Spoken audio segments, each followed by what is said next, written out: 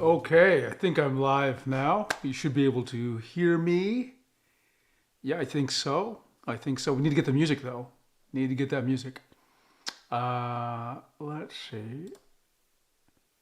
Where's my music?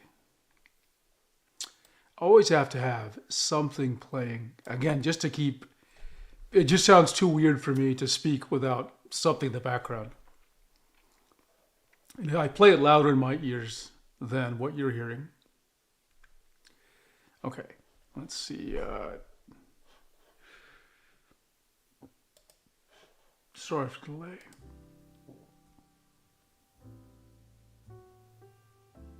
Okay, I think it is playing. Very lightly for you. I'm going to increase it in my own ears. There we go. Whenever I hear that piano kick off, it's relaxing. I'm in the tablet grotto right now. And you know, maybe I need a little more lighting here. Okay, there we go. So, yeah. Oops, I forgot to ping the Discord crew. Okay. Let's tell them. Koyo is always keeping me honest. Live and on camera.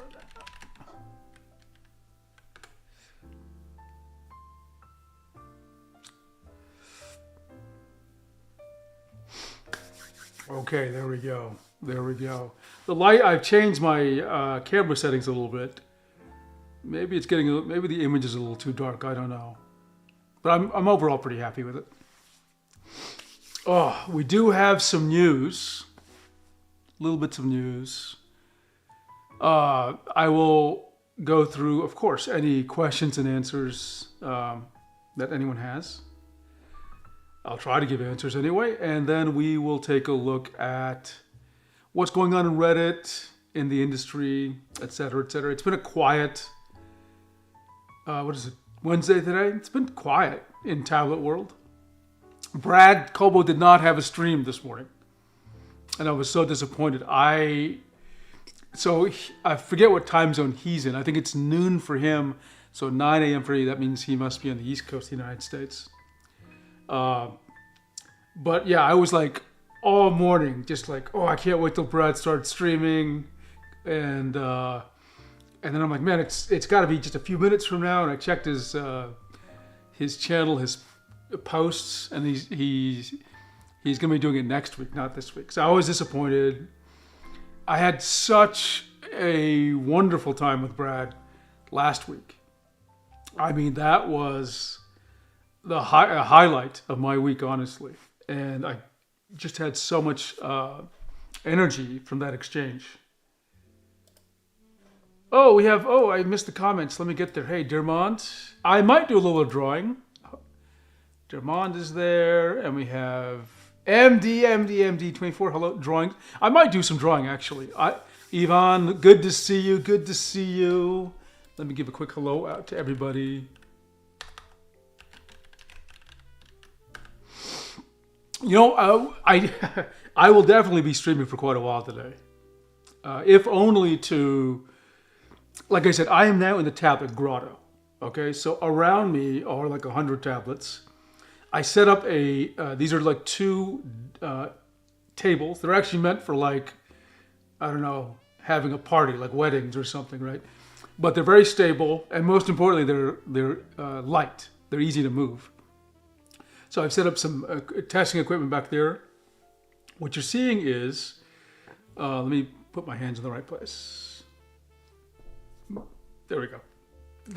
This little object here is that's my scale, my digital scale to measure force with pens.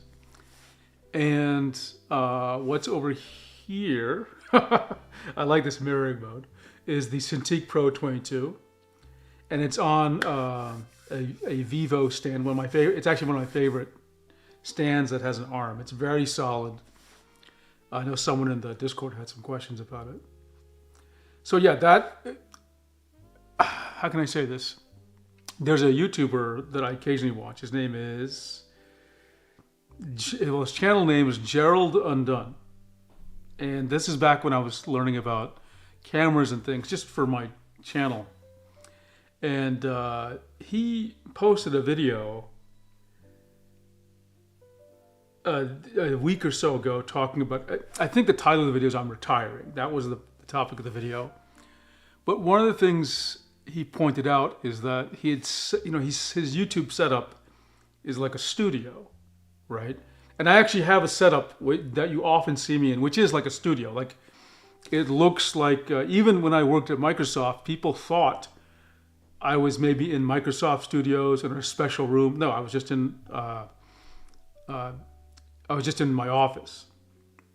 But the lighting is set up so nicely. But when you set something like that up, it's very artificial. Like, I had this fantasy of one room that would be where I coded and where I drew and where I live streamed and where I recorded videos and edited them. One room that did everything. And I've tried this experiment multiple years.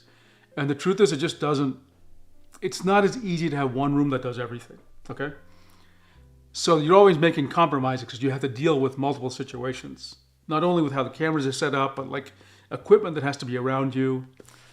So anyway, back to Gerald for a second. His point is his setup is like a studio, but it's artificial. I mean, I don't know if he used these words, but there was a kind of artificiality to it. And so he wanted to just talk about, and he's also, he had some comments about the industry he covers, which I will talk about here.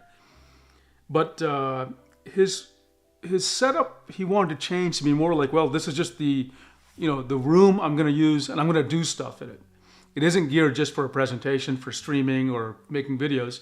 It's where I'm going to work and play, and I'm just going to set up a camera, and that you're going to see me in my more natural environment.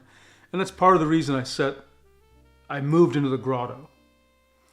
I wanted it to be a little more organic than artificial, right? I still had that other setup, by the way. So I have 2 desks I can stream from. But I wanted something a little closer to the work I do. So this is the desk I have set up is very different. Like, there's 2, actually, pen displays.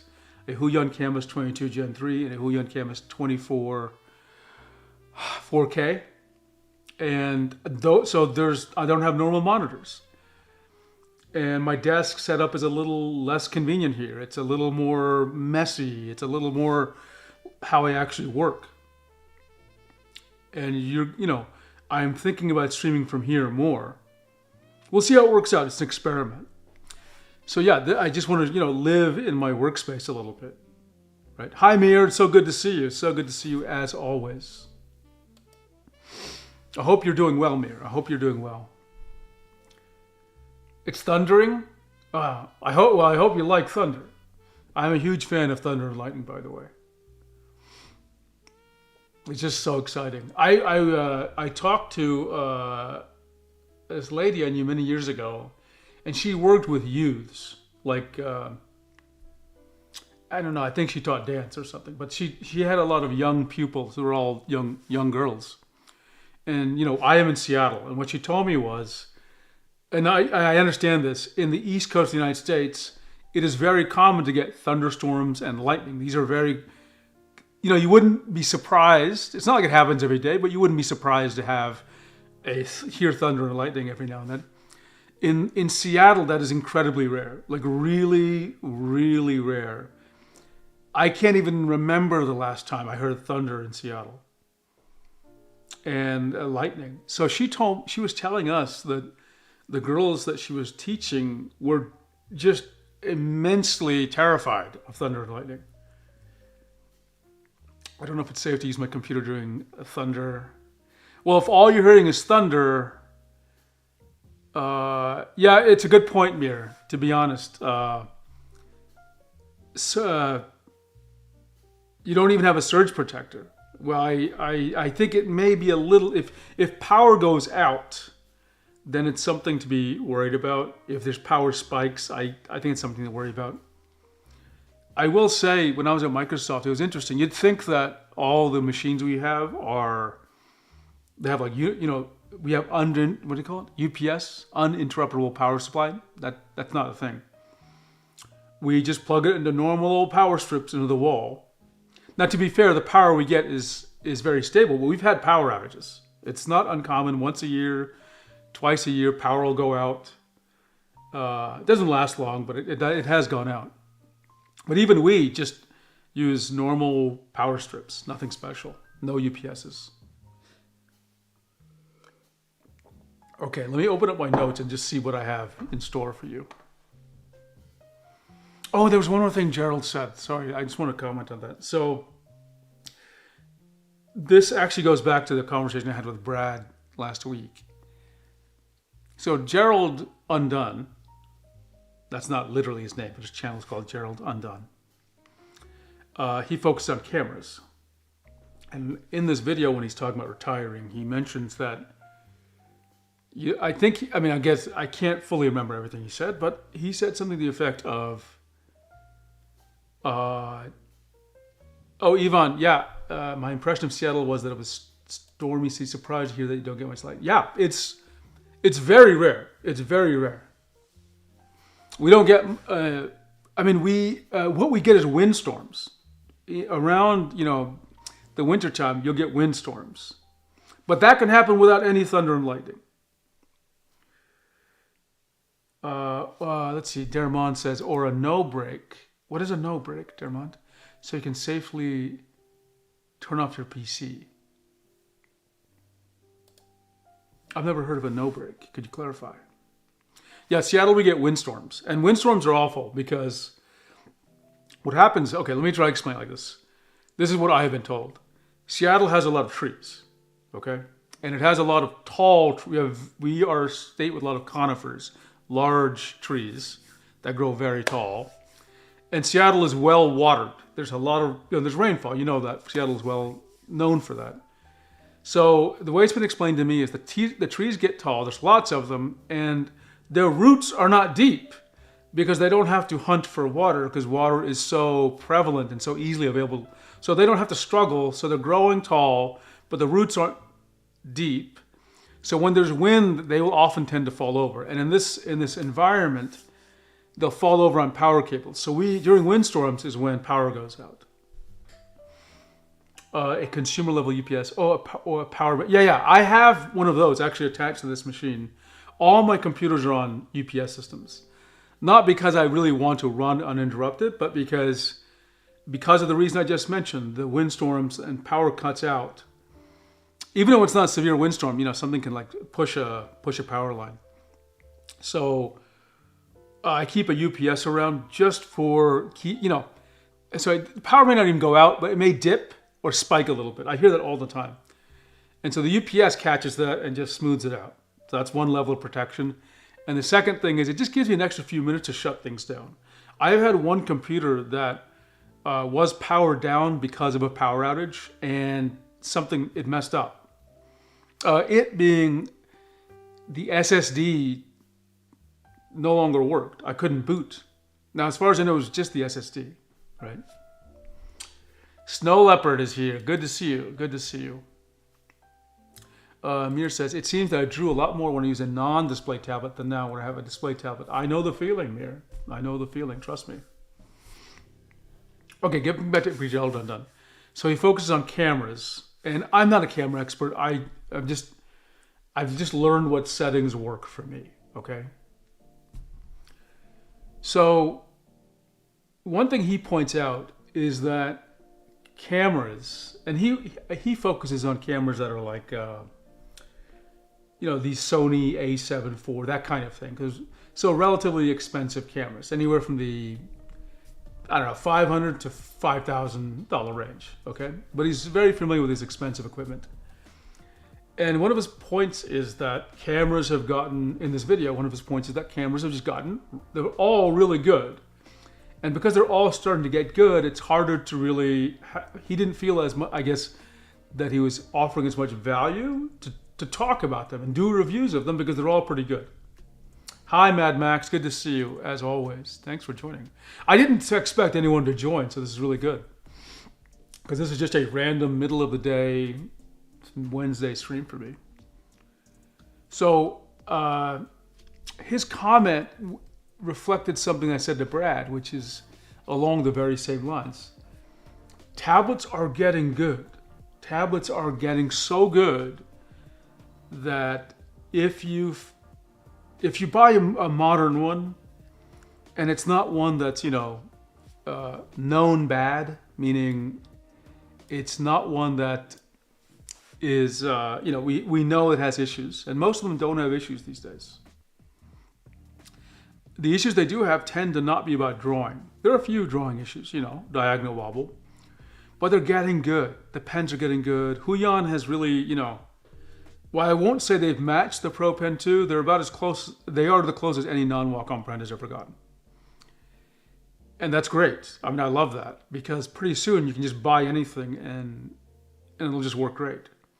Now, that doesn't mean people won't be buying older tablets, sometimes because of, necessity of price, etc. But I think, I've never said that I did reviews. I've never said that. I just said I buy tablets to understand them, and I tell you what I think about them. I write down my notes, and I share them on these videos and streams. And increasingly, it's harder to talk about anything interesting, right? Because the tablets are just getting so good. So I think that's going to affect us. And I think Brad was starting to feel the same way. And I'm not suggesting anyone stop doing reviews. It's more like the way we do reviews of tablets right now, it's going to matter less and less because the basics are so good. It doesn't mean reviews are useless, but either tablets will have to change in what they offer, and we can talk about what those things might be, or we're going to have to expand the focus of what we talk about, right?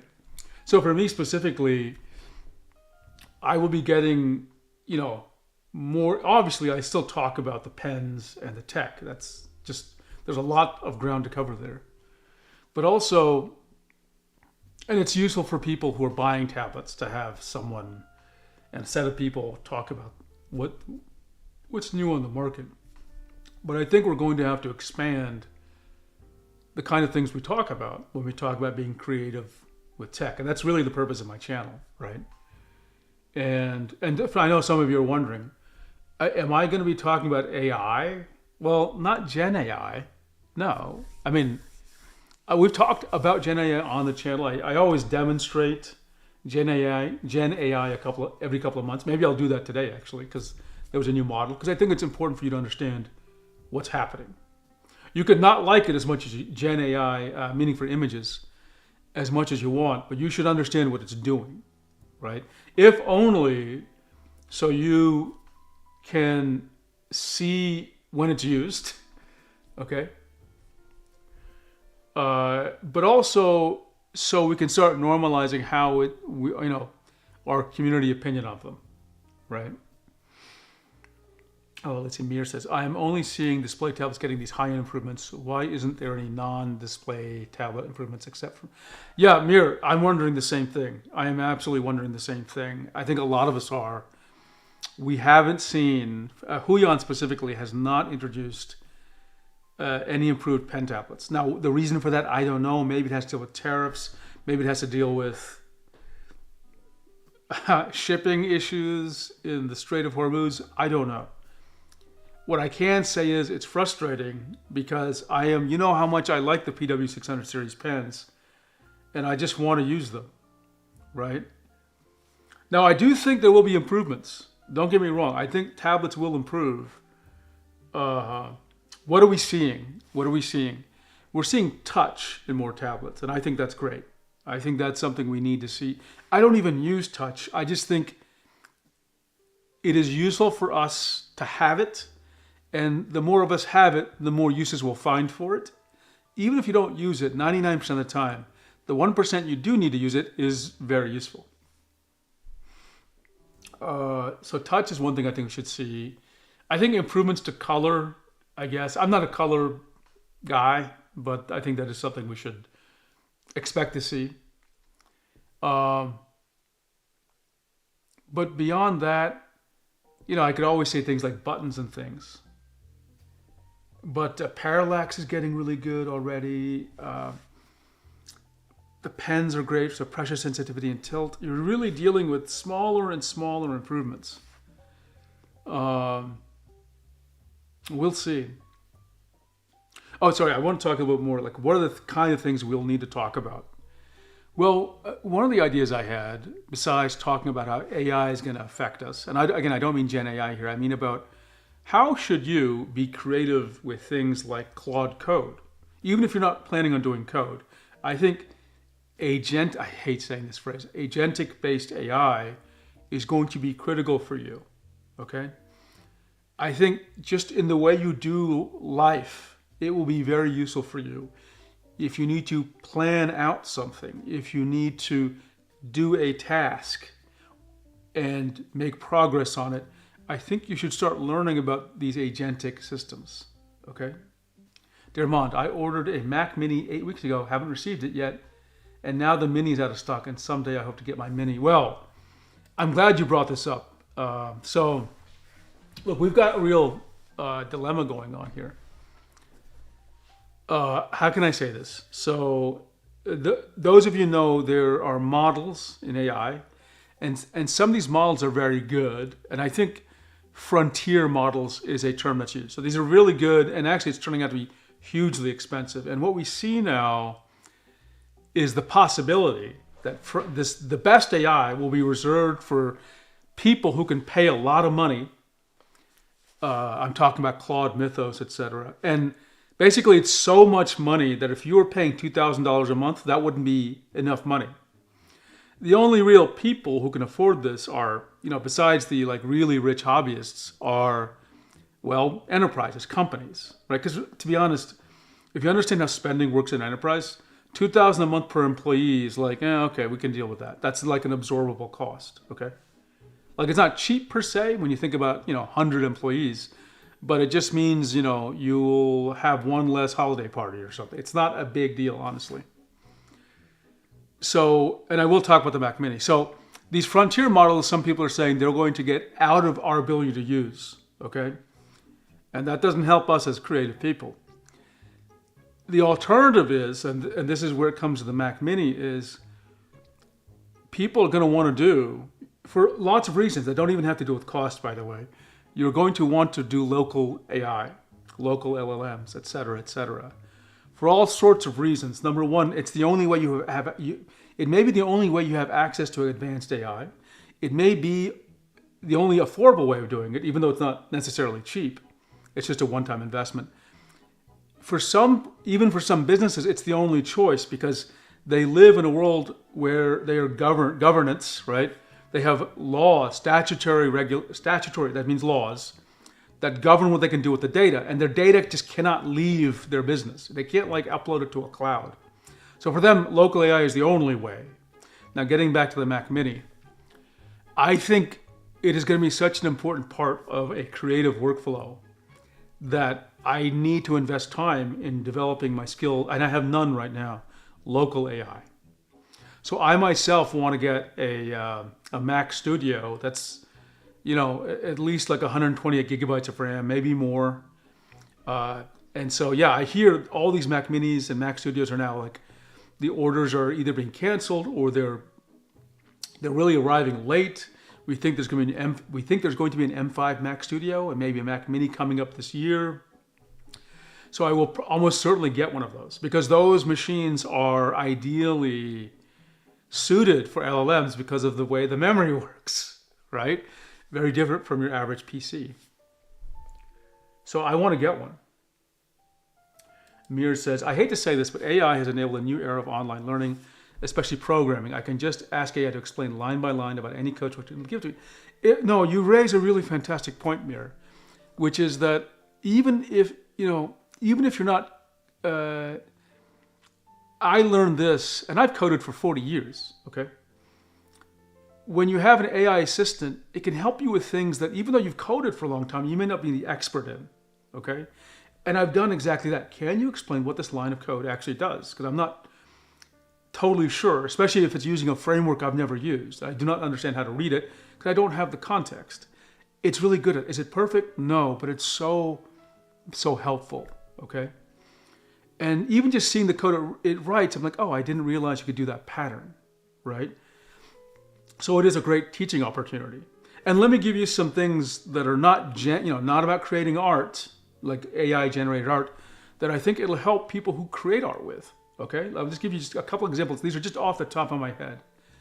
Number one, let's suppose you are assigned a project, and when I say project, I'm saying you need to develop branding assets for a new company, which require social media assets and a logo and all this, right? You can structure that as a process, right? And have the AI keep you on track. In other words, the AI can be your project manager and a sounding board for some of the things you're doing.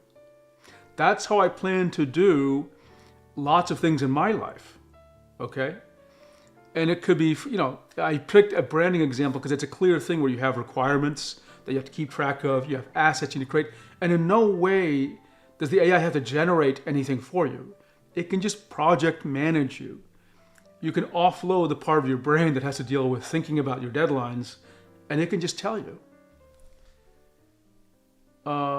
If Apple made a desktop version of an iPad, I would be very happy. Wacom and other devices might have better pens and drawing surfaces, but iPad's touch gesture capabilities, they are. And you know what I think? We hear rumors, I think you all know already, that they're going to introduce touch in not this year's MacBook, but next year's.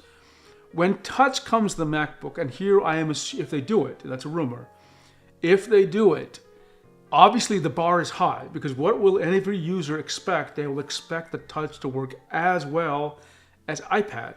And iPad touch is the best on the market, okay? For that kind of device. For a desktop PC, a slate device, Windows actually has the best touch support. But they can bring the best of both worlds. And if they do that, I think it will give you exactly what you want. And I went for the Mini because the RAM price is low. AI doesn't give me a break. Yeah, nothing's cheap. Nothing's cheap. That is absolutely true. I'm going to tell you something that I told. This requires some background. There's a big building in Microsoft. I think it's like building 30. It's like two buildings put together, 33 and 34. I forgot which one I'm talking about.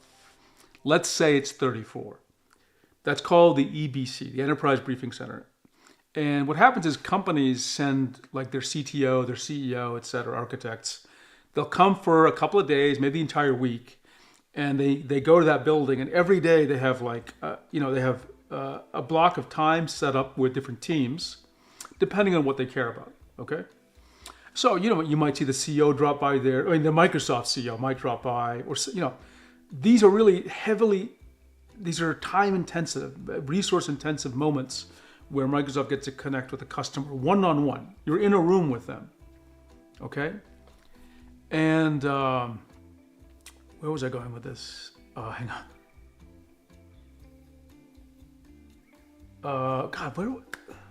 I lost my track of thought here. Okay, it'll come back to me. Let's see what the chat says here.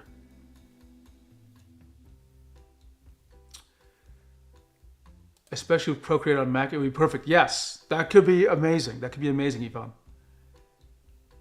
Hey chat, press like on the video.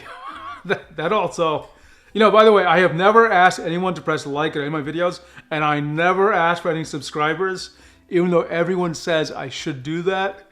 So hit like and subscribe. I don't do that. I want you here because you're interested in the content. So if you want to help me, here's what you can do. Give me feedback. Tell me what you like. Tell me what you don't like. Tell me what you'd like me to cover.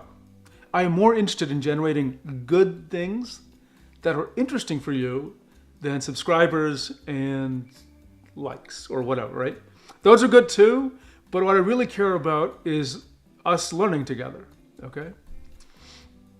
Yeah, Dermond, I am very hyped for it. I think they said 2027, so it'll be a while. Yeah, we've got a couple of years. Did they say later than 2027? But I thought they said 2027. Arch is here. Has there been an F15 versus F16 discussion yet? Not yet, Arch. Not yet. I will say this, which I think some of you and Nick would appreciate. I literally was walking through my house yesterday And you know, sometimes I just get thoughts in my head and I just say them out loud. No one's in my house, but I just say them out loud. And I just said to myself out loud, why is the Army obsessed with tilt rotors? Like, what is it about tilt rotors? I mean, I know they're faster than helicopters, but really it seems obsessive. Especially in I don't know, maybe I'm crazy. Yes, dear Mon, we talk a lot. Somehow we also ended up being a military aviation channel. Mir, there's a reason for that. I'll give you both reasons. And you noticed it, and I'm trying to fix that. First of all, what happens is I just have been very busy building stuff with AI, a lot of projects. That's one thing. Number two, and this is just my fault, I get all these ideas, and then I'm like, oh, I have to... just the work required to create the video is so much. But I will recommit to making a video. I will recommit, Mir. The next video I have planned, I have to talk about pressure again, okay? There was a Twitter thread. We did it on a stream. We walked through a bunch of people in pressure curves. And what I'm going to do is, I've never done this, and I know not everyone likes it. I'm going to create one of those Twitter... I don't know, when you have like a story, but you don't do it in one tweet. You do it in like 50. And I'm going to do that. And it's going to be about pressure curves, okay? And that's going to be, I'm going to work on, revising that so that I can make a pressure curves video, a new one that's just more optimized for the audience.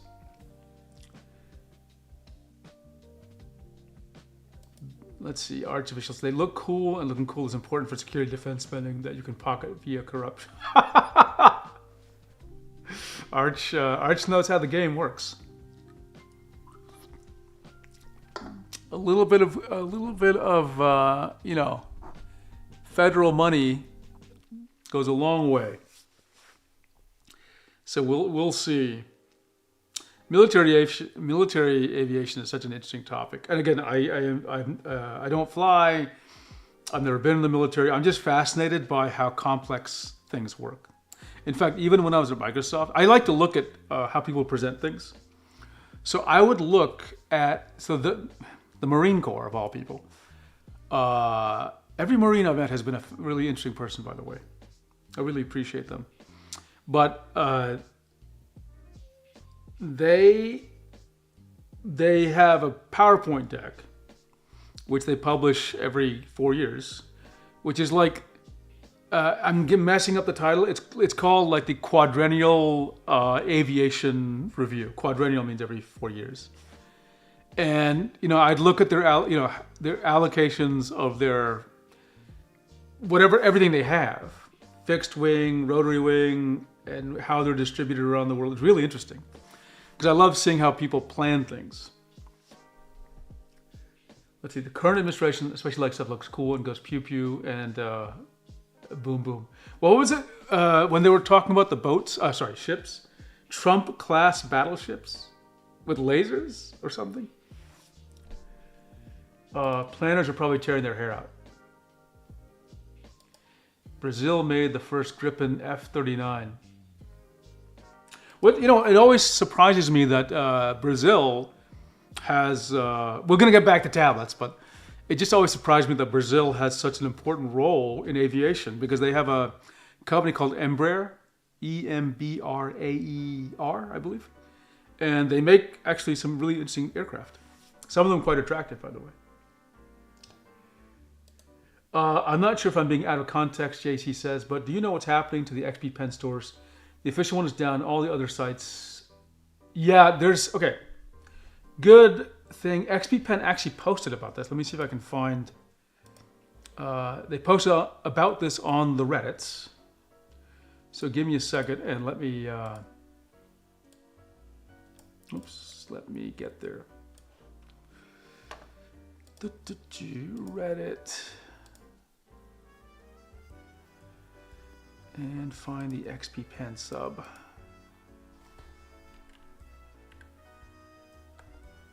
By the way, XP Pen team is actually on the XP Pen Reddit. They are a mod, so they have joined. let's see. They posted not too long ago.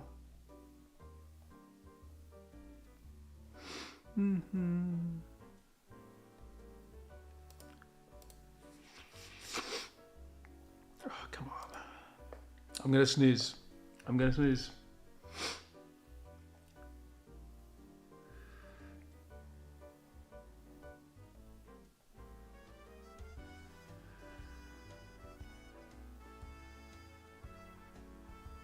They've been commenting quite a bit, which is good.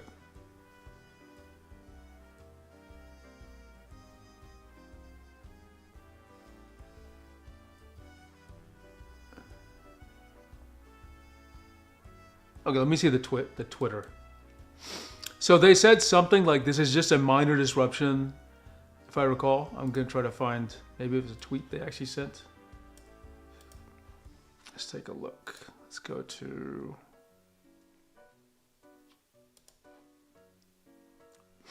I can't help it, Mira. I have to hold it in.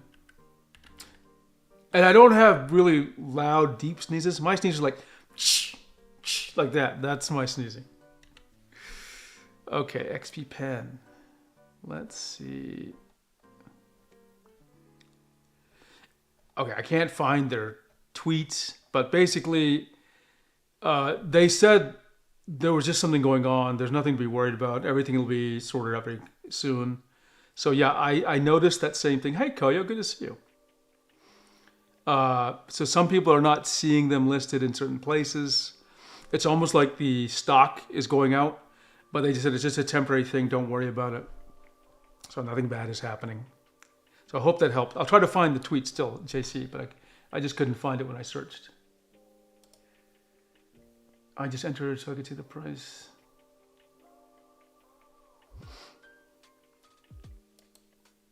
Eddie Valros, good to see you. Huion taking so long to release a new pen tablet compatible with Pentec 4.0. Why? Why, Huion? Why? Indeed. It is a mystery. It's something that I think, I'll be honest with you, I'm frustrated by. They have the best pen, the best non-walk-on pen on the market right now. And to not have the corresponding pen tablets is a gap. I can only guess what the reason might be, right? My opinion on XP Pen soured since they stopped updating drivers in a model I owned only a year after I purchased. I think you're talking about the Magic Drawing Pad or the Magic Notepad, because I think. Tell me if that's what you're talking about, or which one you are talking about. Art says supply chains and prices are completely messed up at the moment, so a lot of tech product launches have been delayed 6 months to a year. Yeah, okay, I can understand that, Arch. I can understand that. If you don't know for sure if next week you have access to some materials. Dermont Huion got me down because of no Pentec 4.0.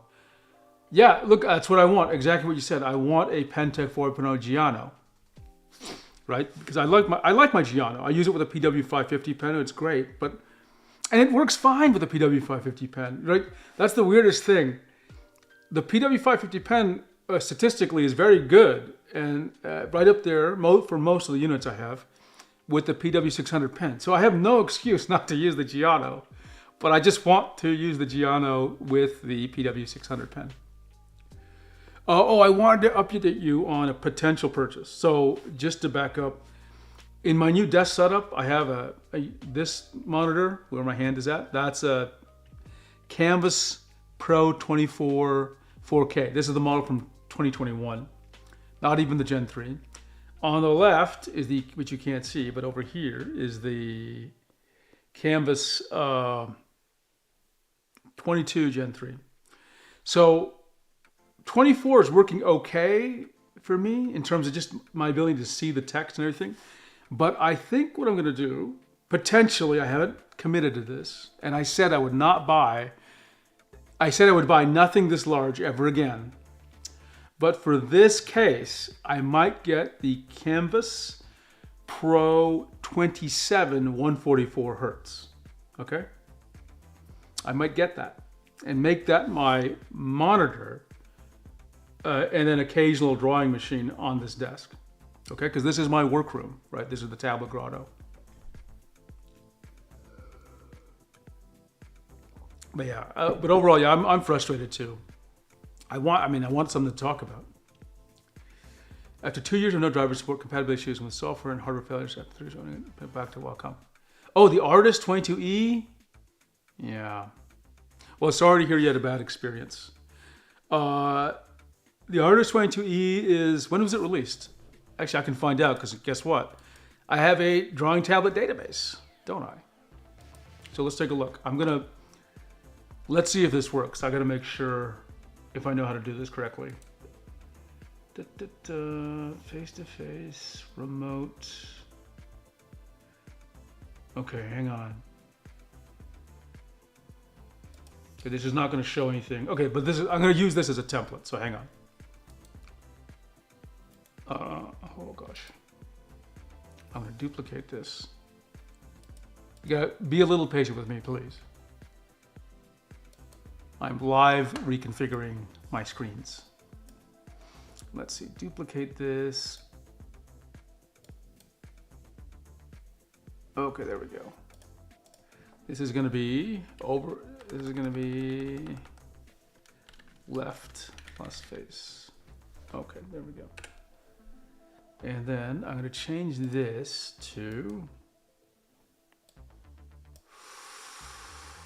video source is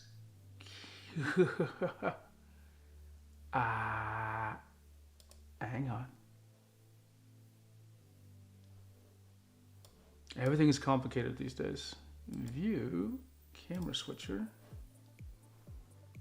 Why don't I add another camera here? Yeah, camera C, okay. And that's gonna be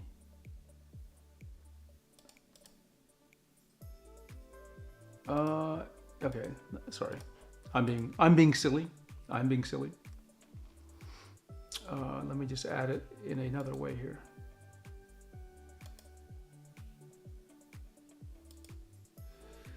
Windows overlay.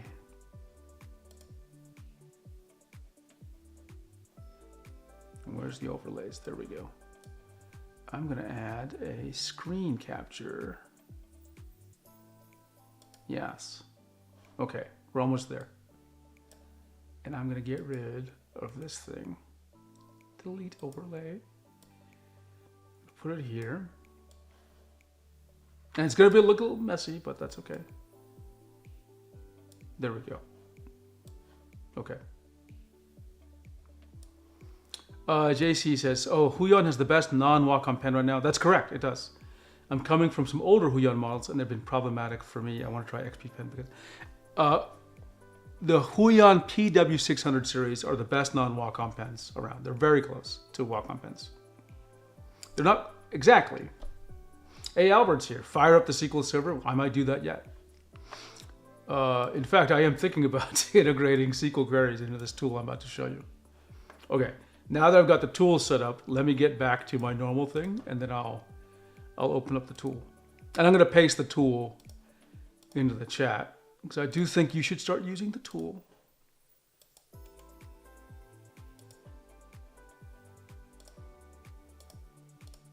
Okay, so the tool is paste.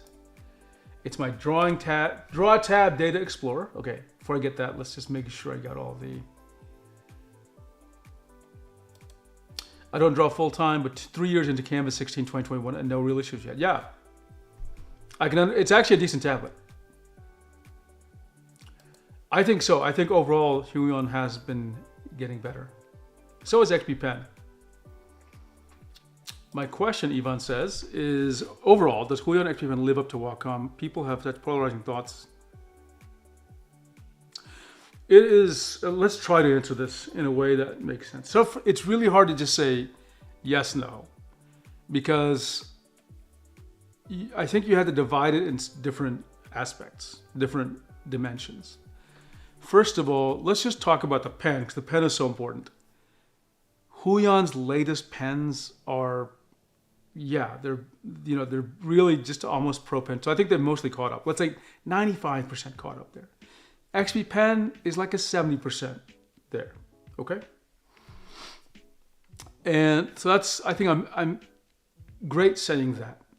Number two, quality of the pixels on the displays.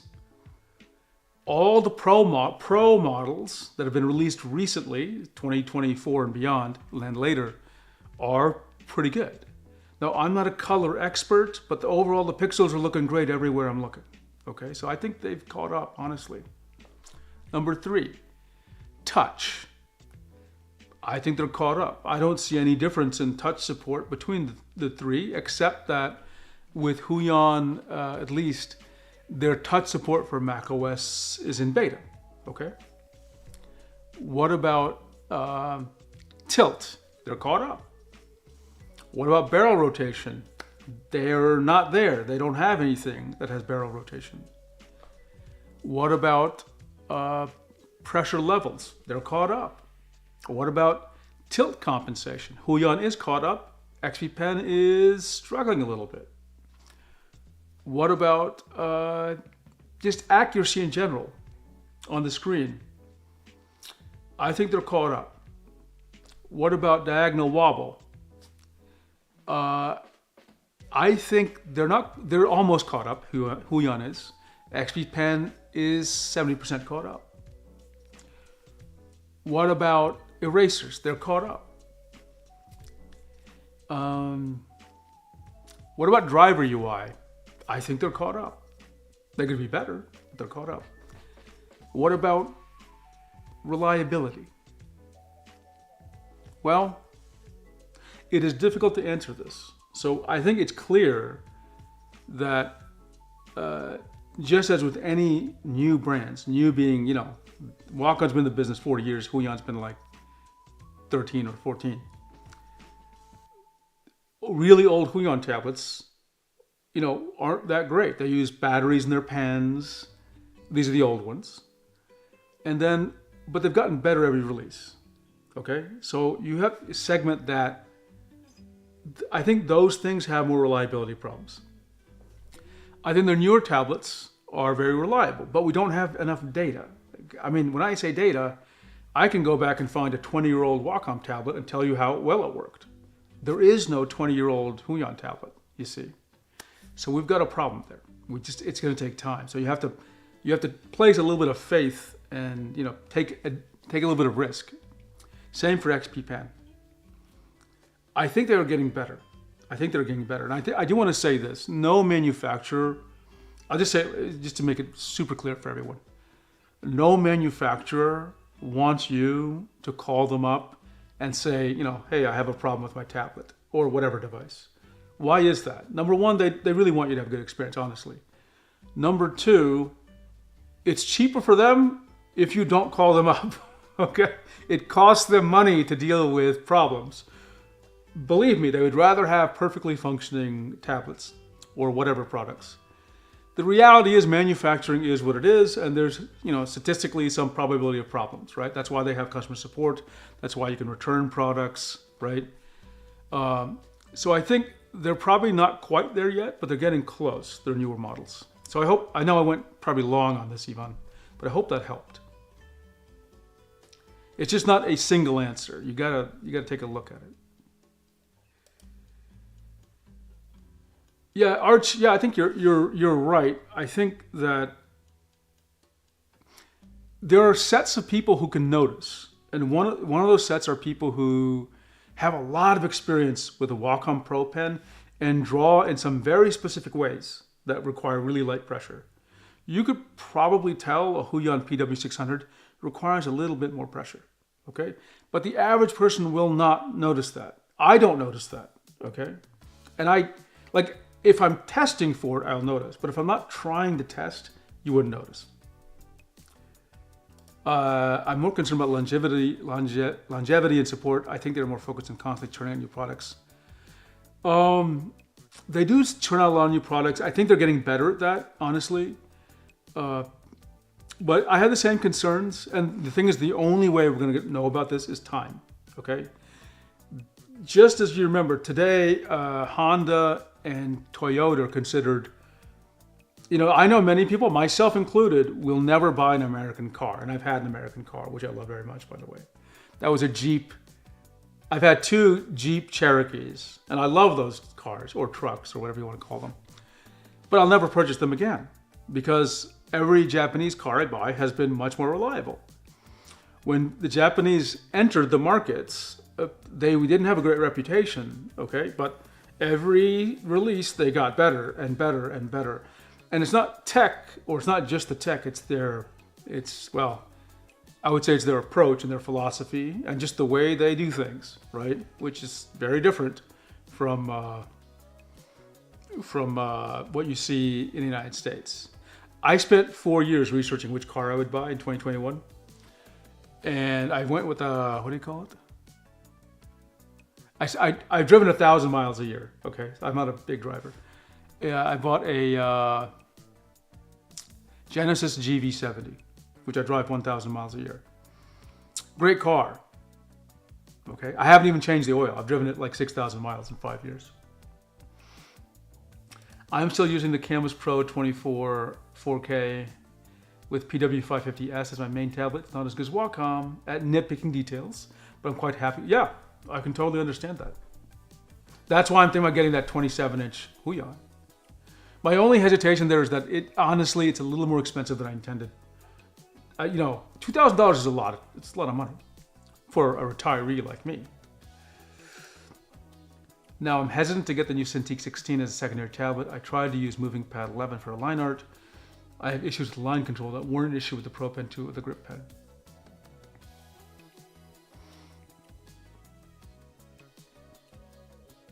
Sorry, I want to make sure I understand, Koyo. You had issues with line control on the MovingPad, is that correct?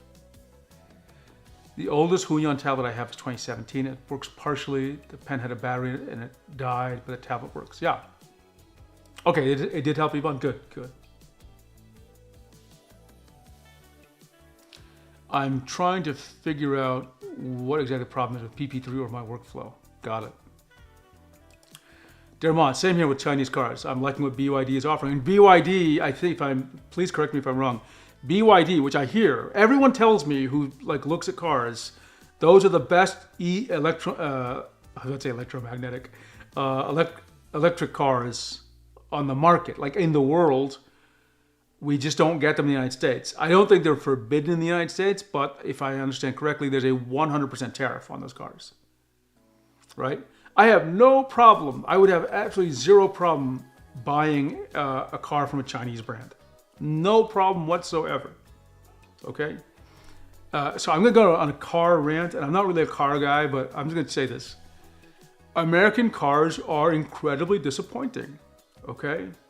Really disappointing. They just don't care about, so they care about these big trucks.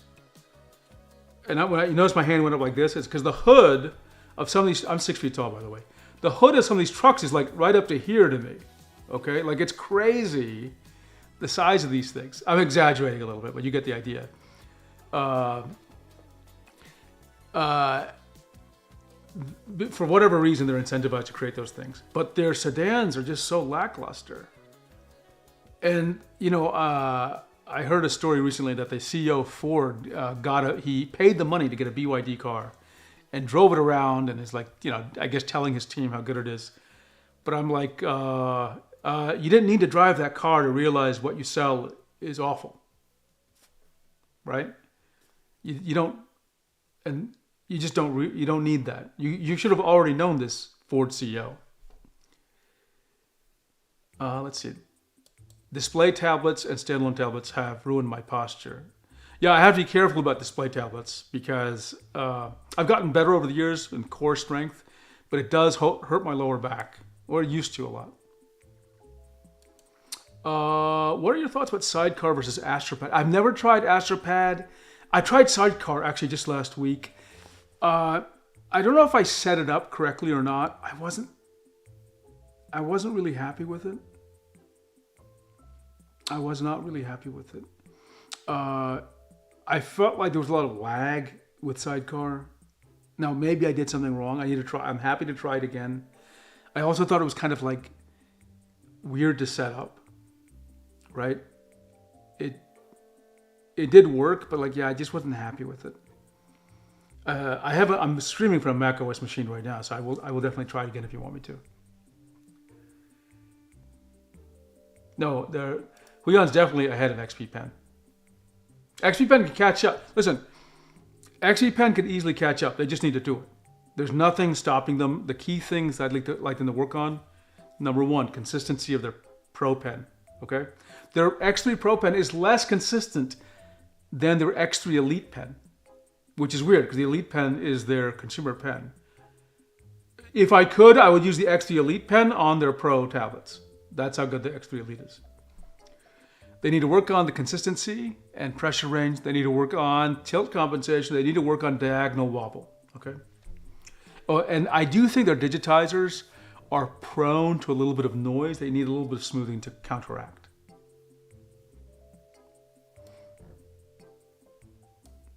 Yes, Dermont. Genesis is the luxury spin-off of Hyundai. That's right. That's right. Just like Lexus is the luxury version of Toyota. BYD suspension engineering is really subpar, but to be fair, so is American brands like Ford and Tesla. We Mexicans had BYD for a couple of years and still fine. Chinese cars are becoming more common. Yeah, I'm all for it. I'm all for it. I will be honest with you. I am, and I mentioned this a couple of times, but not everyone really knows this about me. Let me start off with my statement, and then I'll tell you about a little bit of background. I do want to get an electric car someday. I am just nervous about electric cars in general. Okay, and the source of my nervousness is, I think, a little unusual, and it's not about range. It has to deal with fire safety. Now, some of you don't know this, but when I was a young lad, literally 16, 17, I was a volunteer firefighter. And I went to 80 different car wrecks 40 different car wrecks and I actually counted 40 different car wrecks and 40 different house fires. Okay, we can ignore the house fires. That's not relevant here. I have been at car wrecks where cars caught on fire. I have helped put those out. Okay. Let me tell you a few things that make me a little scared. The way a car fire works with gas engine versus these, what do you call them? EV engines or whatever, they're EVs, is very different. And I've looked at, I forgot what you call them, NTSHA, whatever, the organization in the United States that like tracks kind of incidents of cars and what happened. I looked at several Tesla cars. I don't want to put the blame on Tesla, but that was the brand. And what it was like when they caught fire and how difficult it was for the fire department to put the car out. And also they take the car to a junkyard and then the next day the car caught on fire again. I'm nervous of that. I'm just very nervous about having a lot of high density energy in my house, and we're not sure how it's going to work. Okay. I have lots of tablets with batteries. I'm not scared of that. But there's a lot of energy in these cars, and I'm a little nervous about it. I'd just like to see more numbers about how well they work and how they behave in these situations where sometimes they seem to catch on fire for no, I hate to say this, for no reason, okay? With an ICE vehicle, they typically catch on fire because there is a real problem there physically, or they're in a car wreck, okay? That's how I saw them on fire. But the question is, how much are they going to last? Yeah, good question. I had more back pain with screen tablets. Intuos tablets have been more ergonomic, but drawing on screen. I'm right there with you. You know what you can do, or if you want to. What I often do when I have the situation where I want to use both is I will sometimes use the pen display, but just not look at the screen. Like I'll have it mirrored to my main desktop monitor. And that way, like, I actually treat it like a pen tablet. But when I want to, on 1 out of 10 times, I just look down and I can see what I'm drawing. Okay? That's another option. Aquaric, Forcia doesn't like plebeian tier cards, so he would know. No, he bought one personally, just to test this out. It's like the McDonald's CEO calling a new burger a product. Yeah, that's unfortunate language. Uh, where, Mir? How did you even notice that? I don't know, Mir. This is a Keychron K1 Pro, and the keycaps just as I move them around and they touch other objects, like I put them in storage or whatever, I tend to snag them on something, and it just popped off somewhere. That's all that happened. So yeah, my whatever this key is, which I think is like the screenshot key or something, I have to press the actual switch, not the.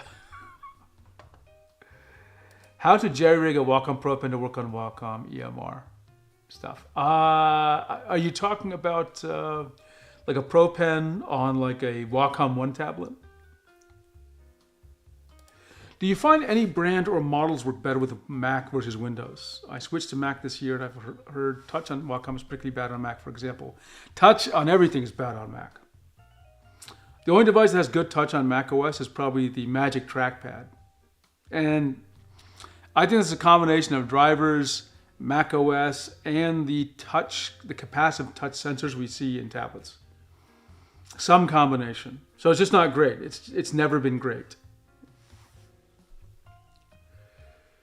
It's a bit funny how Ford used to be a trailblazer and made some amazing designs like Mondeo's compliant rear suspension. Oh, I forgot Arch. Arch knows this. If everyone doesn't know, Arch knows this stuff in a way it's hard to even explain how deeply Arch knows about this stuff. But let me just assure you, if you need to know like the dynamics of what's happening with cars and suspensions and all sorts of things about how they handle, Arch is your guy. Ford used to be a trailblazer and made some amazing designs, like the Mondeo compliant rear suspension that everyone ended up copying in front-wheel drive cars, and now they're a bit is the right word. The lithium iron P, I don't know, I don't know. I'm gonna say P04. Battery doesn't catch on fire. But it does create a lot of smoke when stuff happens. That makes people think they're off. Well, that's another thing. What is the smoke? Like, I know what the smoke is with the gasoline and rubber and oil. I know that smoke. I have breathed deeply of that smoke many times, okay? Like literally taking a shower and the bath water is black, okay, with that smoke. It's been in my lungs. I don't know what's coming off of batteries, and I'd be a little scared, right? I worked, I was a volunteer firefighter, so this is a rural fire department in Logan County, West Virginia, okay? In a town called Man with one N.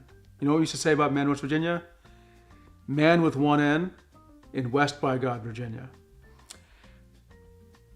Anyway, small fire department, and we don't have fancy things in the fire department, okay? We have one rescue truck, a van, and we have a truck with water. I'll call it that. It's a normal fire truck, not, I forgot what you call it.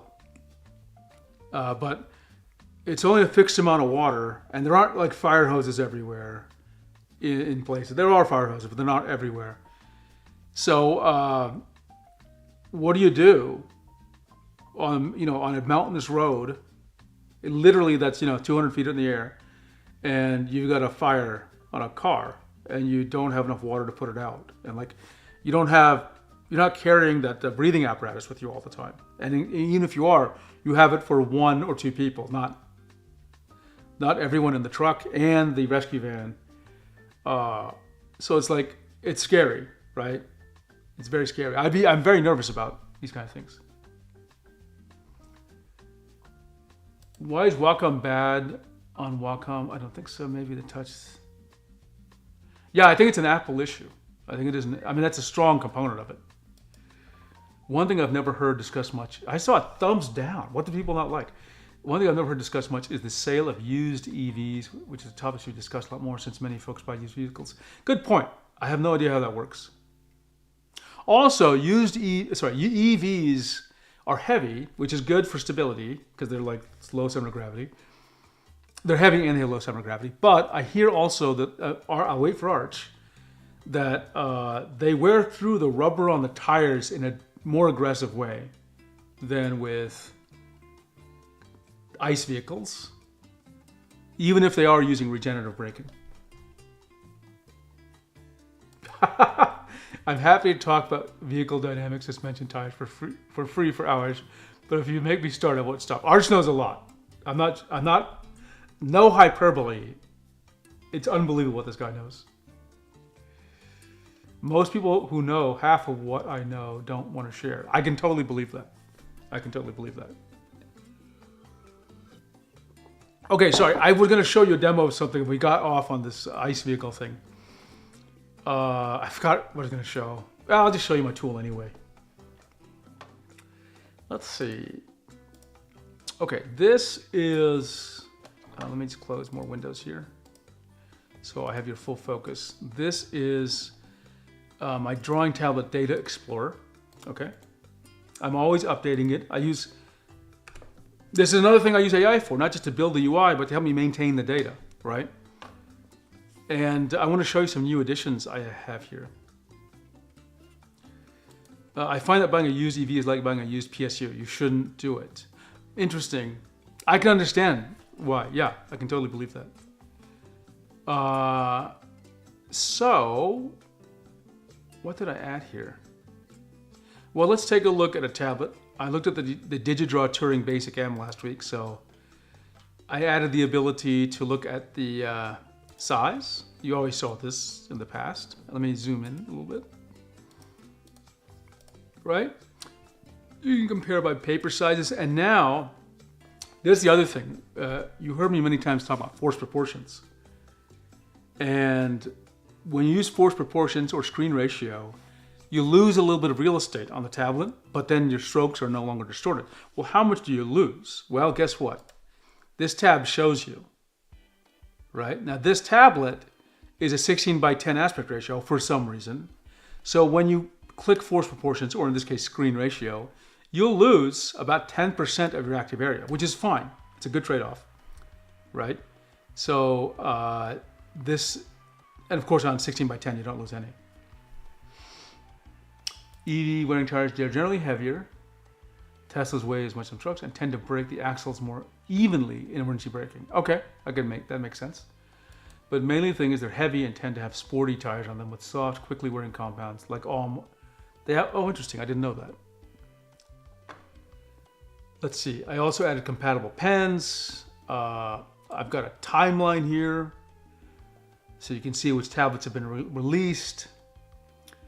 And we have analysis tabs, so you can see things like how many tablets are exactly 16 by 9 versus 16 by 10. And pen displays are almost always 16 by 9. There's a few that are 16 by 10. Some older ones are these. You can see the distribution of panel technology in these tablets. Pressure levels, touch support. Very few tablets with touch. Actually, more than I remembered. I'm going to add an ability to click here and see the actual list that these things are made up of. Tablet sizes, of course, you know that. Tablet diagonals here. Regenerative braking or lower CG or whatever won't inherently increase or decrease wear. Got it. It does nothing. I think that's what you're saying. It does not have an impact. Okay. So let's get back to tablet news. I have a few updates. Okay. Formatting not. I clicked on tablet. I have not optimized it for small screen devices, so I will test it out. Okay. And see what it looks like. It is. I designed this on a desktop, so it's kind of not even. I didn't pay attention to what would happen on a phone. So sorry if that didn't turn out to be a good experience. I think it does need the real estate. It's just a very desktop-like app. Overlay, what the hell is this? Oh, I see. You can compare, you can compare which sizes. ISO, paper, and US. People ask me all that all the time. How big is this tablet relative to a piece of paper? So you can actually find that out, right? Okay, let me go back to my face for a second as I bring up my show notes. I do have some items here to talk about today.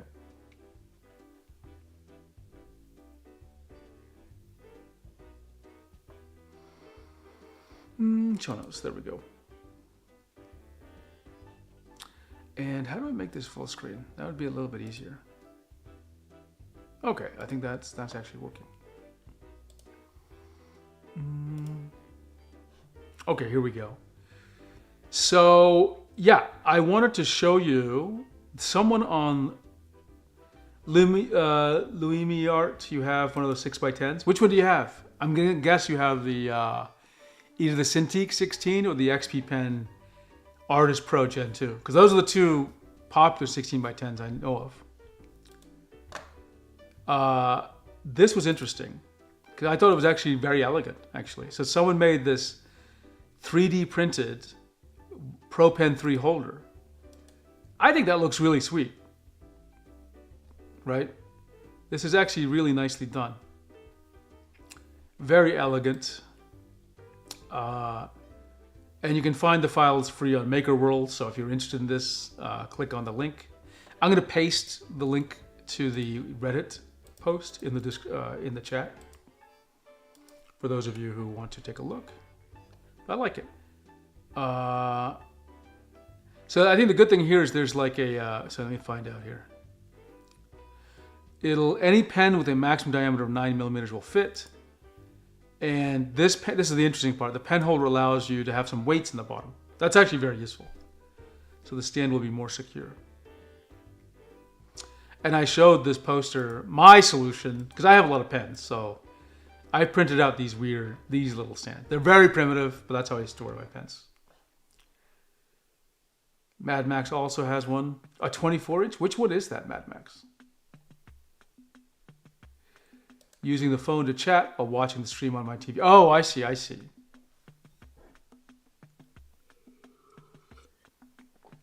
Oh, a Bamboo. Yeah. Got it. Yeah. Pen tablets are, well, let's take a look at the data. Why don't we? Let's take a look at the, do I have aspect ratio? Yeah, here we go. So by pen tablets, you can see most pen tablets are exactly 16x10, 40%. And this is historic, these are models, not units, okay? 40% of tablets ever released have been 16x10, okay? Exact 16x9, it's 4%, 8 tablets. Can you believe it? Now some are close, right? Like there's 3 total that are close or very close. But surprisingly, 16x9 is not common for some reason. I think I even know these tablets. These will be the Sense Labs and some of the Intuos Pro 2025s. Some of these other sizes or aspect ratios are historical, right? Let's see. Oh, I could not find 16 by... Oh, I see, Mad Max.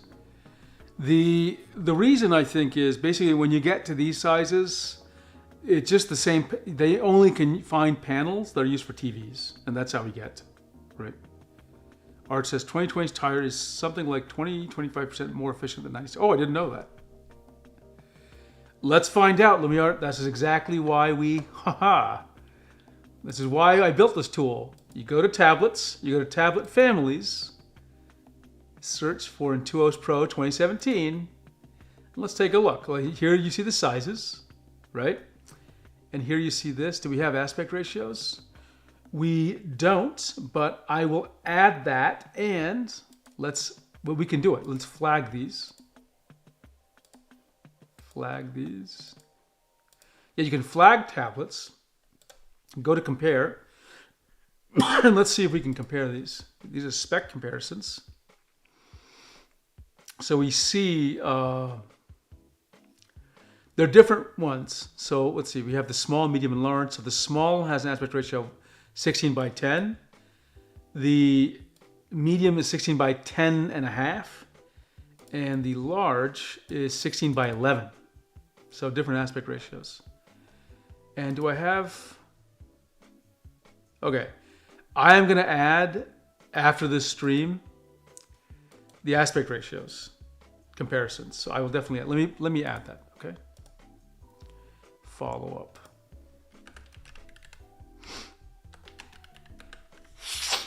A couple of things here.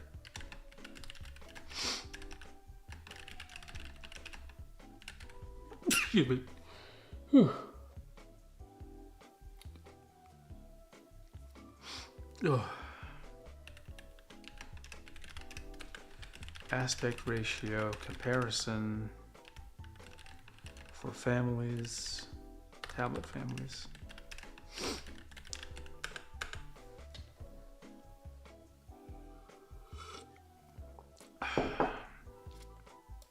I have to keep all pens and pencils in drawers too because the cats will break. Oh yeah, you gotta keep care. Listen, every month or so on the tablet subreddits, there was a cat incident. Okay. I don't think I've seen dogs do it, but it's cats. Actually, there have been a few dogs, but largely it's cats. Here's what the cats have done. Cats have chewed on the cables. Cats have chewed on the pens and broken them. In one case, someone, they were trying to be safe. They put their tablet on the floor so it wouldn't like fall off or something. And the cat landed on the tablet and broke the screen. Cats are dangerous to tablets. Be careful. Right? And actually dogs have also done the same things, but I'm unfairly criticizing the cats. Art says, I'm personally now not a fan of EVs because batteries are impractical to store in large numbers. Are you thinking about emergency situations? Like when I can see that. But even gasoline only lasts some time, right? I think, if I understand, you've got 6 months before it like degrades or something. No, no. You cannot trust the AI search results they are totally messed up. Trust me, you cannot rely on them, okay? The safest way is to check the specs, the manufacturer lists. I try to keep accurate as well. I look at the specs but who knows, maybe I made a mistake, but definitely the 2017s, none of them are 4x3. None of them, guaranteed. Because I've measured those manually many times. Okay. Ergo Josh had a video, and he actually mentioned me in the video. That's very nice of him. So I want to show you the video. Let me get back to my face for a second, and let's go to YouTube and get to Ergo Josh.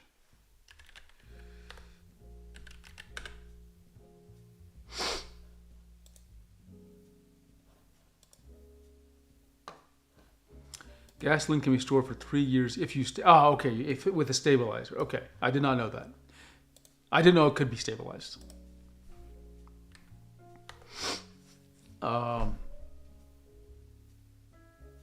What am I looking for? Ergo Josh. So,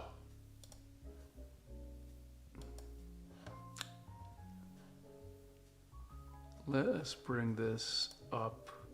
I'm going to turn down his volume for a second because I don't want you to accidentally hear. But I'll just let his video play. Let's see. Okay. Yeah, I can see it now. Okay, so he's looking at the Huion Canvas Pro 27, 144 hertz. And in this video, he talks about IAF, which was great because he actually called me out. Somewhere here, he actually shows a little screenshot of something I did. And I can tell by the comments, he talks about IAF. He actually seems like he got a lot out of that video, which is great. And it makes me want to do a video on maximum physical pressure. And I was happy to see this, not just for the call out, but we need people to spread the knowledge of IAF, maximum pressure, pressure levels, etc. Right? We definitely need that. So check his video out. Again, not just for the call out, but the other thing he does is he talks about lag. And I think this is a topic that comes up a lot. People are expecting much better lag, much less lag with a 144 hertz display. You don't really see that. You see, in my opinion, like a 20% reduction, but not like a 99% reduction. I think there are just too many things in the way to make it happen. So I just want to share that with you because, and he talks about that. So he's, I think, doing a great job setting the right expectations. So thanks to Ergo Josh for doing. Let me link the video in the chat. Okay.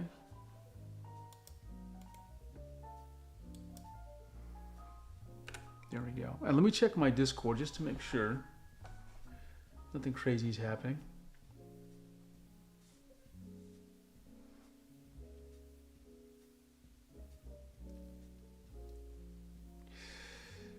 Oh man. Okay, I think we're good. So yeah, check out his video. He actually talks a little bit about that with diagonal wobble, it looks like. So yeah, I think this video made me think I should get that tablet because I would like a slightly larger tablet for the screen I'm looking at right now.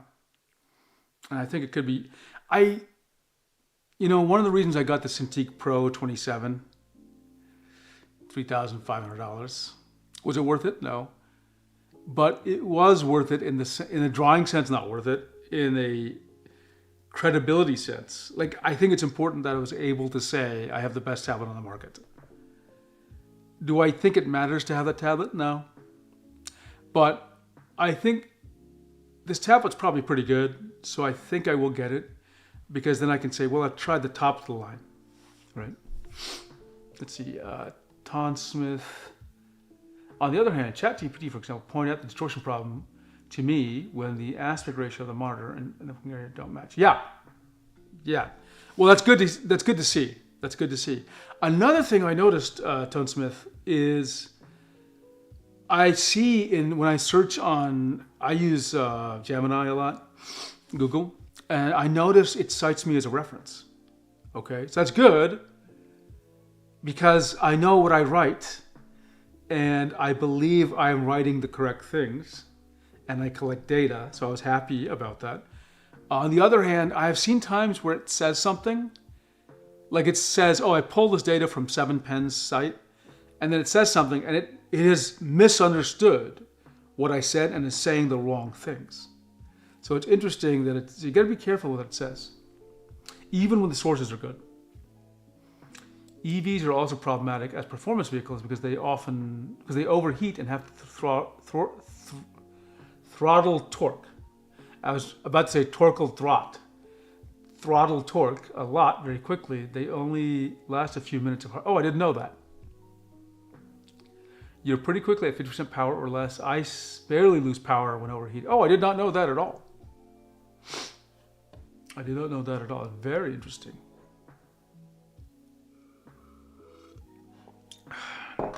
Okay, so that was Ergo Josh. And what did I else want to say about him? Yeah, I think I'm gonna get this tablet. Or I guess I could just switch to the Canvas Pro 24. Actually, what were the specs of that tablet? I don't remember. So let's take a look because I have a database, which you can just search by Pro 24 Gen 3. Do I have it here? Yeah, here it goes. Here we go. What's the specs? 60 hertz only. Okay. Does not have 144. I don't really care about 144 hertz, but I do think it's important for me to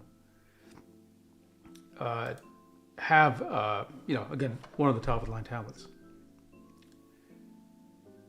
Hey, Greg, let me tell you a little secret, okay? Just keep this between us. People did not use Bing, okay, in Microsoft. Trust me, we would openly just laugh. We would just look at each other. Like, we would speak in conversations, and we would be like, oh, I Googled that. Oh, and we would Of course, we did really Google it, okay? And then we'd say, we would make a little joke. We'd go, oh, I just Googled that. Oh, I mean Bing. Yeah. We'd like look around. I used Bing for that. Open joke. It was just an absolute open joke. Having said that, sometimes Bing did a really good job, okay? I would say in my time there, I saw Bing get better and better. The problem is everything is just so geared toward Google, right? It's just baked into your head, right? You just don't think about Bing. You just don't. And I'm speaking here as a consumer. There are things Bing did that I liked. It was better on video thumbnails, okay? But overall, there wasn't enough of a difference that made me want to switch, especially when I was using Google for so many other things, right? So yeah, many of us were Googling. Here's a little fun fact for you. I had a chat just 2 something weeks ago with about 7 or 8 Microsoft employees. We were just having a good night out. They hate Copilot. Literally, we were all, I sat down at the table and I said, okay, okay, let's get the social stuff out of the way, and then let's just switch over to what we know we're all going to talk about, which is AI, and how much we love AI, and how much we hate Copilot. And everyone just laughed. And then, look, just down the line, I asked, or didn't ask, but it just came up naturally, usually. And they were just like, it's awful. They just hate it. They love Claude. Right? I think they're okay with Gemini, maybe. I don't think they use it much, but they love Claude. I should be qualified this. They love GitHub Copilot. But just Copilot in general, hate it. Let's see. I had to make a simulation model of Tesla Model S Plaid once, and the drivetrain pissed me off. I just ended up abstracting a lot of it. By the way, Arch does these simulations of cars, and he's an expert in that topic also, just FYI. And he showed me, he just showed me the depth to which he goes to analyzing things is amazing. So if you needed to simulate a car in some way, he's the guy to talk to. In Tesla's defense, their new suspensions are much better than the old ones, and their ABS TCI means throttle control is good. I thought I wanted a 144 hertz monitor until I had a chance to try out one for art. I feel like, I don't think I need it, right? On top of it, when you turn it up to 144 hertz, you generally get a warmer monitor. Look, I retired. I'm totally unafraid. But listen, let me make sure you understand. I love Microsoft, okay? And you'll never meet people who are as critical as Microsoft employees are, right? We are ruthless. Here's the thing. One thing you know about Microsoft is that they will improve things. Yes, sometimes they will simply abandon things, okay? Everyone's probably heard of a Microsoft product they were really all into and Microsoft just stopped. That happens, I'm not gonna lie.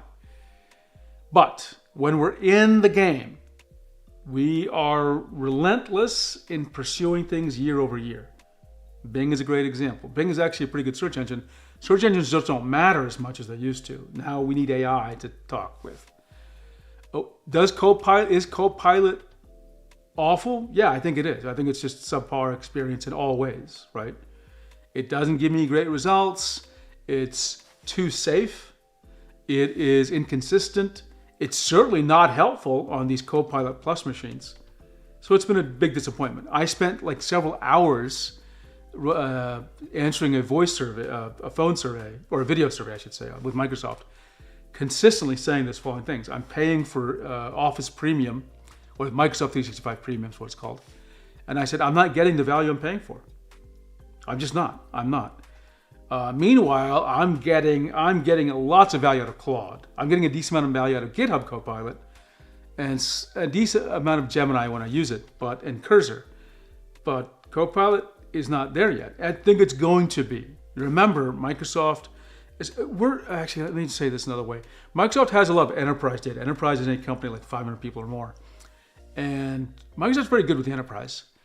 And there you need to deal with governance and security and all sorts of things that a normal person doesn't need to deal with. They will make Copilot great. It will just take time and it'll take some focus. So I have no doubt it's going to be great. You may still not want to use it for whatever reason, but it will be good. Now the question is by the time that happens, will you and I care as just consumer, normal people? I don't know. TC is tax traction control. They cut that to manage the driven tire slip amount. Okay, I know what slip amount is. Tesla seems to be very smooth. You don't really notice it, which is the ideal. Got it. If you have Yvonne says if you have a Micro Center near you, they have some on display. Yeah, I would love. I see. I hear in Japan they have retail displays, but if they have it in Micro Center, that would be great. That would be great. I would love that. So many people just have you just don't know what a tablet's going to feel like unless you start drawing with that tablet, with that pen, with the app you want to use. And then you can formulate an opinion. Do you remember Fall Creators Update 1703 cemented my distrust in Microsoft? I don't remember that. I remember the name of that update. I don't remember specific details, but I will say they are struggling with their updates. I mean, it seems like they have to roll back an update, and that's pretty bad. It's pretty bad. But, I think they'll fix it. I think the issue now, I'll go back to one of the videos I watched earlier. In a world where Microsoft's OS is irritating people because it won't shut up and is feeding you ads, and the AI is not good, and it's having reliability problems, and nothing seems to be getting better. In that world that is in the middle of shifting toward an AI-centric, and trust me, it is, whether you like it or not, it is shifting toward an AI-centric world. Does Windows have enough core value? Right now, the game seems to be shifting toward Mac OS because of their unique vertical integration, and they're ahead of the game with their silicon. Okay, it is conceivable I myself might primarily switch to Mac OS because I'm just not getting a lot of love out of Windows, right? Let's see.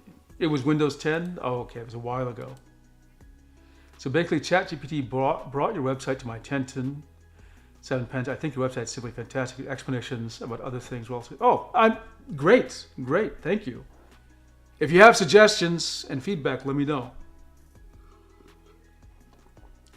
See, Hera, good to see you. Have I mentioned Hera is one of my favorite people? She really is. I need to find somewhere with e-ink tablets on this. I would love to try an e-ink display. I would absolutely love to try that. I'm very curious about it. I'm very, very curious about them. I see Teslas as pretty performative. Like, what is that steering wheel? Yeah, that was weird. The steering wheel ratios are also way too fast, twitchy for actual driving. Interesting. They're a lot like the Apple of cars. There was a rumor Apple was going to make a car some time ago. Would you drive an Apple car? I think I would. Oh, Hera, come on. You know it's all true. Yeah, for those who don't know, Hera Dia in chat is just absolutely one of the superstar users on the Discord especially, and we just love talking to her. And there's like a couple of people in the Discord who are like, I think the lifeblood in different ways. Hera is one of them.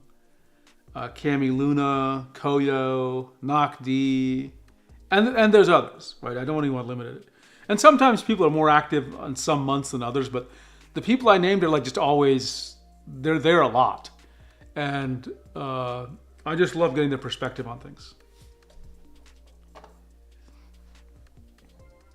And sometimes we're just chatting too. Oh, Hera. So Hera spent a lot of time in Korea. I think Hera's in the United States now. But I had something. I hope you're interested in this. Every now and then, YouTube will decide something that I must really want to know about for no explicable reason.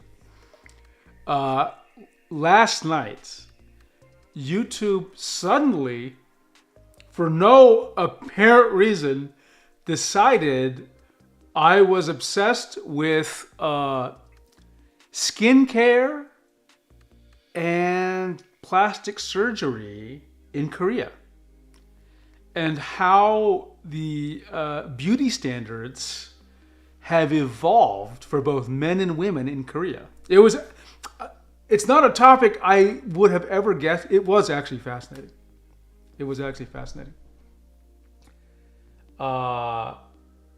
Mad Max, good to see you. And thanks for stopping by, and we'll see you soon.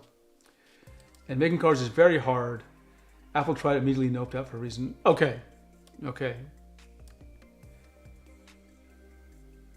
You wouldn't trust Apple?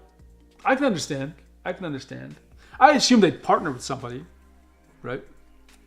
Korea has fallen. What is that? So what was... Okay, so somebody tried to explain it like... and I forgot which channel this was. I wish I could remember. I'm just going to say this again. This is not a topic that I study. Like, literally last night, YouTube was obsessed with showing me this. It talked about the flower boy aesthetic. I don't know if that's the word that would be used, actually. They just used that. You can say that you're Korean. Okay, great. So it's that really kind of, I don't want to say the word feminine, but just very youthful, somewhat feminine look. And the guys have like porcelain skin and pouty lips. And they talked about K-pop and how I don't watch or listen to K-pop, so I don't really know.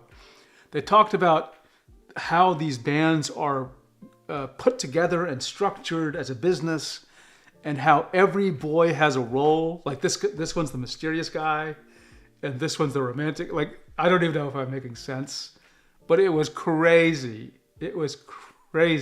I loved it. It was really amazing. And they talked about the business of cosmetics, and like I don't know if this is true for many men, how many men, but I guess guys were wearing foundation, which is a kind of makeup. For those of you who don't know, it's a kind of, I don't know anything about makeup. I think foundation means a kind of base layer that is applied to a face, and then makeup's applied on top of that. I think that's what it means. But if I'm wrong, let me know. This has now become a makeup channel.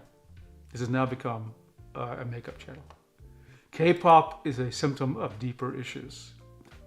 It's a big... Oh, okay. So there's deeper things that are maybe more problematic. I didn't know. Like, this is just all new to me. Actually, now that I think about it, my knowledge of Korea is basically... like zero. Like, I know nothing.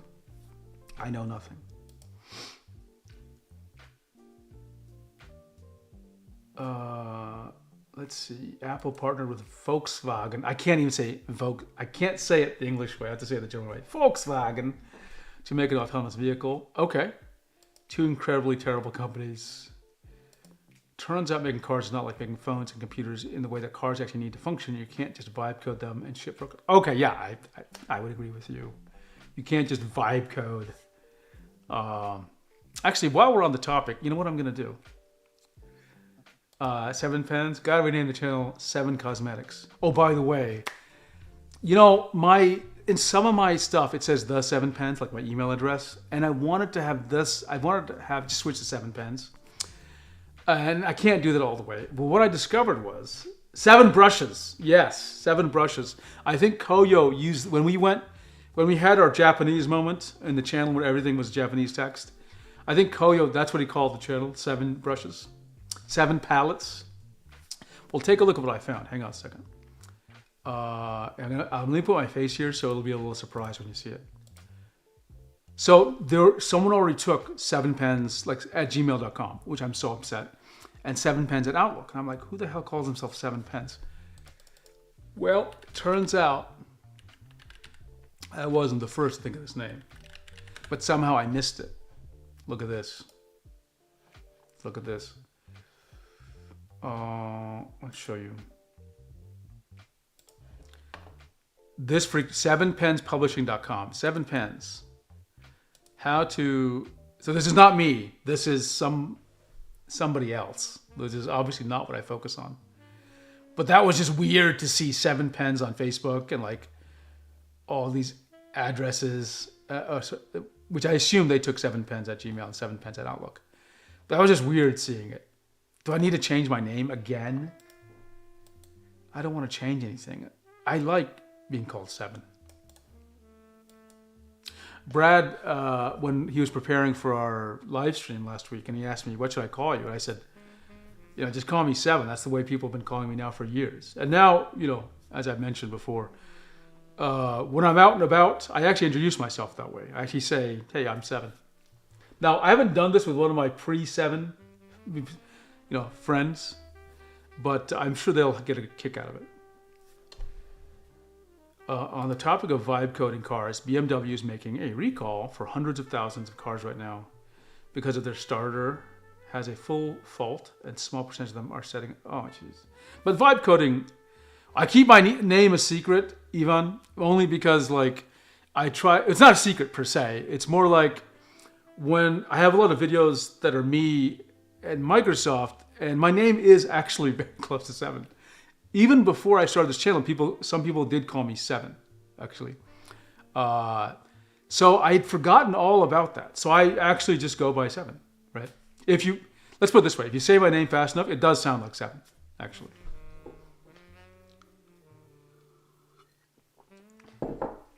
But yeah, people pronounce it that way for real. My brother changed his name to Raj, R-H-A. And I think for a brief moment I thought, if I become more of a tablet guy or successful on YouTube, maybe I should change my name to 7 formally. I would do that. I would have no problem doing that. Okay, let's see. What did I want to show you? What do we want to talk about? Let me take a look at my show notes there because there is other stuff.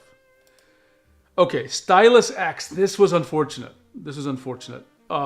So I did a live stream on an app called Stylus X. Stylus X was a Procreate clone.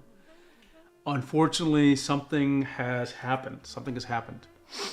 But there's just more stuff in them to set fire now. Yes. Okay, so Stylus X has disappeared. Their website 404s, meaning you can't find it. They are no longer active on social. They are completely gone. Stylus X was a Procreate clone of Windows. I tried it on live stream. The video is still there. We can look at it maybe if you really want to. But I don't think you're going to learn much from it since you can't use the app now. So I want to share with you the little that we know. First of all, it's all just gone. The speculation we have, this is my speculation, but I think others agree. I don't think their business just went under. I don't think that's what happened. Because when a business goes under, like they run out of funding, their website doesn't 404 just that day. And not all their socials, that doesn't happen. Usually they have the website up for a little while, maybe even years. It might be up saying, hey, we're just out of business. Their socials usually tell you, hey, we're stopping making this app. Thanks for blah, blah, blah. So that doesn't happen. That didn't happen. They didn't get acquired. I'm giving you what things I think happened or didn't happen. I do not think they were acquired by a company. Because when you're acquired by a company, you put up another message saying, hey, there's been a business change. We have been acquired by blah, blah, blah, or something happens. And you can still use the app. And then we're going, you'll hear from us later. But they talk about the app. They let you know to not be scared. or they let you give you advance warning about what's going to happen. Like, oh, it'll be available for a year and then you cannot use it. I think essentially something legal happened. I think that they got a cease and desist from Procreate because it was too much of a clone. That's my theory. It's a theory. I'm not saying it happened. I'm saying it's a theory. Okay. My first roommate in college was Korean like 25 years ago, and she introduced me to so much. I really didn't know anything about Korea outside of MASH TV. Yeah, sorry.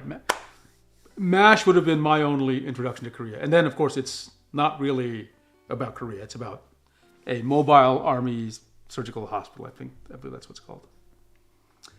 Hera, I have not tried opening the app yet. I will. It's on my other streaming machine. I'll see what it says. Hopefully I can still use it. But yeah, I was planning on actually doing a session with it. So this is unusual. This is really unusual. We don't normally see apps go away like this. Okay, it is just not a thing. So I'm very curious what happened. I don't know if we're gonna know. Again, their socials disappeared, so you can't ask. I'll even check again. Let's just see. Let's see, Stylus X. I believe they're just gone. Stylus.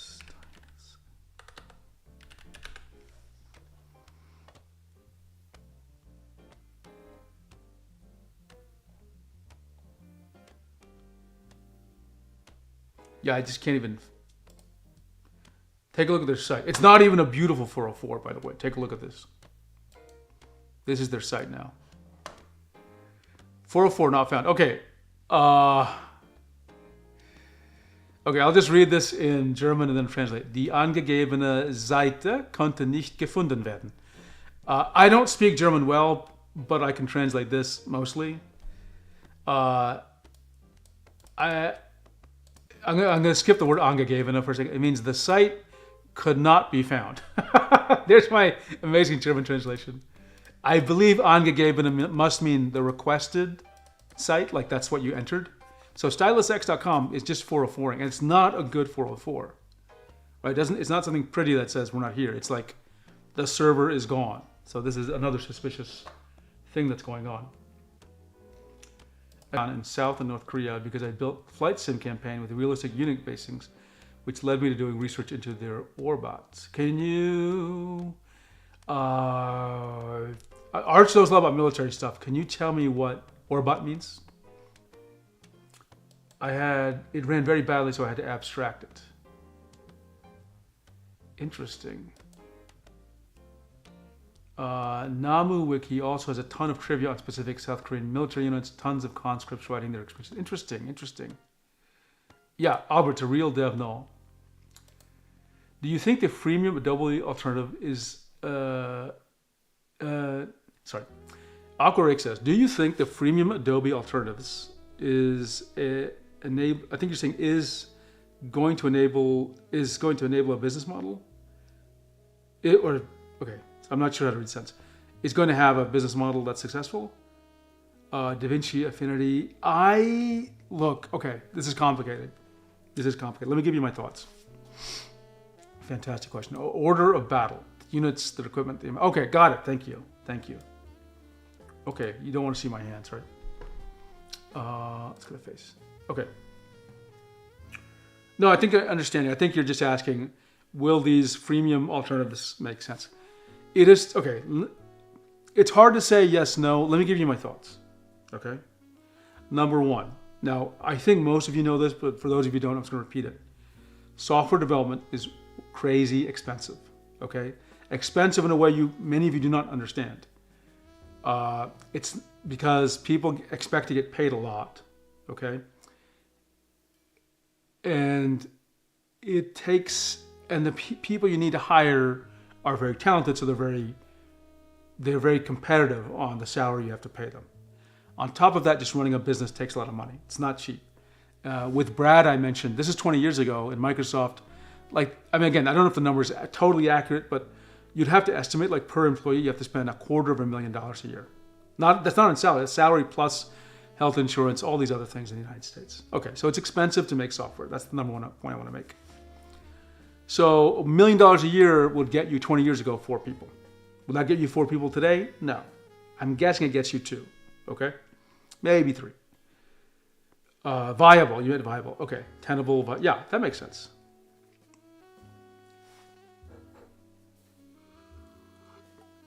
So it is expensive. Now,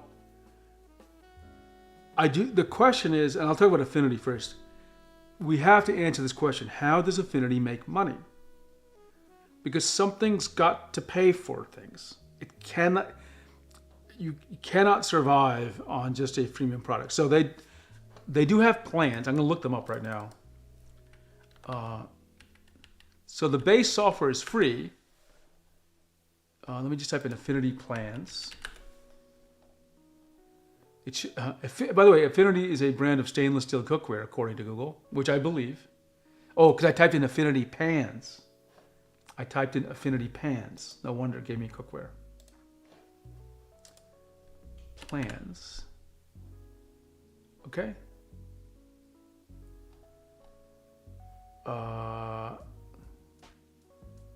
Okay, Affinity was brought by Canva. So it looks like Affinity. So now we have to talk about Canva, right? Canva is, for their premium features, which are getting more and more AI based, is a subscription. Okay. Now, so I think I don't know if lost leader is the right word, but basically it seems like they're treating Affinity as just a cost of business, right? A cog. It's just a cost of goods being produced. So their big bet is on, you're going to pay for all these advanced features that's only available in the cloud and with AI. Okay. In that sense, it is viable. It is viable because there's the Wild West in AI right now, and Adobe has nothing. They may have their own Firefly models or whatever. It doesn't matter. I don't think the Firefly models are great. They can use other models, but if you're able to use other models, then what's the point? Okay. So I do think they have a viable chance at displacing, at least succeeding, if not displacing to some degree, Adobe. Okay. Does Adobe have lots of interesting IP, intellectual property? Yes. But in the age of what AI will bring us, I don't know if those things matter. Okay. I just don't.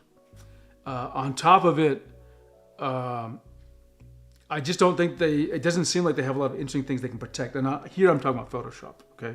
I cannot talk, maybe Illustrator. I don't know about their video products and all those things. I think for some people, they'll need to stay on Adobe. But can Affinity succeed? Yeah, I think so. Absolutely. And by that, I mean, can Canva succeed? Yes. Will Adobe change its strategy? I can't see them. I mean, I think it would be amazing if they said, oh, our suite is free. Like Creative Cloud is free, but you have to pay if you want to use AI features or cloud-based features. That'd be amazing. I don't think they have the courage to do it. And they'd take a financial hit.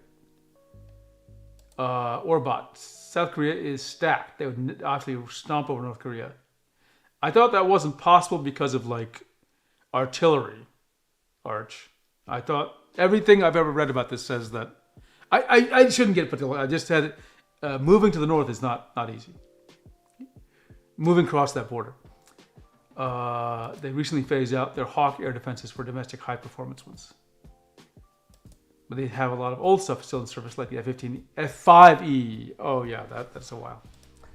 I've been an Affinity user for 8 years. I was very leery when Canva bought them, and they launched this free. Are you liking the new version? Because it merged the apps. I wonder what you think about it.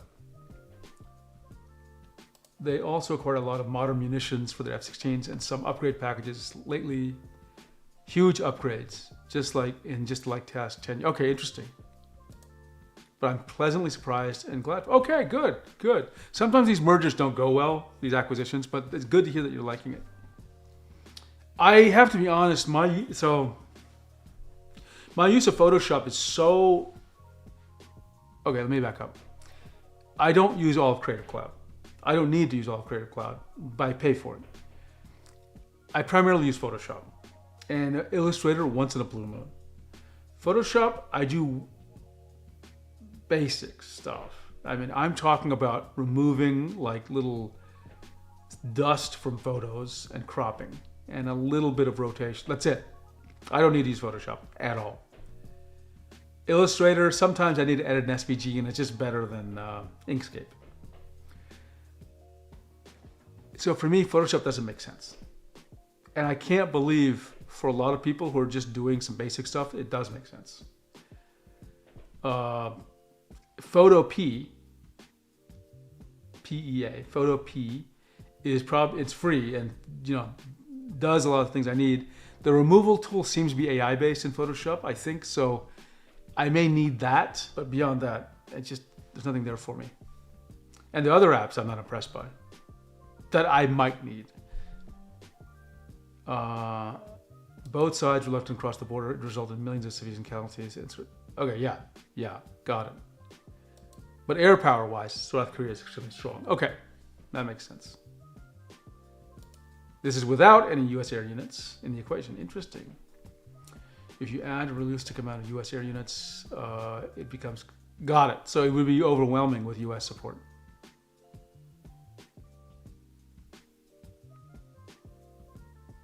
Oh, maybe I'm mispronouncing it, Akurek. Let's take a look. I just always say Photo P. I don't even know. Let's just see. Photo. Like a P, like, a little green P. Oh, I think I am wrong. Okay, how do you pronounce? How do you pronounce? Okay. Let's take a look here. Okay, this is from the creator. Ivanhoe90. The creator. I like how he says that. Pronounce it Photo P, but you're free to pronounce it as you wish. We discussed it in the past. There we go. I was accidentally correct. But it sounds like you can say whatever you want.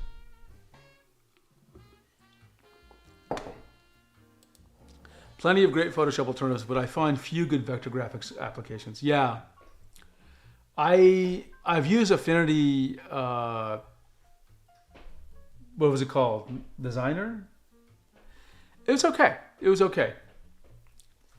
But I can't say I'm not an expert either in Illustrator or Affinity Designer, so I just don't edit SVGs very often. I don't edit vectors very often at all. So I can't say I was a fair judge of either. And frankly, I'm just not in love with Photoshop's UI. Pocopia sounds like the creator is just wrong. Sometimes creators are. What is Pocopia? I've never heard. Pocopia. Oh,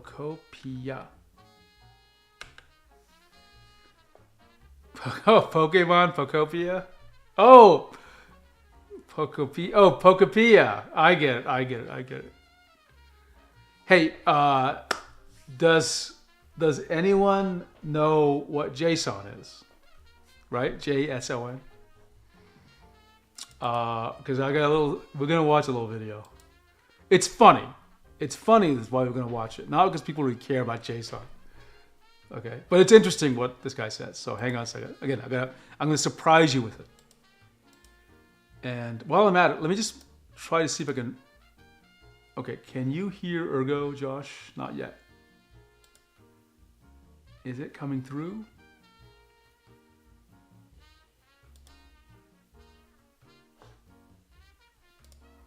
Let me think about this one for a second. System audio. Okay, I think I got it. Okay, let me turn off the music for a second. Let me turn on. So, we're going to show you two funny things. First, we're going to talk about how to pronounce GIF. And there was a comic. Yeah, this is a classic one. Come on, please. This is a link on Facebook, which I do not use. Okay, here we go. First this. Let me put the music back on. Okay.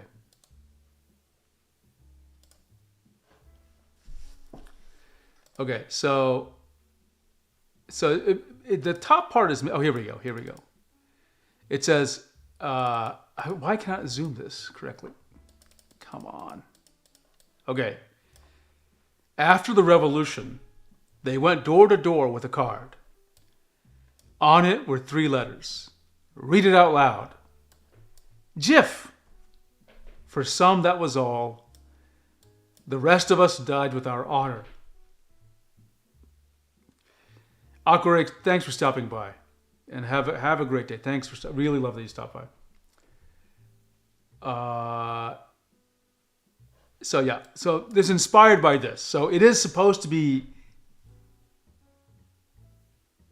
Jif, like the peanut butter. Jiffy, remember Jif peanut butter? That's more of an American thing. But apparently, I say GIF. Everyone I ever talked to at Microsoft said GIF. If I saw someone if I heard someone say GIF, I'd give them a weird look. Okay. But GIF is correct. I mean, per the creator, who again I agree with Arch is wrong. The creator is wrong. Okay, but we're gonna look at a different creator in a second. This is I think it's Douglas. I think it's him. JSON pronunciation. Okay, this is actually a good video. Okay, it is literally called How to Pronounce JSON by Douglas Crockford, who I think invented it. Okay, hang on. Okay, here we go. Let me turn off the music. System audio, oops. Let's see if this works. The first name we came up with, me and my partner Chip Morningstar, was Gizmo. It's going to be the JavaScript message language. Okay, let me try it again. The first name we came up with, me and my partner Chip Morningstar, you can't see it. Was Gizmo. Okay, but I am sometimes just not clueful. Okay, here we go again. Mute the sound. Okay, here we go. The first name we came up with, me and my partner Chip Morningstar, was Gizmo. It's going to be the JavaScript message language. Gizmo. And Gizmo is just a terrible name. But fortunately, it turned out that Sun had already created a standard called Gizmo. So it's like, okay, good, we're not going to use that one. And so we spent about 2 minutes thinking about what else could it be. And we came up with JavaScript object notation. And that's what it was. And we called it JSON. It didn't occur to us that you could call it anything else. And then years later, we found almost everybody was saying JSON, which is fine. I never tried to get in anybody's face for how they say it. I think the correct pronunciation is probably JSON. That was good. Do you like that? JSON. JSON. That was good. I mean, it's a very straightforward video, right? And you're not expecting straight up comedy, right? But he nailed it. Yeah, and Chip Morningstar, that is a crazy name. I love it. When you hear someone like named Chip Morningstar, I'm imagining like the Chad meme, right? But like some kind of like barbarian warrior. That's what it sounds like to me. Let's see, what was the chat? .gifs, nice arrow. Je sens. I have not showed my Microsoft friends that. I need to try that. In fact, probably better than showing them the video, I think I should just start pronouncing it je sens and see their objections. And then when they say that that's wrong, I'll just say the inventor says that he prefers je sens. Art says Chip Morningstar sounds like a Guilty Gear character. It does sound like a character name. If France never, a classic Arch comment. If France never existed, we would not. We wouldn't have had atrocities like this. Sounds like a rapper name. Let's see. Affinity is a much better alternative for folks starting out as opposed to Adobe. I agree.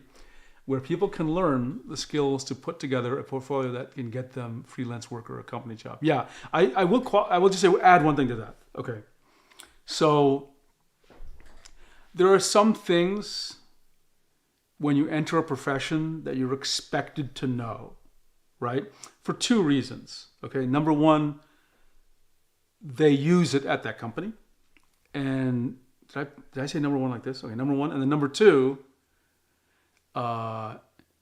that it's that you don't know, that can be perceived as a risk. So let me give you a great example. Okay, what's an example here? Like if you were getting a job in Windows as a developer, it'd be sort of expected that you would use Visual Studio, I guess. And it's not a great example because can't be sure of this. And the fact that you never use Visual Studio or Visual anything, like you only worked on Lisp, which is a language, would be like, okay, you might still be a really clever person, but how are you going to fit in? Because we don't do that here. We don't do these weird languages, right? Not to call Lisp weird, but you get the idea. So for what I've seen though is if a company uses Photoshop, the fact that you don't might cause them to think, oh, we have to train this person though, right? Because they will. You'll have to get used to a new software. They kind of assume everyone just knows Photoshop. Even if you don't use Photoshop typically, you just kind of assume that you know how it works, right? This shows up in other ways. Like for example, when I was working on Microsoft PhotoDraw, let me repeat that, Microsoft PhotoDraw, a real application. Often we had discussions where the only way to convey what you wanted is you'd have to say, oh, you just do it just like Photoshop.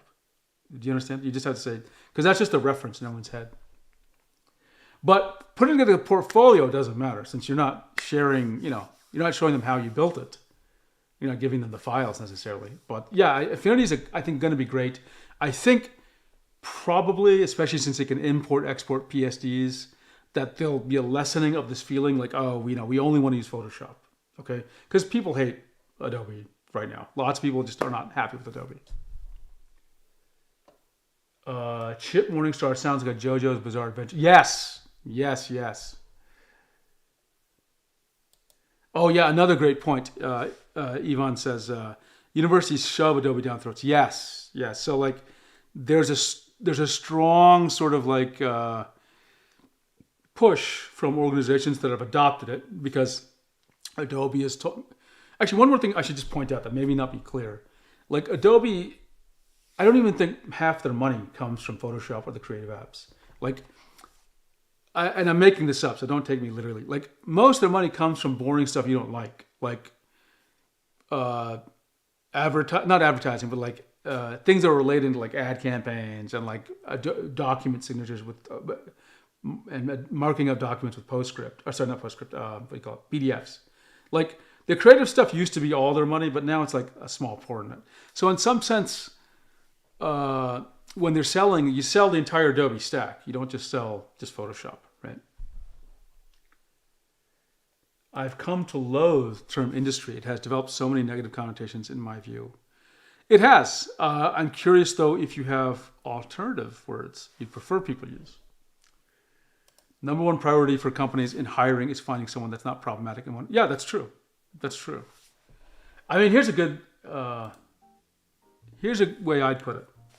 When you're interviewing somebody, you have to ask yourself a couple of questions. Like, can you really work with this guy?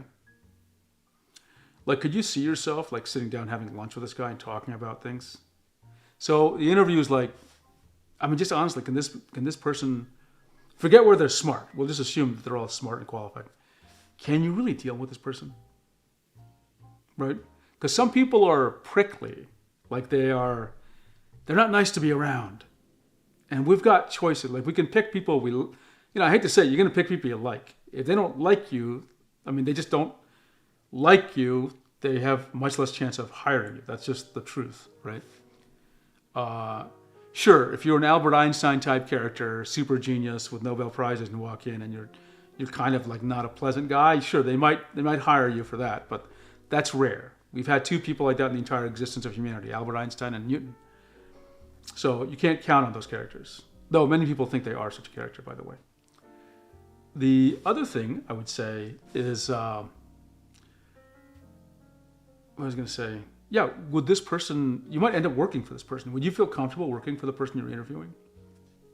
Meaning you're the interviewer and the person you're hiring for the job, you might end up working for that person. How would you feel about that? So you got to think about some things when you hire people. It would be, my philosophy is always simple. I would rather not hire somebody and work with fewer people than hire somebody where we made a bad decision.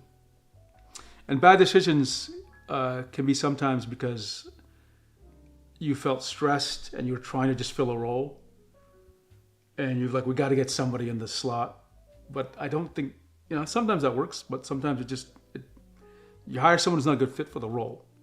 They're not a bad person, but there have been cases where we've hired people where they're good people, but they don't want to do the job you need them to do, right? For example, I was in the program management role. We hired somebody he was really more of a user researcher. I think that's what you call it today. That was his background. Not even UX, but UX research. And we needed him to be a program manager. He did not like being a program manager. He didn't like doing the things program managers have to do. Writing specs, talking to developers. He was really good when it dealt with UX research, right? And I think, his career suffered quite a bit because of that. Let's see, sorry. I couldn't fit it into the response. Adobe is the industry standard. The problem is for folks starting out, especially kids. Adobe is far too... It is. Affinity would act as a bridge to folks starting... Yeah, look, I think if you're going to start right now, there's nothing wrong with going with Affinity. There's nothing wrong because it's free. It's very capable. It seems like it's just going to be getting better and better, okay? And I think my feeling is, this is just me, so... Many of you are I hate to say this, I know, industry. Remember, my background is in distributed computing. I'm not in the industry of like creative stuff. But some of you are. I get the sense that the industry is much more amenable to non-Adobe solutions now than ever before. Okay? So I don't think that, whereas before I think like you had to, now it's probably like, it probably matters much less. I'm sure most HR people would turn down Albert Einstein because HR people are uncultured Philistines who haven't had a human experience in 1983. No, that's not true. HR can help you with a lot of things. I'll tell you, not a story exactly, but a kind of a perspective. You can think of HR as, especially if you're a manager, you can think of HR as like a set of people you don't want to deal with. I totally understand that. I prefer to think of them as people who are willing to help you. I call up HR and say, hey, here's an example of something. I will do this. Sometimes you need to give someone feedback. And, people have different ways they can deal with feedback. Some don't like it. Some, they may not like the specific message you're giving. And some, you just not sure how to message something. And so you can just ask them, look, I have a message with like, hey, this person needs to improve their performance. What I need to communicate is, this is just how you do something, not who you are. What are some techniques I can use to help bring that message through? Because I don't want them to feel the sting of like human rejection. I want them to feel like, hey, this would work better if you did this way, right? Now, that conversation can get more difficult because, to be honest, if some people don't do it the different way or in an improved way, it means, well, you're not doing your job effectively as well as you could. That's one thing. Could also mean, you're not meeting the bar for how well we need to be doing things. In other words, this may not be the right job for you. In other words, if you don't improve, we may not want you may want to reconsider your role here, right? There are different levels of this conversation, but HR can help you, right? So it's not always a negative interaction. Blender has gotten a huge boost from smaller game studios and animation studios adopting it. Not in. Oh, Ranger Fade, good to see you. Not in 3D solutions. The HR at the place I work is pretty good. Yeah, some are great. I would say this. It will help you to, especially if you're a manager, it will help you to meet your HR people and just talk to them. Think about it from their perspective. They're human too, okay? And most of the time, people do not want to interact with HR because there's an implicit. It's like, I guess it would be like dealing with the police, because like, from one perspective, interaction with police can only yield more problems. I mean, you understand the perspective, right? And by the way, I have really positive opinions of police. Here's a tidbit. I was signed up for jury duty. This is about 2 years ago. And I was actually talking to somebody who coincidentally was like a jury consultant. And I revealed this, and she said, there's nothing you can do to prevent jury duty. Like, they're not going to get you out. I didn't want to get out of it necessarily, but they asked me a set of questions, and one was, what has your experience been with police? I wrote the most beautifully crafted, positive statement about my interaction with police. I talked about how often I worked with them when I was a firefighter, and at all levels, and how professional they were, and how much I trusted them. And basically, I was so positive with the police, which is really my feeling, by the way, that I think they pulled me out of the jury because I was too positive about police. But anyway, my point is, HR people, you can think of them as like a negative to your life, but I think it's good if you take the perspective that they're human and are there actually to help you. Now, yes, they also have a role to protect the company, but I think I'm not saying be on their good side. I'm saying understand their perspective, and they can help you when you have difficult issues. If your manager says something that you're like, that guy's a meanie, and I'm feeling bad about it, you can talk to HR. And I'm not saying go there complain about the manager, and just say, my manager said this, but I do not know how to interpret. Like, I don't know how to process it. Right? I'm feeling maybe weird about it, and I'm having difficulty expressing that, and I don't know, because I'm feeling anger maybe. You can say this to HR. And I just don't know what it says about my career or future, and they can help you. So don't go there with like, you don't always go there with like, I'm filing a complaint, or I need to get someone fired. They can help you. Let's see, Nuke is de facto industry standard for VFX, and second is not even close. I didn't even know that. I'm not in that field. Art says VFX total mess, almost impossible to get into. Is it? Arch, which is one thing I'm afraid of for the future, where software and hardware only get more expensive. They're human to available. Well, I can understand the perspective. I canceled my Adobe subscription around 2020. They really tried to convince me to stay, and I had to talk to them. Wow. Yeah, listen. I think it's bad practice for people to try to retain customers where they feel bad about the experience, right? Like, if you're it's valid to try to retain a customer and say, hey, look, we see you're going to leaving. Would you like a discount for 50% for the next year?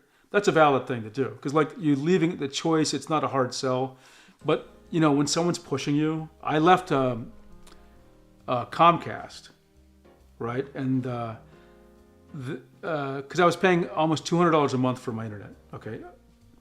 And for TV, I never watched. And when I tried to leave, they were like, oh, well, now we have better internet. And I'm like, that's good. But why is it that I'm hearing about it now, the day I'm leaving? And he said, well, we've been advertising it for a year. And I go, whose fault is that I didn't know that? Is it my fault for not watching your advertising? Or is it your fault for not making it clear to me? There were more, at the end I said, look, it's too late. Like, I've already signed up with a new provider. Like, we're just closing it out now. But he still tried to get me to stay with Comcast. It was crazy.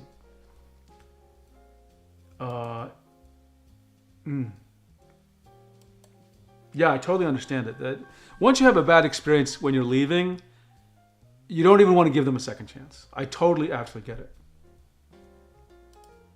Yeah, even the government went after Adobe for its dark patterns. Not that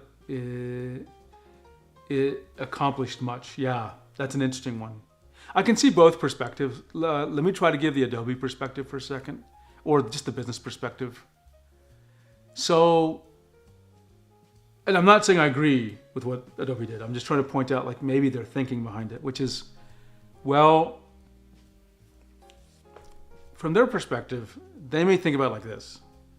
Well, you have promised us to spend so much money this year, right?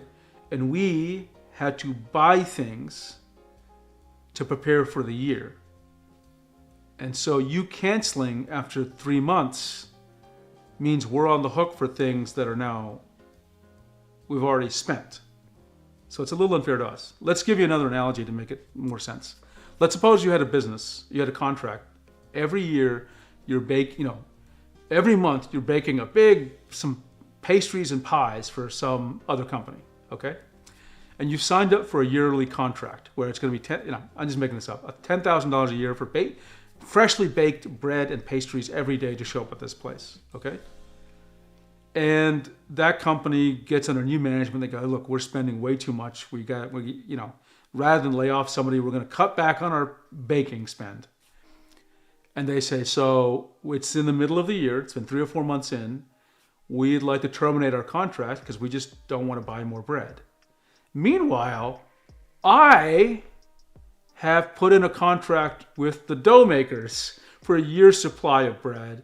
I had to buy ovens now these are capital investments, some of them, like I had to buy physical ovens or whatever. So I can see the Adobe perspective. However, where I think, Adobe is all software. They don't make hardware, so it's a little bit different there. But I can see their perspective. I still think it was the wrong thing for them to do to offer a subscription termination fee. I think that was a wrong, bad taste in people's mouths. Well, I would say volunteer firefighter era, volunteer firefighter. And Arch, I do agree with you. It should be illegal, right?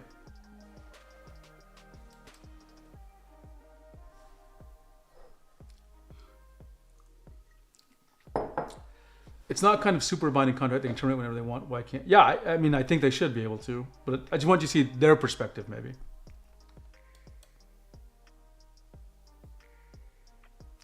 Well, Arch, that is, to be fair, yeah, these things are recorded and it will be evidence. Let me just assure you that. Oh, I will say this though. Thanks to AI, every conversation you have on Teams or Slack or whatever is evidence. Okay, 100%. And I'm saying this with no evidence. Okay, but 100%. I will tell you right now, and it's probably been true for quite a bit of time. Every communication you have that has been written and now that is audio, like meaning it's over a phone, is transcribed and recorded and cataloged. I think it would be extremely unwise for you in the modern world to even talk bad about your manager in a call. Okay? I think it would be unwise. It would be unwise to get off a phone with someone you had a fight with and saying, that guy's a real baddie. Don't do that. Like, that guy's an idiot. Don't do that. That is almost certainly being collected, okay, and being evaluated.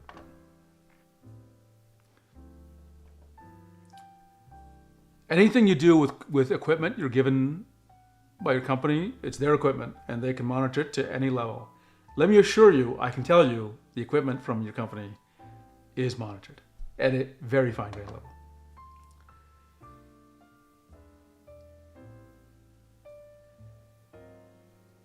I find that HR is useful. Higher up the chain you are, otherwise potential. Yeah, that's fair. That's fair. And I will say I had the same experience in reality. As I grew as a manager, I was able to make more use of HR as a tool. Okay, I need to get some water because my mouth is getting. I'll be right back. Just give me 1 minute, okay? Back soon.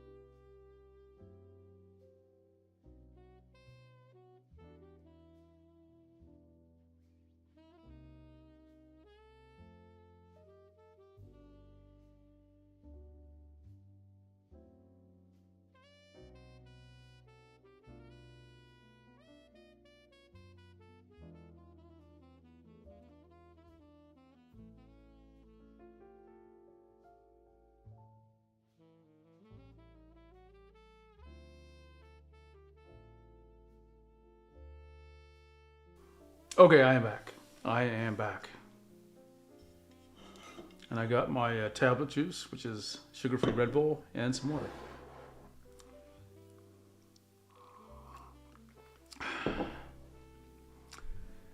Let's see. Art says, I bought an expensive prosumer product once and got discomfort from it. The manufacturer refunded 100% of the cost and paid for return shipping and said, yeah. Sometimes a bad experience turns into a great experience.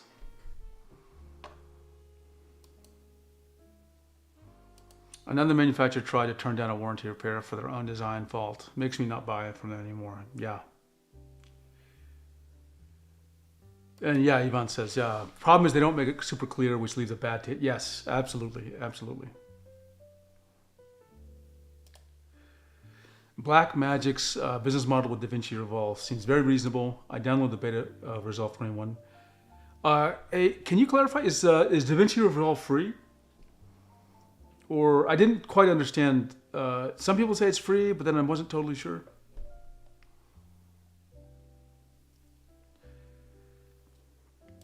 You will own nothing and you will be happy. Well, try to avoid that.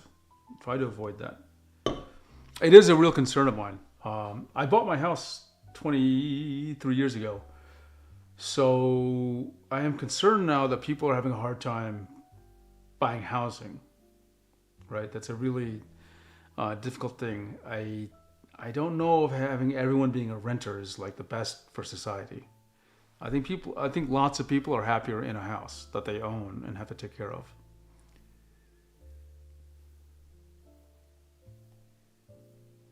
Consumers should not accept even a little bit of stuff like this because the slippery slope is going towards you agree to sell your soul and work in the torment nexus. Well, look, the nature of work's going to change. And I think there are big changes ahead. I've talked about this before. We've got a population decline coming, okay?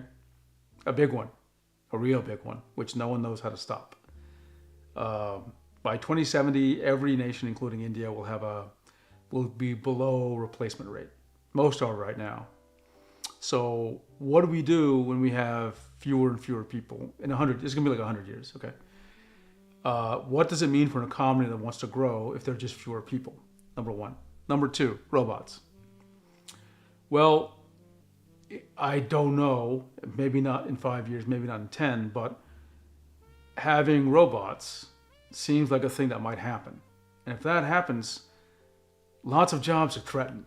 Agricultural jobs, jobs where humans are in great danger. Underwater welding, great example. I think that's the most dangerous profession in existence. Mining, etc. Lots of like unpleasant things and that humans have to do right now. And lots of things that humans do right now that we think only humans can do right now. So being a doctor, setting a broken bone, right? Things like that might actually be better done by a robot. That's happening. Population decline. This entire renting everything. So I think the future is going to really surprise us. I am still hopeful that we get into I think Elon Musk sometimes has a vision of a world which basically people are on, what do you call it? What's that, not welfare, what's the right word? Universal income, which everyone's just basically totally happy with. And is that possible? Maybe. I think some people still need to feel like they are rewarded for things though. So we still want to incentivize like greatness, right? So how do we deal with that? That's why piracy is so big now. Not because people want to steal, but because it's impossible to own anything anymore. Yeah, and in fact, not quite piracy. Now, since I am from Microsoft, I'll never publicly say piracy is great. I will honestly say I own a bunch of movies downloads. I won't, and of very strange provenance. But let me talk about this. Many years ago, I dumped all my CDs and DVDs. And I said, the world is digital. And now, boy, do I regret that. Boy, I really regret that. So as much as possible, I buy physical things and rip them because they I don't want to say they. It is so much more convenient for them to charge me a subscription, and I'm like, no. I don't want to do that. I want to limit and reduce the number of things that I have to pay for over time. Happy to pay for internet, not happy to pay for, other things on a subscription basis. Okay, DaVinci, there's a free version and a studio version you pay. Okay. So studio version 300 does not sound bad at all. That's actually good. Okay. Freemium, but some versions are locked behind a paywall. Okay. I'd like to own a house one day, but I have no idea it's possible in this economy. It is going to be tough. When I bought my house is not a fancy house. Okay. It is worth a lot more now, but it's not like I got like a better house. It's a very plain box. But I thought it was expensive in the market I bought it in 2003. Now it looks cheap, right? If you count for inflation, like whatever if I counted inflation, the cost of this house would be just $800,000. But it's much more than that due to like the rise of housing prices. But you couldn't buy, for what I spent in 2003, you can't, you can buy a shovel and some dirt. Like there's no place you could functionally live. I don't know how people intend this to work. Even the rent prices are crazy. It's almost like economies cannot grow infinitely when resources are finite. Yes, I mean, look, we have to face facts. How do you grow an economy how does that work if the number of people is declining? You can, I guess someone could say, oh, we're going to create more value, but what does that mean? Right? Is universal basic income an inevitability? Maybe. I wouldn't object to it. I'm a capitalist, I guess, but I wouldn't object to the idea of it. But it has to actually work, okay? And what will that do to people's, what's the right word here? Desire to like do things, right? Effectively, if we're in a welfare state where everyone's having a pretty good life, I don't know, I feel like ambition, yeah, that was the word I was looking for, ambition might suffer. If the government gave me a free house, I'd be totally willing to help out the welfare. Okay. Housing makes a big difference, yes. We should still pretend to incentivize effort. Yes. Some people are motivated by that. Most jobs are now non-critical and produce nothing, so we should be at UBI. I don't know. I think it's a hard sell. My friends and I argue about this all the time. And my answer has always been this. Look, my friend is from Switzerland. He'll know exactly. If you ever watch this stream, he'll know who he is. I always tell him, look, I'm not against UBI. I would just like you to implement it in your country first. And let's just see how that works out. Okay? Before we deploy it to the United States, let's just see someplace where it worked. Okay? And I just asked him simple questions. I said, okay, imagine you had UBI and free healthcare and no protected border. What do you think would happen? And he admitted to me, like, well, people would just move there. And I said, well, there you go. And how long do you think that could be sustained in Switzerland? He goes, it could not be. I'm sure he's going to deny that this conversation ever happened. But, but again, back to my main point. Can you make UBI work someplace? If that can be shown to work, I'm happy. UBI has not ever been deployed in the way I'm talking about. It's always like little tests. They may be big tests compared to the old tests, but they're not like a real society functions on it yet.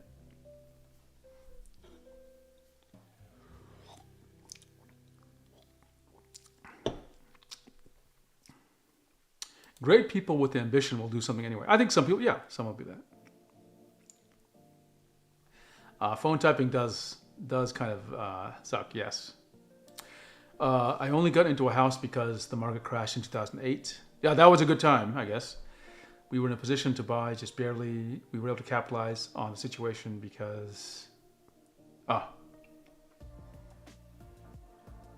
I don't regret buying my house. I will say a house, you know, there's costs in owning a house, and the longer you own your house, the more you realize there are costs in owning a house. And not the least of which is, a major portion of that is, of course, property taxes. But on top of it, maintenance of a house is,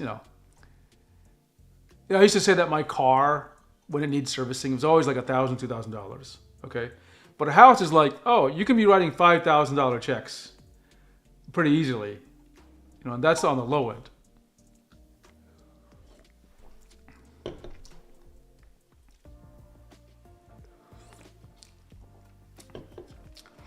In the next decades, once inferior nations completely collapse, they'll migrate to the west. I think machine guns on the border are going to be. Oh, come! That's a little harsh, Arch. Come on, that's a little harsh. But let's use slightly different language and let's talk about disruption of countries' economies might induce some stresses on borders. That is probably true. Lack of water might do that. Changes in the climate, meaning dry spell, right? Flooding, whatever. But I think most likely dry spell might induce the same kind of problems as well. So there are real challenges. But hopefully we can avoid machine guns, Arch.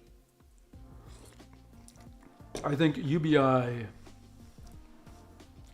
should only be given to people actively studying and continuing research or teaching others. So let me make sure I understand. UBI should be given to those who are basically, I think you're saying they're really supporting society in a general way. Like research is a fundamentally good thing, education is a fundamentally good thing. Okay, that kind of makes sense.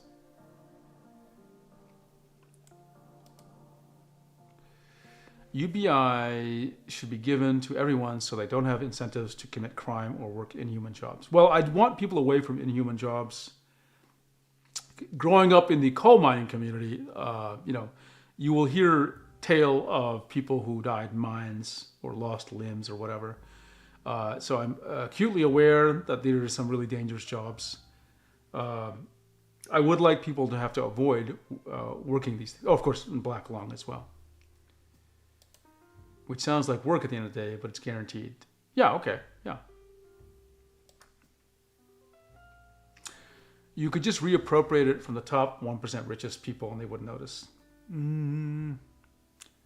Well, depends on people. People don't own like dollars, right? They own stock.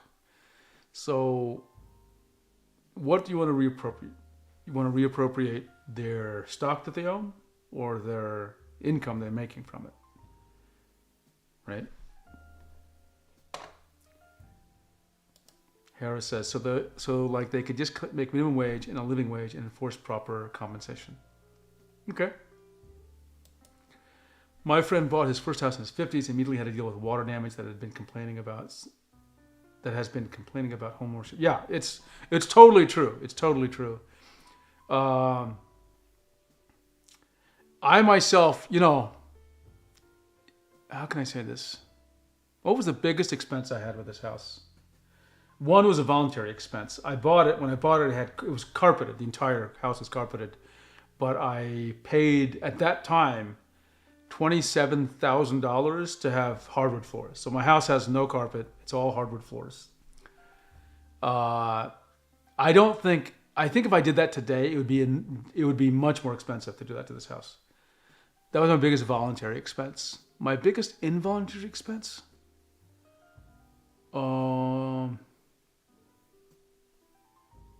Replacing the air conditioner. Yeah, that was expensive. That was $2,000 something.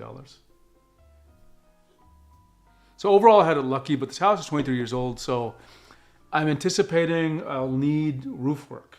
Need the roof replaced. It's got to get repainted probably in a couple of years.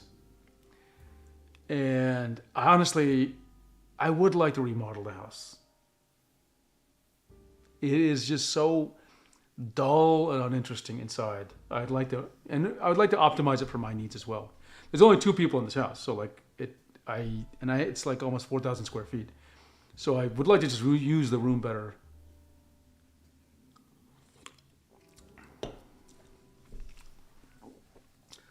Diplomatic version.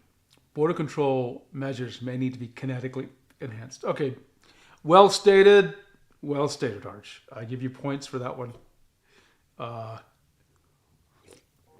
It's the implications, right? It's the implications of kinetic. Okay, what else we have to talk about? I don't know. I think we're just chatting. We're just chatting now. This is just going to be a fun stream. But yeah, we've got some challenges ahead as a society. And how can we? I think my biggest worry right now is the impact of this Iran thing. You wonder how we get into these situations where things are disrupted and prices go high. It doesn't seem like there's an end to this, right? Started with the in 2020, and it seems like we haven't caught a break, right?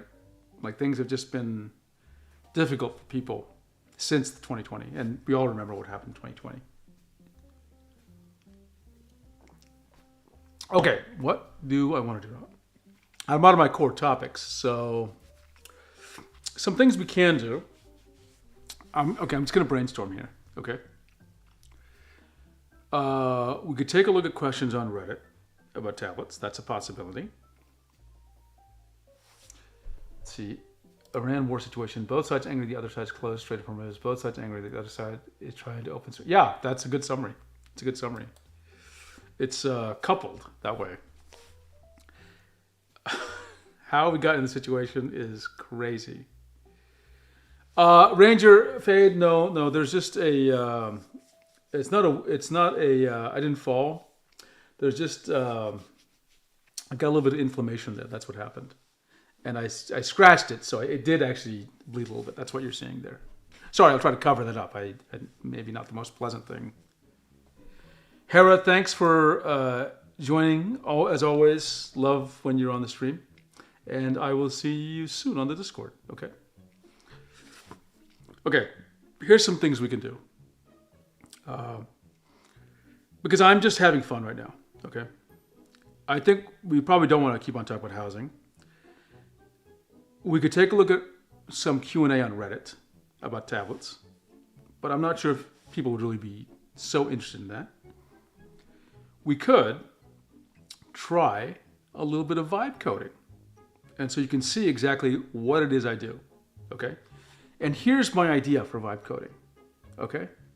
Here's my idea. Do you think we could build a Procreate clone on macOS? Could we do it? Is it possible? I wonder. Maybe that's what I'll try. Right? Just to see how far we could get with this.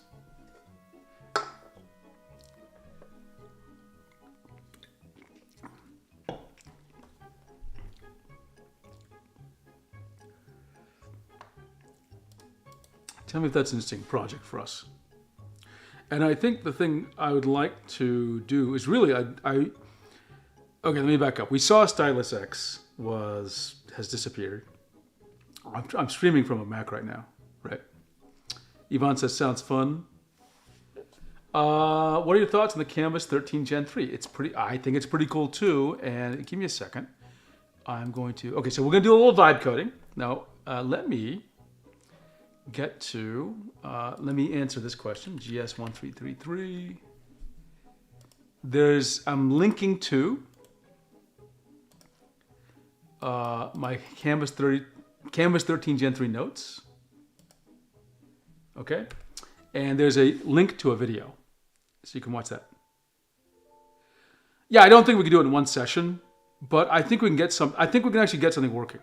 And I say this because I have built manually and with AI, I've built multiple apps that process pressure from a pen. Okay? So, and I have multiple projects in my mind. One is like a Microsoft Paint type application. One is an actual photo editor, a small one, like Paint. One is like a basic drawing app, right? And I thought this would be a good way of showing you. I watched my husband crank out a Vampire Survivor game with Claude and Godot in a weekend. Oh, really? What did you think about it? I'm curious. Did you get a chance to play? You can vibe code imitations. We're not going to be. Well, look. Here's my experience with vibe coding so far. Graphic stuff. It's pretty good. It's pretty good. Okay? Not only is it pretty good, it is surprised me with what it can produce. Now I'm not saying that it, as they say, one-shotted an app. I'm not saying that, okay? Here's my plan, okay? And this is, again, I'm trying to show you how we can be creative with AI and not talking about Gen AI, okay? I think many of you in the audience will be, it was ugly, but it worked. Yeah. I've been doing a lot of these kind of practice things, like just to see like how far I can get and get my rhythm going, learn how to use the AI. So what I think is, someone says this, many people say this, so it's not for me. It's not that I've invented this. The cost of software, the cost of coding is falling to zero. Okay, not literally, but from paying somebody, $500 an hour to paying for like $500 for 6 months, Claude Code, Codex, all these things are bring down the ability to code, bring down the cost of coding. Ability to code is still its own thing. People aren't getting better at coding. I think many of you are going to want to build your own tools and workflows. Okay? And some of these workflows are just apps, and some of these workflows are like, they embed AI, and they'll do things you need. You will build your own work tool set, right? I'm not saying you're building, images. I'm saying you're building tools to help you do your creative job, okay? The actual solid projects are basically represented 0% in those kinds of communities. So it depends on what you're doing. Yes. Oh, but what would could you maybe clarify, Arch, what you mean by a solid project? You just mean something that's big, right? And let's see, right? Okay, so let me tell you, here's what we're going to try, okay? They're really good at cracking simple encryption yes. I'm going to show you how I do things. And how I do things is I use Claude Code. I can use anything we want. I have several things. And what I do is I first talk through a specification. I will literally talk to Claude Code, like you'll hear me talk to it. It's not going to voice it back to me. I'll just tell you, you'll see the screen. And we're going to have it build something, okay? But before it builds, we're going to build the thing, we're going to build a document or set of documents about what we want to build, okay? And what we're going to build is, I'm not going to say, create an app like Procreate. That's not what I'm saying, okay? We can try that. We can actually try that. But I'm going to say, hey, look, I want a pressure-sensitive painting app that support, and we'll do some simple requirements, right? We'll actually write this all down. And then we'll say, I want to build this app according to these specs, okay? And I'm going to ask it to think about the architecture. And I have some background in building things like this, so we'll be able to see what it can do. Our goal today is to make something that lets me draw, okay? With pretty strokes, right? And something that I'd be happy sharing with you, okay? And at the very least, we'll learn how to use AI, a little bit more maybe, and maybe we'll actually try. Rocode, what is PureRef? Maybe we'll ask, actually, let me just take a look what PureRef is. Let me take a look at my PureRef. Organize. Oh, it's a standalone program that keeps track of your images. So PureRef has its own format? Is that what it is, Rocode?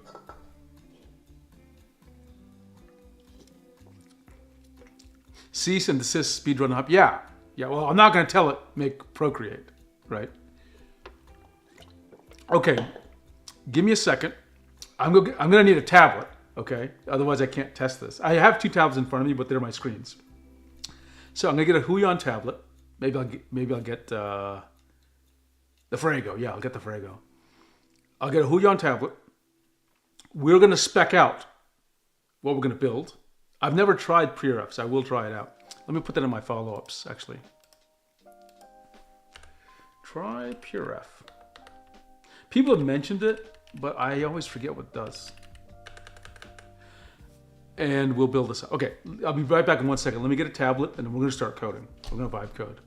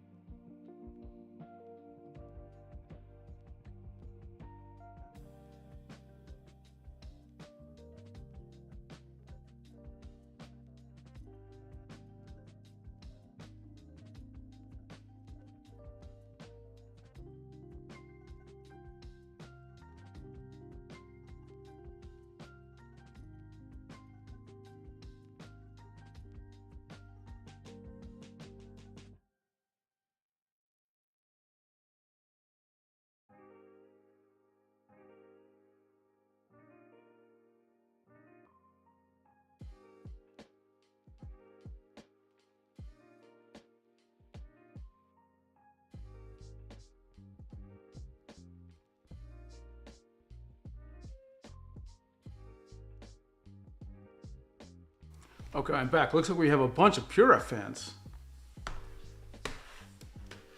I use PureRef for everything. Drafting references, drafting a comic in vertical format, drafting... Oh, really? Okay. I think this is what I didn't understand, because I thought, why would I need references? I don't use references very often. I mean, I do use them every now and then, but like, I don't collect them. So I thought, what else would I be doing with this thing? Okay, let's see. Okay, let me check out the Wacom driver installed first. I do. What I have in front of me is I have a MoveInk in case I need to use it. I don't need to use it yet. I thought maybe if I'm doing an overhead view, you might appreciate the way it looks, just as a demo. But for now, let's stick to just a Wacom. Since for right now, we're going mostly... Here, let me move this cable out of the way here. Okay, there's lots of cables in my way here, so let me try to figure out what's going on. Here we go. This is a Wacom cable. And I'm going to move this over here and plug this into... Okay, let me do the VBAC soon, otherwise you're just going to see my head. Okay, right back.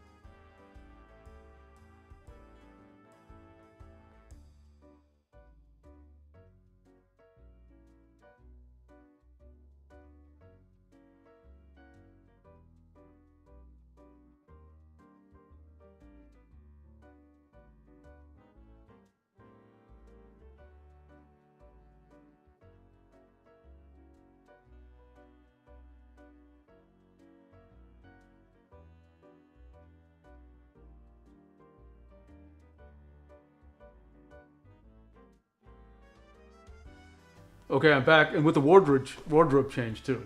How's that? Now, many of you know I lost a little bit of weight recently. Okay, down 50 pounds, by the way, FYI. So I tried on this older jacket I have, so it's just fitting me much better.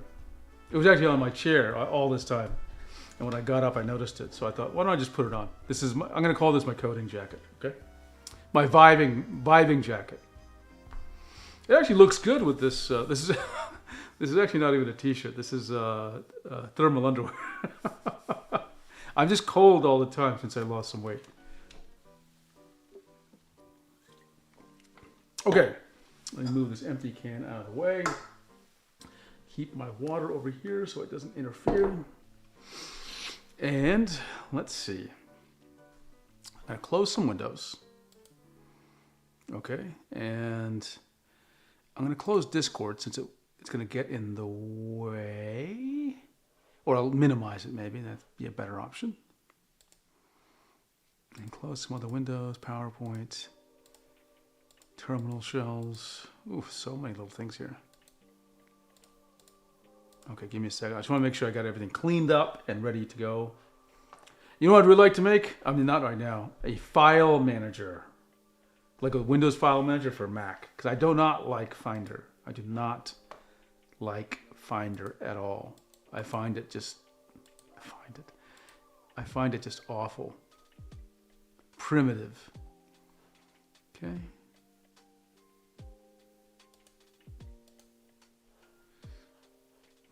Take a look here.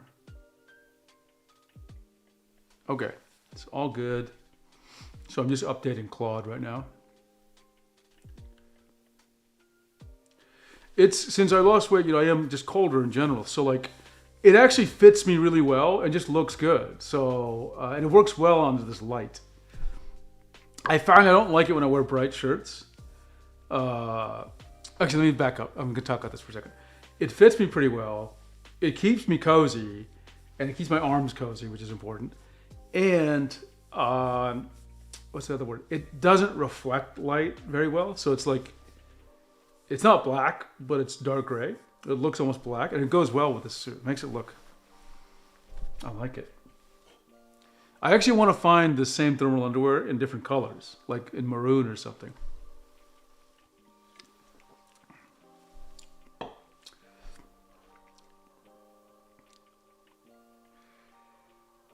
As a lady from upper Midwest near Canada. Got it.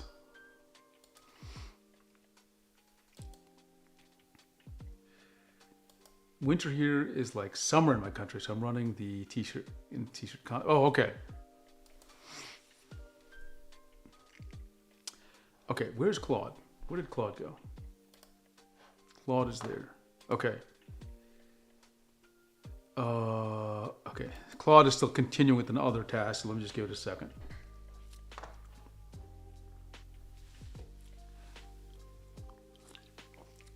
So here's what we're going to do. Let me just tell you how I use Claude. I start with an empty folder, okay? And then I create just some basic docs, and then we review the docs. This will be very quick. It'll take us, I don't know, 15 minutes, okay? And we're just going to do what I normally do, which is we're going to plan out what we're going to do. So Claude will have an idea what we're trying to accomplish. Not just, let's just party on code. Quite funny to see Islanders and Africans with winter jackets and layers. Yeah, I see that. Yeah, I know what you're talking about. We have this neighborhood. I see some people from Microsoft. So there's a bunch of Indian people here. And they've got these puffy jackets on. I'm like, I think they're still adapting to the weather. It's cool. It's not cold, but they're really bundled up. Okay. Just waiting for Claude to do its business. So yeah, that's how we do. We plan things out. Usually when I use Claude, I create a folder and I ask it to, I give it an overview doc. And I said, just, I write the doc really quickly. It's very brief. I said, do you understand? We're going to build an application that is, for here, I'll just say it's going to be a drawing application that lets me draw with a pressure sensitive tablet. Okay. And then I'll say, here are some initial here's the kind of docs we need to create. Remember, there's a first doc that says, here's the docs we need to create. Architecture doc, a futures doc. Futures means things we're going to do later, okay? Because sometimes you're like, oh, I want to do this, but let's put it off later. And the architecture doc lists the components and how they're related and their relationships. And it also identifies key decisions we're making, okay? And then there's another doc, which is the user manual, okay? We may need a feature list, like what features do we have, okay? We'll see. But usually I think the user manual will capture that. So we start with the overview. We ask it to build the other things. And we ask it things like, okay, what are some choices we need to make? So here's a great example. I would say, here are the technical choices we need to decide. Tell me some other ones we need to make. One of them I will say is, I think we should build this using Swift and Xcode or whatever, environment. And it'll say, okay. And let me just verify. I hope I don't have to reboot. If it's okay. If I do need to, I'll just use a. I think I'm okay. We installed some stuff the other day. Let me back up. We're going to use this language, okay? For drawing, you need a library that deals with a canvas that can store bitmaps. We could build our own, or we could just reuse one, like Skia or Skia Sharp or whatever. So I'll ask it, what are my options on Mac OS, okay? We'll talk about what's the APIs for using a drawing tablet. On Windows, it's complicated. On Mac OS, I think it's easier. And so we'll just build things up there, okay? And we'll start with saying, I just want a basic, what I call a Scribble app. A Scribble app is an app that has a canvas, like a super basic rectangle it can draw in with pressure sensitivity. This just confirms things are working, okay? Once we have that, we can build up what the full thing is. Now the good news is I already have Scribble apps defined for Windows, and I think I have one for Qt. Qt is another UI framework. We could build our app in Qt, though I think it'd be better for us to just build it with Swift. We'll see. I want a bit more Mac native thing. And then we'll just build it up. And I tell you, we will get further on this than you might think possible. Partly because we will enter this vibe coding with an idea of what we want and the key decisions we need to make and the feature set. And we can point it at examples of things I've already built that are similar, so it can have some structure. I think that will help it. Okay, does that make sense?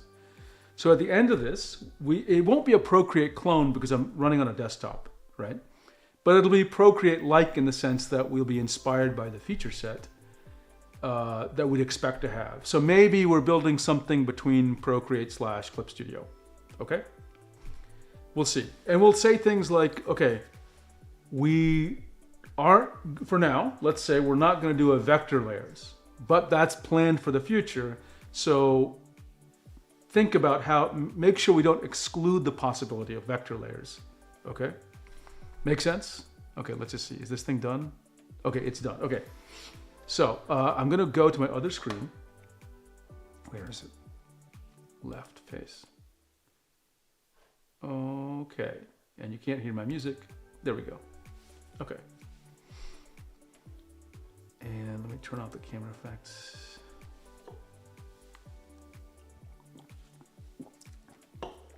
Okay. So the first thing I do is just create a folder, okay? And I'm going to create it into, where's my documents folder? There we go, the GitHub, there we go. Okay, and we're going to call it, what do I call it? Hey, you know what? And we'll use multiple AIs, watch. 7 pens. Let's go start a new AI. Give me 1 second. I'm going to ask Gemini. Gemini, I have traditionally asked for naming things, okay? Help me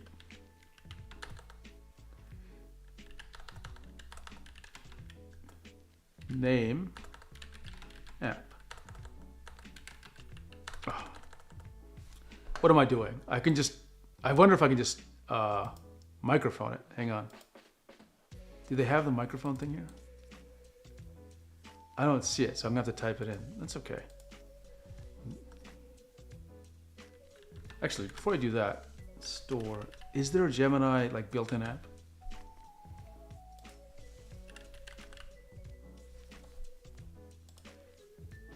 There should be, right? There's a Copilot. I'm not gonna use Copilot. Okay, whatever.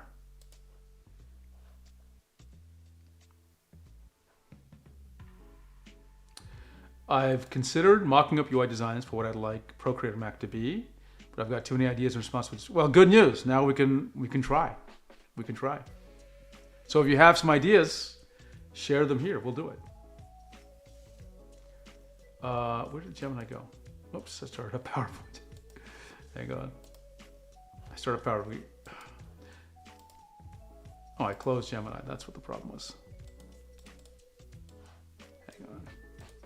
So I like to navigate off screen since there's less confusion. Okay, here we go. I am building a drawing app on a drawing app. It is a cross between Procreate and Clip Studio Paint. I'll say a Mac OS.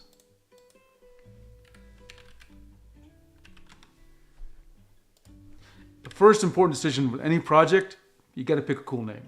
Okay? Suggest good names for the app. Okay? You need a good name. That's the first thing you got to do. And let me make the screen a little bigger. Why don't I do it this way? I'll move it here. And why don't I put my face above that thing? Okay. Yeah, there we go.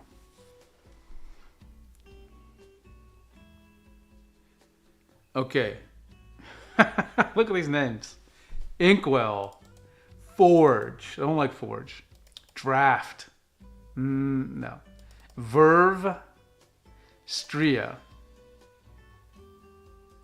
Stria? Stria? Inkwell. Okay, I like Inkwell. I like that. That's cool. I like Inkwell. Okay. Terrific. We made our first decision. This app is called Inkwell. I love that.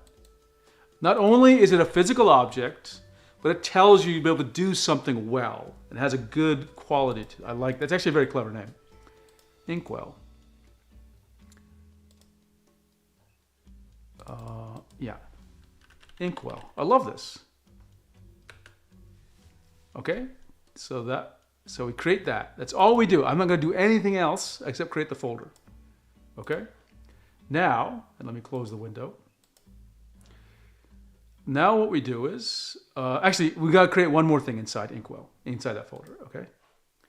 It is, sorry, I got to get back there. Inkwell, okay? We got to create a text file, okay? Just a simple text file. How do you do that in Mac OS? I'm going to open up VS Code, Visual Studio Code.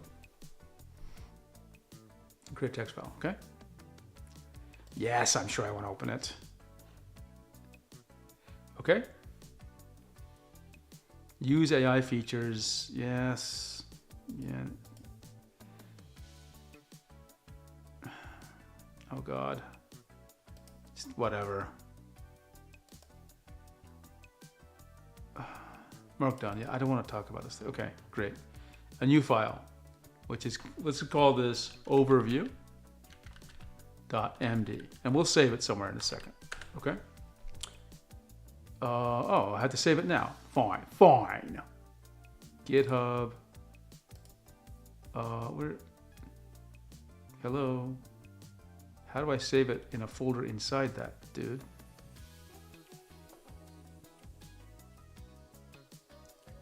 Okay, let's try this again.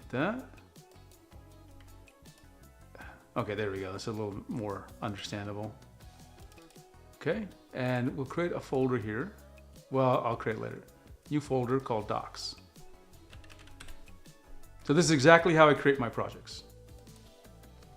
Okay, and then we'll create a file inside docs called overview.md.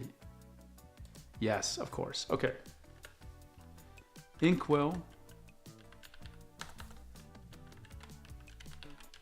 And we just tell it in a declarative way. We just say, what is it? Okay? Inkwell. So let me just do this. It's a normal markdown file, so let's do it like that. Inkwell overview. Inkwell is a Mac OS native drawing application that takes advantage of pressure sensitive tablets or stylus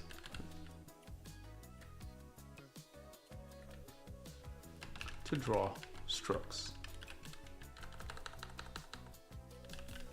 I would say it's a native okay, Inkwell, and we have to give it some idea of what we're doing, right? This should be enough in the basic sense, but we'll give a little more idea. Inkwell's key features. Okay, let's just quickly decide the key features, right? Key features. Okay, and save/export PSD, PNG, JPEG, right? Save, export, right? We don't need to type in too much.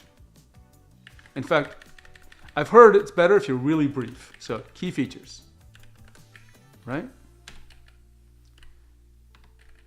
Save, export. So layers, okay? Layers. Bitmap layers. Now, vector layers in the future. Okay? What else do we need? We need blend modes. Layer blend modes. Like in Photoshop. Okay? Let's see. Let's say we need basic brushes. And we don't know how it's going to interpret these statements. Let's just say marker, G pen, airbrush, eraser. Okay? Brush settings.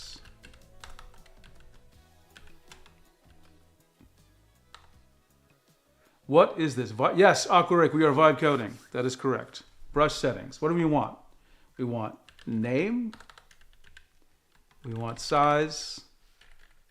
Right? Right? We want map pressure curve. Map pressure to size. Map pressure to opacity. We'll just say with pressure curve. Now we don't want to go crazy, okay? Now don't worry, we're not going to one-shot this. We're not going to say just build this out for me, okay? We're going to start piece by piece with pressure curve.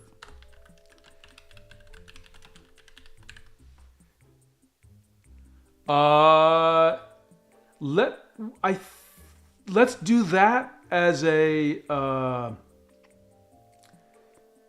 let's do that as a features to talk about. Often I tell Claude, we're going to talk about some things in the future. Features to talk about later.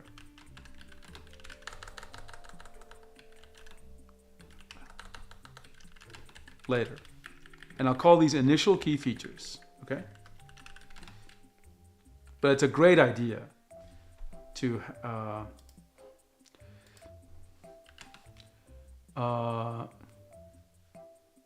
what do you call this? Brush stamp sorry, how can I say this? Load ABR format for brushes. Okay. Layer opacity, we need that. Okay.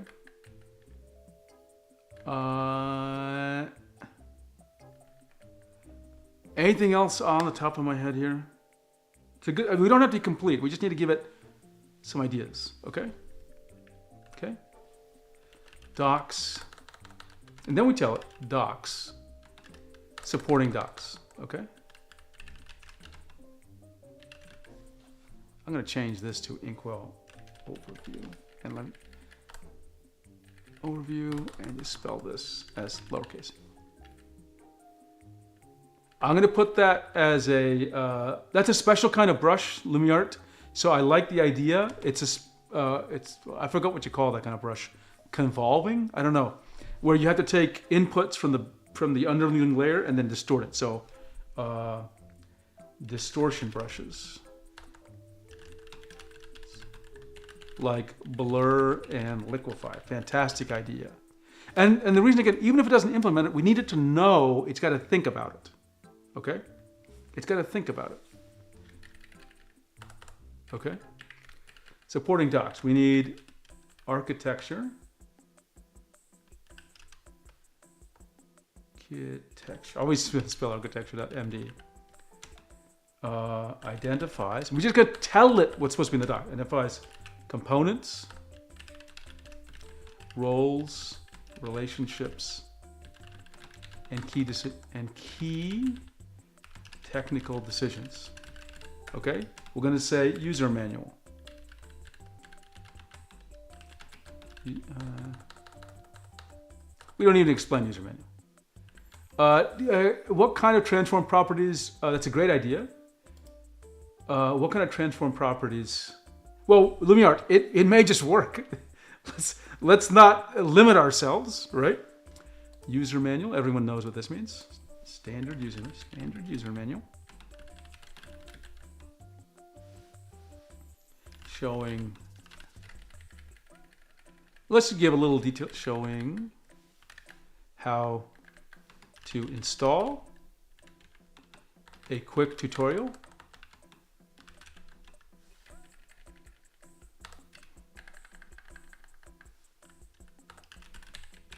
And how the features and explains feature set.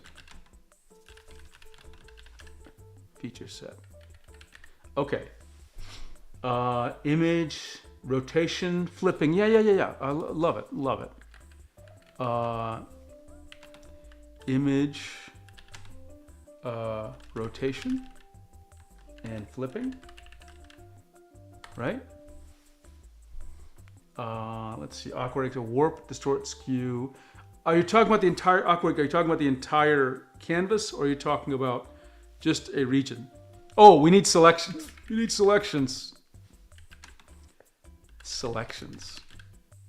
Like in Photoshop. Remember, we don't need to over-explain. That's the other thing I've learned. You do not need to over-explain by default.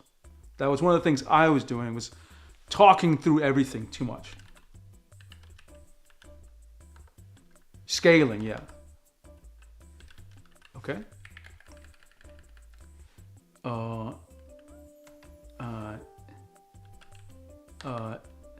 Scaling the document.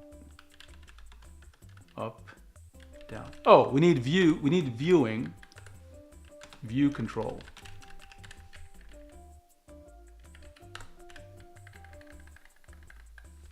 We need pan and zoom, right? And we need pan and zoom. Let's just say pan and zoom, right? Process time. I don't know about that one, but let's put it about in the talk later. What actually? Tell me more, LumiArt. What do you mean by process time lapses? I don't know what that means. Rotate. Do you mean rotate? Do you mean rotate the canvas like as a view, or rotate Like, I think that's what you mean. Yeah, let's do that. View control. Yeah, got it. Pan, zoom, thank you. Thank you. Okay. User manual and futures. Things we need to implement either now or in future. Implement, address, fix. Either now or in future releases. Okay, so we have and we don't need to overdo this. We're just going to save this, okay? So time-lapse is usually creating an MP4 file showing you. Oh, okay. I'm going to call that. I'll call it time-lapse recording, so it kind of understands. Okay. Time-lapse recording. Undo, redo. Yes. Thank you. Right? Okay. Now remember, the goal here is not to spit out the app. The first thing is for it to understand our goals and to have a conversation with the AI. Okay. That's what the first goal is. Okay. So what we do now we're going to get into Claude. Okay. So let's get my buddy Claude. I love Claude, by the way. I told my friends I am 100% on Claude all day. It's one reason I've been making so much videos. Sorry, that is one reason I have not been making as many videos, is I'm so occupied doing these things. Okay, so we're gonna create a new session. Okay, now it wants to know which folder we're gonna work in. So I'm gonna select open folder, and we'll go back to GitHub, and it's gonna be Inkwell. Okay. Now the thing is not on Git yet. Okay. So let's see. Okay, so we're ready to have our conversation. Okay, the first thing I will tell it is read the overview doc in the docs folder to understand what we are trying to do. That's it. It says trust the workspace because it's never read from this folder, and it's just going to read. Okay. So it's just summarizing. So I'm not learning anything from it, really. But it says,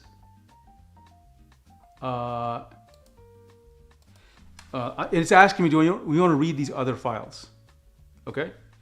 So those other docs don't exist yet. I'll just tell, don't exist yet. We will make them as we talk about the project. Okay, and now when if you just tell it things, like I like to give it questions, right? So what I'm going to say is, I'm going to say the next thing we are going. Okay, sorry.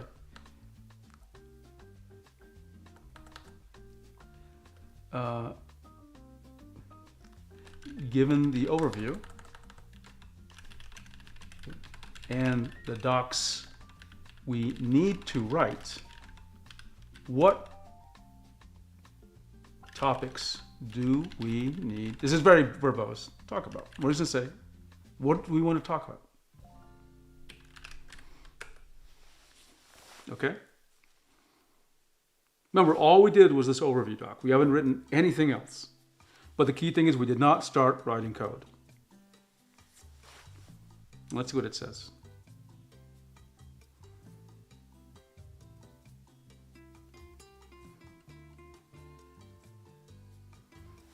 This is beautiful. This stuff is actually remarkable because it's like with its background, meaning the model it has, there's lots of things it's going to point out I had no idea about. We're going to actually go through this and just, okay. So let's see, let's go on architecture. Tech stack, okay. I'll just say, okay, ask me, I hate to do, I mean, it's so silly that I do this, but I love complimenting it. Wonderful job.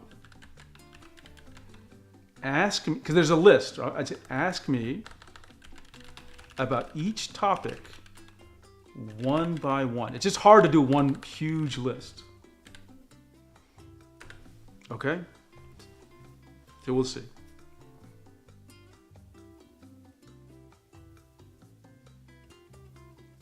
Okay, UI framework.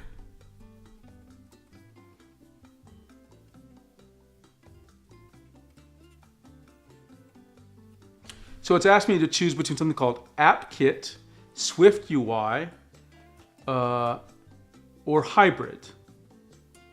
So I would like to use the most modern thing. Okay? So I'm going to just ask it. I'm going to say, so for UI framework, I'd like to keep, I want to be as modern as possible.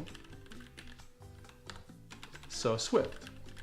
But what are the challenges with this choice? Now, it's very important you don't always accept what it says. You should challenge it, okay? Meaning, like, if it says, well, this is a bad choice, and you say, well, justify that. Explain do the pros and cons analysis, right? Don't just listen to it. Challenge it. Have not an argument, but a robust debate with the AI. What I try to do here, again, is saying, I have a goal. I want to be as modern as possible. I didn't say use Swift. I said, this is the reason why I want that. Okay, so it clarified for me.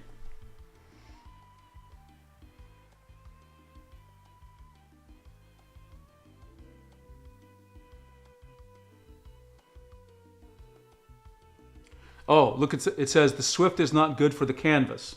Interesting. Tablet input is not exposed to Swift UI. I didn't know that. Right? Hey, you know what? You mentioned Star Trek. Okay, and I love Star Trek. I'm a real Trekkie. I'm going to tell you. I'm going to link for you a scene. Give me a second. I don't want to spoil it for you. It's a scene that appeared in like 1987 in Star Trek 4. Okay.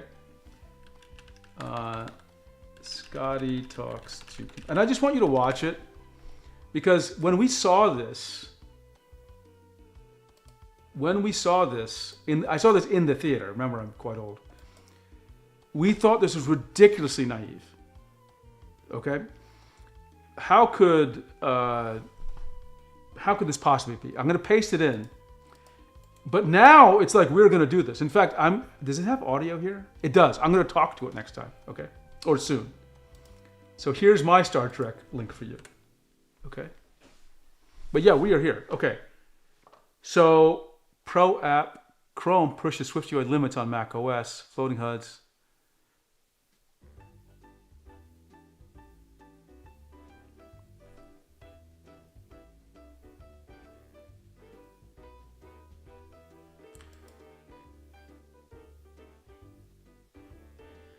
Okay, what it's telling me is there's some challenges. Okay, so first of all, when it does this and I need to make a decision, I will tell it to document the decision in the architecture and make sure you document the pros and cons. Okay, use a keyword. How quaint! Exactly. I love when he picks up the mouse. He goes, "Computer." Can't do accents. Sorry, computer, and he's like, "Why isn't it responding?" And then he's like the hacker guy doing the hacker Pepe doing this on like a Mac Apple IIe or something. Okay, here's the net thing, right? If I use Swift, which is the most modern thing, so actually, let me back up. Swift is going to be the language we use. The question is, are we going to use Swift UI or AppKit or hybrid? It's telling me I'll get better integration with AppKit. So I'll just clarify. So I'm going to ask it because I'm not totally sure. So can we do AppKit only, but use Swift as the language. I just want to make sure it did say that before. I just want to double check. I typed in App Kitty. Yes. Okay, great.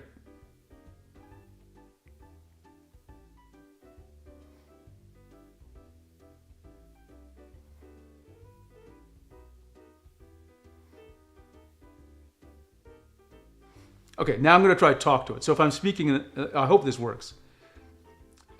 Dictation setting. Let's just make sure we're microphone. No, I don't want that. I want it to use Streamer X main. That's my actual mic. It's actually listening on this microphone you can't see. Okay, I'm going to say allow. Okay, let's lock on the choice of AppKit plus Swift with Metal for rendering. Please document this as one of the first decisions in the architecture document and add supporting information about the pros and cons so that it is clear to future readers why we made this choice.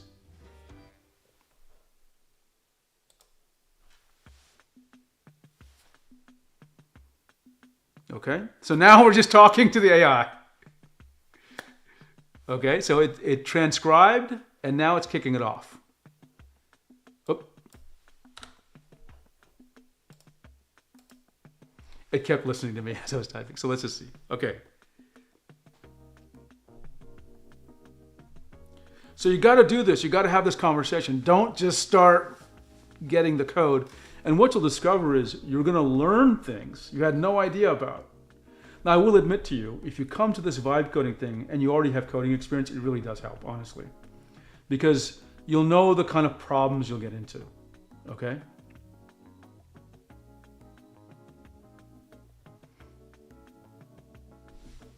Oh, it also fixed a little spelling error. Huh, very nice. Okay, so next topic. Yes, go for the next topic.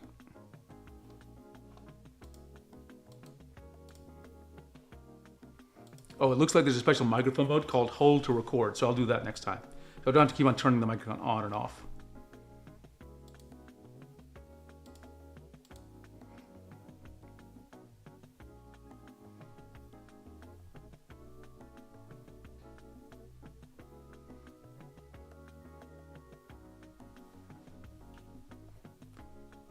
I'm so excited. I've always wanted to do a vibe coding with you. Aquarake, I pay $100 a month for Claude. And I know it seems like a lot, and it is. I pay $60 a month for Cursor, which I don't really use right now. Claude, it's worth it. It is worth it, okay? But we have to be, I'm also a careful manager of context, and really I don't think this app is complicated, so I don't think it's gonna cause me any stress. Okay, it's asking me, the engine here is everything below the UI layer. Stroke processing, stamp rasterization. It really knows what it's talking about. Yeah, the push to talk will really help me. Hot paths. Okay, it's listing some hot paths. Okay, it's giving me 3 options. Pure Swift everywhere. Swift for app, C++ for engine.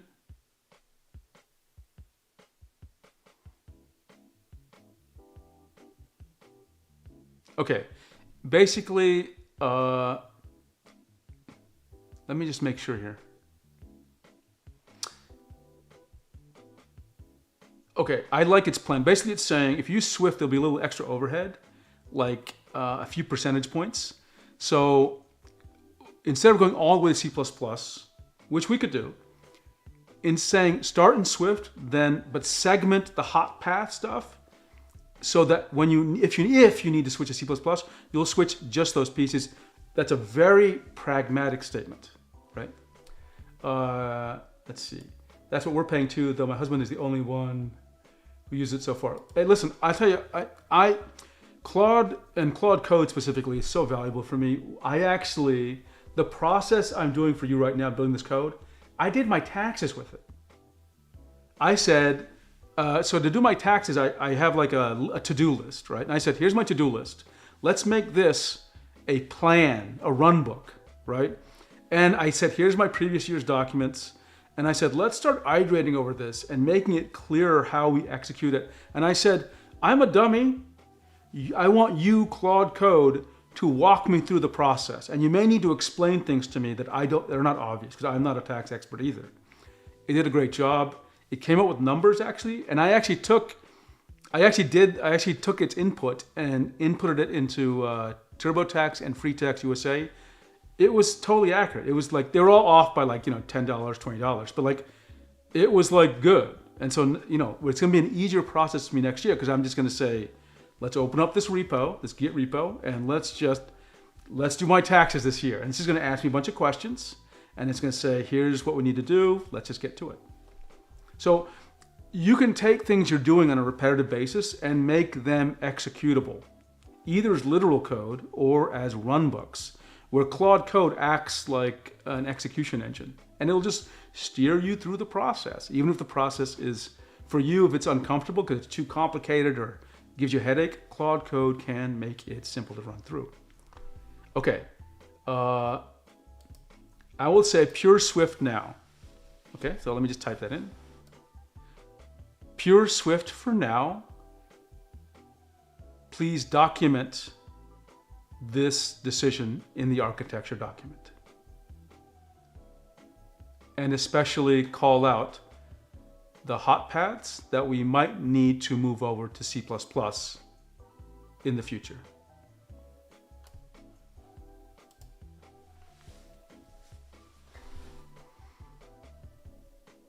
So all these documents play the role of context for the project. If I ever go to another machine or need to use another UI, all I'll tell the other AIs is I'll tell them, read those docs.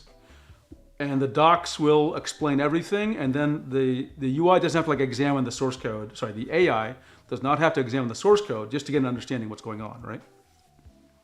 So that's the other thing. You kind of want your projects, at least I'm finding it very helpful for the projects to be self-documenting so that AIs can pick it up really fast. And they can reason about it without having to dig through all the code.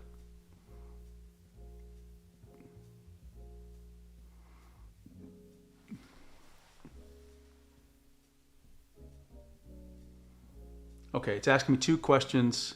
Minimum Mac OS, targeting OS 15 only. Yeah. I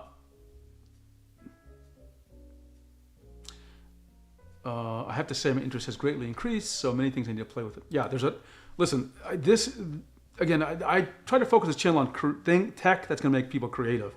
This is the tech that's going to make people creative. And if we can, as I know some of us are artists here, the focus on AI gets so fixated on generating images and generating audio. I'm like, yes, those are difficult, problematic topics to deal with, but take a look at what we can do. We can build our own tools. We can build our own processes, right? It can spare you from so much drudgery in life. Learn about this stuff now, because you'll have, I'm not even saying not just a business advantage, but it'll actually make your life simpler, really. Okay, so it's asking me which minimum Mac OS, either 15 plus, or that's okay. So I'll say 15 plus and Apple Silicon only. I'll just ask you one more question.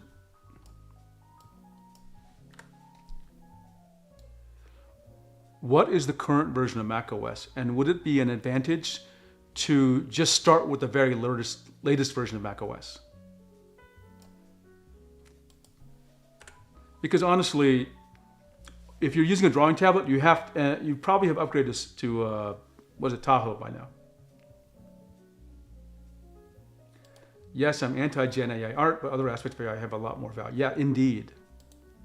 I think our issue with Gen AI art is also going to be a little bit fuzzy as we start using AI to do things like After Effects, like, in other words, please make this image more blurry. Like, even though it's Gen AI art, you probably won't think about it that way. You'll just think, oh, it's another filter. Okay, let's see. Aquarake says, I mean, I think we're past the point of where simplifying life is a good thing. I think AI is an abomination, and yet I'm having to learn it to stay competitive. Listen, I think you even if you dislike it, and I understand, I dislike it in some ways, because it's going to disrupt, it's going to put people in unemployment. Honestly, that is going to happen. It's going to disrupt all sorts of industries, but we're going to have to learn it. This is the truth. Recommendation: macOS 15 Sequoia is minimum. Actually, let's see.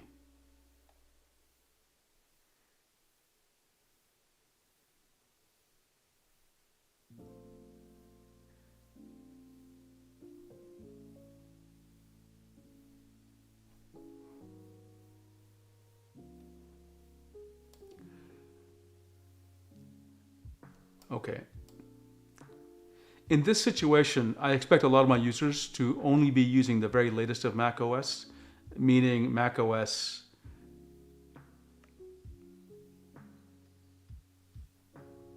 16.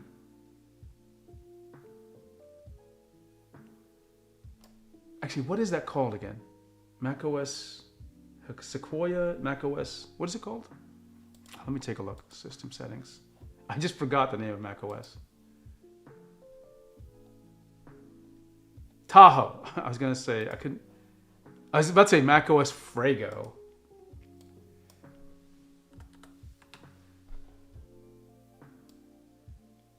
Tahoe.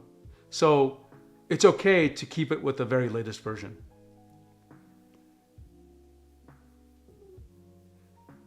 And it's okay if we go with Apple Silicon only.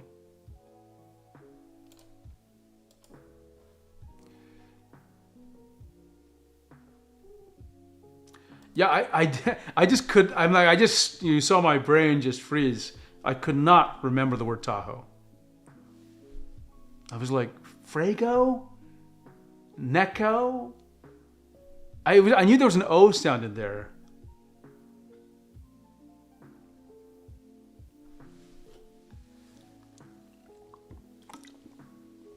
Yeah, I'm so excited. I'm also just excited we can do this together. And you can see what it's like to actually use AI in a creative way, which isn't Gen AI. Let's see. I don't think making life easier is going to benefit society. Well, let's try to pick a midpoint here, Aquarake. I'm not talking about necessarily making life easy. I'm just saying there's drudgery, which we all have to do in our jobs and life. And some of those things are not, they don't really add value. I'm just trying to get rid of drudgery. I'm not saying work will be gone, but I'm saying the parts that are like, tedious. Like a great example for me is sometimes at work, there's like two lists of things. I have to match them together. It's like, that's a pain. Like, make sure everyone in this list is accounted for by this list. I don't need to, like, it's just a pain to look through the list as a human. So that's an example of drudgery that can be removed. Necco wafers, yeah. Okay. Core question, how is the canvas stored in memory? Full bitmap layers, tile-based layers, tile-based with GPU resonant tiles. Okay, this gets into some like complicated stuff. I'll briefly explain what's going on here for non-tech people. You know, bitmap is just a rectangular array of pixels, okay? You can think about, that's how it's actually in memory, okay? Tile-based breaks them up into smaller pieces. That just basically means you get like a 50% performance improvement, okay? It also makes things like undoing easier for all sorts of fascinating reasons, right? And as it points out, most Pro Tools do this. But it has engineering cost, okay? And then there's tile-based with CPU resonant tiles. Now, this is more complicated. And this is probably something that can only be on Mac OS, I think.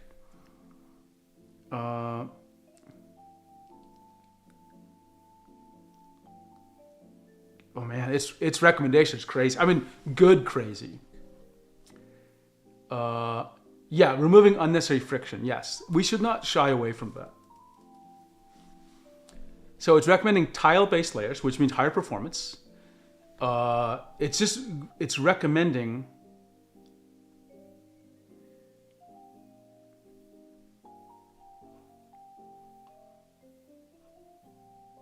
I'm going to say so I'm going to say I like your recommendation. Go with it.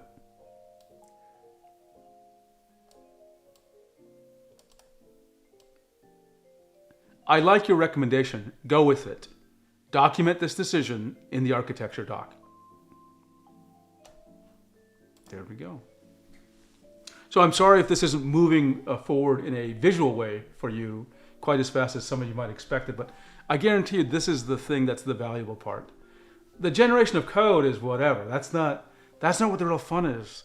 The fun is deciding how this thing is actually going to work. What do we need, and how can we roll out features in a sensible way, right? Now, this code is going to be complex, so I am also putting my faith that there's enough of backing in the LLM model that it knows how to generate some of this code. This is complex stuff, and it's deeply integrated into like Apple Silicon apparently. And I haven't even used much of my context window, so this is great.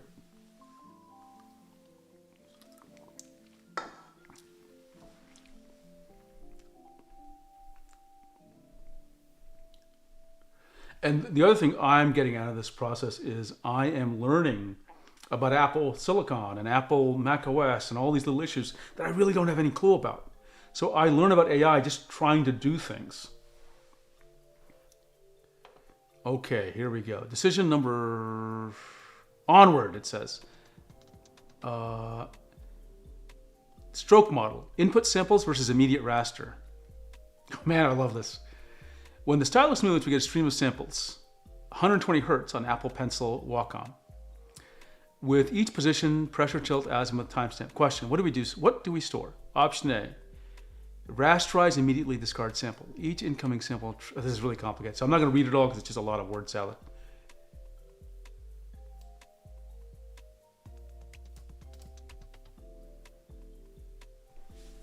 So option A is saying, just draw it to the bitmap immediately. Option B is, okay, option B is more complicated. It's not going to help me. Okay, I will say just do it option A for now.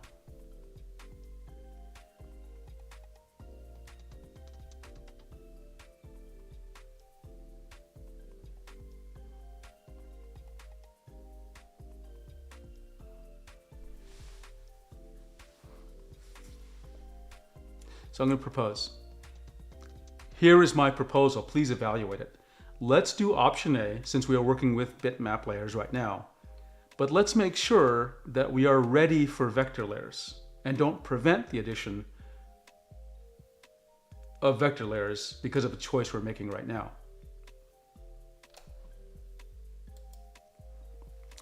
Let's see. This is all currently with a single Claude agent. I know managing multiple agents in a project, something husband. This is all with one agent. I have not tried like having multiple. I have multiple Claude agents working on multiple projects, like different projects, but not multiple working on the same project. I just feel like it's easier for me to keep track of what's going on if I have one session.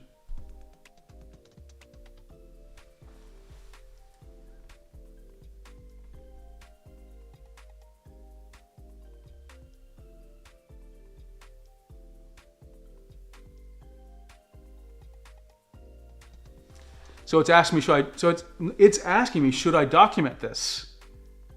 So I'm going to tell it yes, but it's saying one more thing. Do you want to address the time-lapse implication first? That's interesting. Okay. The overview lists time-lapse as a future option. A bitmap genuinely make time-lapse harder because the stroke history is gone the moment.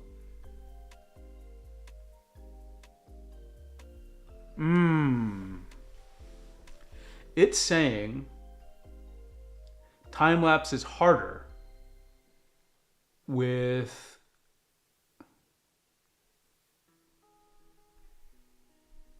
I'm going to ask it a question. Can't we just store the intermediate bitmap changes?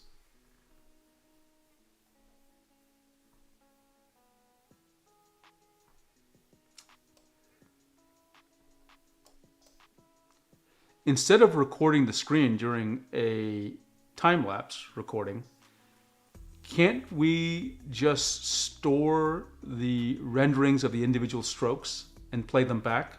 Sure, it won't be like an animated stroke, but the final stroke will be rendered correctly.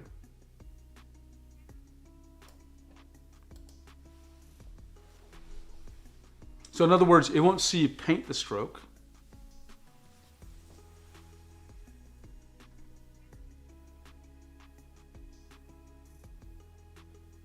What do you think about that for whoever asked for time lapse? What about if the strokes just appear in the time lapse but not drawn? Does that make sense?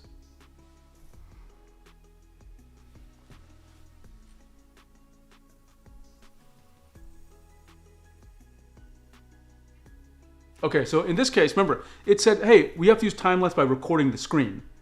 And I said, that doesn't sound, I didn't say it literally, it doesn't sound right to me. Like in my head, I'm like, that doesn't sound right.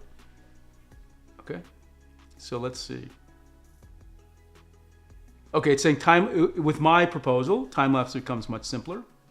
It even says genuinely elegant. Listen, the AI will flatter you all the time. Don't pay attention to it. That's how Procreate and CSP do. Good, good. Then I'm going down well-trodden paths here.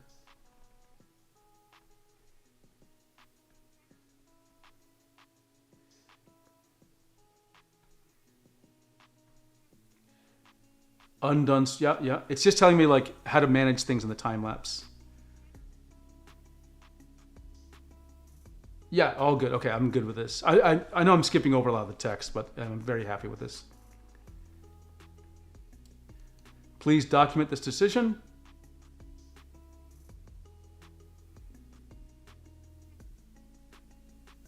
Oops. Yes, please document this, and let's move on.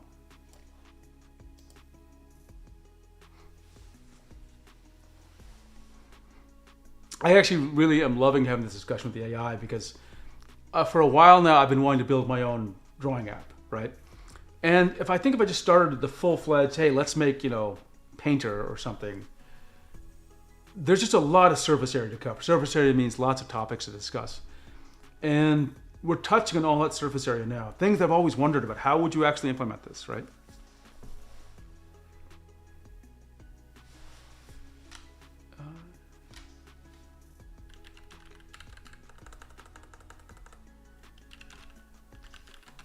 The next topic. Somehow the microphone didn't catch my full sentence.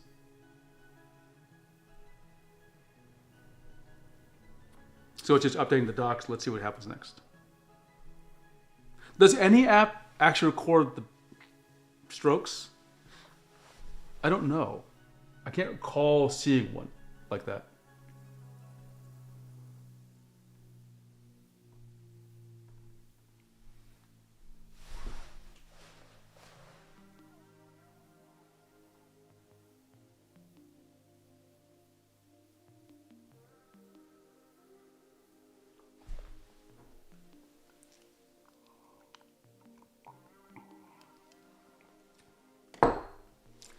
Color and blending. Oof. A cluster of related decisions. Working color space. sRGB versus display P3. This is interesting. Apple Silicon Macs are P3 native. Did not know that. Display shows a wider gamut than sRGB described. Working display P3 means colors are vivid. sRGB is a subset.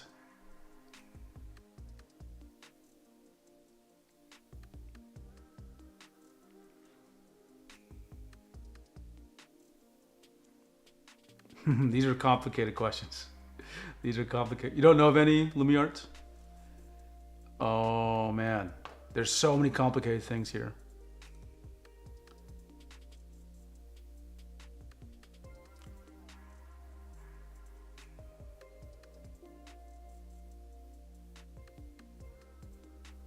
I'm just gonna say, let's go with your recommendation and move on to the next topic.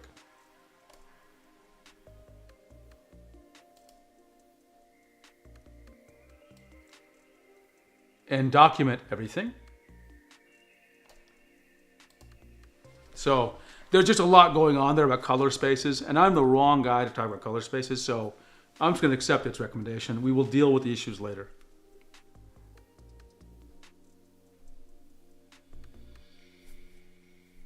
One thing that's coming through here is that this app is really Mac optimized. Like it is not something that was like, hey, it's going to work on. It would seamlessly work on Windows if I translated it. It would require some real work to make an app that worked on both. That's very interesting. Photoshop has 16-bit, I think, but no one really uses it. Yeah, I've never seen anyone actually use it. Like, and I understand the theory of why you'd use it, but like, I just don't see anyone using it. And filters don't work with it. Really? Interesting. I think you're right. I think CSP is only 8-bit. I've never seen any 16-bit layer options there.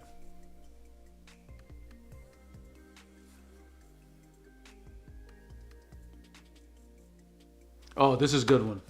What's in a document? This is decision 7. What's in the document? Layer hierarchy, flat or grouped?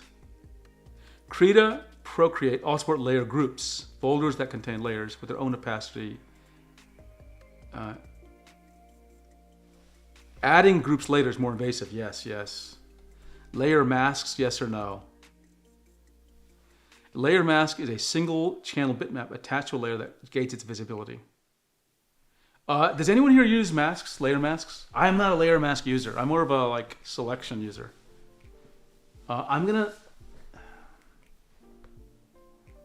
Okay, it's recommending it. I don't mind it. I just don't use them.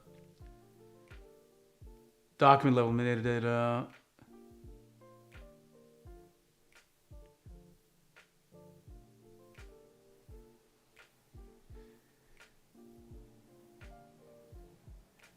It's actually saying it should invent its own format.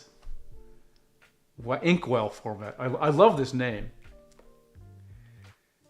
You use the Lumiar?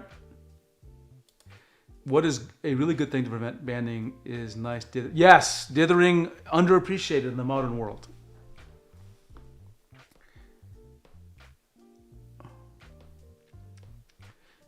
Layer groups, layer mask, DPI's metadata only, own bundle format. Your recommendations sound great. Let's go with that. Document everything and move on to the next topic. Man, everyone in chat uses layer masks except me, apparently. So I guess I need to learn about layer masks.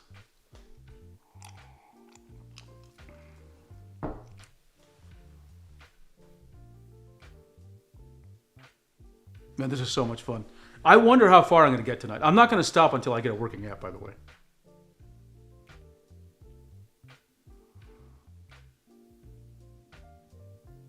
Think about, I'm just making stuff up, right? Think about you have something you've always wanted an app to do, or you just need a task that has to be done all the damn time, right? You could actually ask, AI to build the app you always wanted. Like it doesn't have to be a Photoshop replacement. It can just do the one thing you need, right?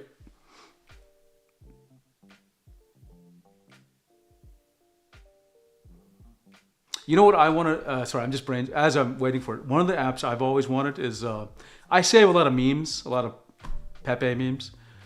And I have like this huge data. I'm always saving, duplicates, right? Because I just see them in different years. I want to be able to find them and search them, but have them deduplicated. Maybe you can help me with that. Threading model. Oh, this is complicated stuff.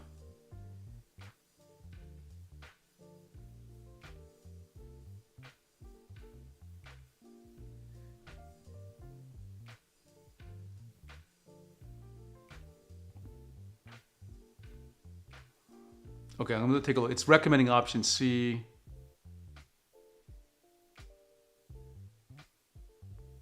Okay, yeah. Option C sounds good. Document this decision and move on.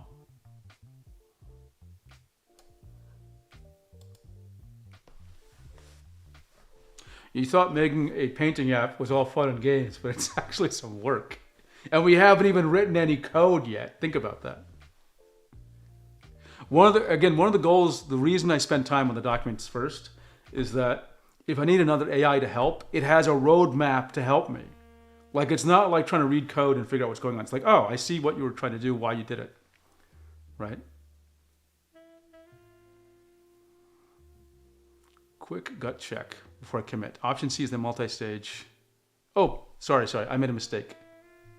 It's like I said option C accidentally, and it's like, wait a second. This is really good. It's like, are you serious? I think you are confusing.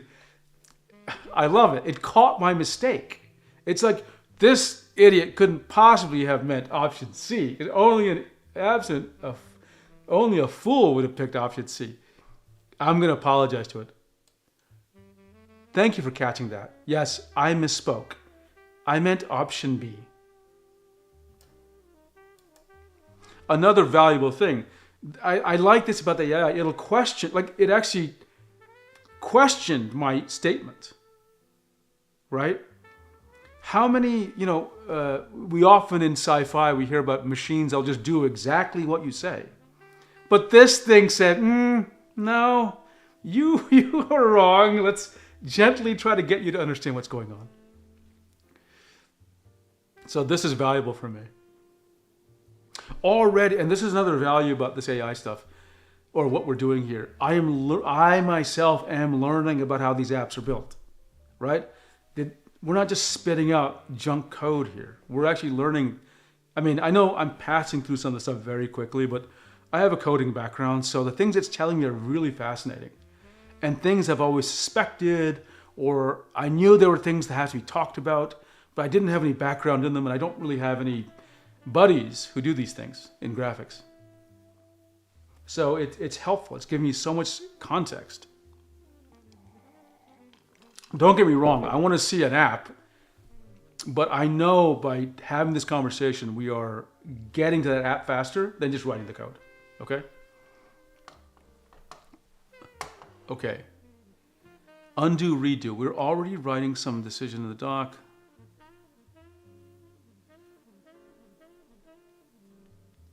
Storage format for a delta.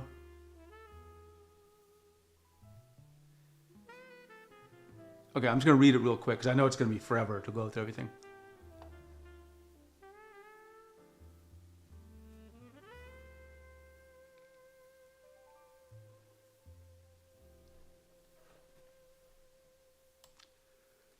All good. Let's go with what you have decided in your bundle and move on to any other topics.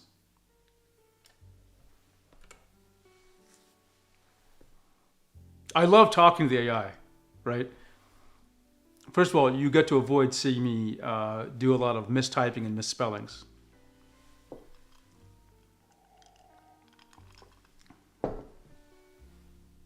We get to build the apps we've always dreamt about. I'm going to tell you, we're going to talk about a little sci-fi as I'm doing this. So we talked about Scotty and Star Trek. So what I'm going to tell you was true for over 20 years ago, okay? It's not true because of AI, it's true of 20 years ago. One day I was at work and I was, I really like Visual Studio. Visual Studio is like the best IDE coding environment in the world, right? And one day I thought, what could be better than this? I mean, could you even imagine a different coding environment? And I thought, yeah, I know exactly what it is. It's the Star Trek LCARS system. Especially as LCARS is the consoles you see in Star Trek Next Generation and other series. And why did I say it was the best IDE in the world? Because think about how, Wesley Crusher used it. He stood there, he had a conversation with it. The thing could simulate scenarios for him. It could run, it could test itself, it could run, it could do things, it could measure. It was way more than an IDE can do today. It could reason about itself, right? And I thought that's the ultimate expression of something that could create things for you. You can have a conversation, you can say what your goals are, you can measure the things it does and say, well, that didn't work out. You can run tests.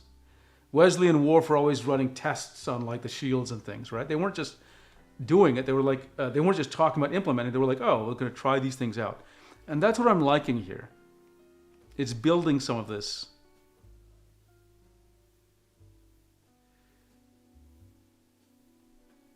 Okay. Oh, this is complicated. Okay, let's see.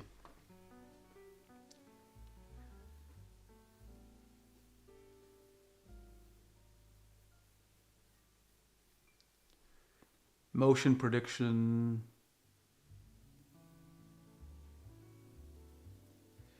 Okay. So it actually tells me something, by the way. iOS and iPad have predicted touches, right? So it looks like there's some motion prediction there. That's interesting.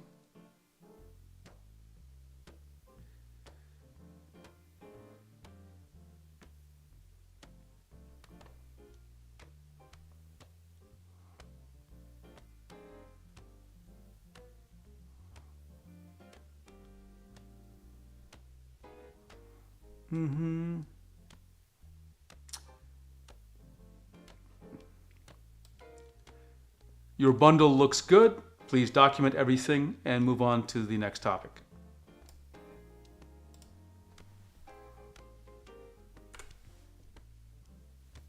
Everything it said there was like, again, I don't want to bore you with all this kind of low-level stuff.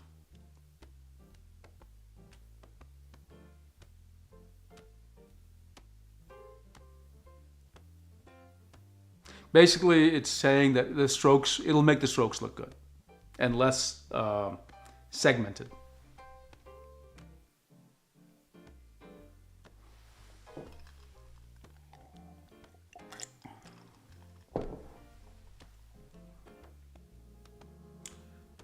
We should be getting close now to its final set of questions, and then we can.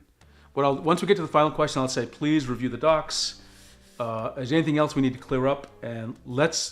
And then I'll say, please create a phased implementation plan. So like, let's start with something simple and then build it up in phases, okay? Because what you don't want to do is say, just build the entire thing, okay? Because first of all, it'll take a while. Number two, I think we can get some early feedback about how well things are working and put that in there. If it builds the entire thing, then it may be hard to tweak it the way we want. Brush engines now. Okay, brush engine.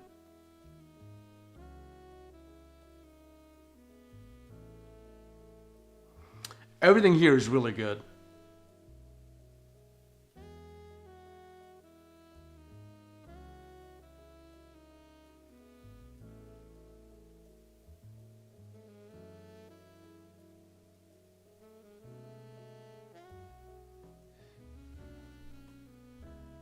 Okay, now it's telling you about which pressure curves it uses. And what I'm going to tell it is, let's go with Bezier now. In the future, I will have some ideas for things we should do that are better, okay?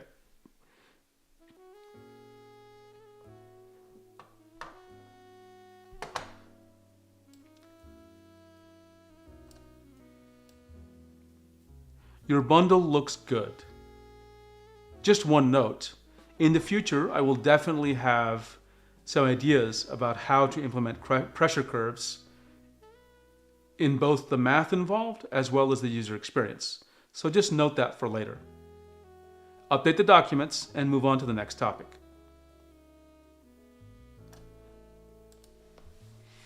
Basically, I have my own special UI for pressure curves that I want to try, which I've prototyped in other systems.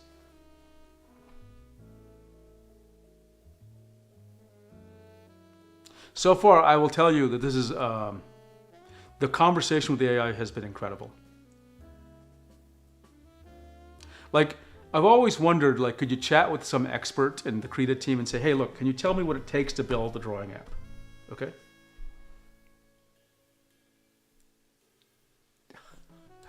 Oh, that's funny.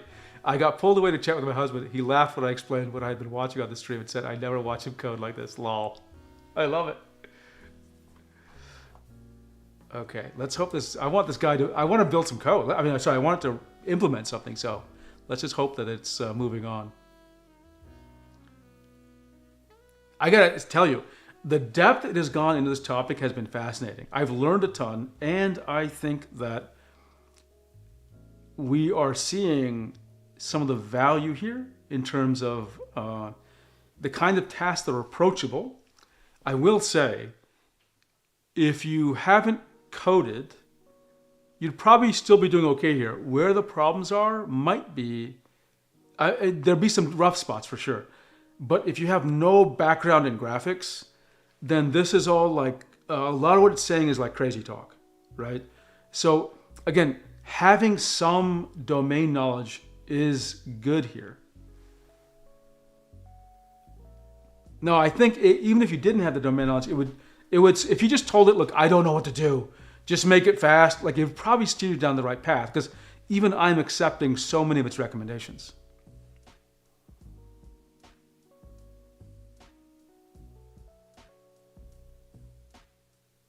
Everything here looks good. Lots of details here. Everything looks good here. Document it and move on.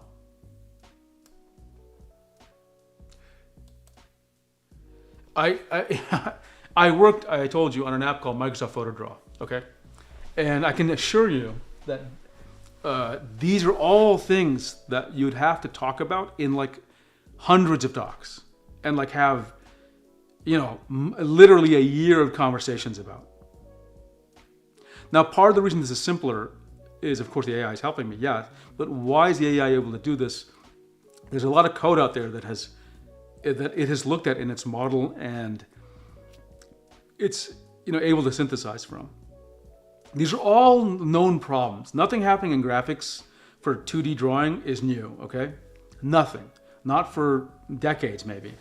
Except, I'm exaggerating. There are some new things.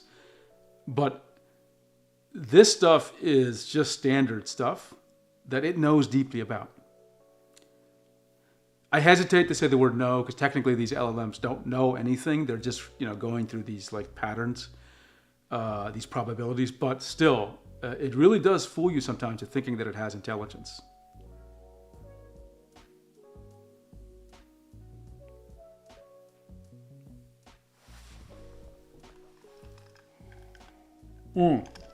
One more thing.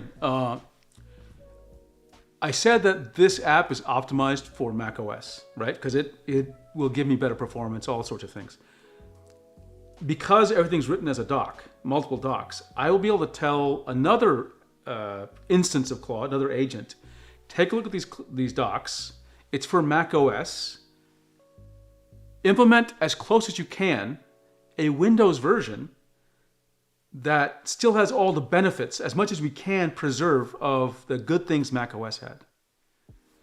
Let's see, a bunch of things here.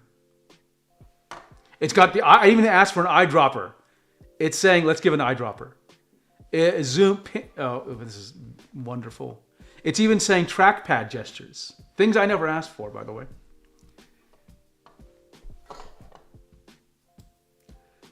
Everything looks great. Document this and move on.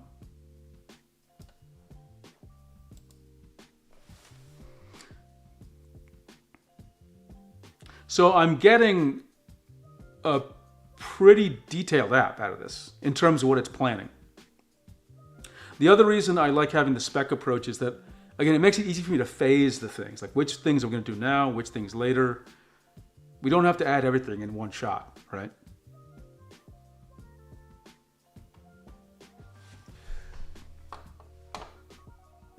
Oh yeah, I remember Mischief. Yes.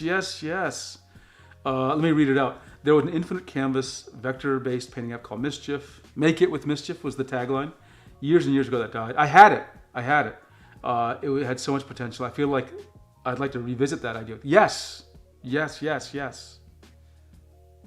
I'll have to remind myself a little bit how it worked.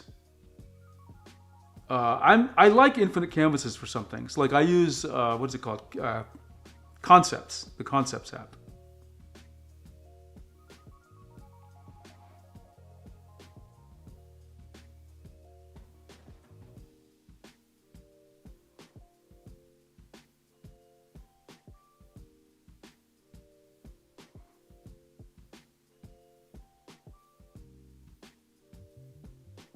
It's going through a lot of details. It's not asking me for anything yet. It's just kind of summarizing the conversation.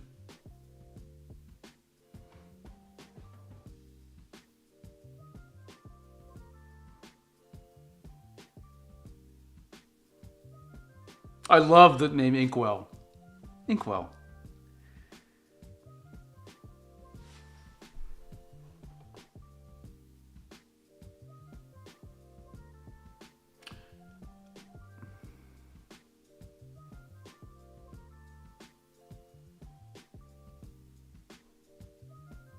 So it's saying, do you want this as one architecture level decision with detailed spec deferred?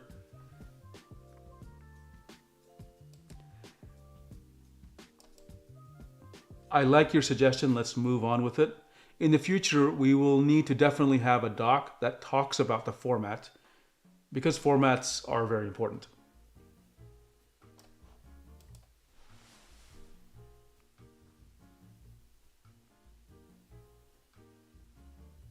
So this is a thing that you'll just see in a lot of my history. Like, you got to carefully document formats.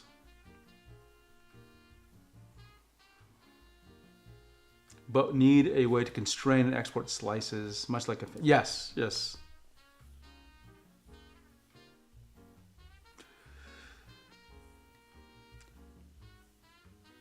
So, getting back to, a conversation about Adobe for a second.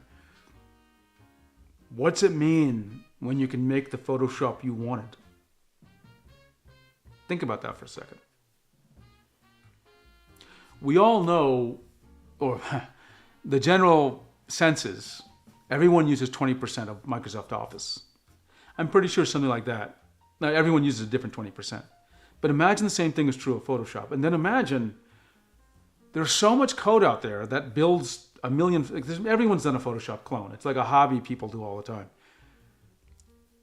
You can just make the exact thing you want, right?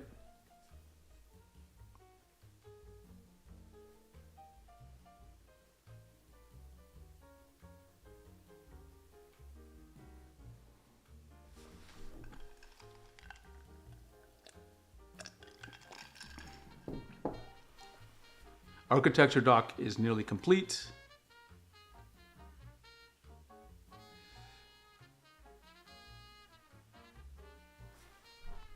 Okay, what I'm going to tell it is, you'll just hear me say it. For the user manual, for now, let's just focus on listing out the features. And then what I'd like you to do is create a document called plan. And in the plan markdown file, I want you to propose a phased implementation plan. So we'll build the app bit by bit in meaningful phases. It would be great to start with something small that works, and then incrementally add to that. And if we need to adjust things like the UX, we can early.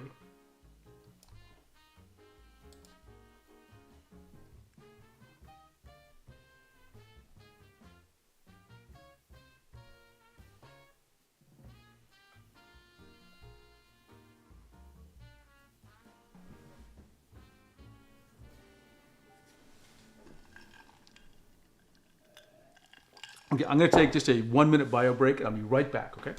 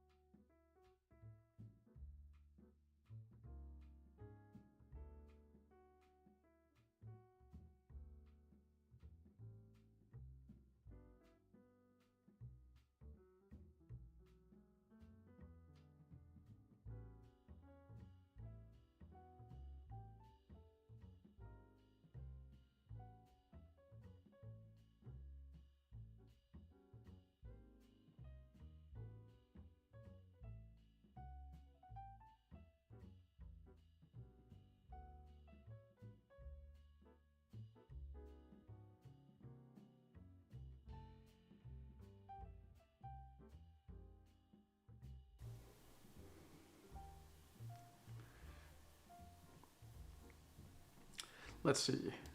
Exactly. I was thinking just a bit ago, which is why I see the value in freemium applications from the likes of Canva, where the application is no longer the product, but there's some other value. Yeah.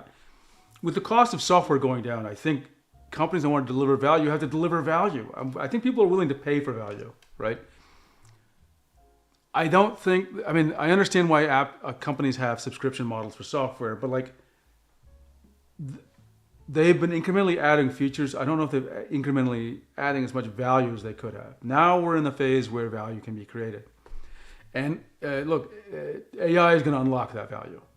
It's going to do things for you never imagined possible. Let's see, another comment here. There are people who make their own traditional art supplies, like oil paints and pastels. This is just a digital version of pastel. Yes. I'm a huge believer now that a lot of things that I paid for or had to use a tool for, I can just build myself. A great example is, so I was never the biggest Power BI user for building dashboards, but I could sort of do it. But now, why would I use Power BI to build a dashboard? Because I can just get the exact dashboard I need much faster and does exactly what I want. And if I need to tweak it, it can be tweaked in any number of ways, right?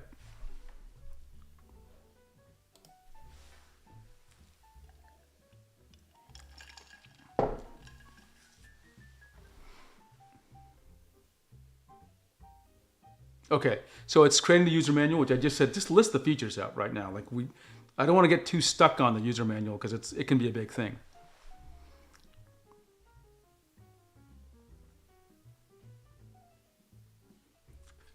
Okay, so let's just see. So now we've gone from speccing to now we're planning, right? We're actually talking about implementing. Not implementing yet. We're just going to take a look at the plan, and I'm just going to give it a quick check, like, does this make sense? And we're just going to go, like, implement phase 1. Let's run the app. Implement phase 2. Let's run the app. Let's take a look. Somewhere along the way, I'll probably add some testing, some unit tests, so that, we'll see. I'm super curious. Okay, while it's doing that, I'm going to plug in the tablet just to make sure the tablet is functioning, because I will need that for this test. Okay, let's just make sure. Yep. It is there. Okay, you see, I've got can you see it? I don't know if you can see the mouse pointer, but it is on the left screen. Phase 1, draw something.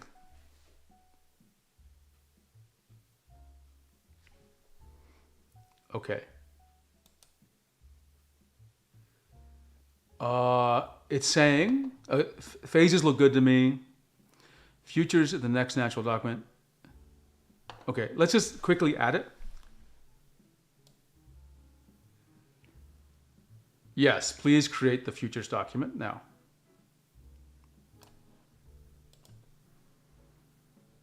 Because already we're starting to get to the point where there's some things we're going to do in V1 and some things we're going to do in V2. So it's good to just document this now.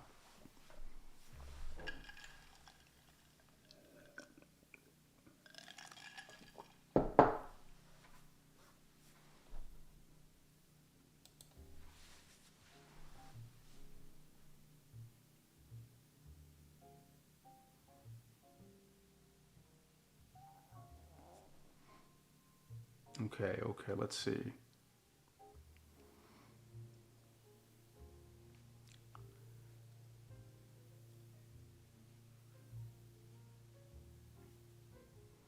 So our first test will be like, does the basic stuff work? Now, pressure sensitivity, I don't think will be in phase 1, but and I can see its phases. Basically, we'll get something, we'll draw something and be able to save it looks like. Then we're going to change an architectural thing. Nothing will change what you see, but it'll just be high performance. Then we're going to get a real brush engine, right? So this is where we'll get pressure sensitivity. Then in phase 4, we get layers. Phase 5, we get loading and saving as our Inkwell format. Phase 6, we get masks, selections, and Photoshop interop. Those are 3 different phases, actually. So yeah, we're almost there. And like it's gonna do a whole bunch of UI in the middle of all this. So let's just take a look.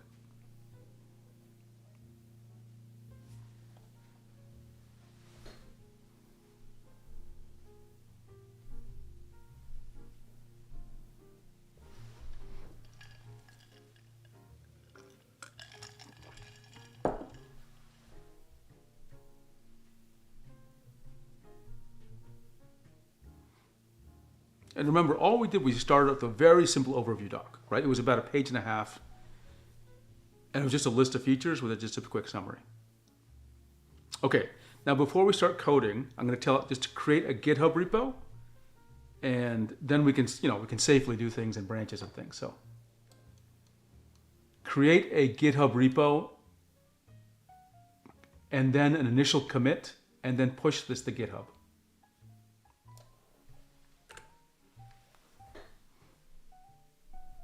It should know how to do this already, so we'll see.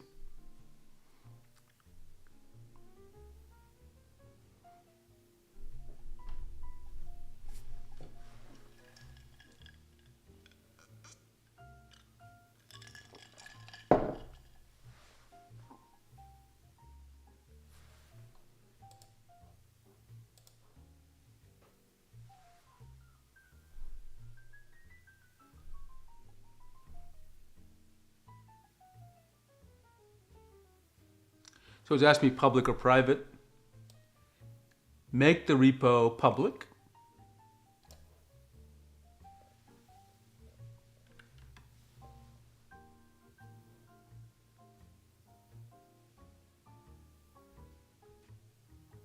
I'm okay sharing everything publicly.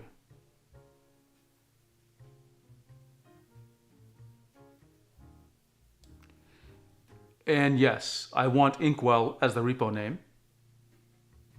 And yes, under the 7 pence. I didn't quite understand that last set. Under the 7 pence.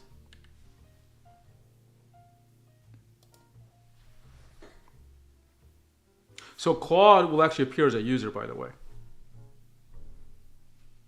I think we both technically be listed as contributors, but Claude will actually see do the check-ins.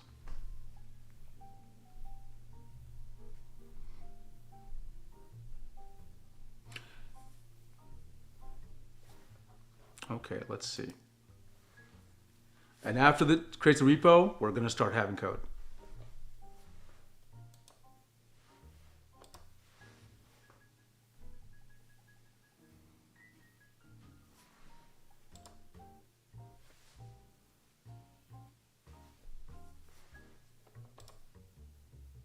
I have to keep on pressing like allow for these GitHub actions. I think I can change that a bit later. So right now in the repo, it's just going to be the docs, right? We don't have any code yet. Okay.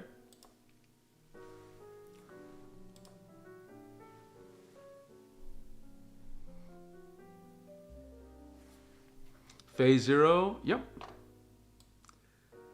Go for it. I like that I can talk to the AI in these kind of words, like, instead of like implement phase 0, I can just say go for it.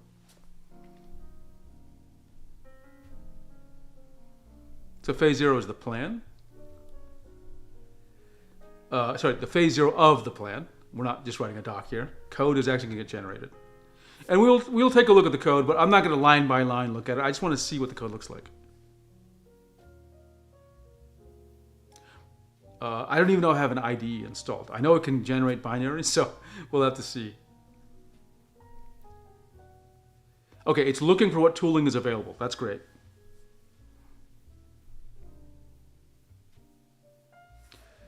Allow Claude to install Xcode. Yep, allow. Natural language again, just like Star Trek. Exactly. Exactly how it works. Okay, go ahead. It's telling me something is not installed, only the command line tool, so I'll just let it do what it needs to do. I just don't want it to reboot the computer because we have to, at worst, I'll just restart the stream.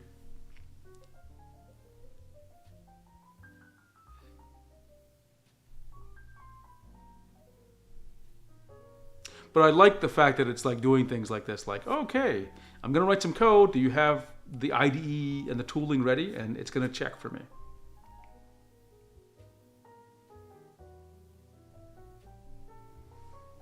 There is a C++ compiler installed because I was compiling something on this machine yesterday. But I did not install any other IDE here. Even if that is a problem, I can also just open up my MacBook and share that screen here, and then because that can safely reboot if I need to, because it's not my streaming machine.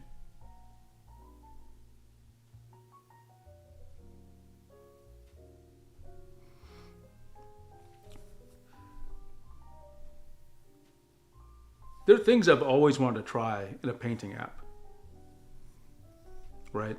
Like brushes that work a certain way with pressure, and maybe they won't work well, but I've always wanted, and let me just be more specific. I wanted to try, you know how you have smoothing for a brush, right? I wanted certain kinds of smoothing where the amount of smoothing is limited in its rate. I don't know if that makes any sense. It's like you set the smoothing, but it won't go past a certain rate, and it will smooth less so that you're getting less lag. Maybe add some prediction features in there, meaning position prediction. So any lag that is there is kind of hidden.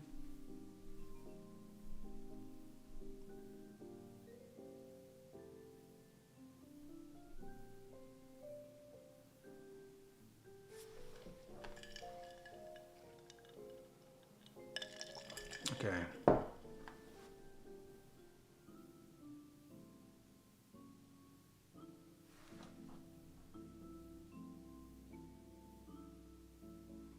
Okay, wow. It's like instead of getting a 10 gigabyte Xconsole, bootstrap phase 0 with Swift PM.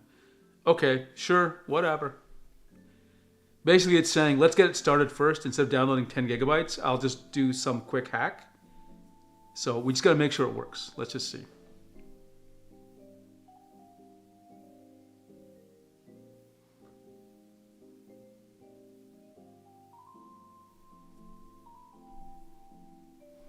Okay, it's writing code now. I'm going to open up Visual Studio on another machine, on another window. You probably can't. You won't be able to see it quite yet. But I'm going to let's see. Open a folder. Let's go into that. Inkwell. I love Inkwell. What a great name. Just totally invented that for me. Open. Okay. And then, do I trust? Yes, I trust. Allow Claude to make scripts executable? Sure, why not? Go for it, bud.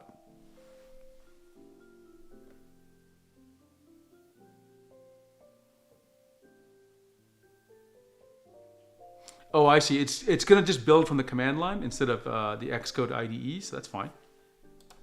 But I think it'll still be fine.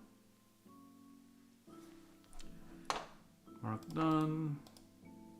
Okay, let's just take a look.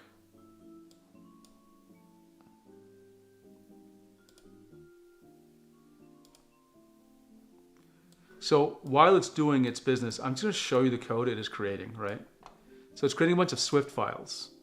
Canvas view, document.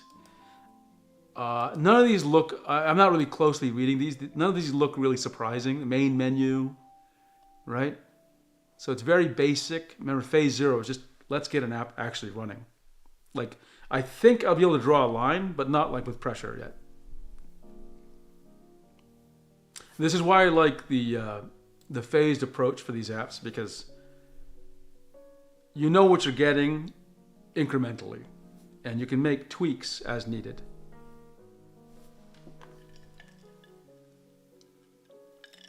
I'm a big believer in just making sure there's always continuous value being delivered. Every step means something more works or something works better.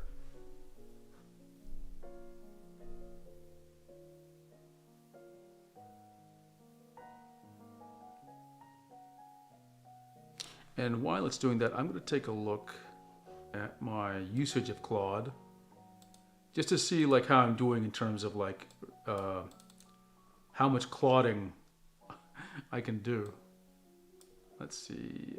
Continue with Google. Allow.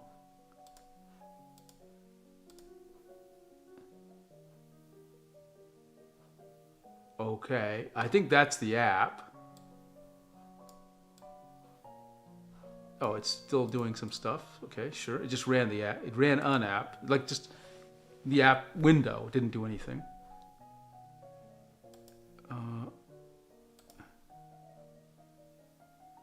Okay, so got an app window. That's great. So something, I know it just appeared for a second. Nothing magical or interesting.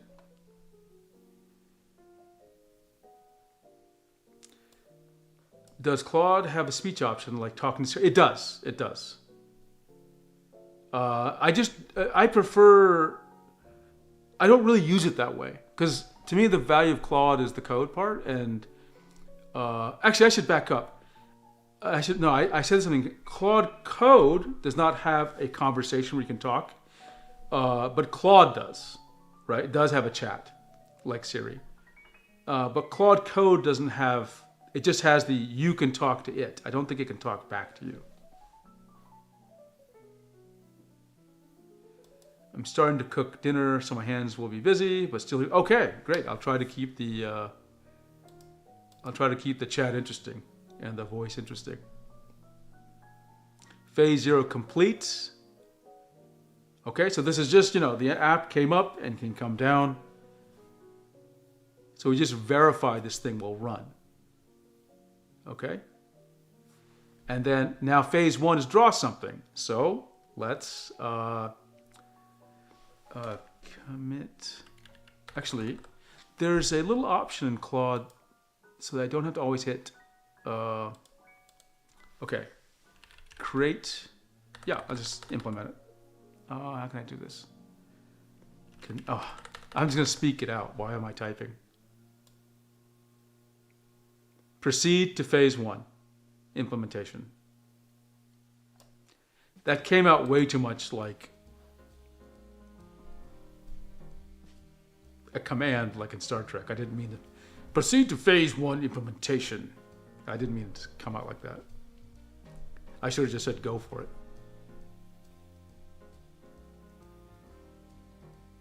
I wonder if I started talking to Claude like, yo dude, just go ahead. Would it like start saying, hey dude, back to me?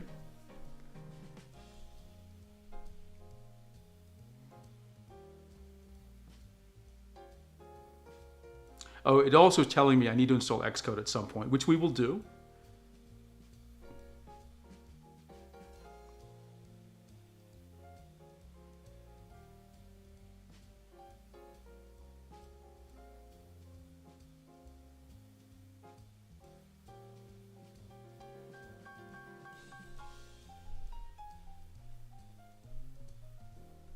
Engage. I have, since you're listening, I want to talk a little bit more Star Trek. And I remember, what's interesting is I forget that Star Trek The Next Generation is actually an 80s series. And it did not, in my head, it's always a 90s series, but it actually started in the 80s, which I forget. And I always loved Star Trek Next Generation, right? And in my mind, I remember just like, oh, that show must have gone on for like 20 years. It was only like 7 years. But I've been watching, not episodes, but clips from Next Generation and Deep Space Nine, but especially Next Generation. I think now, 30 years later, I have come to a renewed appreciation. I always liked it. I always liked Star Trek Next Generation. I was always a huge fan. I have come to a new appreciation of how much it meant to me and how much of my worldview it actually affected. When Star Trek came out, Next Generation, I was like 16 or something like that. And I don't think I would have said this back then. I don't think I had the brains to do it or the context. I think Star Trek Next Generation really did affect the way I think about people and the future. I think I really did believe that a society that they painted was possible. I don't necessarily mean exactly the same society, like, having teleporters and, I don't think they had money in their economy, right? I don't think they even talked about it, or they even detailed how their economy worked, if you want to call it that. But just the idea that while there were actual challenges people faced, individually as well as, groups and worlds, that the future is still an optimistic vision, and then we can be engaged in things, speaking of engage, that are noble pursuits. Let's see, I have a 2x3 charcoal drawing of Patrick Stewart in my den. Commemoration Star Trek plates all over my office. I like dogs. Name shown. Oh wow! Okay, a fellow Star Trek Next Generation fan, and I think as I watch those episodes and those clips, I'm coming to terms with the wonder they created in me as a teenager and a young man. And I think about that sensation, how good I thought the future was. Now, I'll be frank with you. I'm 55 actually. So, and I think many of you are at least old enough that you'll understand what this means. If you lived through 9/11 and you were of a certain age, 9/11, September 11th, 2001, was a very disruptive moment in life. It changed your worldview about a lot of things. And I'm sorry, there's some stupid, what do you call it? Leaf blowers. No, somebody's cutting outside. I also maintain that if I were ever single again, I would look for someone at Star Trek convention because we would likely share core. Oh, hey, I get it, and I want to talk about values in just a second. So, the utopian vision seems dashed after 9/11. Does that make sense? Because ever since that, it has been, some people, I don't know if they're joking. I think it's serious. They will talk about how the world has never been the same. Things are less idealistic. Things are worse in, maybe not tech is better, but things are worse. Life is worse since that moment. And I understand the feeling. I absolutely do understand the feeling. Star Trek: The Next Generation was often talked about as a utopian. I don't think it was a utopian society, right? I don't think they portrayed themselves as utopian. I think it offered a vision of a greater society, a better society. I don't think they hid over problems, right? But I liked many aspects of the show. I liked how these were serious people. Now, by the way, I'm just going to be upfront with you. I don't really watch the new Star Trek stuff. I can't stand it, to be honest. I'm not saying they're bad shows. I'm saying I can't stand them. And I'll tell you one thing I can't stand. I've watched clips of them, and the thing that I noticed the most is, again, I can't say this is a representative sample, is the way the bridge crew reacts to things. It's like something appears on their view screen, and everyone, the camera just goes from person to person, and everyone's got to add their little piece in, right? And it doesn't seem like they're the crew of any. It doesn't seem like they're a crew, but they're just like in a coffee shop. I'm exaggerating. If some of you like the new shows, more power to you. But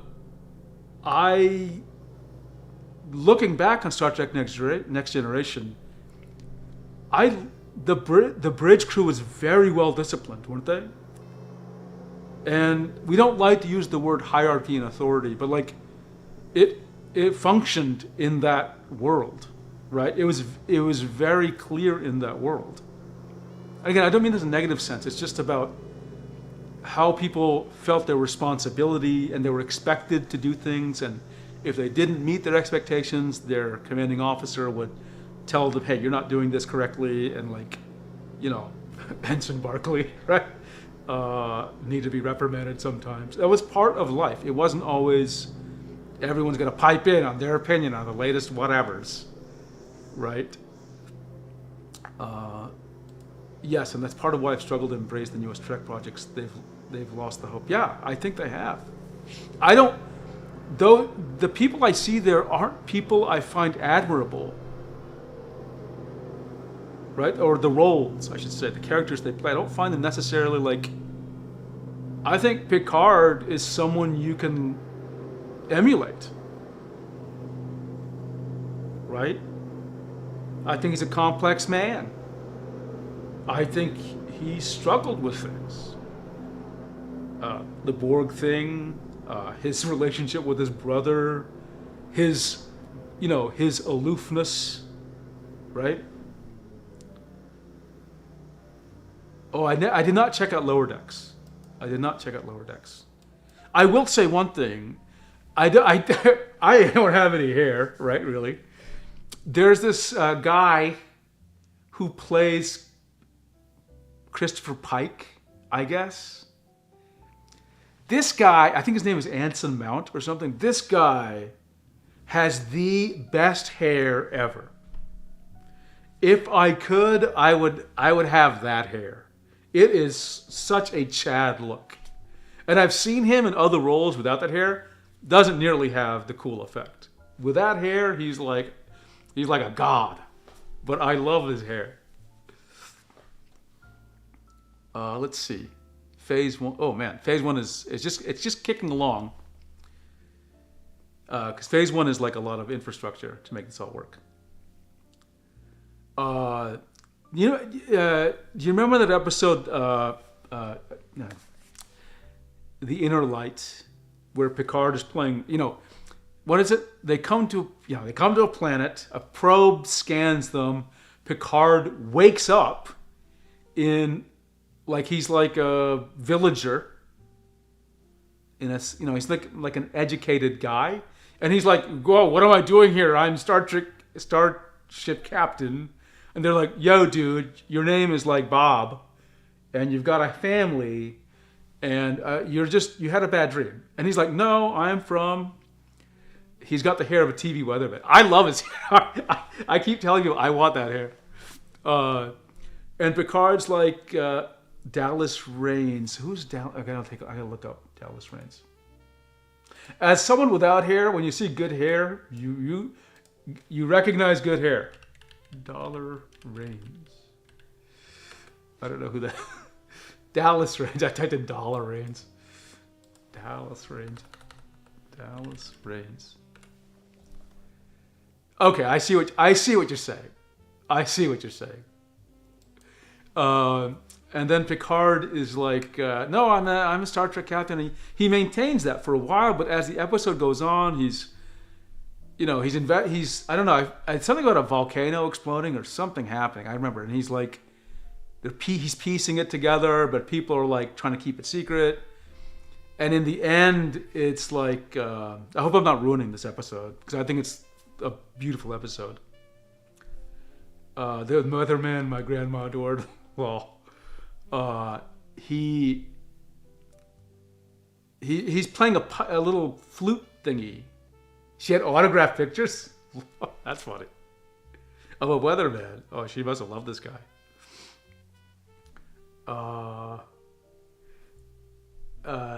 And then I forgot. Like, he just wakes up, and he's back as a starship. Now he's lived 50 years as this random other guy.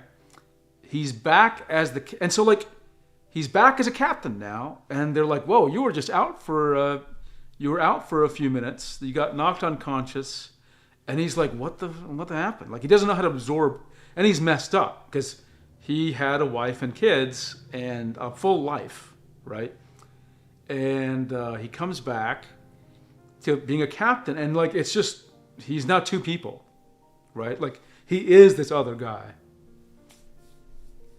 And Riker, at the end of that episode, smartly, like super cleverly,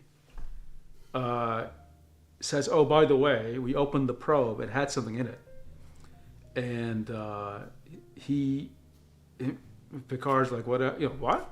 And he hands him that little flute thing. And Riker leaves, and there's a beautiful scene where he sort of clutches the flute to his heart, and he plays it. And I thought that was beautiful. That was beautiful. Said nothing in the scene. I mean, once Riker left. Because it showed you he still is like, it's still part of him. And inner light and, this flute and this experience was a way for that society to be remembered. Beautiful episode. Philosophical implications. Lots of emotion. Like, as Picard can experience them. Because he's not an overly emotive guy. But I thought that's the kind of episode that I don't know if these new series have them, right? And there are obviously many different kinds of episodes in Next Generation, but that is like a classic. That's like a classic.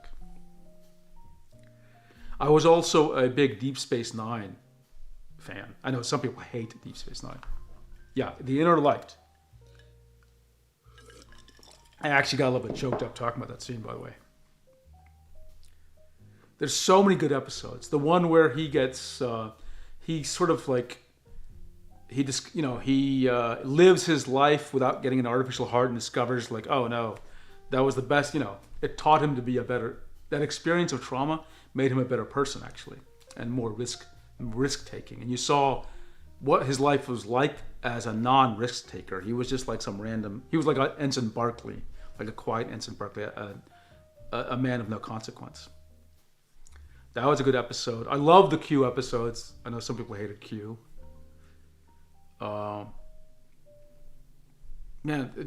Anyway, back to my main point.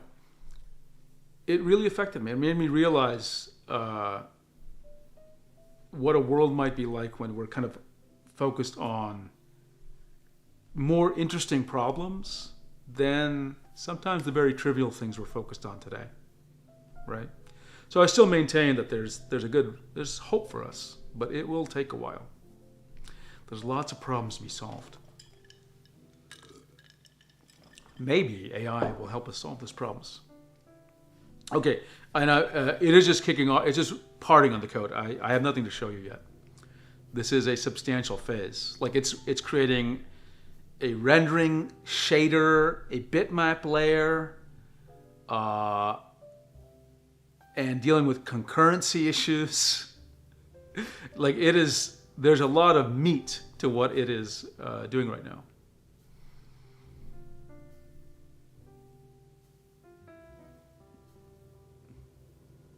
So it's been going for 16 minutes. That's why I'm having to just like talk about Star Trek for a while.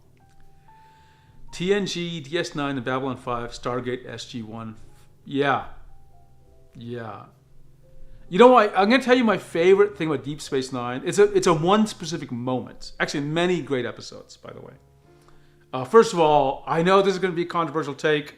I was a huge Gul Dukat fan. A Gul Dukat fan. Because he was a character, to say the least. Okay? I think they did his character dirty. They made him basically just go crazy at the end, which I did not like. But what a wild archetype! I am someone who knows that character's voice so well, portrayed by a guy named Mark Alaimo. I think I'm pronouncing it correctly. That literally I've been watching movies, not looking, and I hear that guy talk. Oh, it's Mark Alaimo showing up. But one of my favorite episodes I don't know the episode, I just know the event in Deep Space Nine was actually a Federation criticism.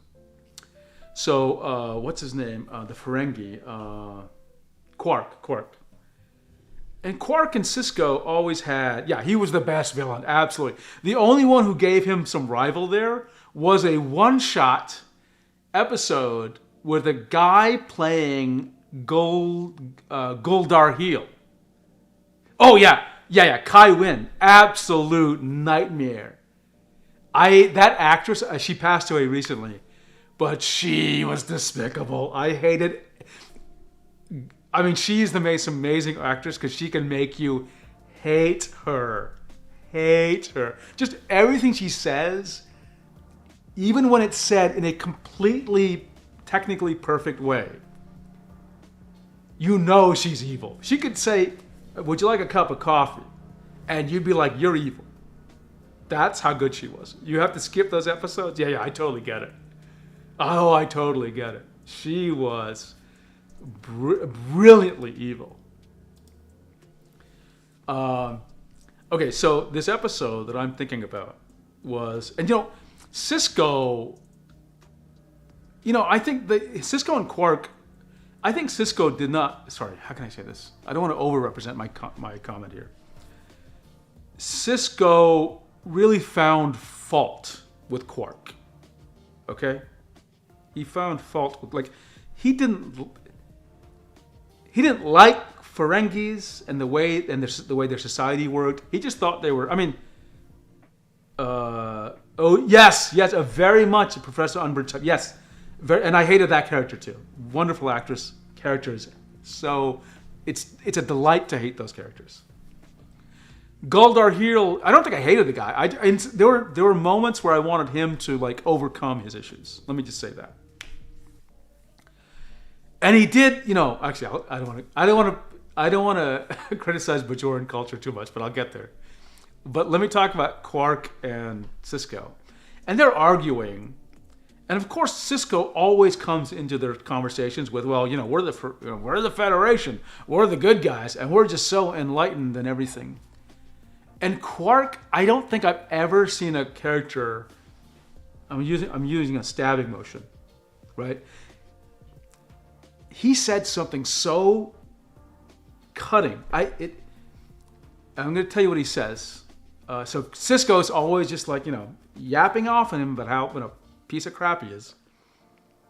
And Quark says, and I'm not I don't remember the exact dialogue, but something like, how can I say this? You Federation people think, I'm paraphrasing, you think you're all that. We didn't have slavery on Ferengi Prime. We never had genocides on Ferengi Prime.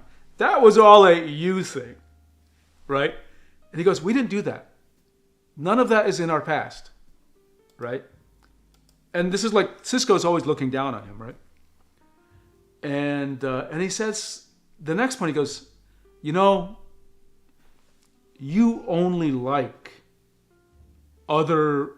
I'm going to just say, I don't remember the exact dialogue. He said, you only like other cultures when they remind you of you. And I thought that was quite interesting. It was the first time I can recall. Star Trek obviously had a lot of social criticism, right? I don't think, at least I cannot remember, this criticism being applied to it.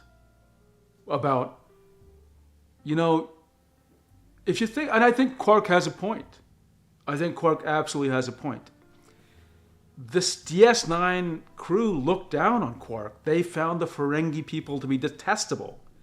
They didn't like the culture. They didn't like the way they did lots of things. They thought maybe they did cheat at things.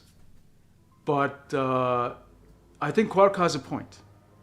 And I thought that was, just a few seconds of good writing. Okay, guess what?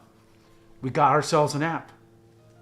I can show you an app now. Look at that. Okay. Look at this. I am drawing. Okay, let me tell you what this feels like. Okay? So first of all, there's no pressure sensitivity. I am drawing with a Wacom Intuos Pro PTK 870, so Intuos Pro Large 2025 edition. It's very fast. Okay, sorry, fast. What do I mean? It's very It's a responsive like you wouldn't believe. Like, I don't know what it is, but the stroke is rendering very fast. It's matching. It just feels super responsive. Now, I don't know what's causing that, but it's good. So we have made our first big jump. We actually have Inkwell, which has a menu. I can actually save as, can I? Yeah, I can save as something. Let's just save as untitled in documents, see what happens. Okay. I'm not going to test it. It may not be fully hooked up, but let me just check if it's actually there. Yeah, it actually saved it as a PNG. Okay, great. So save is actually working. Okay. Oh, I'm moving the scroll wheel on the mouse up and down. Scroll up and down is working. Okay.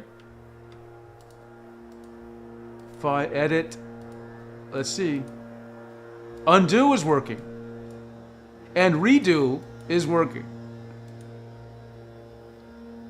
Actual size. Oh, look at that. Fit window. Full screen. Oh my gosh. This is amazing. It's actually doing its thing. We haven't even looked at the code. Okay, let me just see what it was at. It may be asking me to test something, so let's make sure.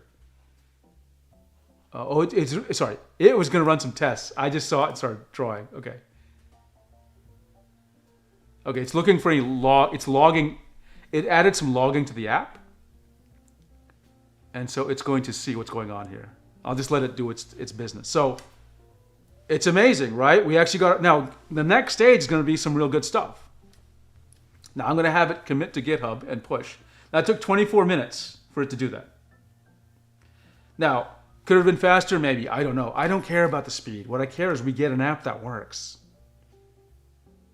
Now you think in 30 minutes, I could have, even if I knew what to write, I would not have been able to do this. Even on Windows. And I know what to do on Windows to make this happen. Okay?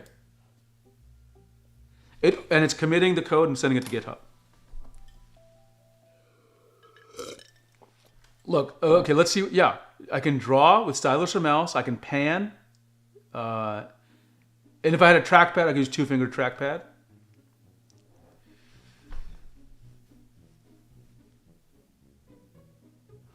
Oh man, it looks great. I mean, I'm just going to tell it looks great. I'm going to speak to it. Looks great, dude. Let's go on to phase 2. So phase 2 won't change any of the feature set. It's changing the performance of the rendering layer. So it's just going to go on for a while. I think it will be quicker. I say that because the fundamental app is built, right? And so phase 2 is going to take it's like, I don't know how to say this, it's like bookkeeping. Each layer, or the layer, is a bitmap. That's whatever size it is. And what it's going to do is implement them as smaller little bitmaps. Now I know it won't have any impact for someone drawing. Like, it doesn't give you more features, it gives you performance. And it makes some other things easier to deal with. It gives you better memory. It makes some filtering things work faster. And it's not easy code, but it's well-trodden code. It should be able to just do this. So, and the patterns are well known. Okay, so we're just going to let it do its thing. It took 24 minutes for phase 1. Phase 2 should not, I'm betting it won't take as long. Because the rest of the app, I think, will not have to understand what's happening to the bitmap layer. We'll see. We'll let it do its thing.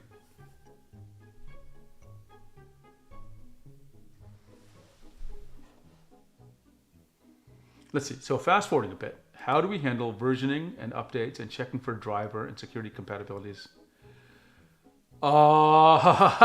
You're asking tough questions. So we never talked about those topics with Claude. Those are all fantastic topics, right? Uh, so we have multiple versioning things to deal with. What happens when you bump the format, right? Because you don't want to just. I mean, it's just me right now, so no one needs to know about the format.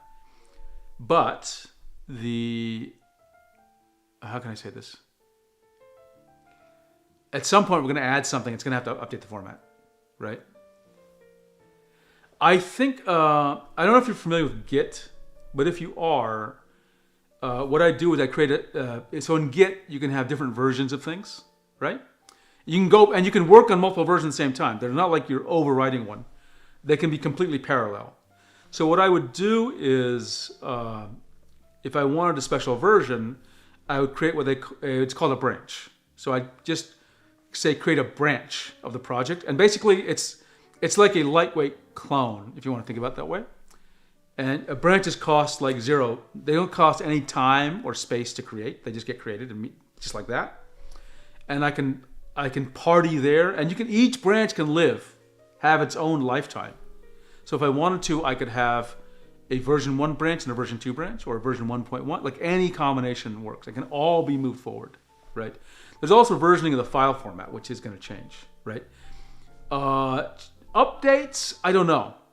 I had to think about. So part of updates is where do you get the updates from? Like the App Store, and I can't publish to the App Store.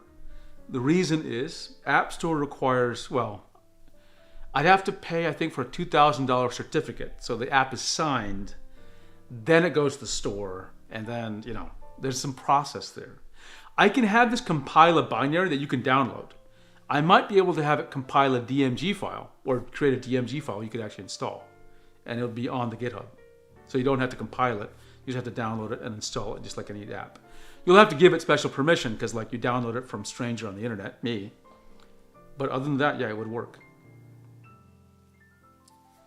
Would you set up a separate version project or update? Yeah, I think I answered that. But tell me if I answered all the questions. Okay, just waiting for this thing to continue.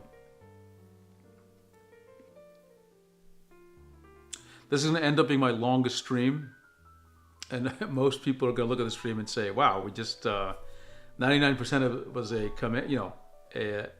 Just looking at this Claude UI here.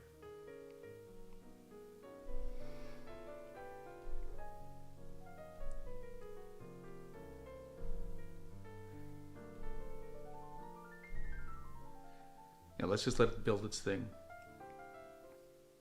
I'm so excited. So I would predict that this app, in as much as we specified, would actually be done at the latest tomorrow. Maybe even tonight. I'd have to just keep on talking to Claude, right? Like, oops, I need to get refreshed ears, so I'll be right back. These are running out of battery. I'll be right back.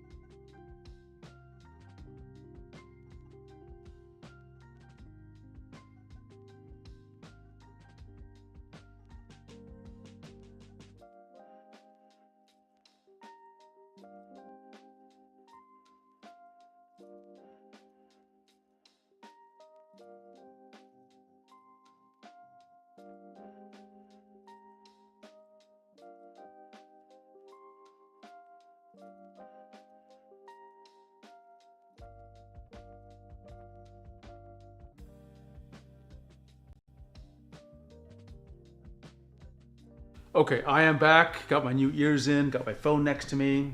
Um, let's see. Oh, I shared what has been accomplished and my awe.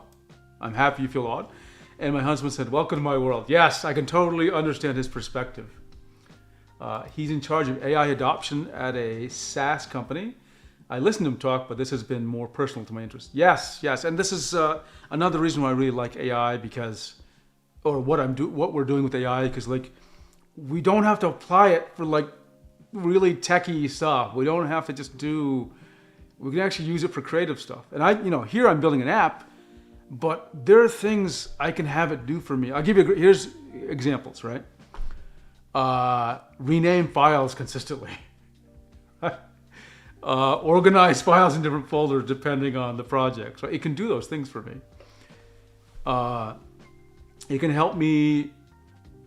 Again, I don't even use the chat interface. I don't talk to Claude, or I use these agentic things we're working on documents, because the document is the memory of what we're doing, and the document serves as a way to ground the conversation, like in the memory of the AI, into what you're focused on. If you're just chatting, it can get confusing, especially as your chats run really long. Maybe in time that won't be a problem. Maybe it's less of a problem these days. But the documents ground it. And so anything that's amenable to writing down, these AIs are really good, right? They're really good at. Some other ideas that while we're waiting for this thing to compile, again, these are creative things that won't make you feel like you're doing something unethical. So I'll give you some examples. I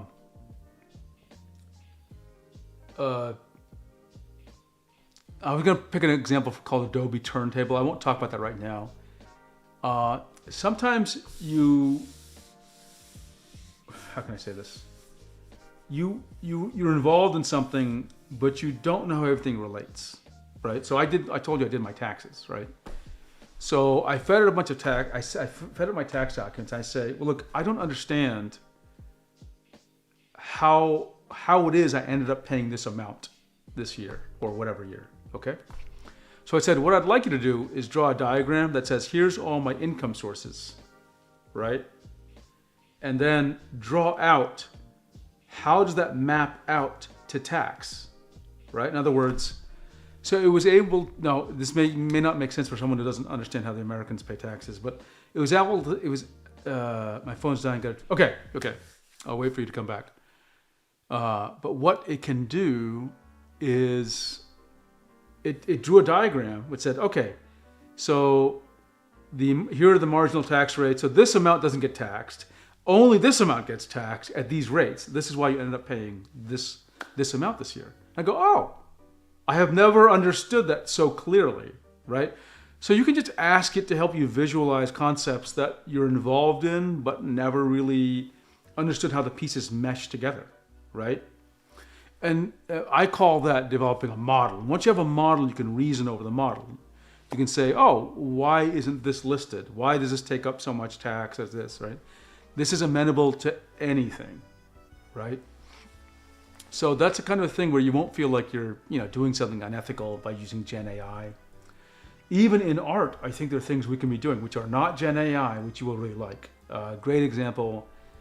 So Adobe Turntable, if you draw something with a vector, I think also with a bitmap, this is well, let's see if we can find a demo of it. You can actually have it rotate. Let me find an example. Since we're waiting for this thing. Oh, you're back? Okay, excellent.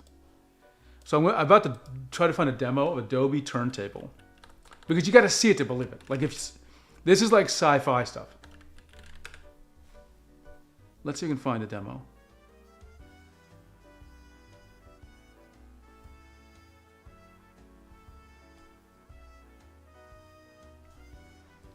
Okay. Yeah, let me show you the screen here. So Adobe Turntable, if you draw something, it can rotate the object. Like you drew a two-dimensional object, it can rotate it. Imagine how useful this would be if you're creating your comic and you're like, well, I drew the character, but like the character's gotta be looking like 90 degrees to the left. Like, that's hard to do. Like, you can draw it, but it takes time to just redraw every line. But this can actually do it. I'm going to just, I know you're on the phone. You may not be able to see this, but I will do a little demo here as I'm waiting for this thing. Here's the demo. Let's see. So here's the object. And then watch this. That's crazy, right? Here's another example. Like, now, I claim that this is not unethical, right? And it can do these what do you call these reference sheets or character sheets or whatever. Because sometimes this is so important when you're trying to create, consistent looks for your characters, and you need them in different poses. Let's see, the potential accessibility applications within a creative app for people with handicaps. Yes, because the AI can understand what you're saying, right? You saw me today, like I did not type at all, right? I just typed in the overview doc. I didn't even need to type that. Let's see, it's doing something now. It's building, okay, let's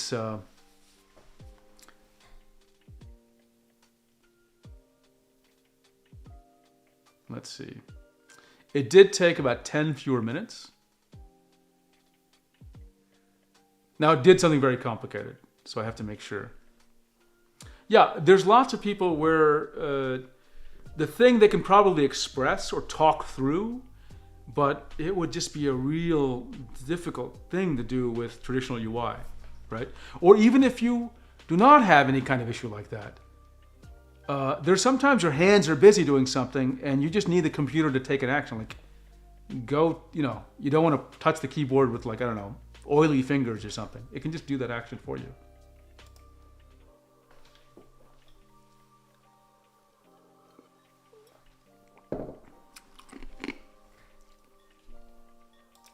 Okay, let's see. I have an artist friend that suffered a stroke and relies on vectors to create because they're lost manual dexterity for drawing. Verbalizing. Yes, exactly. That's a good. I hadn't considered that case where someone had lost manual dexterity and then had to use vectors, right? And if you can make vectors work a bit easier for people, that'd be great, right? Another thing, not that would help your friend, but like. How can I say this? Sometimes you want to illustrate a concept and you want it to be like dynamic, like a Pythagorean theorem diagram. You can actually draw the diagram on paper and have it like, okay, take this image, make it a real interactive diagram. That's a possible thing AI can do for you, right? And I'm saying this might be useful for teachers that need to illustrate a concept, but like, they don't want to become, animators. They just need to illustrate how these things work together, right? A great example might be with like a fulcrum and a lever and weight. Like, how do those things relate? Like, you actually just draw what you want and say, okay, well, make this a real system, and I'll just move things over, and I can demonstrate to the kids how these things work. Okay, it did come up with the latest thing here. Let's see if okay, it's still working. Now, there was no new feature. It was just an underlying improvement, so that's fine. As I predicted, it did not take that long. Okay, yeah. Oops, I closed the app. Let's just see. It's probably just going to restart the app. Sometimes, like, I'm not sure why it's showing the app, so I think it must be for me. It's actually for it. Let's just see what's saying. We will definitely be talking to our computers more. Especially now that they can usefully do something with that talking.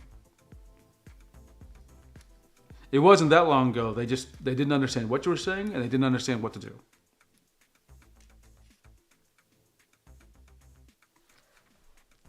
Yep, all good. All good.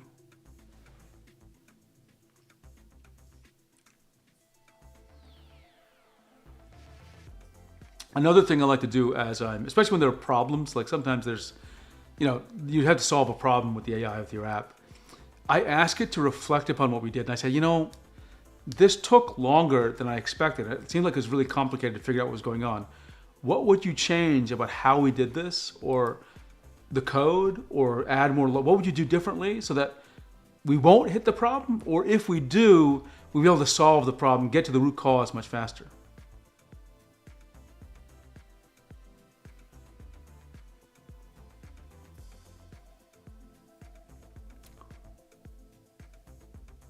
Okay, yeah, it all looks good. All looks good. Proceed to phase 3. Okay, now it's going to add drawing features. My aunt is a pathologist and uses Illustrator for her work as a surprising. Oh, interesting. She's not an artist, but pathology is very visual dependent. I did not know that. Again, more possible. Absolutely. And the other thing I think this points out is the multimodal nature of AI. I'll give you a great example. Yesterday, I had to, I'm still not done, but I had to figure out why sync is not, what do you call it? It's not it's draining slowly. A bathroom sink, right? And I don't know anything about plumbing or sinks or anything. So I opened up Gemini, I opened up the voice chat, and you can show it what the camera sees. So I said, why do sinks do this? And it's like, oh, well, it said, can you run the water? And is it backing up immediately or does it take time? And I said immediately. He goes, okay, it's probably clogging up in the pop-up stopper. And I said, what's that? And it explained. And then it said, okay, I took below the sink and it goes, you need to clean these things out. And I said, what is this? How do I the P-trap, they call it. And it said, okay, you've got 2 knobs here. Unscrew this, then pull the thing out. And it just worked me through the process, right? So it was a great assistant. Think what more people can do, right? So, I hate to rant about AI, but we're gonna have to become friends with it. Because your daily life is going to improve if you're able to use it. Yes, you can go live in a cabin on the woods and forget any of this exists, but I don't think you'll want to. I think you'll want to live in a world where you're using these tools and they'll become second nature to you. Just like now using a phone has become, a smartphone has become second nature to us. I mean, I grew up, I think you did too, in an era where there were actually printed maps, and now no one does that, right? No one gets lost. No one remembers phone numbers. All sorts of little things have changed. Okay, phase 3. I can't remember what phase 3 is, so let me load it up real quick. There's lots more code now, by the way. Here, you're gonna see the code. There's tons more code here.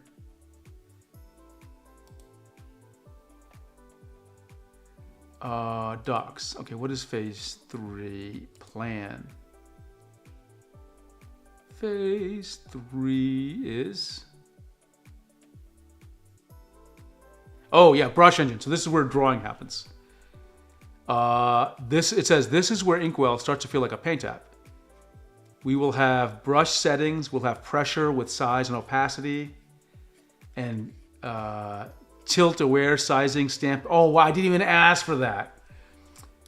Spacing, like Krita, you can say how many stamps per distance. 4 brushes, G pen, marker, airbrush, and eraser. I did ask for that. Brush settings panel UI, great. Tip texture loading, great. Cursor preview, I didn't even ask for it, and I thought about it. Love that. So the end state, user can pick from 4 brushes, tune them, and then feel the difference.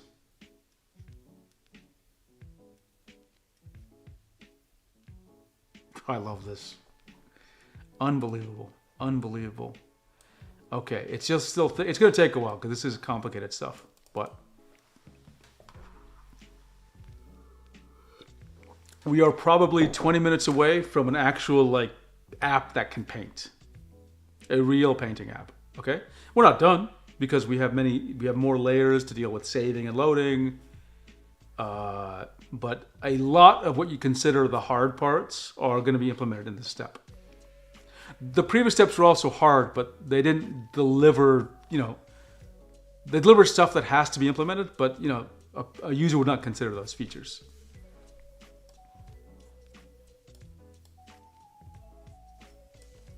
Let me check my Discord real quick to just see if anyone's has been active there. Okay.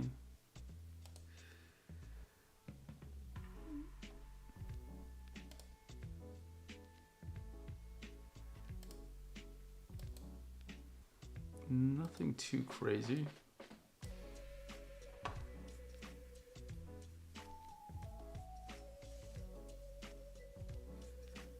Oh, I see you joined the Discord. Excellent.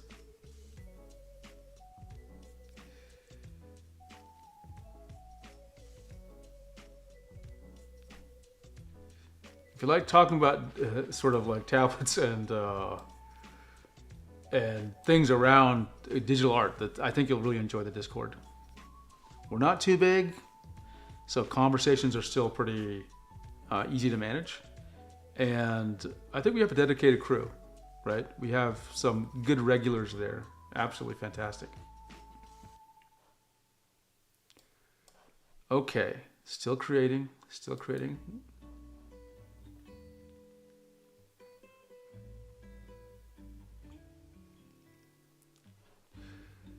I'm so curious. I'm just so.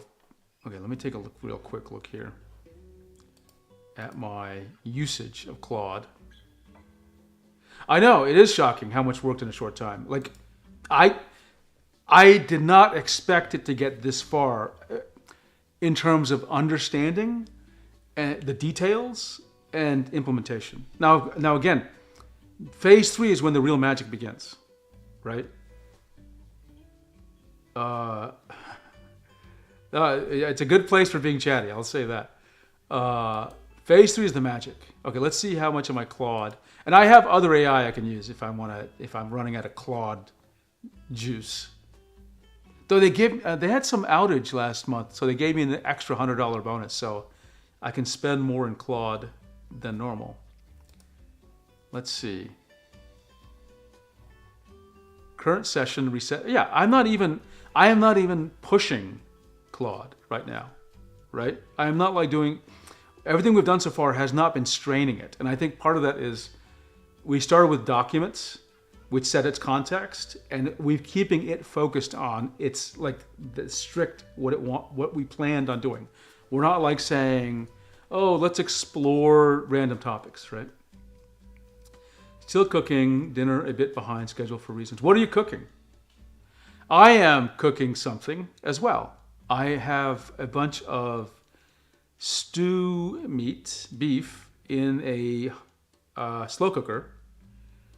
That's been going on now it's supposed to go up for, I think, 8 hours. And I think I'm now at hour 3. So it's going to be done tonight.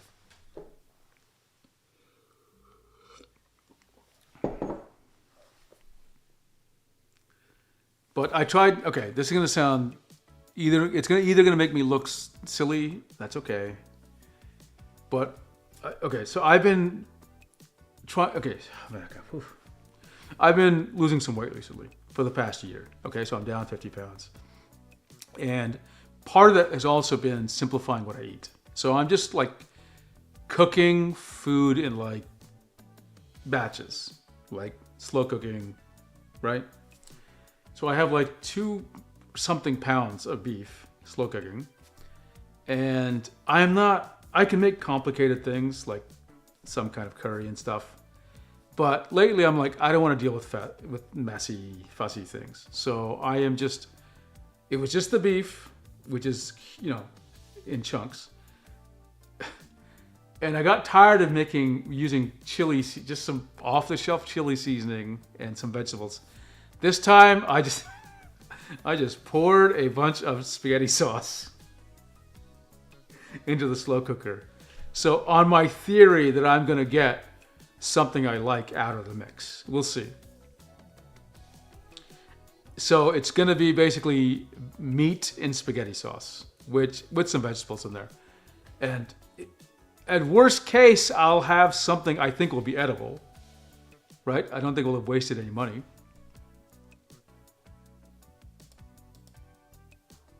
It's building. Okay, look. Let's see. This actually went faster than I thought, by the way. Holy, wow, that was only 9 minutes. So, look at this. Look at this. I am excited. Okay, this is G Pen. Notice it's pressure sensitive, by the way. Okay. This is marker. Sausage stew with collard greens. I love collard greens. Sausage. I'm loving what you're saying. Onions and potato. Longest bit is washing and chopping the greens. I can understand that. I'm so lazy. I just buy things pre-cut whenever possible that I don't want to cut. I basically eat what I would call bachelor chow. Marker is like a marker. Airbrush is like an airbrush. Eraser is like an eraser. Okay? What about colors? Can I pick colors? Sure can. I don't like its specific color picker. I think that could be better, but whatever. Okay, let's pick... Oops. I don't want to do that. I want to close this one. Clicking with the stylus gets a little tricky with macOS, it looks like. Okay, let's try airbrush color. Oh yeah, each brush has its own color. Sure. Okay. Yeah. Okay, let's make it bigger. Performance is really good. I gotta say that. I don't have brackets making the size bigger. Let's make it really big. So it's gonna go to 80. Could make it bigger if I wanted to. And hardness will make it not quite as hard. Let's see. I'm not sure if that had the effect I really thought it would, to be honest. Oh, I see. I was making it harder. I wanted more soft, actually. Oh yeah, it does make it more soft. Pressure to size? Oh, I see. Yeah, sure. I'm not sure what. Size jitter, opacity jitter. Interesting.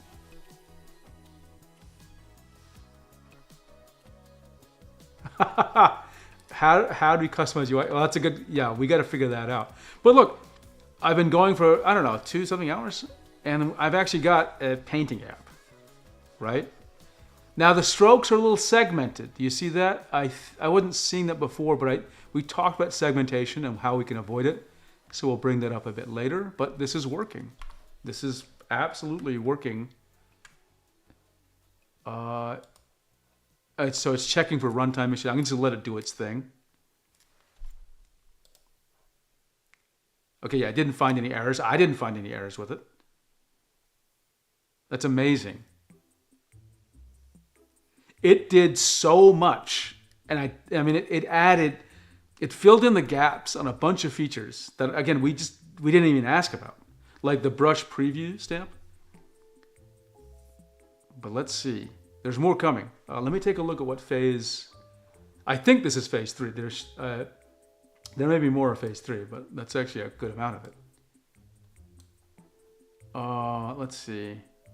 Phase 4 is layers.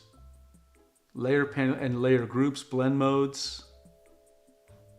Okay, let's just let this thing run. So fantastic progress.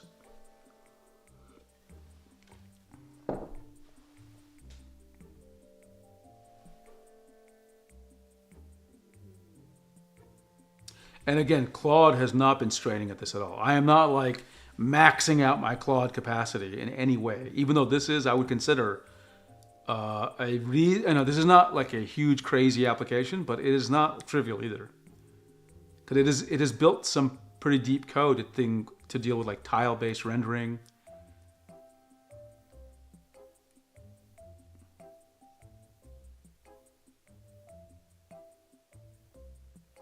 That's another thing I've noticed about the benefit of using the AI stuff is even if you know how to code, it still takes time to learn a new operating system and learn new frameworks and learn new languages. With Claude, you get to take advantage of your programming general knowledge, and you can let it deal with all like the weirdnesses of the languages and stuff and the drudgery. What that means is it opens up a lot of coding for you where you are now, hesitant to get into a new language. Now you're like, I might as well try it, see what the language looks like. This is both vibe coding and vibe lecturing. I literally feel like I've been watching a college course about, that's a great comment. I love that. And I myself feel like I'm just learning a ton from this process, talking to you and talking through what's going on here. This gives me more confidence about anything more I want to build, right? There's tons of apps I want to build. I am planning, the thing I actually want to vibe code today, that I did want to vibe code, was, I often tell people you don't need, you don't need 8,000 levels of pressure. You don't need 16,000. And what I was going to do is vibe code an app. It would have to be Windows for weird reasons. That would give you a test. You'd have to draw for as long as you wanted, 20 different strokes, right? You can spend an hour drawing each stroke if you wanted to.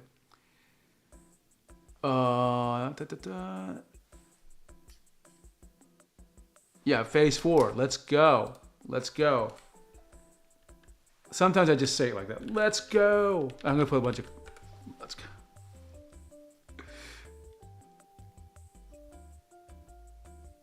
I love this. Phase 4 does multiple layers, blend modes. We will have layer thumbnails, I believe. There'll be a layer panel, layer groups, which is great.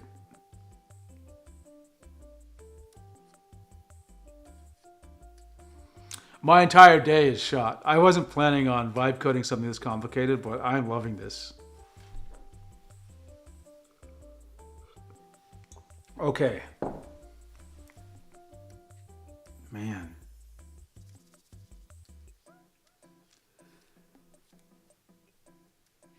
I'm just looking now and thinking,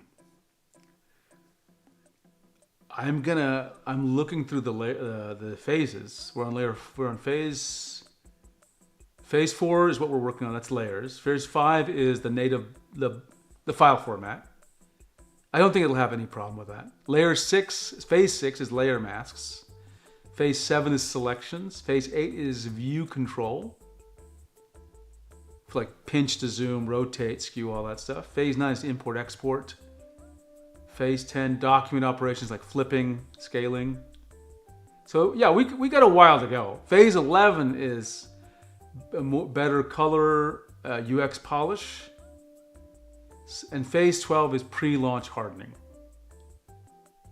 And that's all the boring stuff. So before we get to, so I'll just read out what it says there. First launch onboarding flow, crash reporting integration, code signing and notarization. I probably won't technically do phase 12 because we are not actually going to release this on the App Store. What I'm going to do is say, hey, can we make a phase, we'll do an intermediate phase where we'll just create a DMG and put it in the release. That way people can just install it, right? Instead of just building it. And I think I might actually be able to be done with this tonight. I'm not in any rush. I can do this tomorrow. But this is great. Oh, you know what? Maybe I'll even try vector layers in V1. Vector layers right now are in V2, in the futures. Okay, let me read to you what we have in futures. Vector layers, AVR brush support, distortion brushes,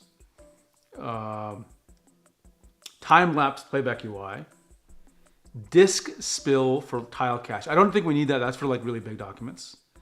Linear light blending mode option. I don't know what that means, but okay. Active DPI, brush sizes in millimeters, document dimensions in inches. I don't know if I want that. I have to talk to it. Text layers, it's suggested. Adjustment, do we want adjustment layers? I think we do.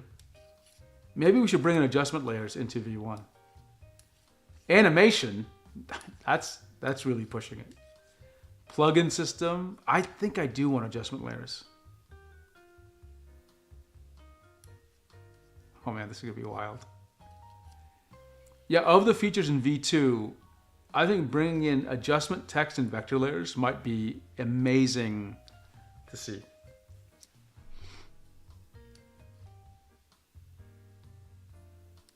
Okay, let me go back. Phase 4 should not be a big deal. Actually, I don't know that. I think the only complicated part about Phase 4 is since it's about layers. So in graphics apps, you have multiple layers, right? Obviously, bitmaps. We need to be able, I mean, just at the high level, we have to be able to, in real time, show you multiple layers, but let's say you're drawing on the middle layer and there's like 5 layers above you, 5 layers below. So that has to be done in a performant way. Okay, so that takes some engineering. That's probably the hardest. Just having the layers is not hard. It's how do you actually do the rendering so you're accounting for the layers. And I think that is complicated enough. I will have to have it documented because I'd like to learn its technique.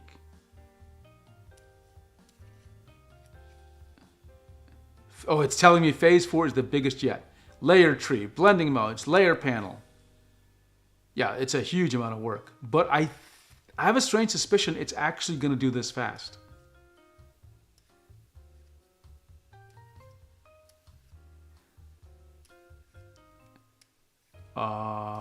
It's doing some real refactoring too to build up this layer stuff. But this is definitely challenging work. Basically, what we have is our canvas is just one big bitmap. And now the canvas is becoming what it's calling a layer tree, meaning it's handling the groups of layers, etc. Right?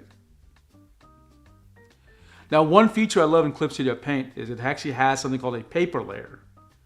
Like it's a unique kind of layer. It's not just a bitmap layer. So I actually will eventually ask it for a paper layer like Clip Studio Paint. And when we do vectors, I will ask it for a vector eraser that does erase to intersection, which is super valuable. Oh, reference layers. I didn't even think about that. We got to have reference layers so that you can have one layer with the line art and then one layer for the fills. So you can use the line art as a way of stopping the fill from bleeding everywhere.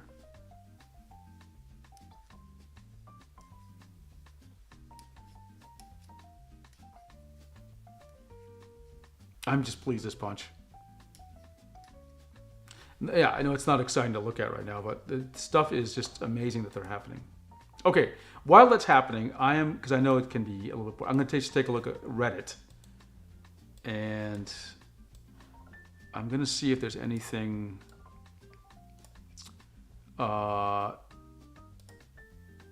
I need to take care of in terms of answers and things.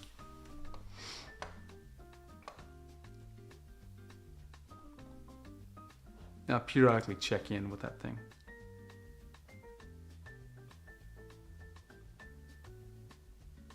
Okay. Oh, I should do a little bit of mod action here. The fact it already put in Sony supporting features that weren't specifically requested, I think it understands the product it's making and will be yeah, it does have, it came with a lot of knowledge about what we're trying to do, right? Like, it filled in the gaps in amazing ways, like things that I wouldn't have guessed to have thought about earlier. Like I thought I had a good idea, but actually it turns out it had a much better idea, the kind of things I have to be talking about. Okay, I'm gonna just approve this guy's post. Approve.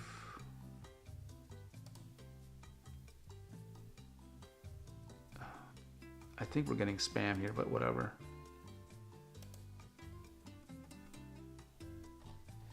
Let me check any removed items.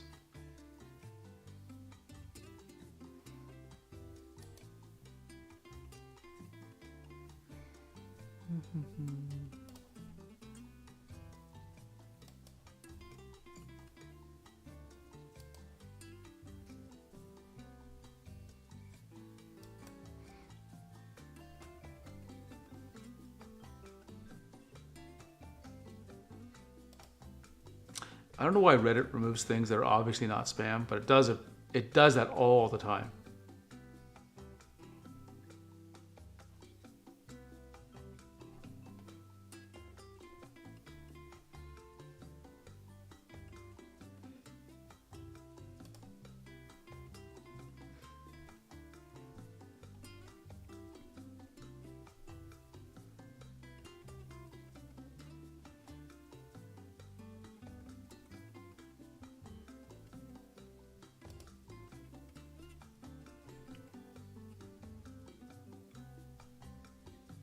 Sorry, I'm just looking through I'm just quickly modding out some Reddit stuff. Tablet drivers. I'm gonna have to look at these once they're in the mix. But yeah, Reddit's just like a little too aggressive in removing things. Even my own posts get removed, my own comments and posts. Like this person, yeah. Okay, I think that's almost everybody.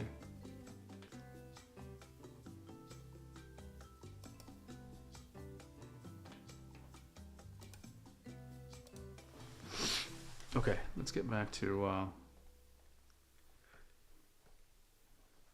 let's see what Claude has done so far.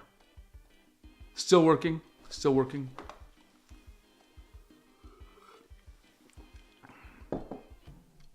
While it's doing that, I'm going to ask another AI, Gemini, how to deal with packaging. Like how do I actually get it to where I can share it with people?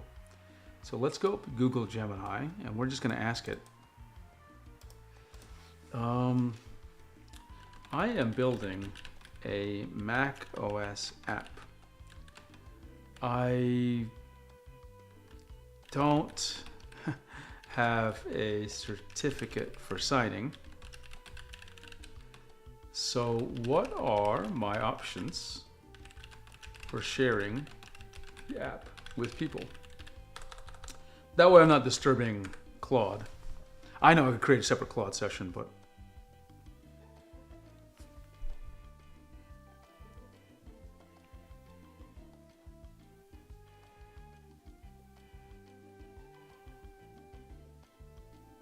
okay, ad hoc signing in Xcode,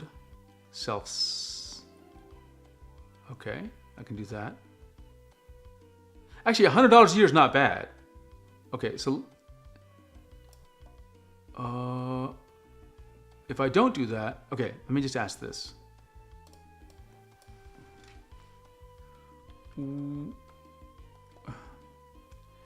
If I pay for an Apple developer certificate,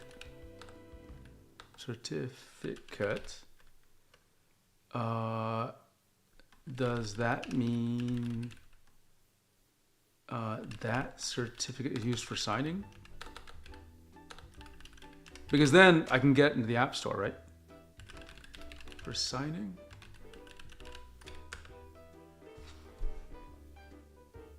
Or notarization, is they're still generating a huge answer. Let me just, okay.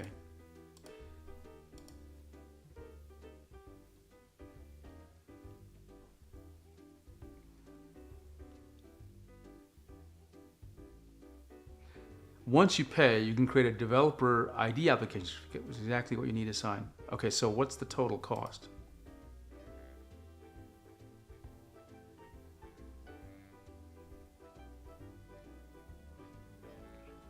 Okay, so what's the total? So what is the total cost?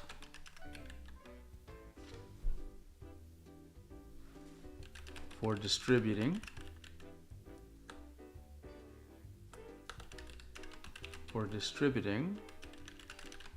a Mac OS app. Because I'm just not sure what has to happen here.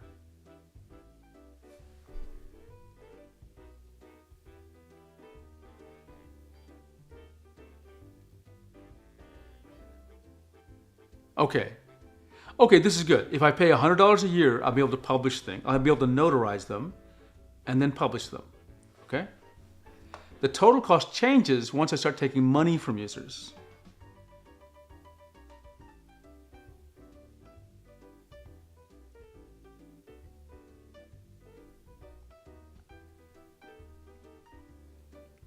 Okay, this is good. If I just give away the app, $99 a year. To sell it on your site, $99 a year plus 3% payment fees. To sell it on the Apple Store, $19. This is not bad. This is easy. Okay, compare. Compare this to how it works on Windows. Look, I'm happy to spend $100 a year if I can make tools for people on Windows, or give people an opportunity to do this. Windows.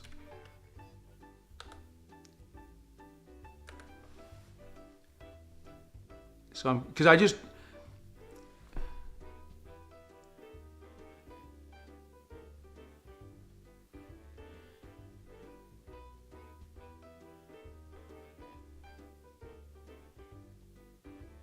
okay, here we go.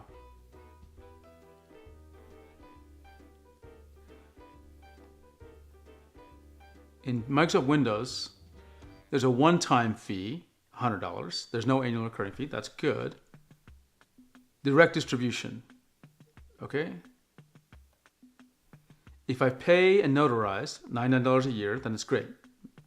Windows.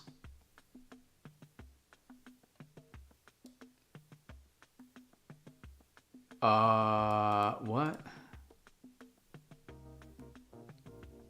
To bypass the reputation. Oh, I see.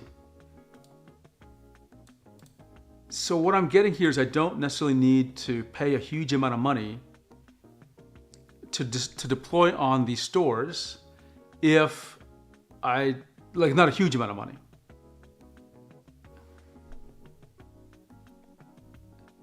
So for Mac OS it's $100. For Windows,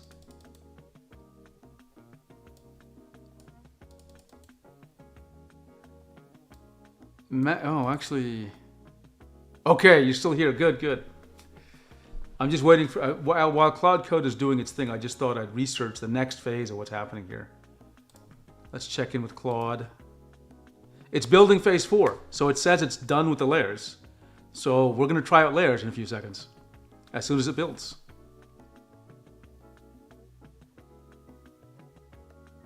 Oh, it may require a little more time, but let's see. Allow Claude. It is building though, but it might be just test building. Let's see. Okay, it's going to launch the app. This is crazy. That was 16 minutes. We got layers. Plus layer, plus group, duplicate, delete. Let's add a new layer. And let's start drawing. Okay. So I drew on top of this layer. Let's hide the underground layer.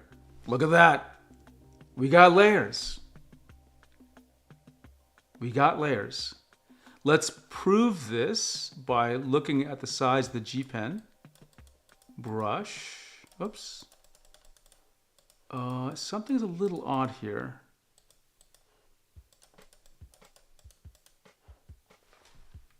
Okay, let me just let it do its thing.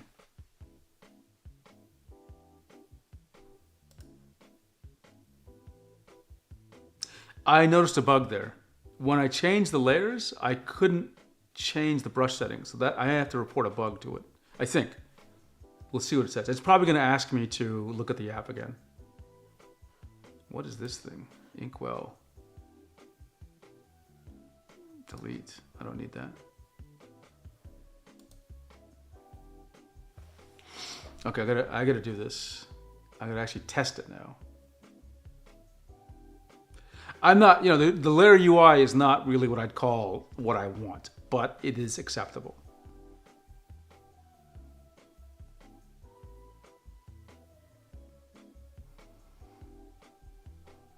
Maybe I will put this on the App Store. Maybe not tonight, but like,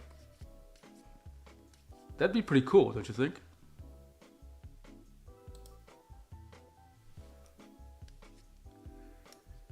Phase 4 completed. I can reorder the layers.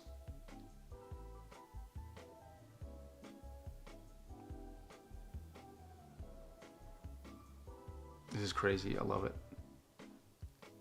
Okay, let's, how do I run this darn thing? I've never run it manually. It's always launched it for me. So I better figure that out, hey? Let's see, it's under GitHub, Inkwell, build, I guess. Let me just try running it. Yeah, it will run just by double clicking. That's amazing. Okay, so there's one. Let me add a layer. And see, something's wrong here. I'm gonna have to restart the app for a second. I think I've discovered, delete. I think I've discovered a bug. So I cannot, suddenly, I can't change the settings on G Pen or airbrush or marker. So something has happened. So the couple of things I'm noticing here. Number one, the layers panel actually sits slightly on top of the other panel. Yes, but I'm compelled to make it pretty. I will definitely improve the UI. There are things that need to get better here. Okay, so I will just tell this, I seem unable to change the brush settings now. So that's a bug. That's a bug we have to fix, okay? I can no longer edit the brush settings. You don't even need to tell it, fix it. Just say something's wrong. It will figure out you meant that it should fix it. Okay, let's see what it says here. Now this is one thing where AI it can be tricky, especially with UI. You have to test the app. Now, there are things you can do to automate the tests, but some of the things you just really have to do manually. Now, I will have to investigate if I can have a testing where it like tries to click on the UI and do things. That way it would at least assure me that whenever it builds the app, stuff is basically working without me discovering it every time. And this happens with all code. But with AI, you know, it can tend to introduce changes that it breaks the previous stuff and it didn't notice it because it just focused on the new stuff. So let's see what it's saying. And while it's doing that, I'm going to go back to my other window. And let's see. I'll just give it a minute and look back here.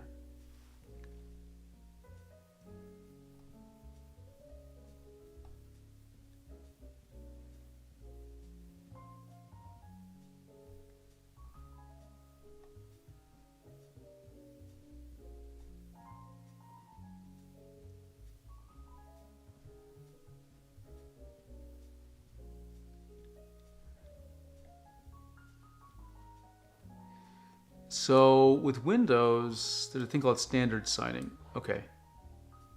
It found the problem. It says, I see the issue. The right sidebar is blah, blah, blah.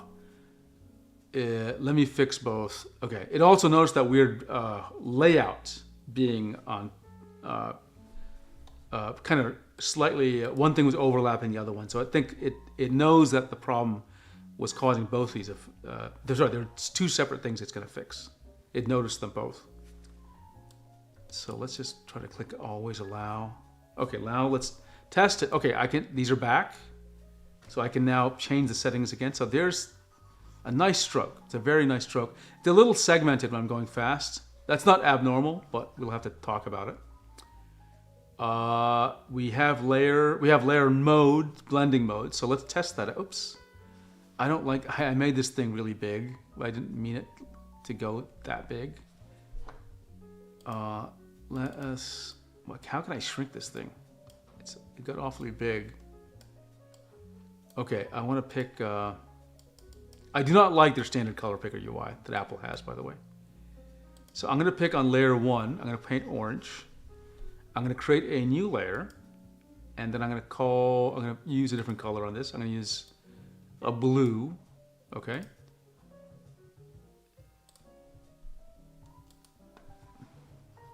Okay, that's on layer 2. It is not, oh sorry, let me undo this, Control Z. Let me make sure it is on layer 2. It implemented undo for me.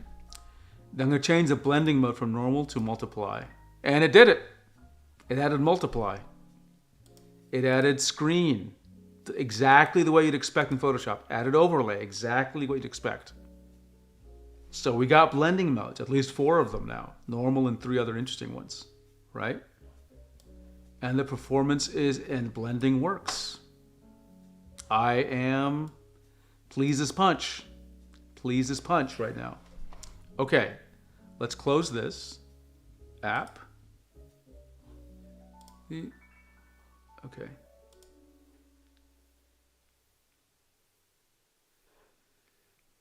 Yeah, it did great.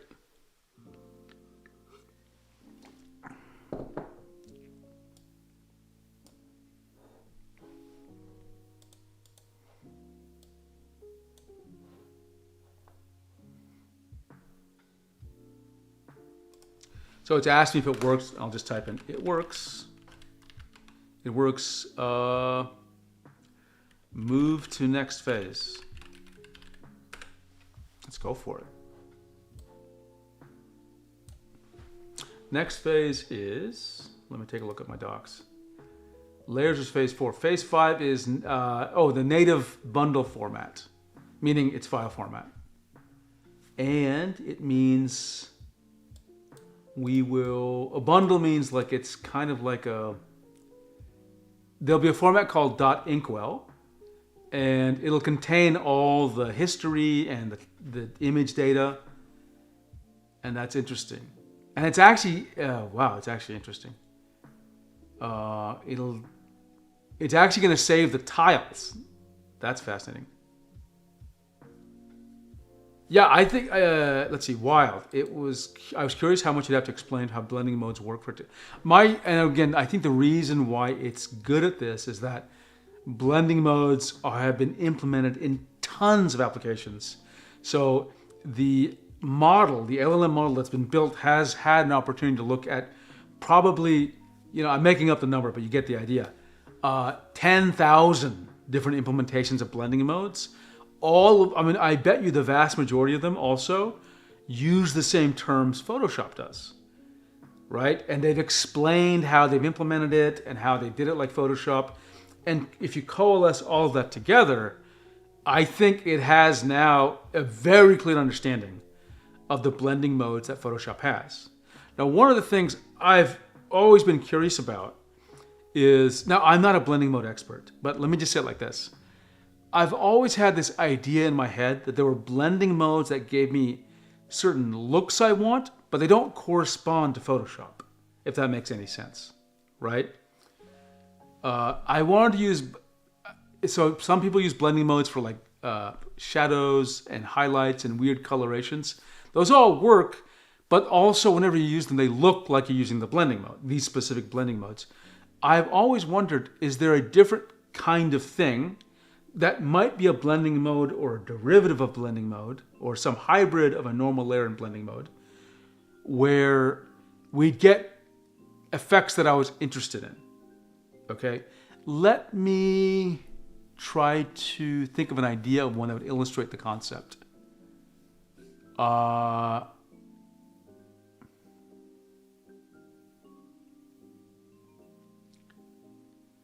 always wanted a blending mode that this may sound really primitive and stupid, but when you shade an object, let's just say it's a red apple, okay? And you want to make some part of it brighter and some part of it darker, okay? Naively, you can pick the red of the apple and the brighter part, you crank up the values towards white and it becomes pink and you paint that part. And then for the darker, the shadow part of the apple, you crank down the values so you get dark red approaching brown, and that's the shadows. You can do that, but any objects where you do that look awful, right? They just look awful. And so what you want to do is when you're brightening up an object, you want to change the hue a little bit. So for example, as you're blending towards a brighter red, you start bringing in yellow. So you start getting oranges. That sounds more like a filter. Okay, but when you say filter, I don't, how can I say this? Maybe I'm thinking of a hybrid of filter and blending mode. Or adjustment layer. Maybe that's what's in my mind. I want to brighten an object, and depending on the color, it does the, quote, smart thing and moves it up. It does make it brighter, but also changes the hue to be artistically nice. Likewise, when I'm darkening something, I want to change the hue to be artistically nice. Now, is there such a blending mode slash filter? Now, I have never thought about this as painting an area, although I guess I could understand it as a filter. But sometimes I want the effect more strongly, sometimes less strongly. I don't know if I'm using the correct language to explain this. So if you think that this would be a better, like there's something that's more standard that does what I'm saying, let me know. Because I am not, a Photoshop expert, right?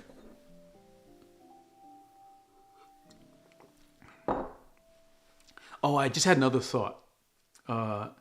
Yes, Lumiere, that's exactly right. I wanted to shift. So I guess there's two ways of thinking about this, okay? How can I say this?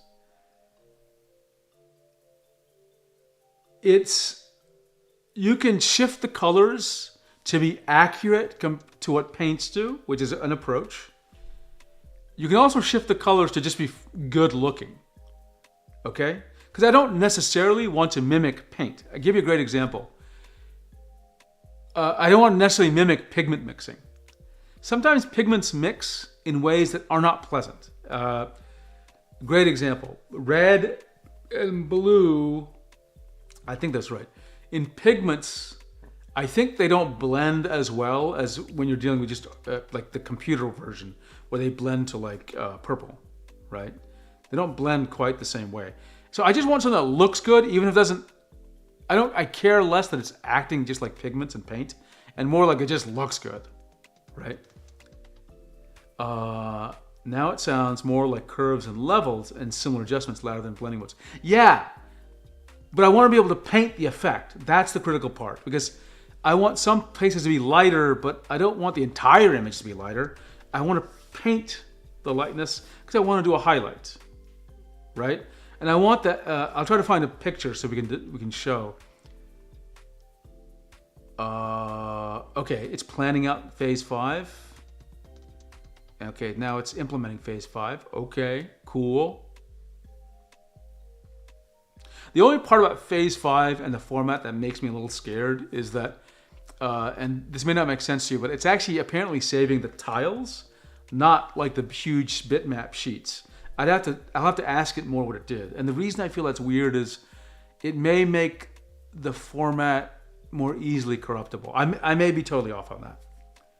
I'd have to ask it.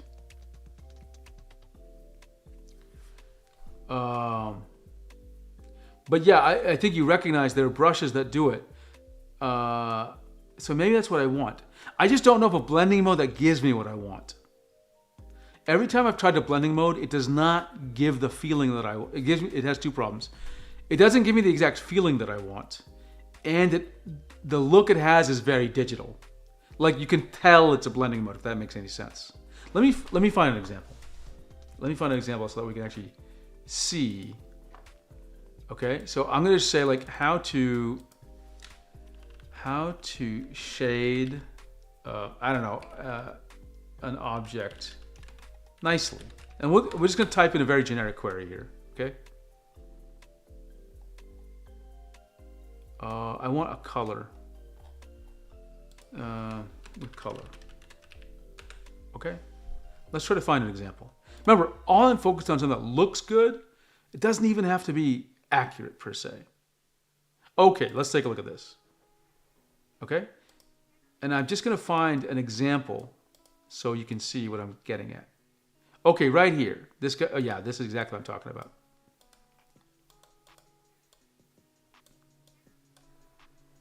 Do you see these different? Now he's done different things here. Okay. Imagine I started off with the middle color of orange on all of these.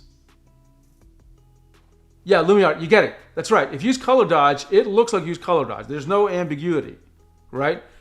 And so a part of this relates to something that this is just a true thing about developers in life. Developers do basically, and I speak as one, developers do what is easy for them to do or what they want to do, okay?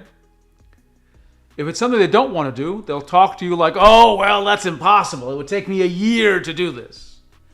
And if it's easy for them to do, even if they don't want to do it, they'll just take the easy route. The easy route for a graphics developer is saying, oh, well, I have a layer and I have a little function that blends the two. Because they just think that way, right? I'm not thinking that way. I'm trying to find something that produces a pretty colors, right? I don't care if the math works out nicely for the developer, Claude. I just care I'm getting good looks. I want blending modes or filters or brushes that do this effect. I want to draw an orange disc and I want it, depending on its settings, to do this, right? Like it gets the orange looking this way or this way or this way. Does that make sense? Let's see. There are blending brushes that have blending modes applied rather than layer specific. Okay, I can investigate that. I have cooked dinner and now I need to eat. However, rather than setting a blending modes applied, we make a tool that adjusts hue, saturation, luminosity when paint. Yeah, maybe that's what it is, right? So this is a little bit of like, I'm not sure how to I think I can express what I want visually, like this picture here that you're seeing drawn, but I have a hard time putting it into words, right? And I truly believe, based on my experience, blending modes won't give me these effects, right? Okay, it's building phase 5. So let's just see. Phase 5 was the format. So we'll just let it do its building. Okay, you're cooking dinner. I'm just gonna check in on my slow cooking and just to see where it's at, okay? And I'll be right back in just a minute, okay? I'll be right back.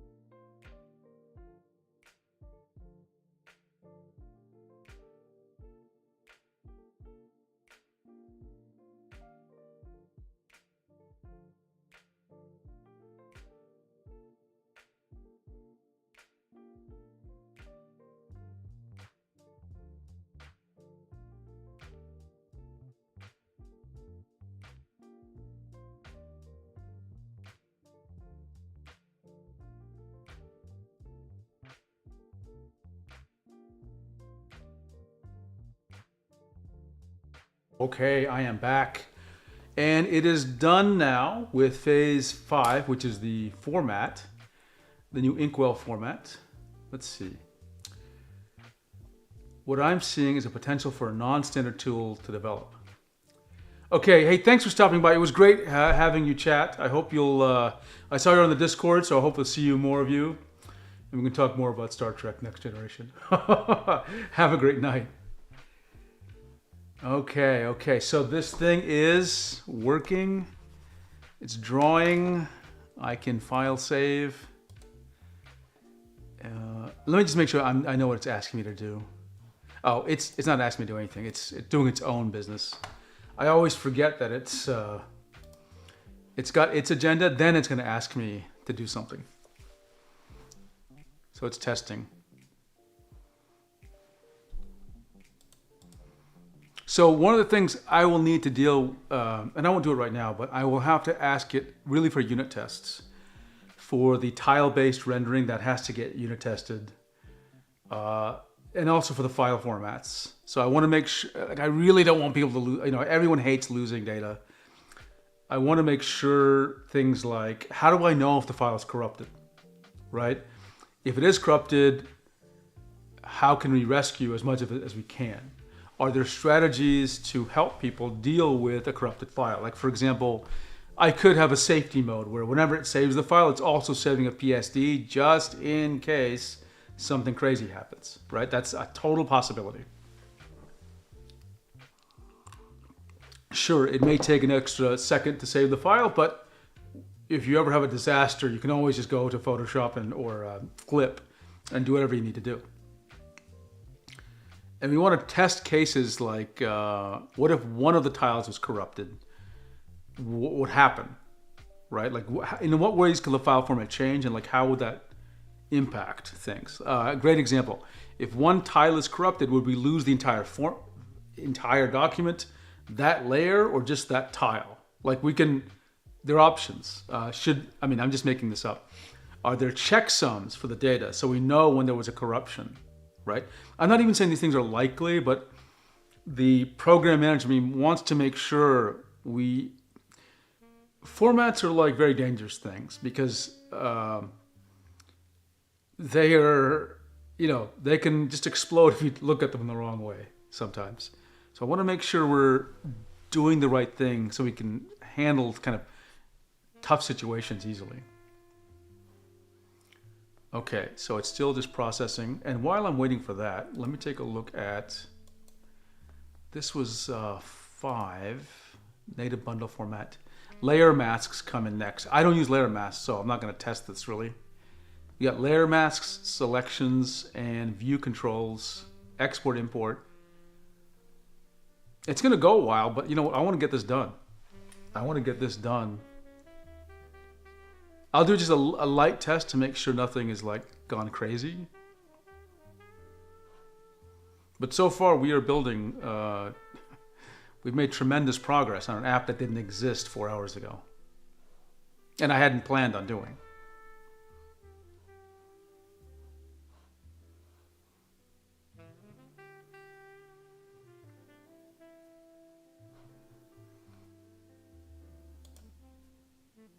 Okay, that's on Git, and I'm going to take a look at the source code for a second. Oh, you're not seeing the UI. Not that it's so useful to see, but I want to make sure you understand what is happening. Layer masks. Okay, go ahead. Proceed. I don't use layer masks, but some people love layer masks.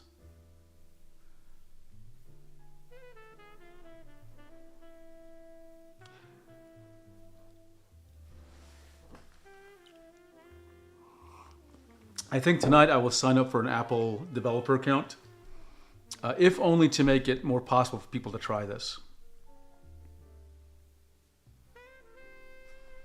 And actually, while I'm looking at that, I actually have a question for the Apple, which is, so for Mac OS and Windows standard sign,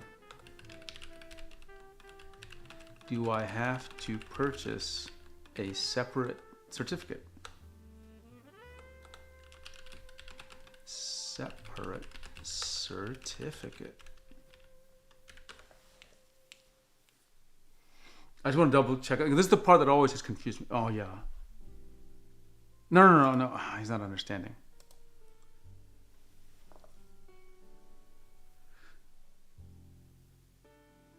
Okay. Apple has its own CA. Windows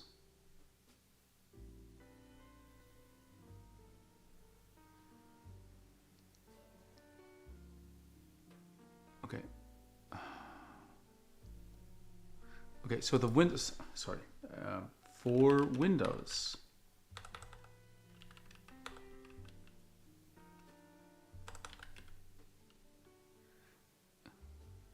do I have to get a third-party certificate?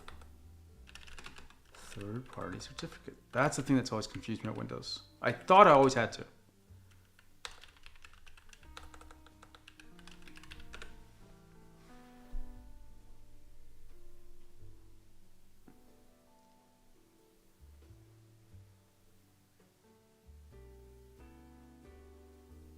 Aha, okay.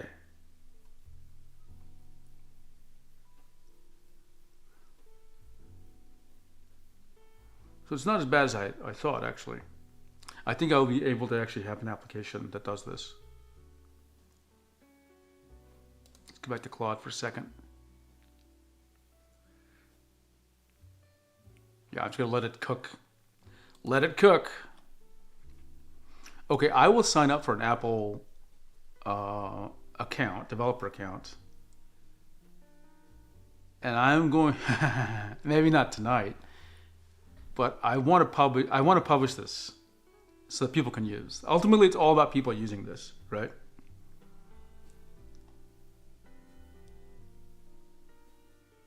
And I'm not doing it necessarily because I think people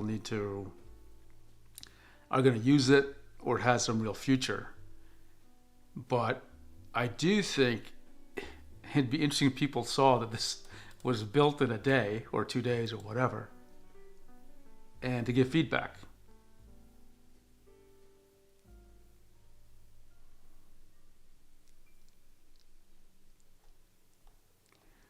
Let's see, Apple, while Mac OS is entirely digital, the Windows code signing now requires your private key to be stored on a physical hardware. What?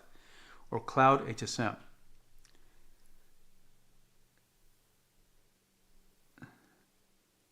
Okay.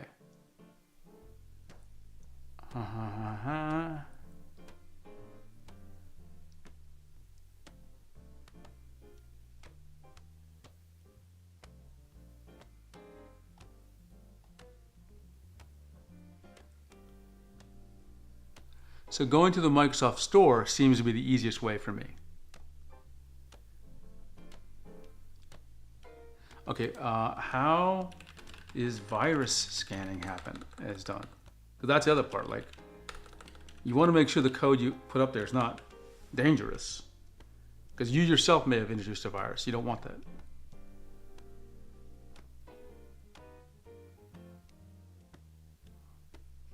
Mac OS notarization.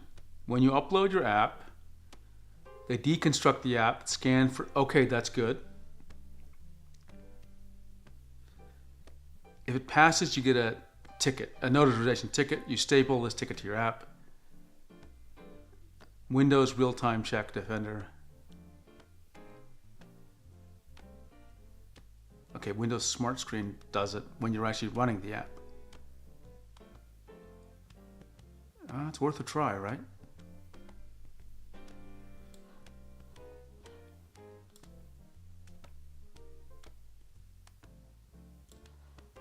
One thing I'm going to do is, I've learned that an effective technique is to use the AIs in a, what do you call it? Adversarial manner.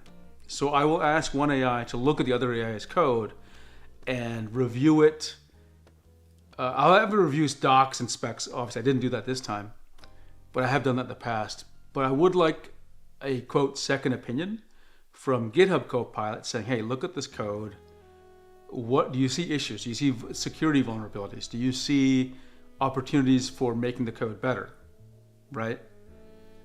Maybe even questions like, "This app is very dependent on macOS Silicon or Apple Silicon and macOS Tahoe. What would a strategy look like to have this app built also for Windows where we're sharing as much code as possible?" And that's where I'd like to see its answers, such as, well, here's the things you can keep that are going to be similar, and some things you can't keep. Like the code here is in Swift, not in C++. So probably at minimum, it's going to say, well, this code has to move into C++, and this code has to stay in Swift, and this code has to go to something else, right? Or it might say you have another option, like you could use Qt or Qt, sorry, as the UI framework, which I don't want to because I want this app to feel, OS native.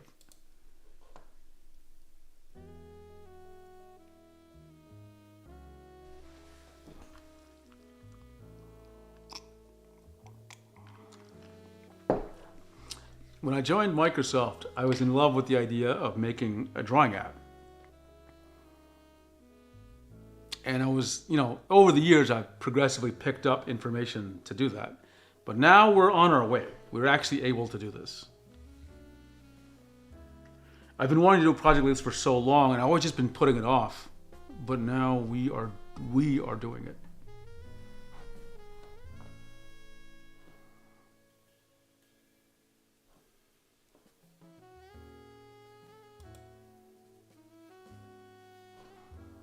And we're about halfway done through the plan, actually, so there's plenty to go to tonight. What is today's date? 29th. Okay, tomorrow's the 30th.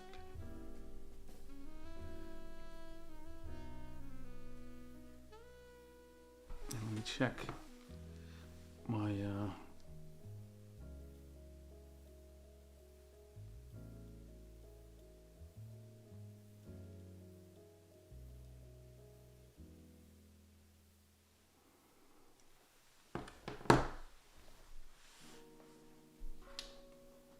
let's see, we're on phase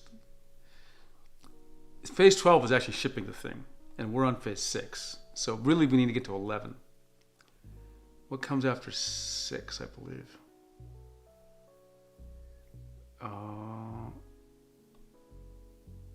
Selections. I can't believe we're actually able to make this progress.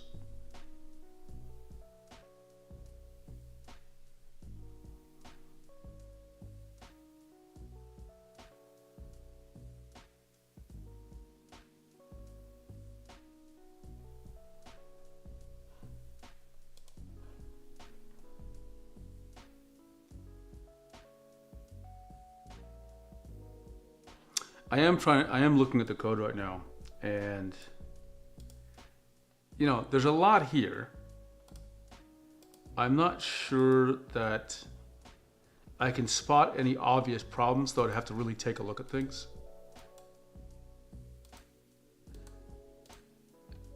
And the other thing that's a little less clear to me is where's the core code versus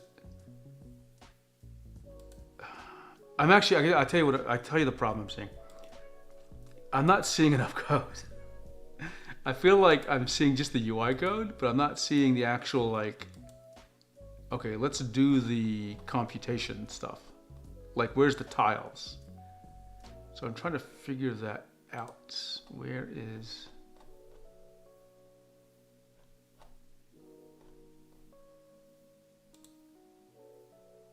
I'm gonna have to ask.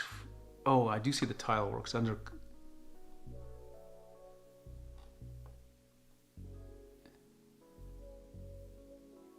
Oh, it has some embedded C++, it looks like. I didn't expect that.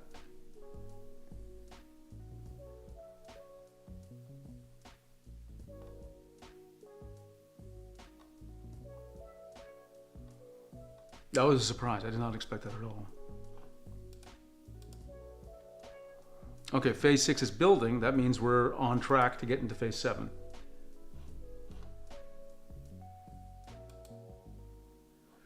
And phase 7 again is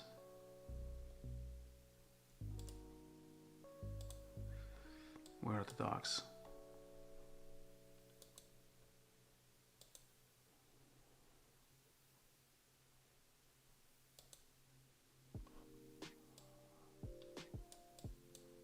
These selections are phase 7.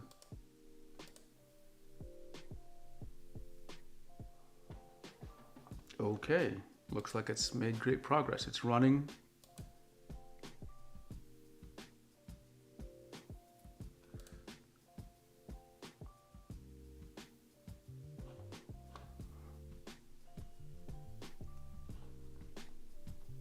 I think one thing I'm going to need it to do is to document the actual functions in the code, so it doesn't have to read through the code to get to the docs, right? To get to the understanding of the functions. It's nicely documented in the code, but I'm always in the headspace of creating the index for the context that it needs, as opposed to forcing it to read long pieces of code.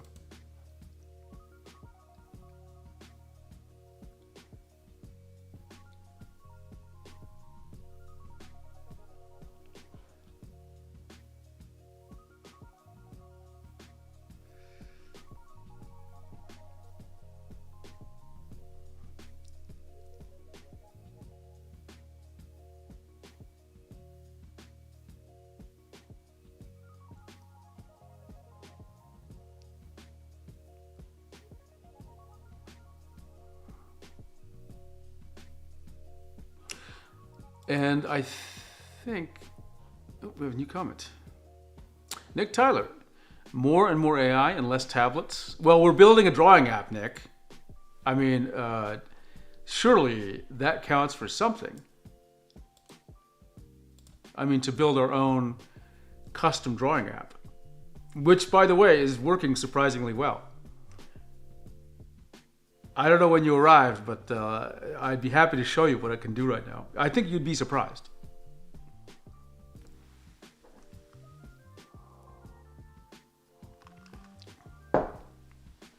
I have it, we spent about 40 minutes, I think, talking through like an overview of what this app is and key features and making key technical decisions. And maybe that was an hour. Then once that was settled, I asked the AI to start creating a phase execution plan, implementation plan, and now it's just going through the plan. And in the meanwhile, I've been asking it about, or I've been asking another AI about, what's the right word here? How to publish on the App Store.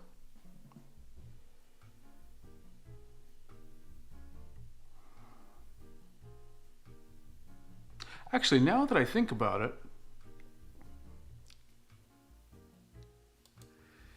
well, first of all, why not? Why? We have open source free. Okay, sure. Did I need to have this done? No. But I wanted to see how much we could build. I wanted to do something that was very native to macOS, right? Krita is not. Krita is built on the Qt framework. It has its own UI patterns. I don't know, but I suspect that it at least does not fully take advantage of all the things that macOS can do. And those are positives and negatives in that statement. There are probably things macOS is limited in doing. But I wanted to just do it as best as possible, like what you'd expect out of macOS. Okay, it's done with masks. Okay, I'll just say go ahead. And I don't know when you joined, but it has really talked through a lot of detail on the things that have to be decided and how we're going to implement things. And we went through, like I said, an hour of Q&A with the Claude agent to talk about, okay, should we go this decision or this decision? And it was some real planning.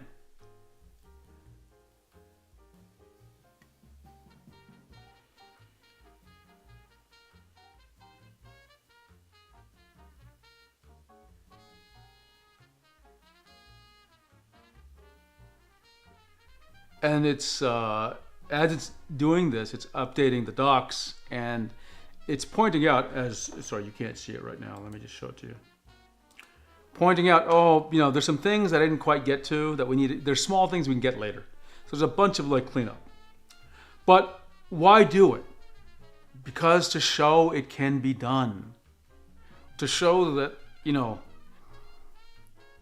this is going to be another creative tool, as someone posted earlier in the chat. This is our chance to create bespoke, custom bespoke tools for ourselves. And there's nothing more custom and bespoke than saying you draw with a drawing tablet and we're just going to build the app we want. That's what we're doing here. We're just going to build the app. I wasn't planning on doing this today, but I thought, let's just see how far we can get. And I think before I hit midnight, I will have a functioning app. An app it won't be on the App Store. I'm going to work on that tomorrow, but I think I'll have an app that has a tremendous amount of feature set. Yeah, there'll be some rough spots. And, there are going to be bugs, of course. But we can say we will have done something special today.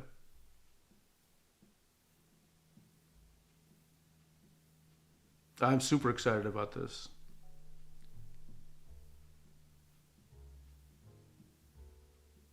So yeah, we're on phase 7 out of, there's 12 phases. Phase 12 is the publishing to the App Store, which we're not going to get to because that requires me to sign up as an Apple developer, which I will do. But before that, let me look at we have a plan. I'm going to show you the plan here. So this is all a conversation written up as a plan. We are on phase 7, which is we're doing selections now.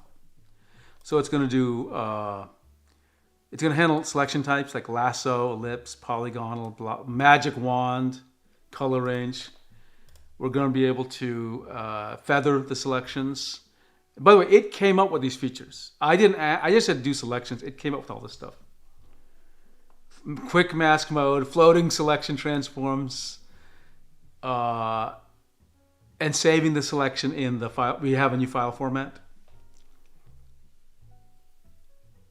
And then we're going to do some document view stuff in phase 8. Each phase is taking about 20-something minutes. Import, export to GIF, PSD. We need that, absolutely. That's phase 9. Phase 10 is document. Oh, that's the scaling and flipping. Phase 11 is color UI, color picker UI, which we have a very primitive version of. And then, phase 11 is pre-launch. That's where I need to sign up for an Apple account. But I think I will actually introduce phases before phase 12, which is the pre-launch, not phase 11, where we just refine the UI a bit. Because it is a little primitive in places. This was my fantasy when I joined Microsoft. I wanted to build or work on an app that did this, and now we can just build them. Code quality, I don't know. I looked at the code a little bit. I didn't see any obvious issues, but it wasn't a deep inspection. It was something pretty straightforward, cursory examination. Let's see. Oops, where am I? Where's Claude here?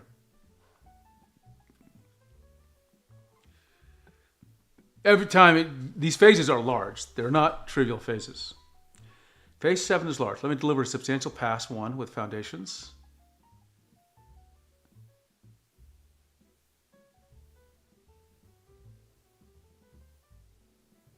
Okay, that's another thing I've noticed. We have these big phases. It realizes that.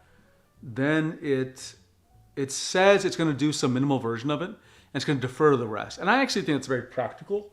So I can't let myself get fooled thinking just because we moved all the phases, all the work is done. There's plenty of deferred work that needs to get done. But we're moving toward, I guess, an MVP, a very minimum viable product tonight. Who knows? Maybe I'll become an actual macOS developer now. Now we can just do whatever we want to do.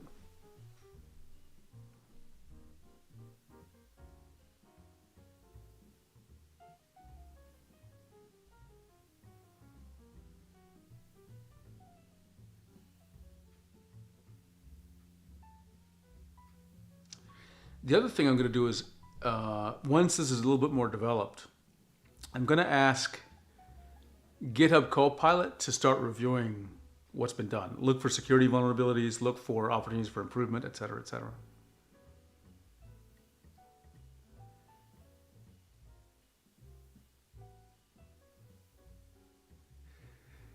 I admire your enthusiasm, Nick says, but it sounds realistic. Like your 6-year-old son's plan to build a spaceship in the backyard.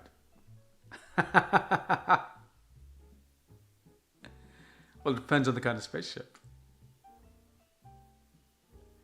Well, look, I didn't expect to get this far. I mean, I thought this thing would collapse under its own weight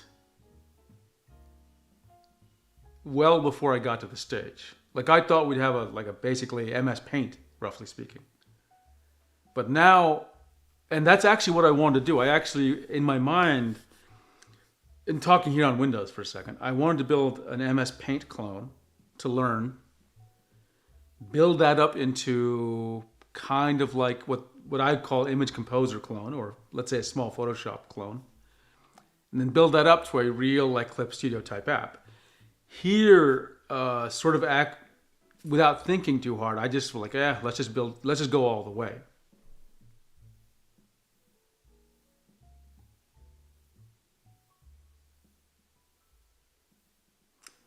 And I'm glad I did that because it shocked me how much has been possible.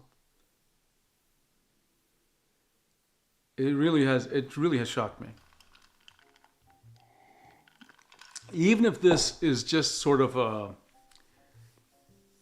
what's the right word here? It's kind of like not a great user experience, which we can always improve.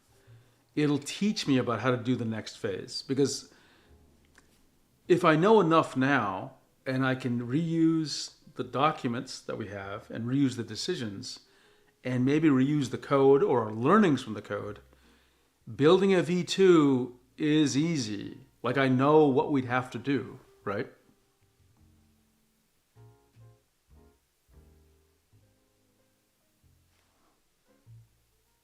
One of the things I like to ask these AIs is to reflect on what we did. Like, I don't know, it usually happens after a long troubleshooting session. Like, oh, well, it looks like we had problems debugging this. It looks like this took longer than expected to go through this issue. What could we have done differently that would make this faster? And how can we change our process or our code or our plans to deal with it? Problem with Procreate apps is that planning UI and polishing tools and workflows take ages of real brainstorming. I think that's true, and I think we'll see that I'll get a very we will get an app with a lot of functionality, but it'll still be primitive in some sense, and you'll feel that in the experience. On the other hand, I also think there's room for us to incrementally polish the UI and polish it in ways that are maybe quite different from what people expect. There are things I've always wanted to try. I don't know when you joined the conversation, but earlier I was talking about a special kind of blending mode, which I've never seen done, but I'd like to implement because it would really improve my own art. And it's not something that seemingly can be done with an existing blending mode. It's about highlighting and shadowing things, but in ways that are artistically nice in terms of color. I know that's very vague, but you just can't do what I want with a blending mode. In other words, actually, I have a picture of it. There's a video I showed somewhere. Yeah, here. Imagine just an orange disc, and you had a brush that you said make it darker and lighter, but it actually changed the hue, maybe some texture, so that you got colors like this instead of just what blending modes. Blending modes don't give you this. They're not geared to give you this kind of look, right? And that's what I want to do. Again, whenever I build these apps, I think about them not just as apps, but as platforms upon which we can obviously learn AI, learn agentic coding, and learn what processes work to build things, and experiment to try to build the things we've always wanted. There's a YouTuber I follow. What's his name? Nate Jones, I think. He does like an AI video a day. And really, you can tell this guy's just really plugged in and just has great instincts for shipping software and business. He one of the points, and I think other people make this point, cost for software is approaching zero. Now, that has all sorts of implications, right? I've always said the code is the easiest thing, even though it is hard, but it certainly is expensive. But we now can experiment with code in ways we never had. So we should take advantage of this.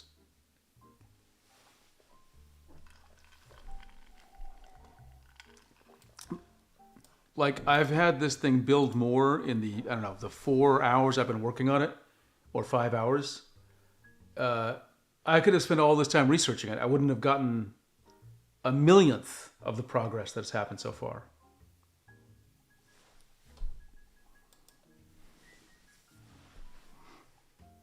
Like, it's already done with the selections, or at least a good chunk of it.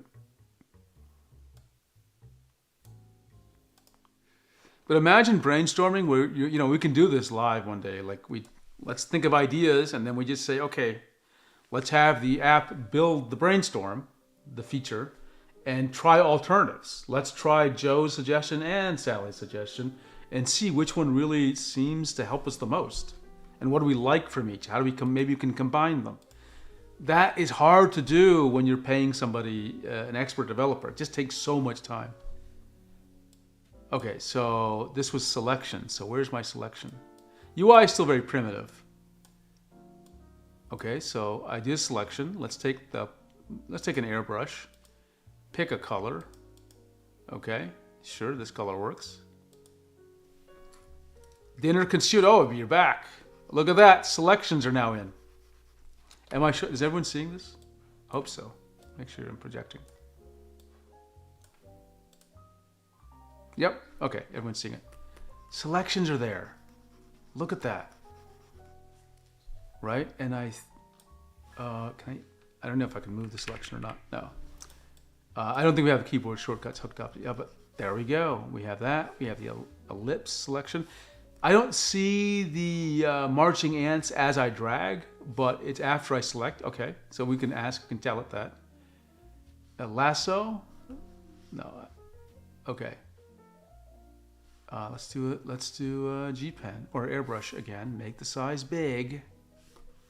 Look at that. I want to double check. Tilt size, pressure to size. I'm not getting the full pressure sensitivity. It is getting smaller, but I'm not getting it as big as the preview brush shows.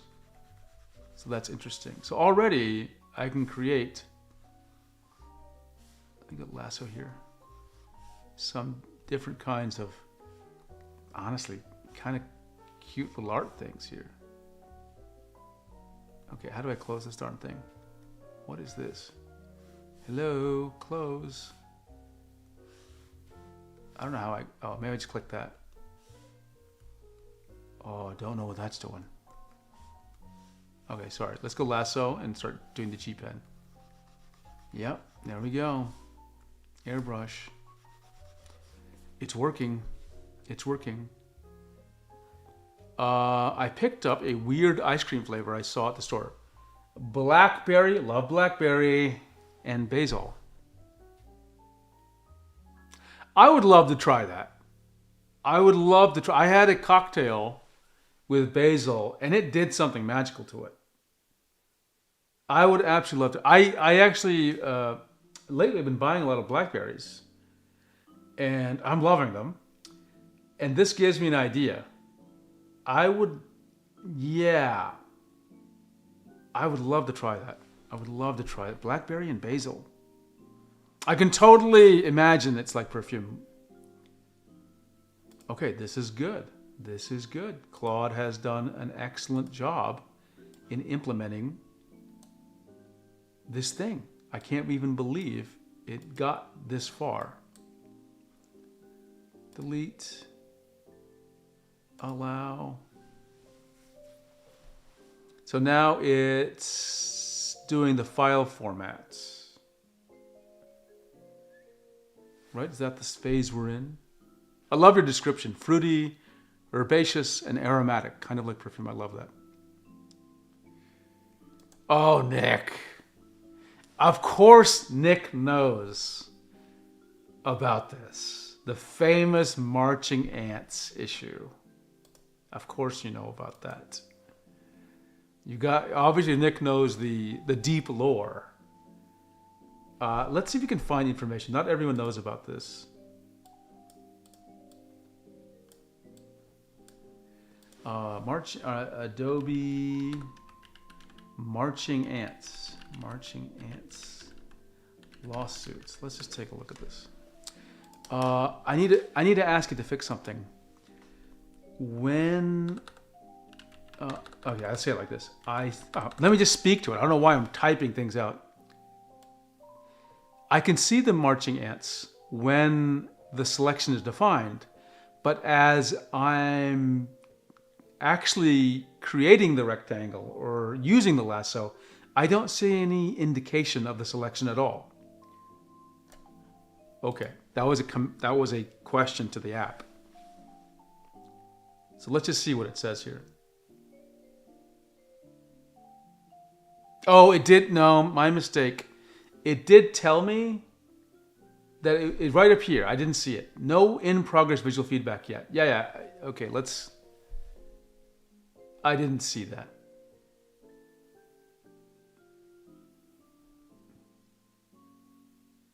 So I shouldn't. I wish I could just tell it. Don't worry about it. I think it's going to be important, though, right?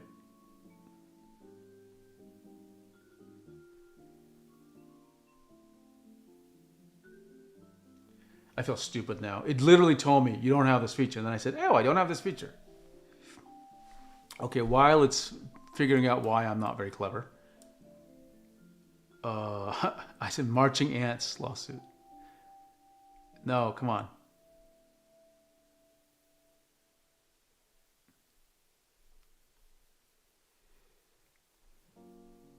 Okay. Let me just try. The current Adobe lawsuit of the Department of Justice is just clogging up search. Okay, Wikipedia has an article.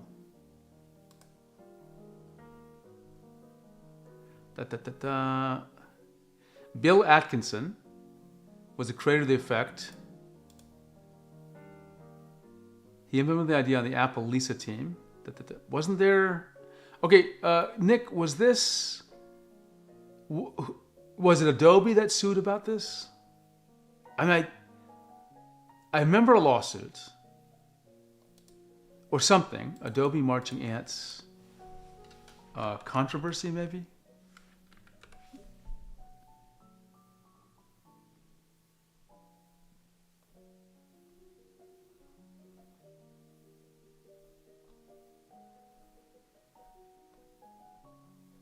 Can you remind me what the issue was? Because I'm now losing track of the actual issue. In my head, it was like, I remember a company, which I assumed was Adobe, felt like that was something they owned. But now I can't seem to find a specific reference to it.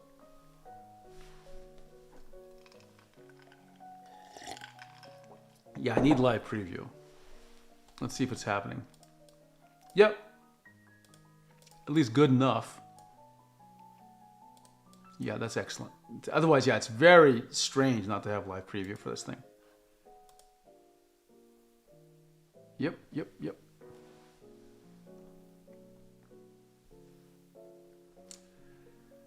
Okay, so that worked very well. Don't delete the app.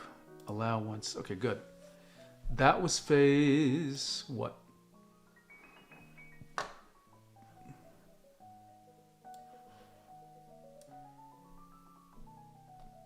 Was that phase 7? So now, selections, that was phase 7. View, control, polish. Okay, we've got a lot of deferred items though. We've got a lot. Keep going.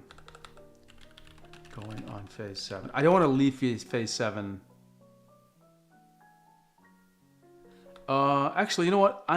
Let's pause on phase 7. That's okay. We have some basics here. That's good.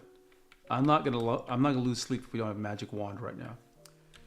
continue to phase 8. I said pause of phase 7.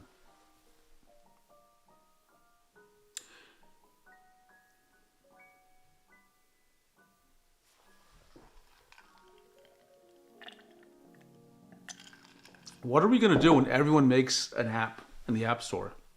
Because it's so easy to make an app, right? But I think there must be a million. Okay, so you're not sure if it was real or not. Yeah, but I remember something like that. Maybe I heard a joke, and that's why I think it actually happened.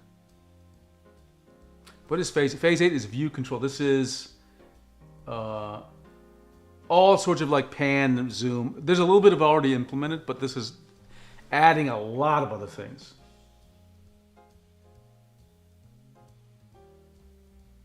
Like a tab will do full screen, but you need these features. How did we get here? Oh yeah, I mean, like, why did I decide to do this? Okay, I remember now. We started with a bit of news that there was a Procreate clone called Stylus X that ran on Windows. That app and the team and their socials and their website just disappeared a couple of days ago. So we talked about that. In the course of that discussion, it somehow got wrapped up into like, well, I guess with vibe coding, we could just build one. And then I got the idea to do that, except not for Windows. Because at the same time, we were talking about Procreate on Mac OS, right? So taking these two things in together and the timing for Procreate on Mac OS and Stylus X and vibe coding, we decided, hey, let's just try it and see if we can build our own app. And at no point did I think this would actually get to this stage. I mean, I thought we'd get something, but I actually thought it'd be super primitive. What we've discovered is the Claude has filled, I mean, I can't even say fill in the gaps. When you say a statement like fill in the gaps, it sounds like, oh, you had 80% of it and Claude filled in the 20%. More like we thought about 5% of it, Claude filled in the other 95%. And I'm talking about not just big feature sets and areas, but implementation details, all sorts of corner cases we didn't think about in terms of UX and design and performance. And I wouldn't have been able to build this app to this level by myself, that's for sure, because these things I wouldn't have known about. And even if I'd known about them, it would have taken me, I can't even imagine how much time to get this space. And I really do not like doing UI coding, by the way. It is not, like, I can do little basic stuff, but I just find it very irritating to do the full thing. Rotation, hand to, oh yeah, these are good features. So 3 more phases, and we're basically 3 more phases plus a little bit of cleanup and doing the deferred items, and we're done. We've got a fully functional app. I would like to improve the UI. It's a little basic right now. Okay? It's a little basic. A little primitive, a little too much like a demo app.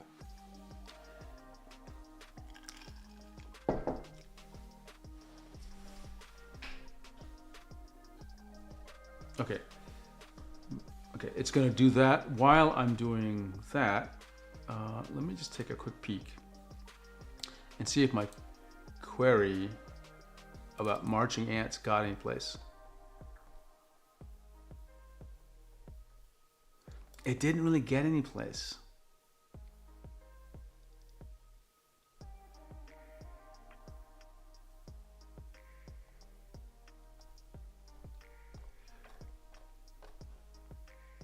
What does this mean, by the way? Okay, interesting. Okay, I'm gonna do a bio break, and I'll be right back in just a minute, okay?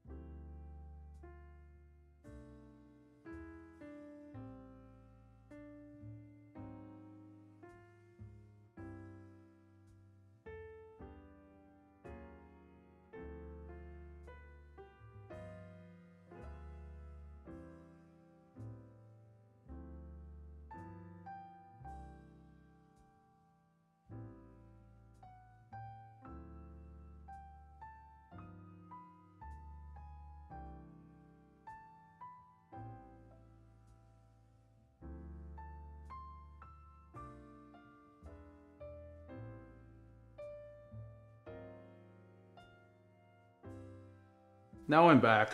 Now I'm back. Okay, this is going to go on for a while, so why don't I take care of some other things I want to talk about, which are what is happening on Reddit and answering Q&A. People are probably wondering why I've been streaming for 7 hours now. Has it been that long? Wow. So I started at 11 a.m. then. Yeah, 11 a.m. We've been going for quite a while. Okay, so let's just try to take a look at what's actually happening. I'm going to move this window.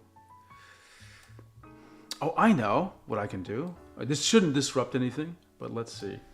I do want to keep, how can I say this? I need a stand. I'll be right back. Oh, wait, I don't need a stand. I just need that monitor. Okay, I'll be right back.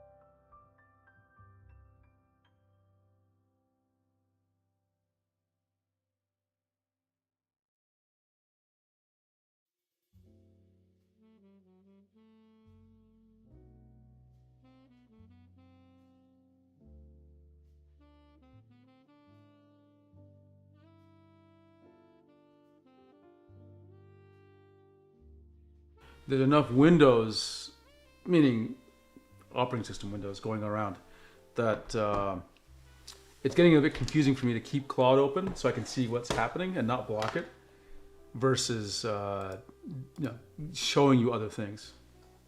So let me move this can here and move this out of the way.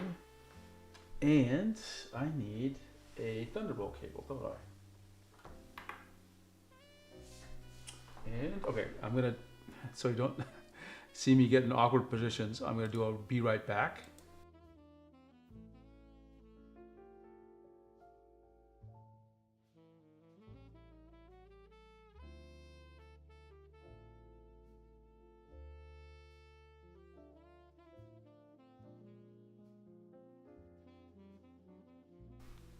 Okay, now I found my Asus 4K monitor. I think it's 4K. It'll give me three monitors.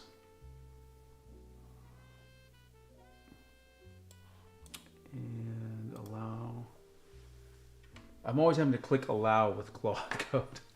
I need to get it to just. So I think it's done with that phase. I chose a phased implementation because I thought it would be able to correctively give it some corrective feedback early. Okay, what just happened? Sorry. I gotta process. Okay, great. Sorry. Claude Code disappeared, but actually just went to another monitor. That's fine. Okay, so let's see. So it's not confusing for you. Let me do a few more things here. I'm going to switch this to left plus. Okay, there we go. Actually, yeah, I'll switch there. And it's a little confused. Let me switch this to secondary display. Okay, that's correct. That's correct. Now I need to adjust. Let me click allow. And I need to do a little bit of monitor shuffling around and resolution changing here. You can't see, so it might be a little confusing for you, but I added a third monitor essentially, and now I have to deal with the consequences of that by arranging my displays, etc., etc. So canvas is there. God, okay, first of all, I need this thing to be a bit.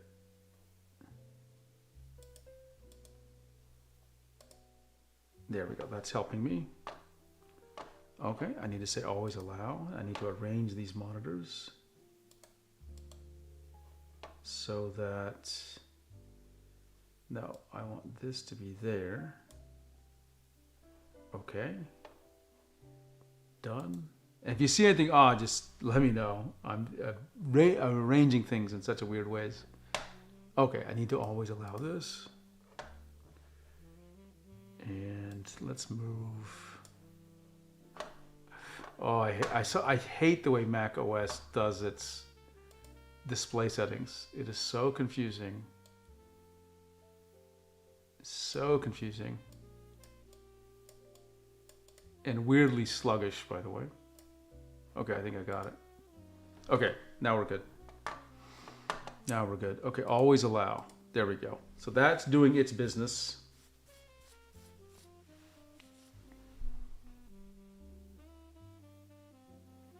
I'm going to give it a quick test if it launches it again.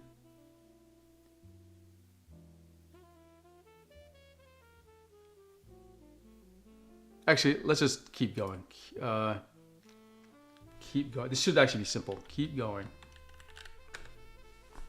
Once we get to phase 11, we'll finish phase 11, and then we'll look at all the deferred work and maybe add it back in. But we added a lot. I mean, there's just so much has been added here. It's kind of unbelievable. We're at what? Phase 9, import, export, and 10 is...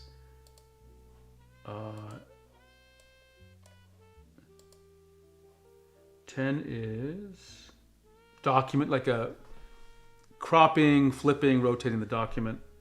Phase 11 is just UI improvements. So phase 11 is where we're just going to like polish everything out.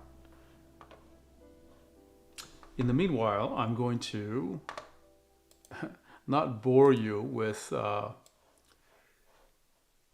this kind of stuff. I'm going to just bring up... you have to give me a second, though. I need to bring up things.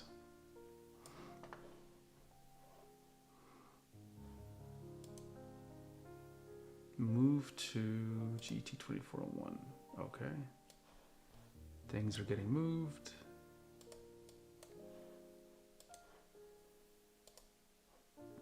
Sorry, everything, the windows changed for everything, so I have to like rejigger how things work here. When I got my Mac, I dropped down to one monitor, but keep an iPad handy as a secondary monitor. I've got to try that again, honestly. I've definitely got to try this again. Because, oops, and now this thing is showing the wrong monitor. I want the tertiary. Yeah, there we go. So it's just building its thing. I think I'm going to add another scene so that you can see me. Yeah, I'm going to do that. I'm going to add a slightly different scene in a second. Okay, yeah. So we're good progress so far. Okay, and now let's get back to this message. When I got my Mac, I dropped down to one monitor, but keep my iPad handy as a second monitor browsing device. I tried that on the weekend. I wasn't totally happy. I thought using my iPad as a monitor felt a bit sluggish. Now, I don't know if that was me or the cable I was using or what, so I need to try this again. Part of the reason I was considering a new Cintiq wasn't as an addition. Yeah, I totally understand that. I think my current setup is pretty solid, though I have to redo my cable management. For a while there, for about 2 or 3 weeks, I was using just one monitor at this desk, which is a big 55-inch TV. It actually works surprisingly good because it's far enough away from me, and so my eyes were a little bit more relaxed, and everything looked big, right? I didn't have to like squint to see things. Oh, thank you, Lazy Artist. I appreciate it. I had this laying on my chair, so I just thought, why not just put it on? Okay, now the Claude is doing import export. Okay, so I gotta figure out why it's showing that. Oh, that's weird. Okay, that's not what I wanted. It's showing 2 different screens. That's great. Brilliant. How did I do that? How did I end up with 2 different screens here? Oh, Claude. I mean, not Claude. This is Ecamm. You see, now I have this screen and this screen, and I don't know why this does that. I'm just going to have to... Why does it happen like that? Let's see, show... I don't want to show anything. Oops, now I've made it even more confusing. Back to live mode.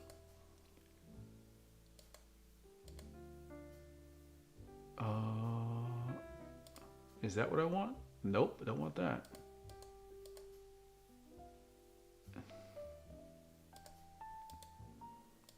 I truly sometimes hate Ecamm. Basically what it did is it changed the background to be another monitor, which is not what I want. So I'm gonna have to manually resize some stuff. So at least that's better. Okay. And then we'll do what I actually intended to do, which is go through some of what I'm seeing on Reddit and answer questions people are struggling with. Because while this is kind of semi-interesting, I also think people want to hear more than me just talk about, keep on clicking on apply as it goes through these phases. And I need to, or let's see, hang on. It's still building, so that means if it's building, it's very close to being done with phase 9. That means we're going to phase 10 in just a bit. Phase 10 is document stuff. Phase 9 was import export. So I'm not going to bother really testing import export. I trust it more or less to do what it said it was going to do. So we'll just let it run its process there.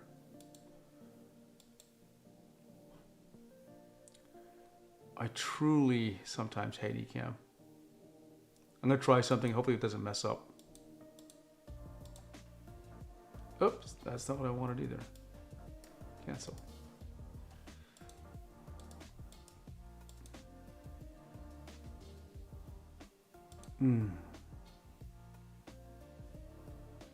Okay. I'm going to have to solve this problem real quick. Ecamm.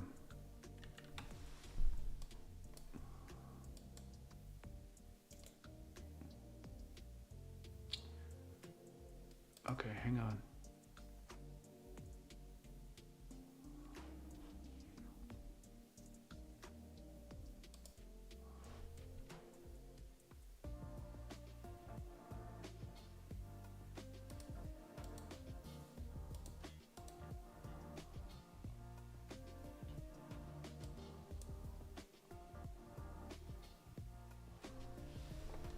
Okay, it is done here. Phase 9.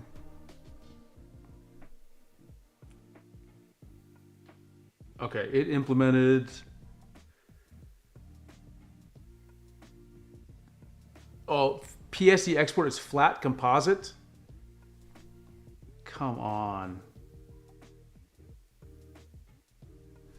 Okay, let's just see what it says.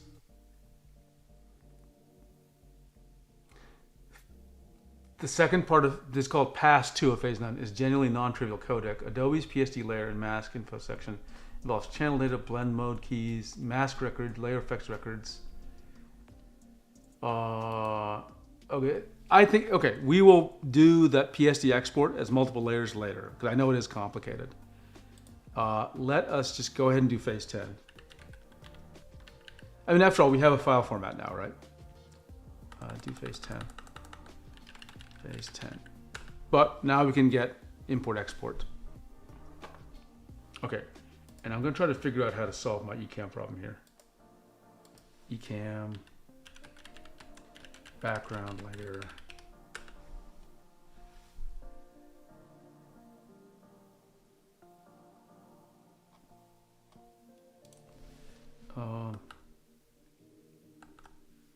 Scene without background.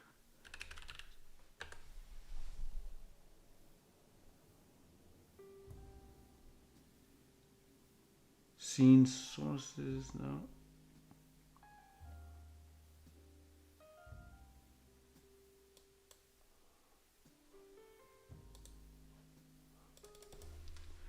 Okay, hang on. Move Ecamm. Scene background.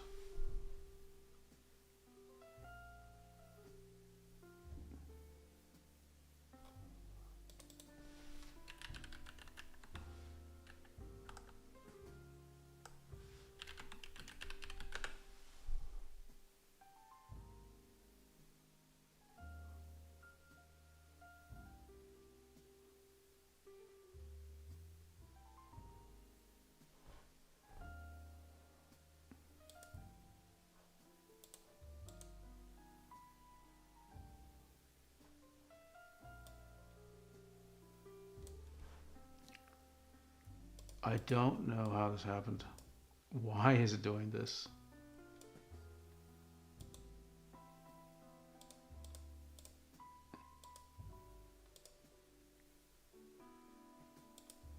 It is so silly that it does this. I didn't want that background. Sorry, I know I'm just like blathering on for you. Okay, there's new comments I missed. Meanwhile, making elderberry tea. I don't think I've ever had elderberry. Thought it'd complement blackberry. What? Could you describe elderberry? I literally have never experienced it in any way. But I love tea. But I can't have much of it because it just tends to skyrocket my blood pressure. Like way more than coffee.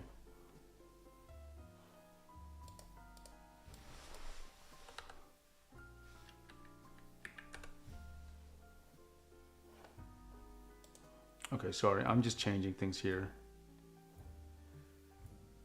Oh, preferences.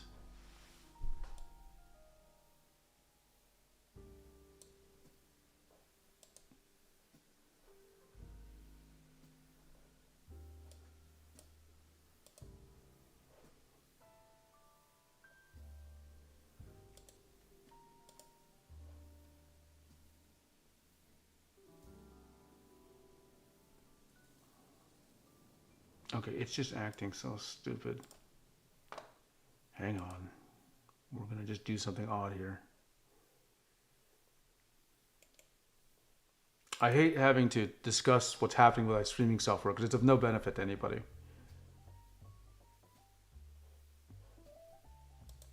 It just sounds like I'm a maniac talking about random things you can't, like ghosts or something.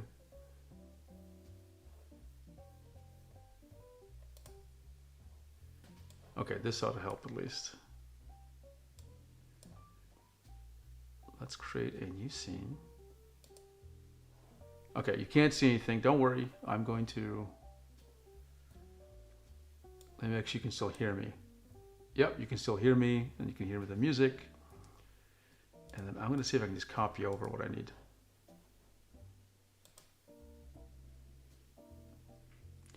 And this stupid thing is here. Useless. Don't. Let's see if I can copy that and paste it to the new scene. I think this will actually work. Okay, that worked. Now I can get back to where I was. Sorry for the confusion. Just the way Ecamm works is highly confusing. Copy and paste. There we go. Now we're back to something more reasonable, where I wanted to show you something more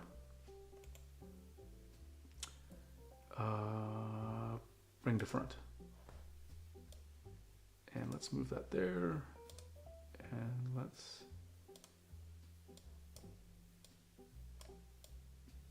There we go. Okay. So you're seeing that. I'm going to get rid of the old one.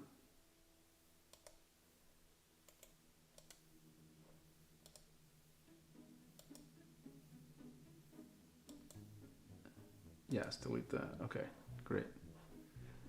Whew, that was scary. And to make it easier for me to be a little more present for you, I'm going to just duplicate this scene. And I'm going to do an alternate of what we have here so that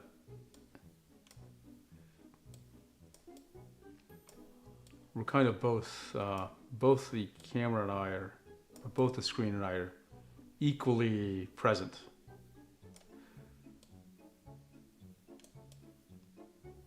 Or at least mostly so.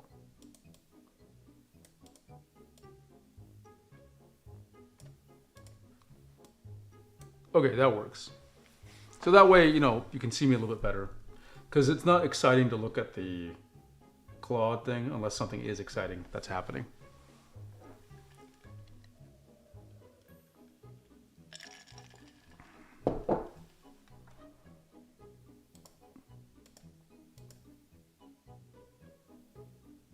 Okay, and there we go. Well, good. Sorry for that delay. So, okay, now that we're just waiting for Claude. We're not doing anything special. What I will do though is create a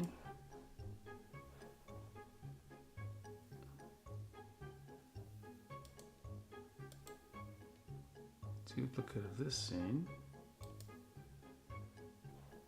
Berry fruity, a little deeper flavor profile like pomegranate juice or... Okay, yeah, okay, I can imagine that. I'll have to check that out.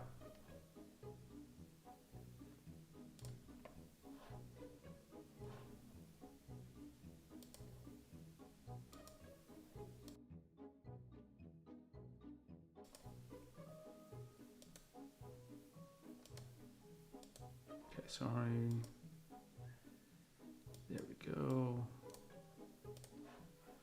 And then this changes to my secondary display, I believe. Yeah, there we go.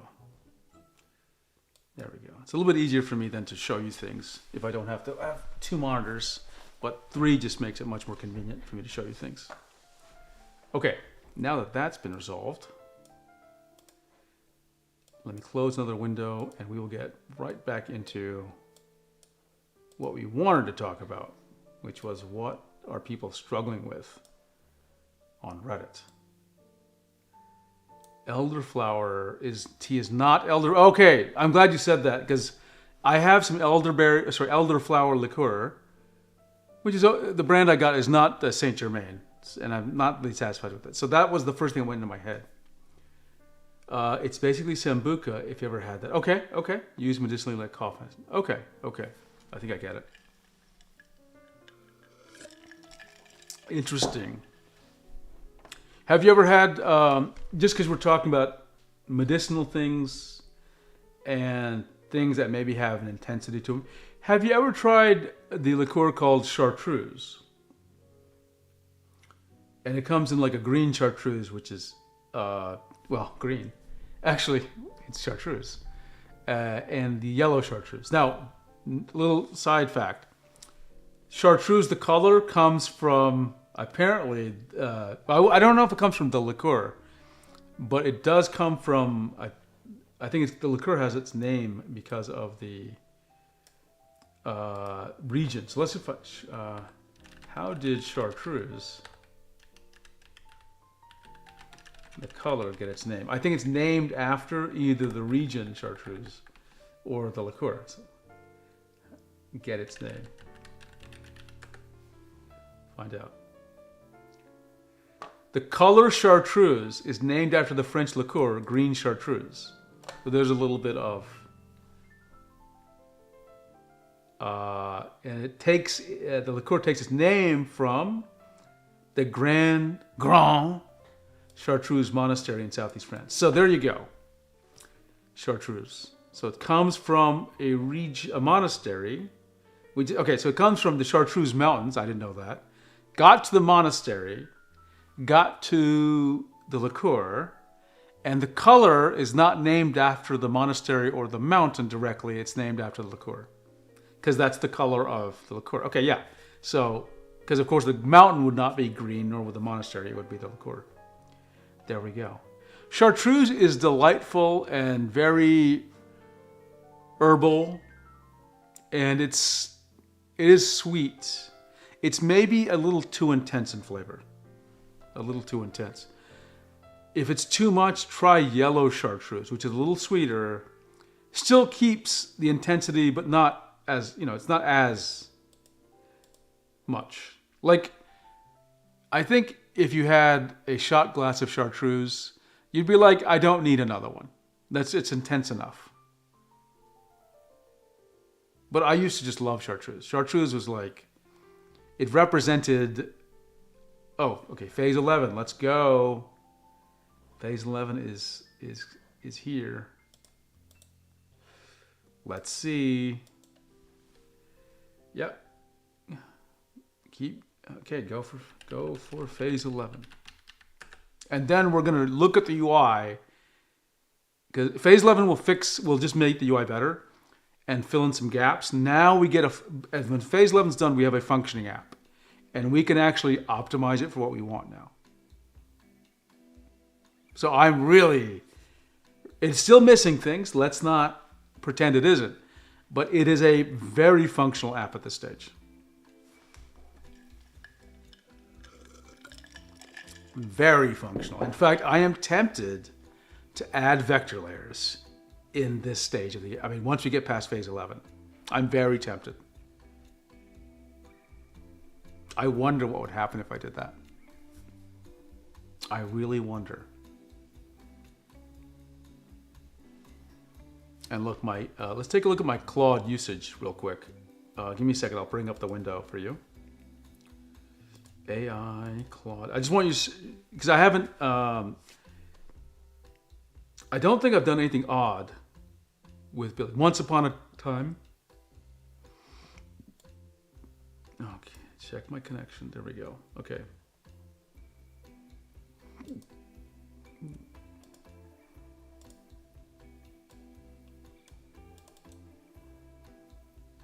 Come on.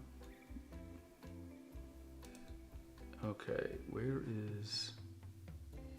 Claude cannot be reached right now. So I wonder if they're having some kind of problem.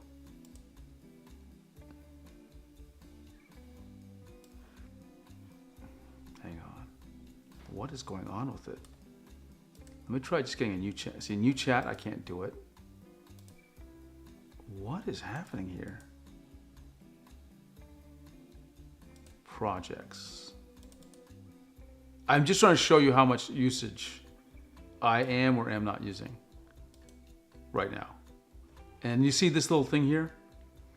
It's going to yellow. That means my context window is getting close to full. I'm at 80%. And so I can't fully explain how the Claude plan works, but basically there's sort of like windows of usage. So every 5 hours, there's an amount of usage you can use. And we have been very thoroughly, it's been writing code nonstop for me. And so far in 5 hours, we've gone through, let's just say 77%. The 5-hour window is about to reset in 1 hour. So we can get quite a bit done. Even if it does not have a problem, we will be able to use another AI. But take a look. I think we've done a lot without consuming a lot, okay? Now the context window I think can be shrunk. I think it can be compacted, which we may have to do. But I have consumed in my weekly usage plan, because there's like 5 hours, there's weekly, I have used 37%. I don't really drink anymore. In my 30s, my body got the memo that alcohol is technically poison. I can't tolerate much. I have an odd sip for flavor, but no full serving. Yeah, I would say I have changed quite a bit as well. When I was, in my party days with my friends, we were getting crazy sometimes. And as time has gone on, it is harder for my body to process, right? And the other thing is I just feel the effect a lot. So an example would be like, I just know my body's not operating at 100%. If I have, let's just say 2 glasses of wine, the next day I'll just know something's off. Doesn't feel quite right. Also, since I've lost 50 pounds and I have more to lose, you just kind of recognize that there's just a uselessness to the calories, right? Though I actually think tonight I will try something. There's every now and then I like to try Lafroig, so maybe I'll just try that on the stream. Very functional half a day's work. Yeah, I know the feeling. And it's actually becoming less enjoyable because forget the health for a second. I cannot work. I can't even AI code. I can't think straight. I'm not saying I don't have to be drunk. Even a glass of wine will make me feel like, okay, I don't feel like thinking. Okay. It started the app. So we're almost at I can't wait. We've got UI polish next. And then we're going to try stuff. We're actually going to try things. We're going to paint and we're going to say, hey, what do we want? What do we want to build in this app? Okay? I always allow.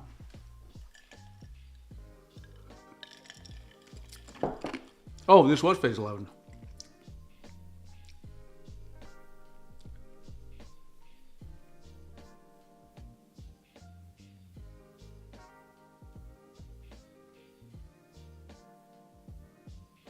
Okay. Everything app. Okay, so let me just summarize. Phase 12 is our launch. Okay, now we're not gonna launch, but we've done our core work. There's lots of things that have not been implemented. But that's okay. And it's marked everything then. I'm gonna just tell it, update all the docs. Okay, just to make sure. Sometimes it doesn't do everything, so you want to remind the AI, just update everything, dude. Just update. Don't hesitate. Okay. Now I'm going to find the folder where this app is in, and there's a bunch of pictures of me somehow. Okay, I'm just going to show this to you because I feel like I just want to show you how much progress I've made. Okay.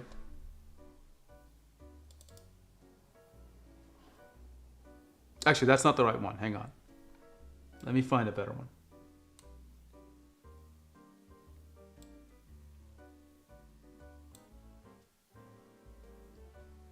Okay, this will do. It's not quite the latest, but it's good enough. This is 2 months ago. Take a look, everyone. What do you think? Right? This has been a little bit over a year.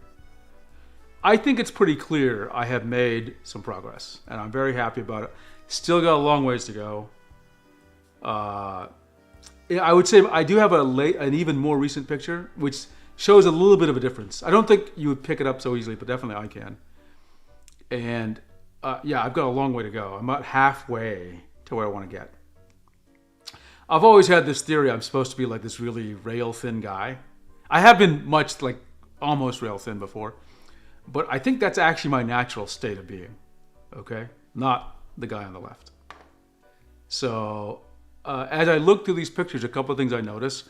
I actually smile more, right? The smile comes very naturally. So I'm very pleased in the progress. It just takes time, you know? And I'm just happy because I feel much healthier. And that's another reason why drinking is... I still drink. It's such a smaller part of my life. And I think all my friends, we actually got together a couple of weeks ago. We're all drinking less. Everyone's just like, why bother? Not, you know.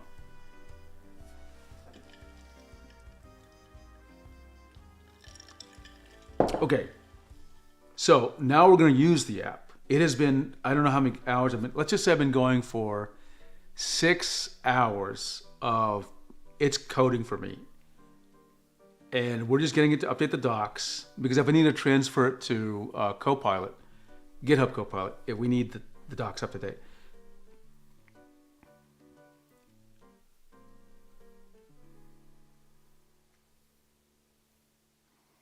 And then we will start using it, improving it, and I'm looking forward to anyone who's online. Where are we going to make our improvements? What do we want to see in our app? the app we are going to be using. Okay, while it's doing its thing, I do want to talk about Star Trek some more. Okay. I love Star Trek, okay? And I'm just going to go down through the movies and tell you which ones are great. Star Trek, the motion picture, is fantastic. I like it more now than I liked it when it first came out. And I saw it in the theater when it came out, by the way. So that was 1979. So I would have been 8 years old then. So I do like it. Even then it had weird reviews, but I think people have they understand it's actually a classic now. So I'm glad to see that. Star Trek II, Wrath of Khan, what can you say? Amazing film. Star Trek III, Search for Spock, solid. Solid film. I have no complaints about it. Star Trek IV, The Journey Home, how can I say? Comedy, fun, lighthearted, a romp. Loved it, absolutely. It hit at the right time in my life. I was a teenager then and just 16, something like that. Loved it.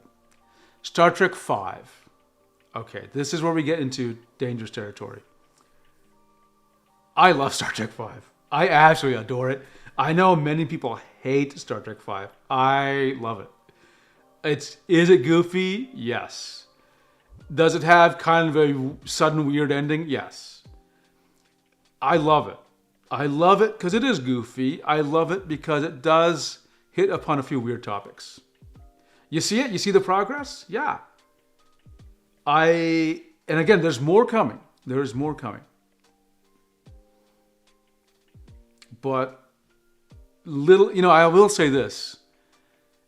I check myself out in the mirror much more now. As I got heavier, I quit looking at myself. Does that make sense? Because I was disappointed and dejected. But as I get healthier, I'm checking myself out, saying, "Hey, I'm kind of looking good, right?"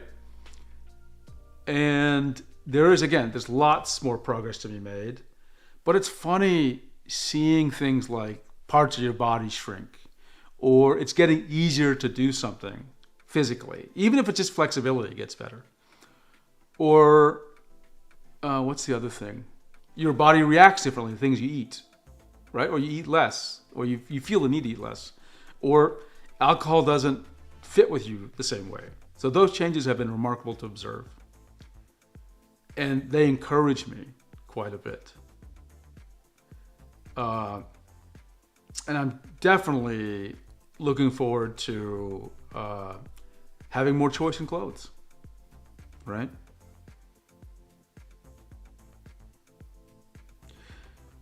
I've actually not, how can I say this? I've been kind of not avoiding my friends, but I want to actually come back to them with a big progress and kind of surprise them. So there's some people I've been meaning to meet up with, and I'm like, okay, I just want to wait a little more time so that they see even more progress. I want them to be like, hey, not you've gotten a bit thinner. I want to be like, wow, I can't believe the progress you made. So I'm in stealth mode with some of my friends. But definitely everyone's noticing it. But yeah, I just want to go to that next level. I am looks maxing, as they say. I am looks maxing.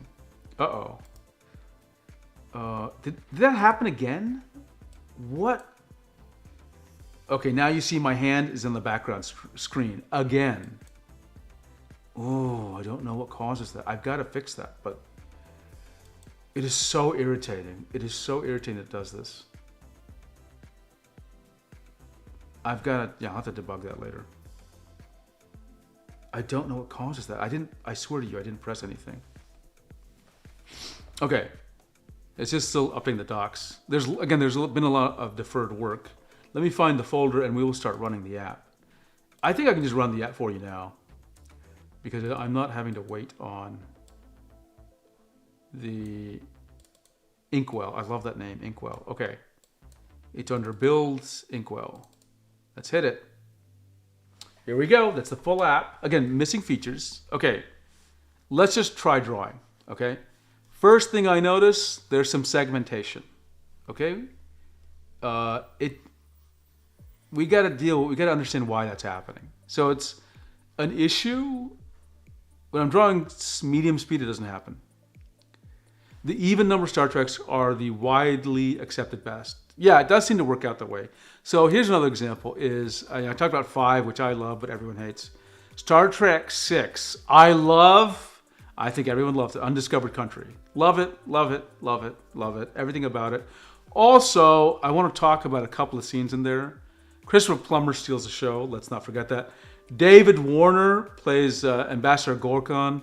David Warner is good in everything. A shame he passed away not too long ago, or sometime in the recent history. Christopher Plummer, I think he passed away too, but he stole the show. What does he say? You haven't enjoyed Shakespeare until you've heard it in the original Klingon. That got a lot of laughs in the theater, okay? But surprise star of Star Trek V for me is none other than Kim Cattrall.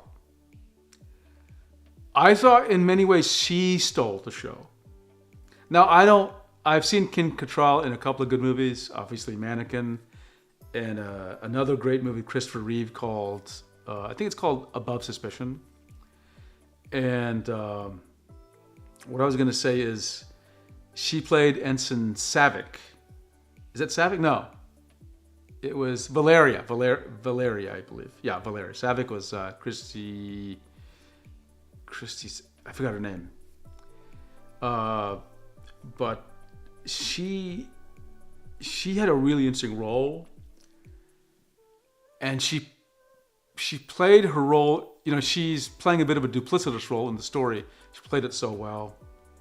I loved her performance. And there's a really intense scene with her and Spock, which is in some sense disturbing.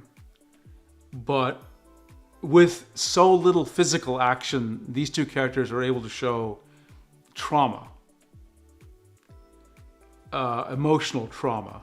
I'm not going to describe this scene because some people find it very disturbing, actually. Nothing physically happens, but that's not the point.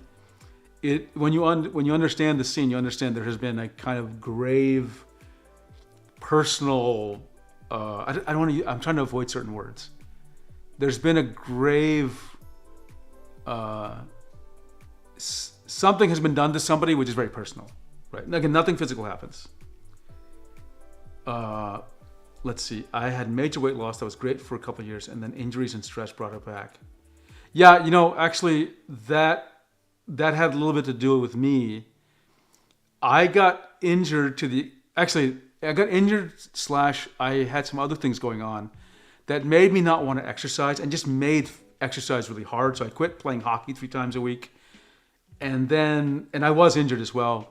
And and the stress started building up and I wasn't taking care of it. So I'm happy to say now those things are getting better. So all the physical stuff is getting better. Okay, so back to this app. There's some segmentation. I don't know what's causing that. It was not like that when we started the app, by the way. So we've got to take a look at that. Marker pen, it's great. We got the color thing here. We need a better color picker. This thing is trash. So segmentation on the strokes. The size is. I'm still not actually understanding how it's mapping. Sorry. Let's do G pen. If I press at 100% pressure, I'm not seeing, it's definitely thinner and thicker, but I don't know how to map the sizes to the preview. So the preview's got to change. I think that's the problem. I'm being misled by the preview. Okay. I also want anti-aliasing and aliasing. I want to be able to control that. Right now, the brushes all look very similar. It's okay. I didn't design really crazy looking brushes, but that's fine. Rectangle, selection's working. I love it. Okay. I hit rectangle and delete or backspace. I expected it to do something like erase a section. Didn't do that. Navigate by hand. Okay, let me go back to the tool. Does holding down, holding down the space key does pan the document. However, I don't know if you can hear it, I hear the space key repeat, so that's a little bit of a bug.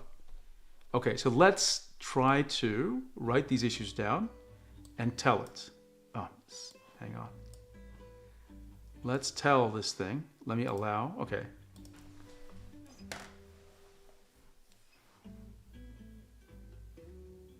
Okay, it's updating the docs, fantastic. Whew, excellent. Okay, so my first Star Trek 6 was special for me because it was the first I saw in theater. Oh, really? Great. That's a great one to see in the theater. Star Trek 4 is my favorite. Yeah, it's just, I don't know if everyone loves Star Trek 4, but many people love it. I would say it's unusual because it's so lighthearted, right? It is so lighthearted. And Spock is, it's like it is a comedy. I rewatched it last year and I'm like, man, this is just straight up comedy. Every scene is like, it's jokey, right? And it's hilarious what goes on. That was the Scotty talking to the Mac scene. It was in that movie, right? Personal transgression. Yes. I thought again, I don't want to, I think I'm trying to avoid certain words, right? I think you know that, and I certainly don't want anyone to be feeling bad about it, but I just thought it was very well played for what it was. Some people think I think they have problems with the scene, frankly. But Kim Cattrall she sells it. She sells it. Like, just the expression on her face and her breathing, you can see something really bad is happening to her. Really bad.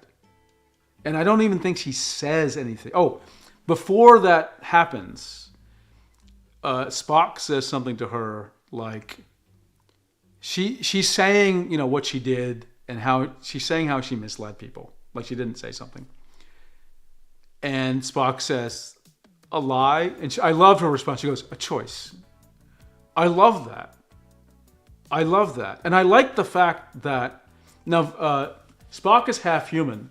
And if I remember, Valeria is also half human. Let me just double check on that.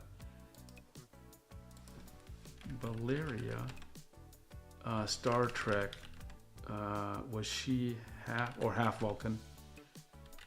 I don't know which one you want to say. So I read the novelization. It says Vulcan. I thought she was half Vulcan.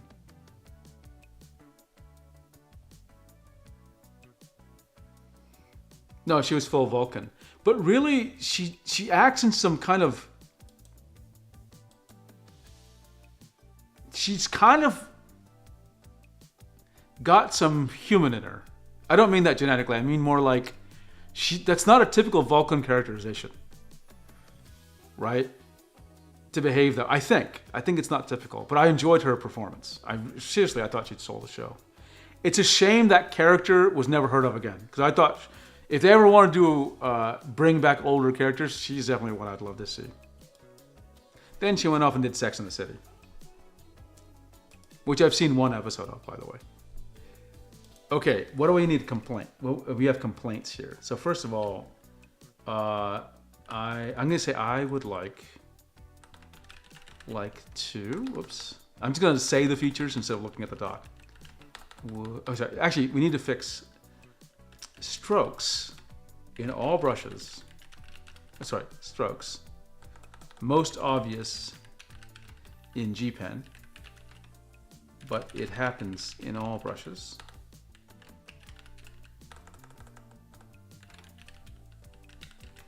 Become very segmented. As I draw. I should have just done the voice. I don't know why I'm doing this. With increased speed. So I'm not going to say anything bad. I'm just going to see how it processes the statement. That's the other thing. Like, you don't have to tell it, fix this. It will almost every time I've tried, the Claude will just understand you're talking about something negative. I don't want to imply, just fix it. I want it to like formulate an evaluation of what's going on. And I'm not going to give any more cues.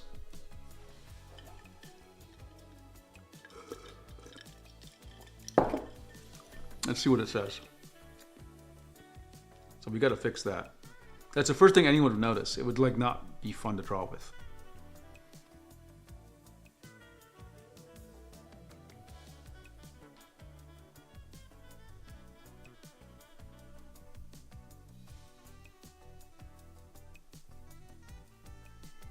Let it do its thinking.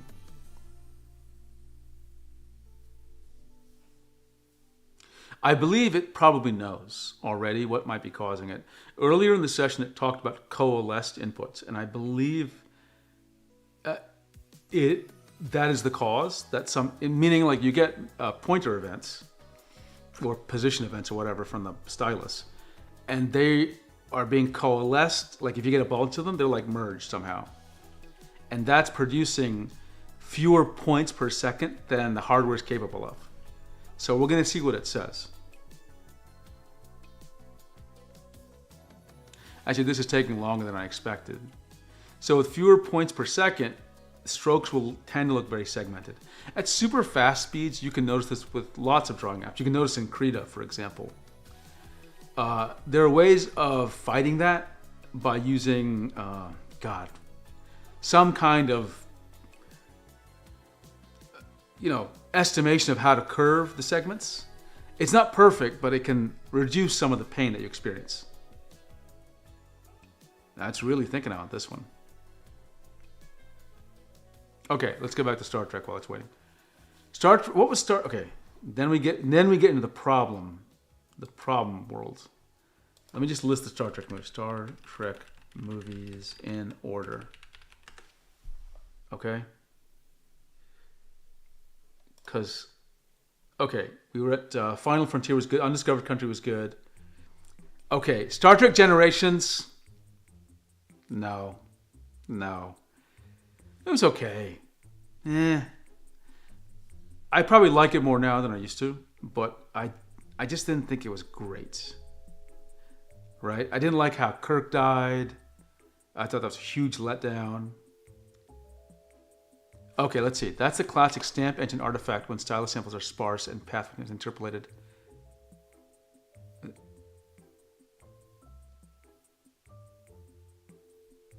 Okay, so it's doing it. So let me just read out what it's saying. The initial implementation it knows it's doing linear. Between the points, it's doing linear, right?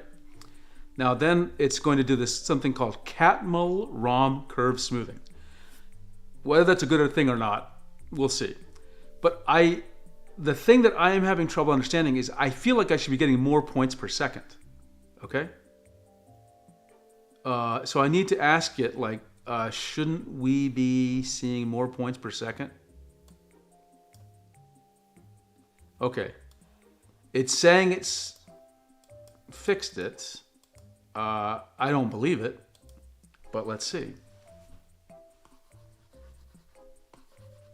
Now, sorry. Let me turn off the rectangle.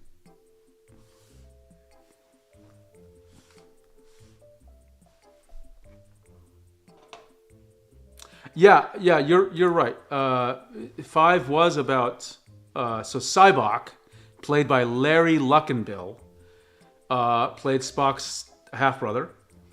And I think, he had rejected. In fact, that's one of the most dramatic scenes at the beginning. Which, by the way, I love Star Trek V again. There's like somebody who's mining for who's mining something for moisture in the desert. And then here comes a figure out of the desert, which is this guy. And the guy just puts his hands on the guy's face. And you can't see the stranger's face, but you know he's in these robes.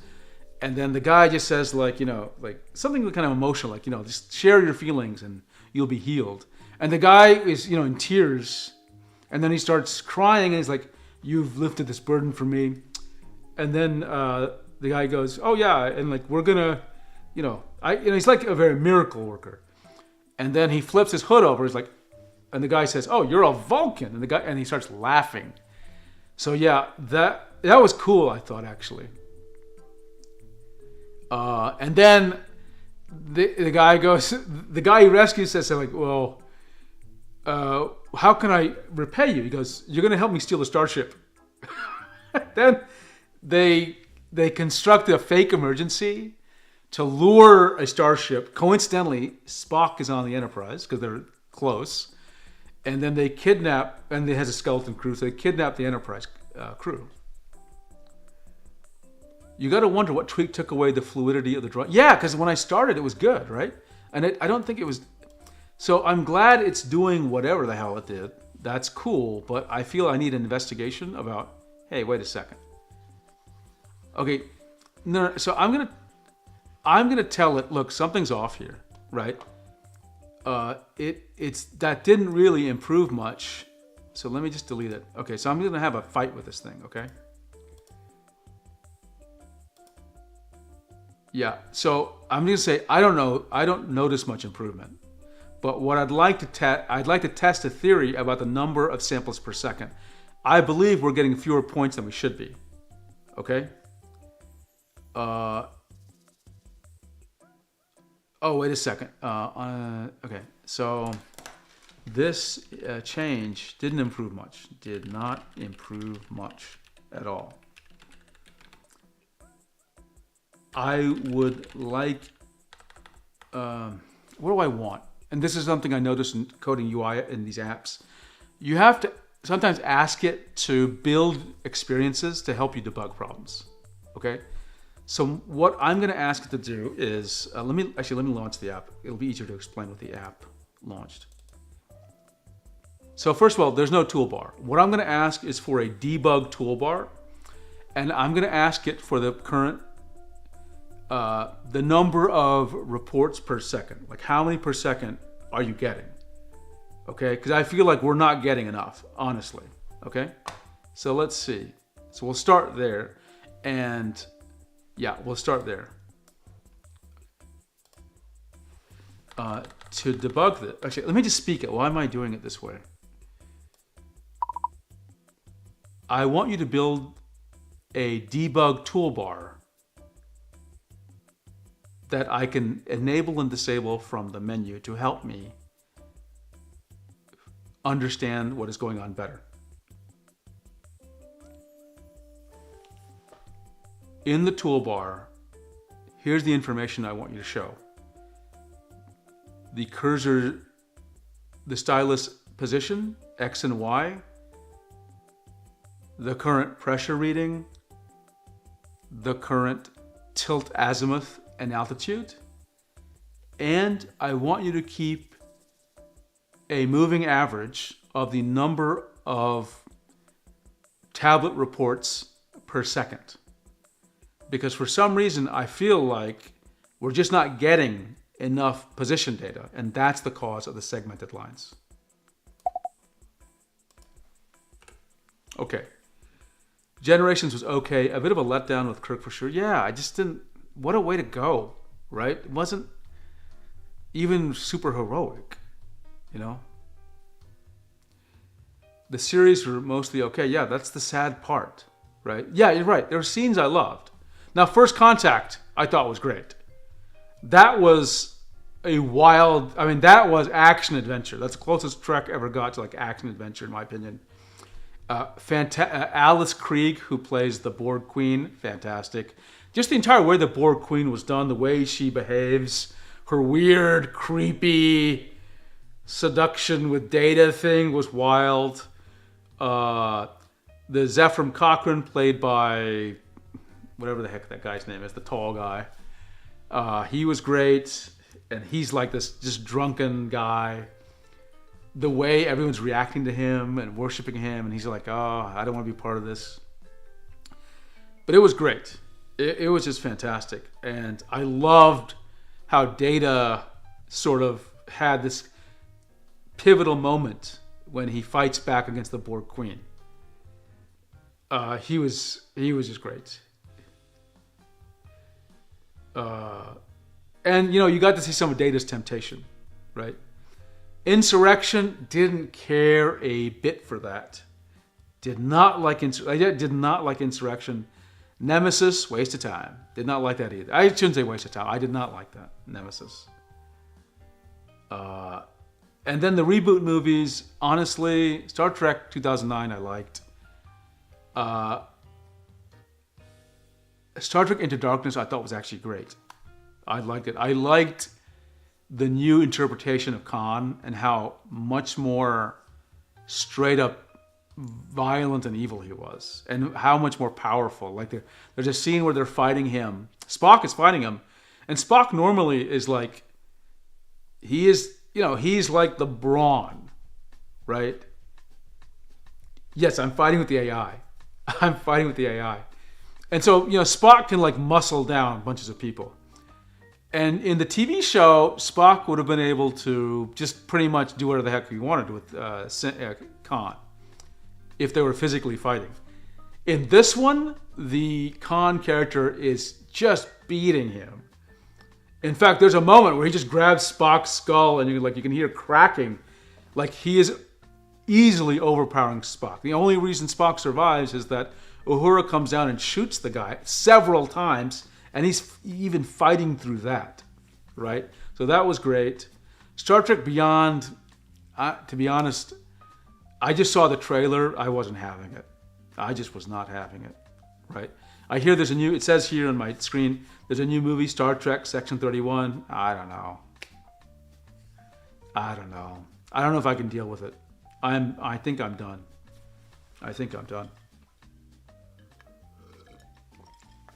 The Orville, is that what it's called? The Orville? That's actually a pretty decent Star Trek Next Generation clone.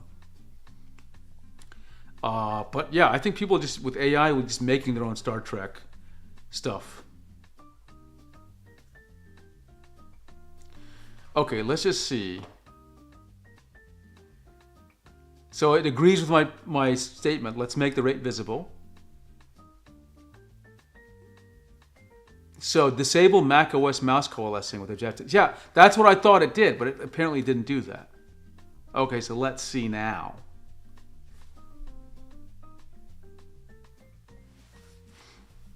You gotta,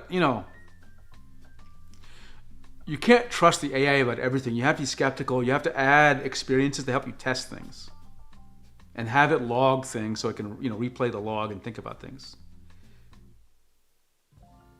So right here, it just says, now it's going to do the Objective-C runtime trick to actually disable mouse coalescing. I thought that's what it did before. We actually had a conversation about that, and it sort of like just forgot about it. I'm sure it wrote it down somewhere, but it didn't come out to me. So let's see. But I would always recommend some kind of debug mode or UI or logging when you're doing a vibe coded app, because it will save you time in the long run. Because when the AI is asking you to try something and did it work, it's like you can go through these long sessions where like, try this, I fixed it. I tried it, it didn't work. Try this, I fixed it. I didn't work. So you got to help it get the data it needs to debug the issue.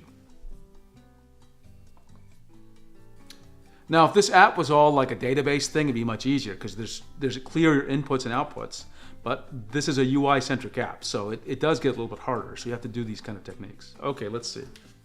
Let's draw. Much better. Now it's good. Now it's good. I did see a little bit of stroke delay there. Let's see if I can see that again. There was a little bit of stroke delay. Like it didn't render for a second. But this is good. It feels super responsive, by the way. Super responsive. Let's check air. Okay, I will call this fixed.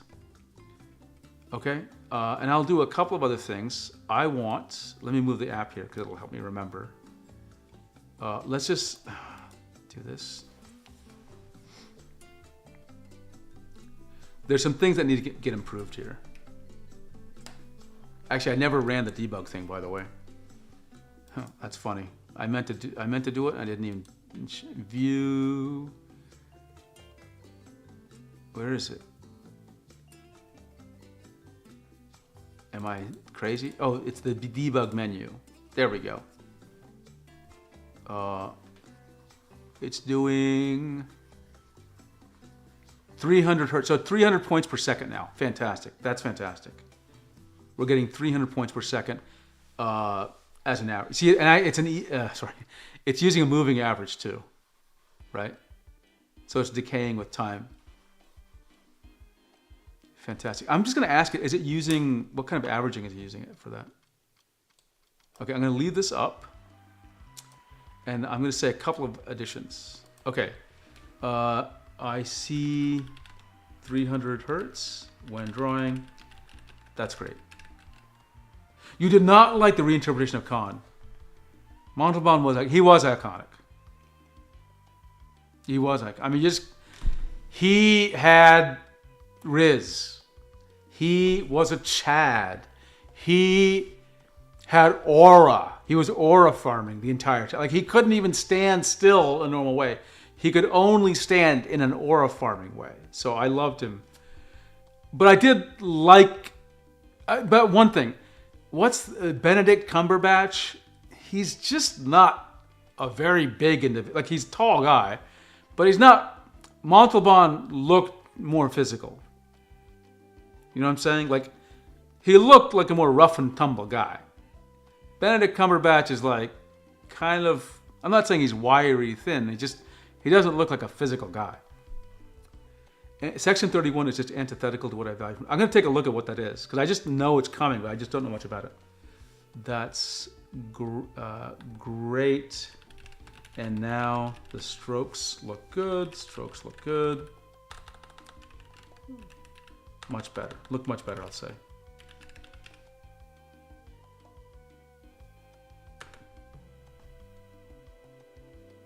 So that's good. So I'm going to ask it for a couple of changes here. First, whenever I have debug UI, I like to make sure it's very obvious that it is debug UI. Where's that darn app? Okay, sorry.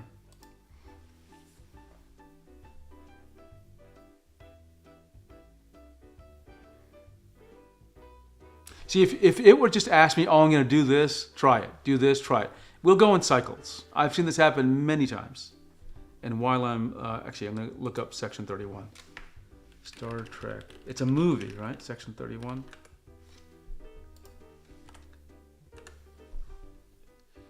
Michelle Yeoh? What?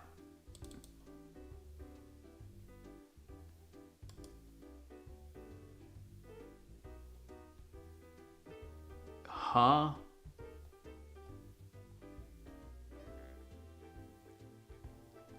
In a mirror universe, in the mirror universe, an alternative universe, blah, blah, blah.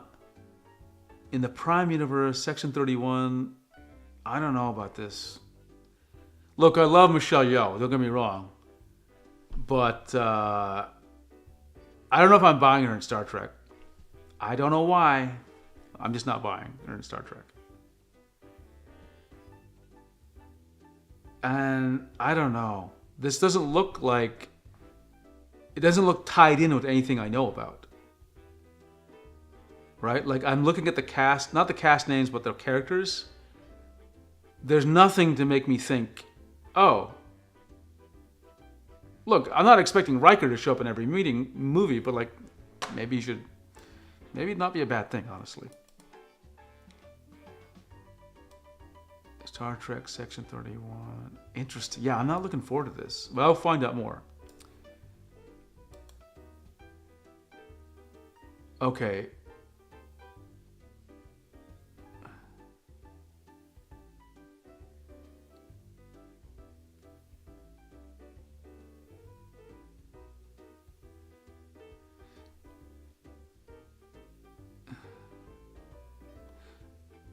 Okay, can we just, it's giving me some information here, like, oh, there's some weird things going on here.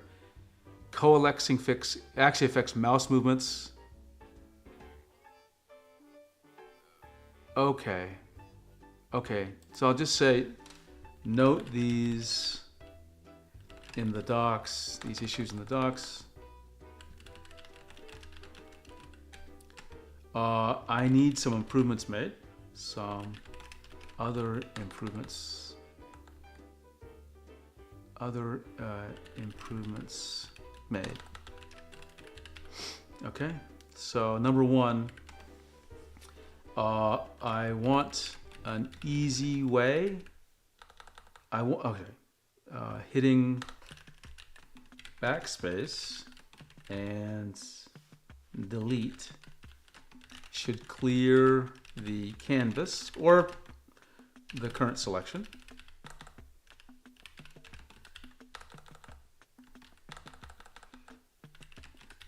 And why am I typing? I should just write this in words. I want an easy way to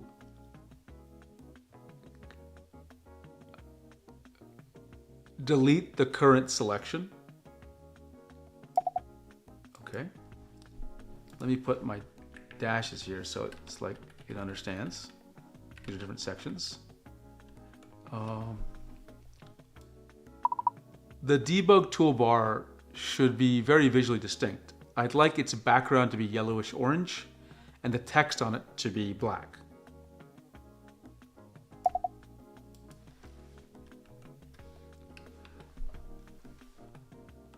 And let me run the app, let me bring the app over here and then see what else we want here.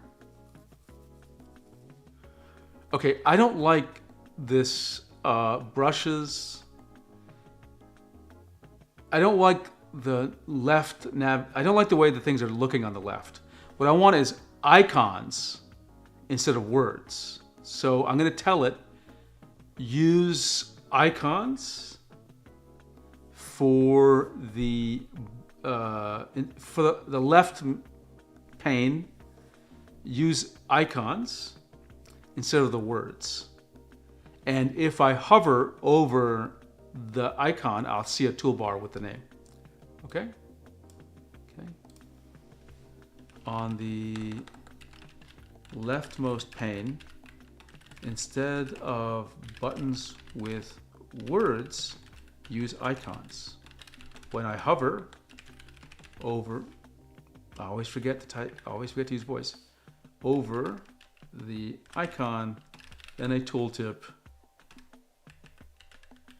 should show the, what do you call it? Should show the name of the tool. Okay, so let's just give it these things. These will be really nice for me to use. Listen, I am just an inch away from saying, let's build vector layers, dude. Let's build vector layers.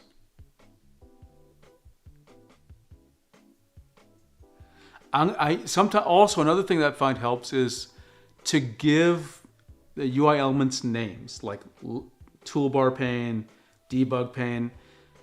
You don't always want to say things like the left pane because sometimes it can be very ambiguous what you were talking about. So I like to give them formal names.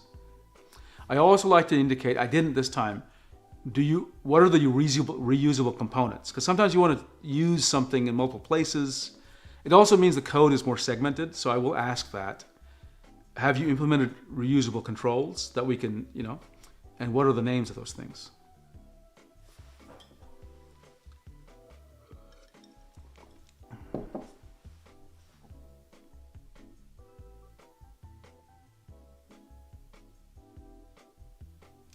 Now, it may struggle with icons because it's not sure what icon to use for some things. We'll see.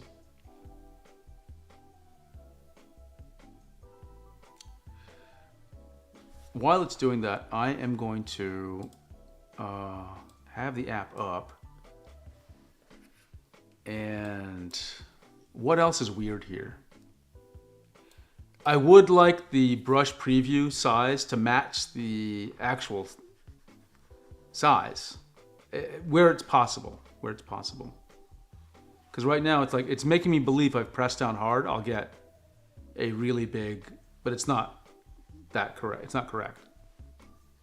Okay.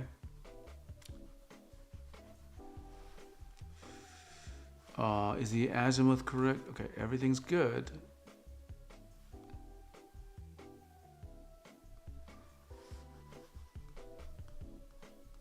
I just love that we've got a working app already. Okay, can we at least be happy that we decided what we wanted in an app, and this thing built those features? Can we be happy about that?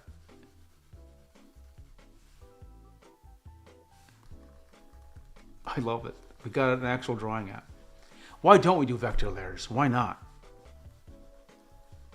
I'm going to do it. I'm going to ask it to implement vector layers. And then a vector eraser.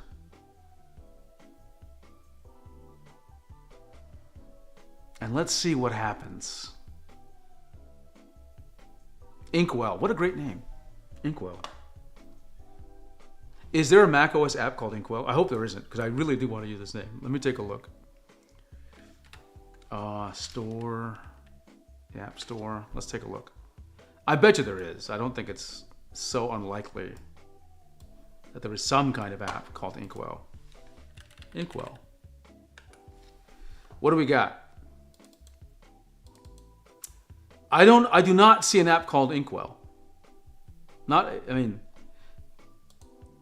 Inkwell Health. I don't see anything like that. Okay, we have an idea here. Inkwell. Let's go to Google, the Goog, and let's type in Inkwell. Let's see what happens. Inkwell, and let's type in Inkwell app. There is this private microjournal. Inkwell, write with knowledge. Okay, it is a name that's been used, so okay, we may have to pick a different name. That's okay. There's no app I can see, but it says there's this. This is an iPhone app. That's why I'm not seeing it. There is an app called Inkwell, which is not for macOS. Okay, but it's nice for now. It's a good project name anyway. Okay, let's see where Claude is at. It's thinking quite a bit, and you can see my context is almost up to 1 million. So, at some point, we're gonna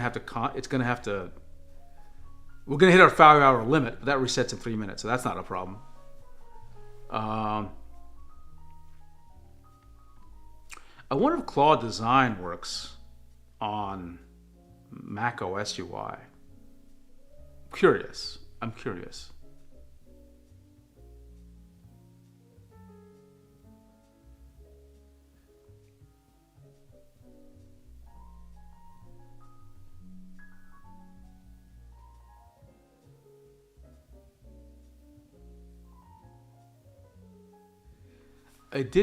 Okay. Lots to do. Is it really a lot? I don't think it's that much. Let me work through them in order. Docs first, then clear action, then icon refactor. Yeah, okay. Sure.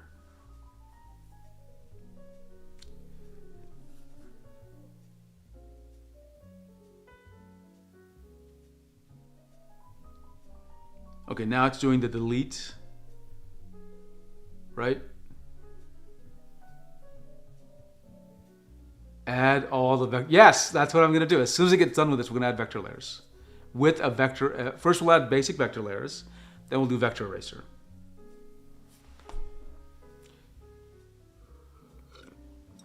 This is wild.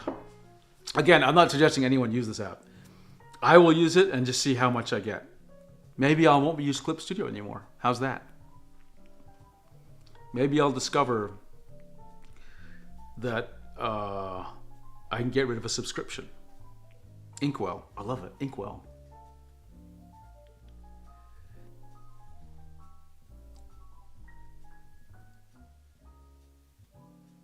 Approaching usage limit. Okay, let's just see what it says here. So if I click upgrade, I already have extra usage, don't I? Don't I?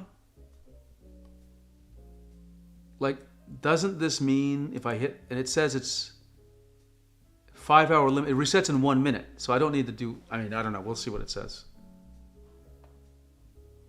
I feel like I should not have to, quote. Let's get to the settings and usage, right? It resets in 1 minute. So shouldn't I be fine in 1 minute? Okay, and I do have an extra, they gave me a bonus because of some issue last week or last month. So I do have an extra $96 to spend. So I can just go through a lot today. There's no reason for me to stop. Right? None whatsoever.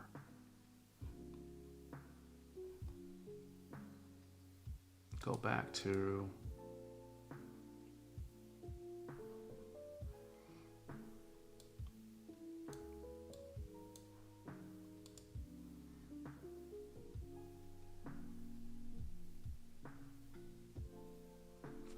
Apps up, committing.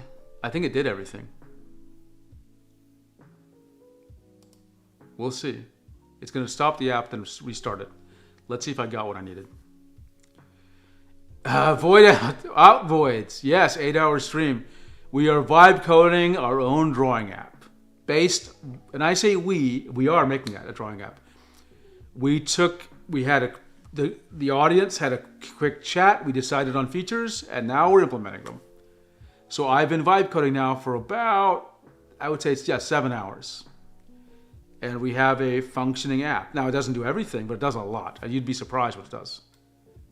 Masks, selection, 4 kinds of brushes, layers, blending modes, right? Pressure curves. What else? Yeah, pan and zoom, everything. There's lots of gaps. But yeah, we are about to make our own app. Oh, sorry, we are. And I say we because this app was made with the assistance of people from chat. So I'm not going to stop. We're going to add vector layers. So this wasn't even my V1 plan. Okay, so let's just run the app. Let's just see where it's at. Inkwell. I'm going to have to stop the app and restart it. Yes, delete. Let's find the app again. Hang on. Look at that. You got my icons. Yes. And look at that. We got... I also want mouse... I want the mouse wheel to control zoom. Okay? I think that is critical for me. Let me just tell it that. So let's tell it that. Mouse wheel should control zoom in out. That's pretty important. Oh, nice, whiteouts.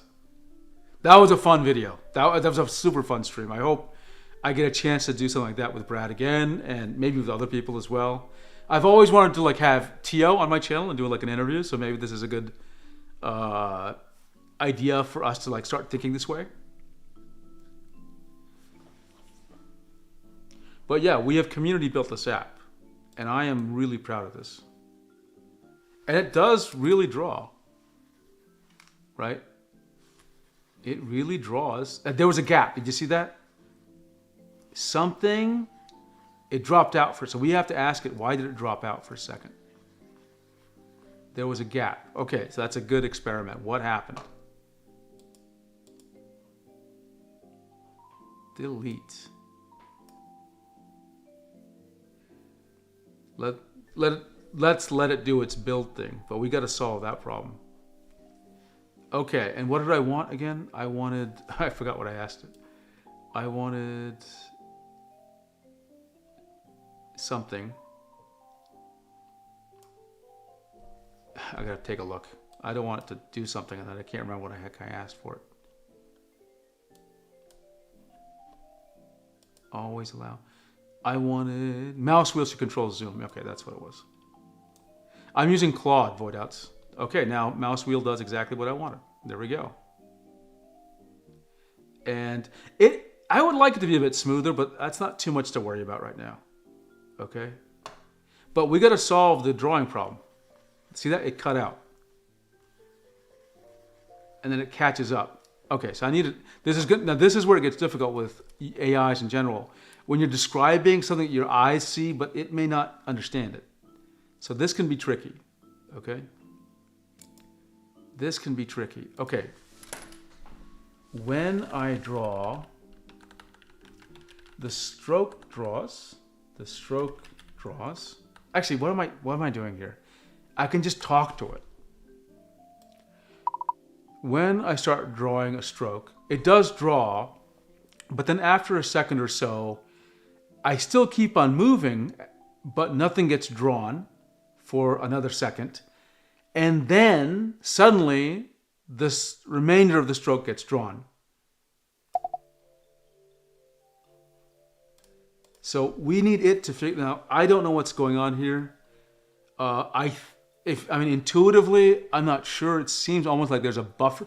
There's like a buffering happening, and we got to see. Now we're getting 300 reports per second, but that shouldn't be the issue.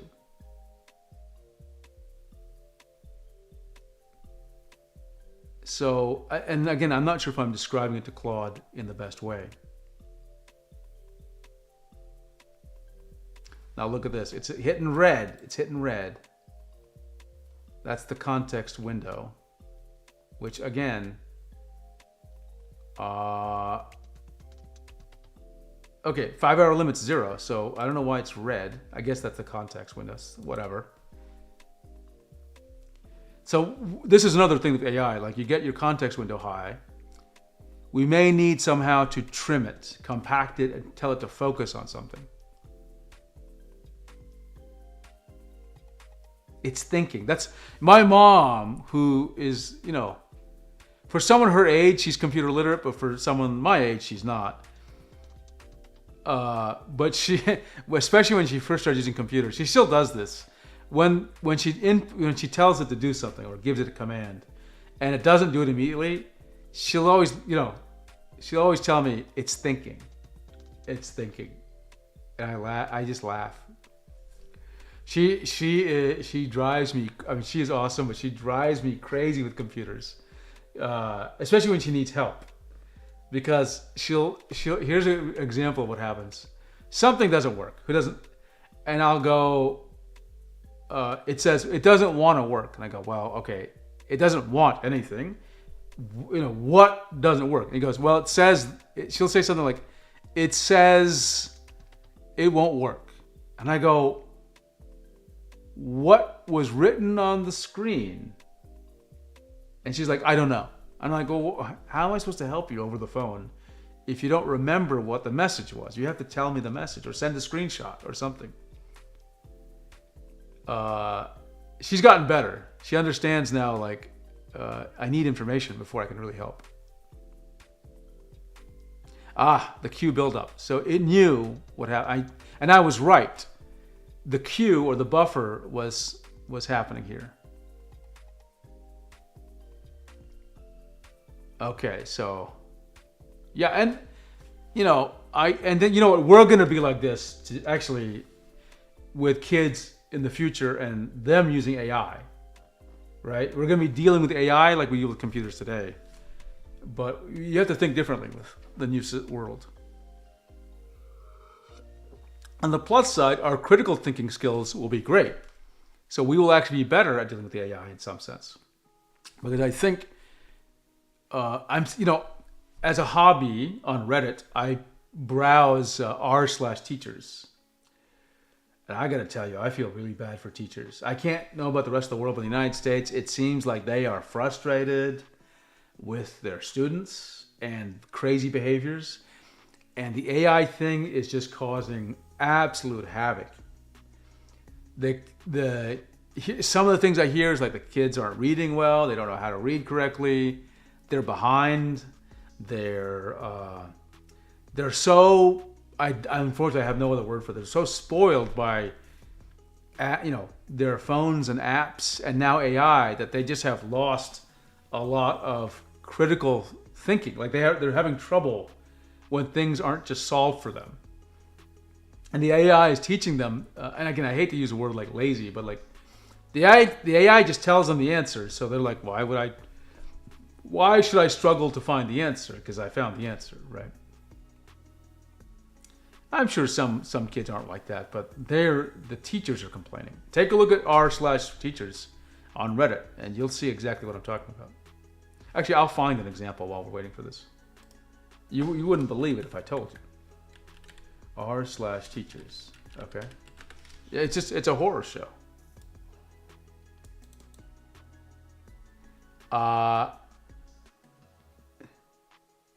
Look at this. This is so typical.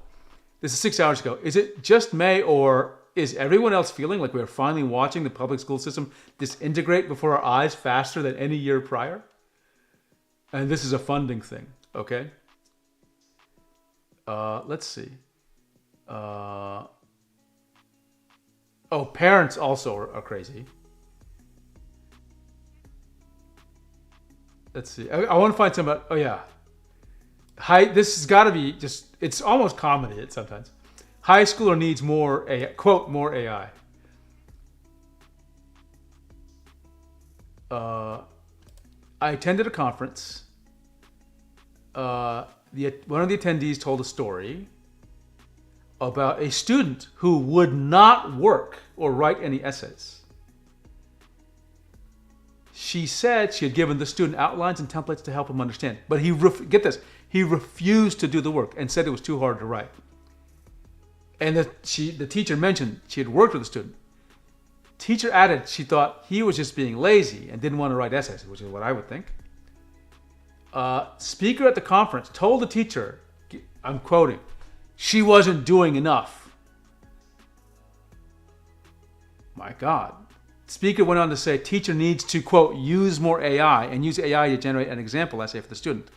Or show him how to use the AI to do it, to generate his own example essay. This is crazy.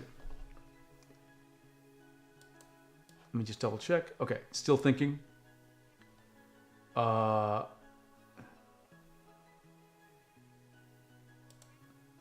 this is wild. What do you think about teachers not being able to call on students? Meaning, I guess, say, hey, Tom, can you answer this question? Can you believe it? Some teachers are not being allowed to ask a student to answer a question because it would be traumatic for the student.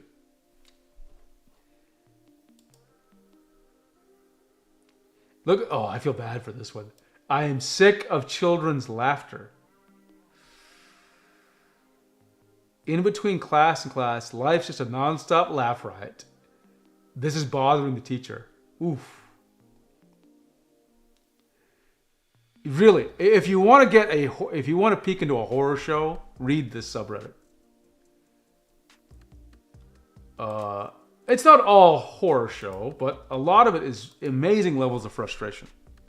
And it's only going to get worse with AI because people, and not just kids, I don't want to unfairly blame kids. Everyone is going to become dependent on systems that incorporate AI, and you'll come to expect it. Just like today, everyone expects to have a smartphone.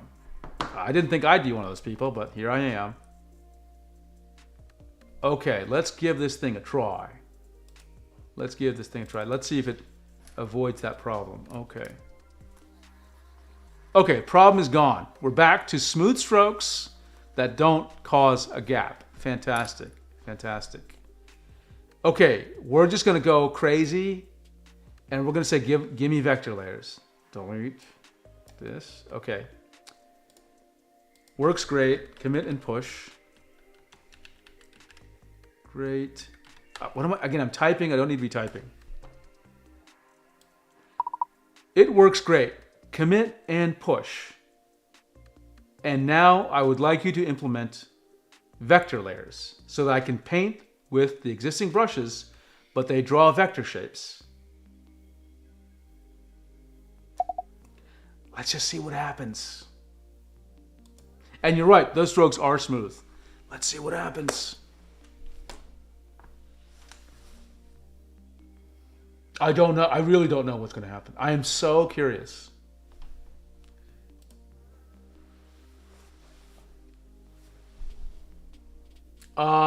Yes, it does have opacity-based sensitivity. Oh, sorry, opacity based on pressure sensitivity. It does have that. I can demo that for you if you want. The UI may not be perfect for this. So let me use the G Pen. And I have to double check on this actually. Pressure to opacity. Is it doing it? Yeah, it's barely. The curve is not great, but as I press less, can you see it slightly? Can you see it? And then make it really big here. Can you see it? And I press harder, right? So it definitely has it. No doubt about that. Okay, and let me close this. Phew.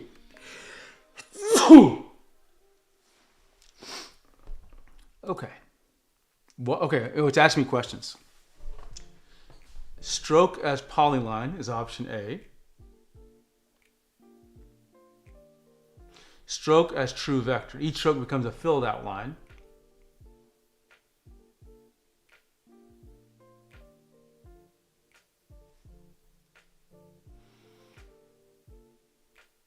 Here's the problem. I don't want to use the stamp engine on some of these, but some I have to. Okay, let's just see what it says. Option C, hybrid. Vector path geometry plus raster fill from the brush engine, like Photoshop vector layer with bitmap styles, heaviest to build. Okay, so it's basically what's telling me is that when it renders certain strokes, they look weird. Okay, so what I'm going to say is, let's focus on something like the G pen first, okay? So that is a polyline, meaning just a set of points, like curving, whatever, instead of like a filled object. But if we do the stamps, it's not going to look right. I don't think it's going to look right, but let me double check.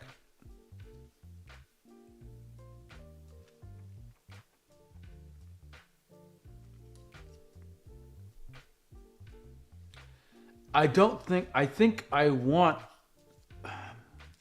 so I want the stroke as polyline. Let's start with G-Pen. G-Pen. I want a polyline. I want stroke as polyline. I don't know what I'm typing. Stroke as polyline.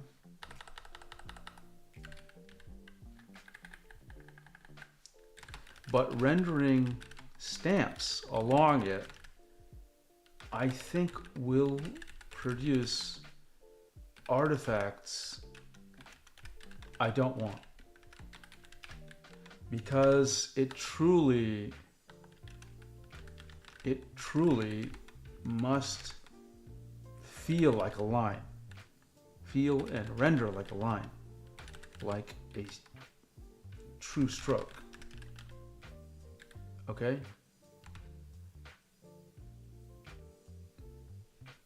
I'll just put in print. The stamp approach may work for airbrush, but let's talk about that later. Talk about that later. Oh, I'll just say other brushes. Actually, I'll just ignore that topic.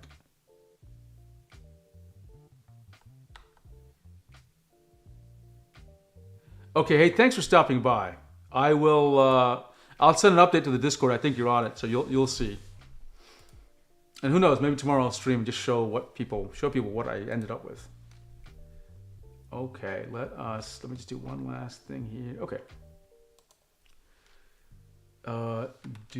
Sometimes I just do this, and I'm not sure. Do you understand what I want? Actually, I will say one thing. This seems to match what Clip Studio Paint is doing.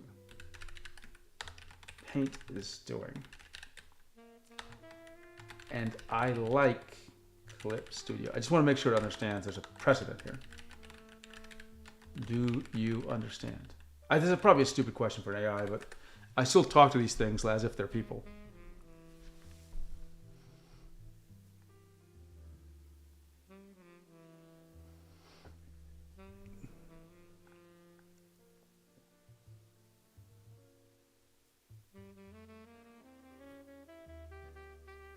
So instead of stamping, Clip Studio Paint doesn't seem to do that. It seems to render, like keep the widths at each node and seems to increase the polyline width as we get there. I think. I'm just guessing here. I've never actually seen this implementation.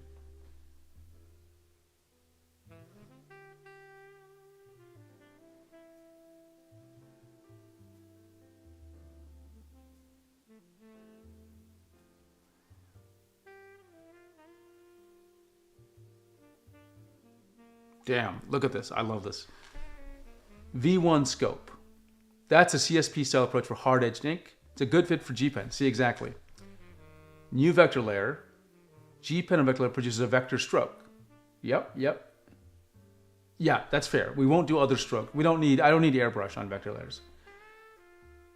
The in-flight stroke renders every frame. Yep. Persisted in Inkwell as JSON encoded strokes. Okay. Cache tiles are rederived on load. Yep, makes sense. Deferred for V2. Per stroke selection, move, delete, restyle. Yeah, we're gonna get into vector eraser earlier than V2, my friend. Yes, let's hit it. Let's hit it. And let me just check one more thing with my phone. I can't believe we are getting this far into this. I'm just amazed.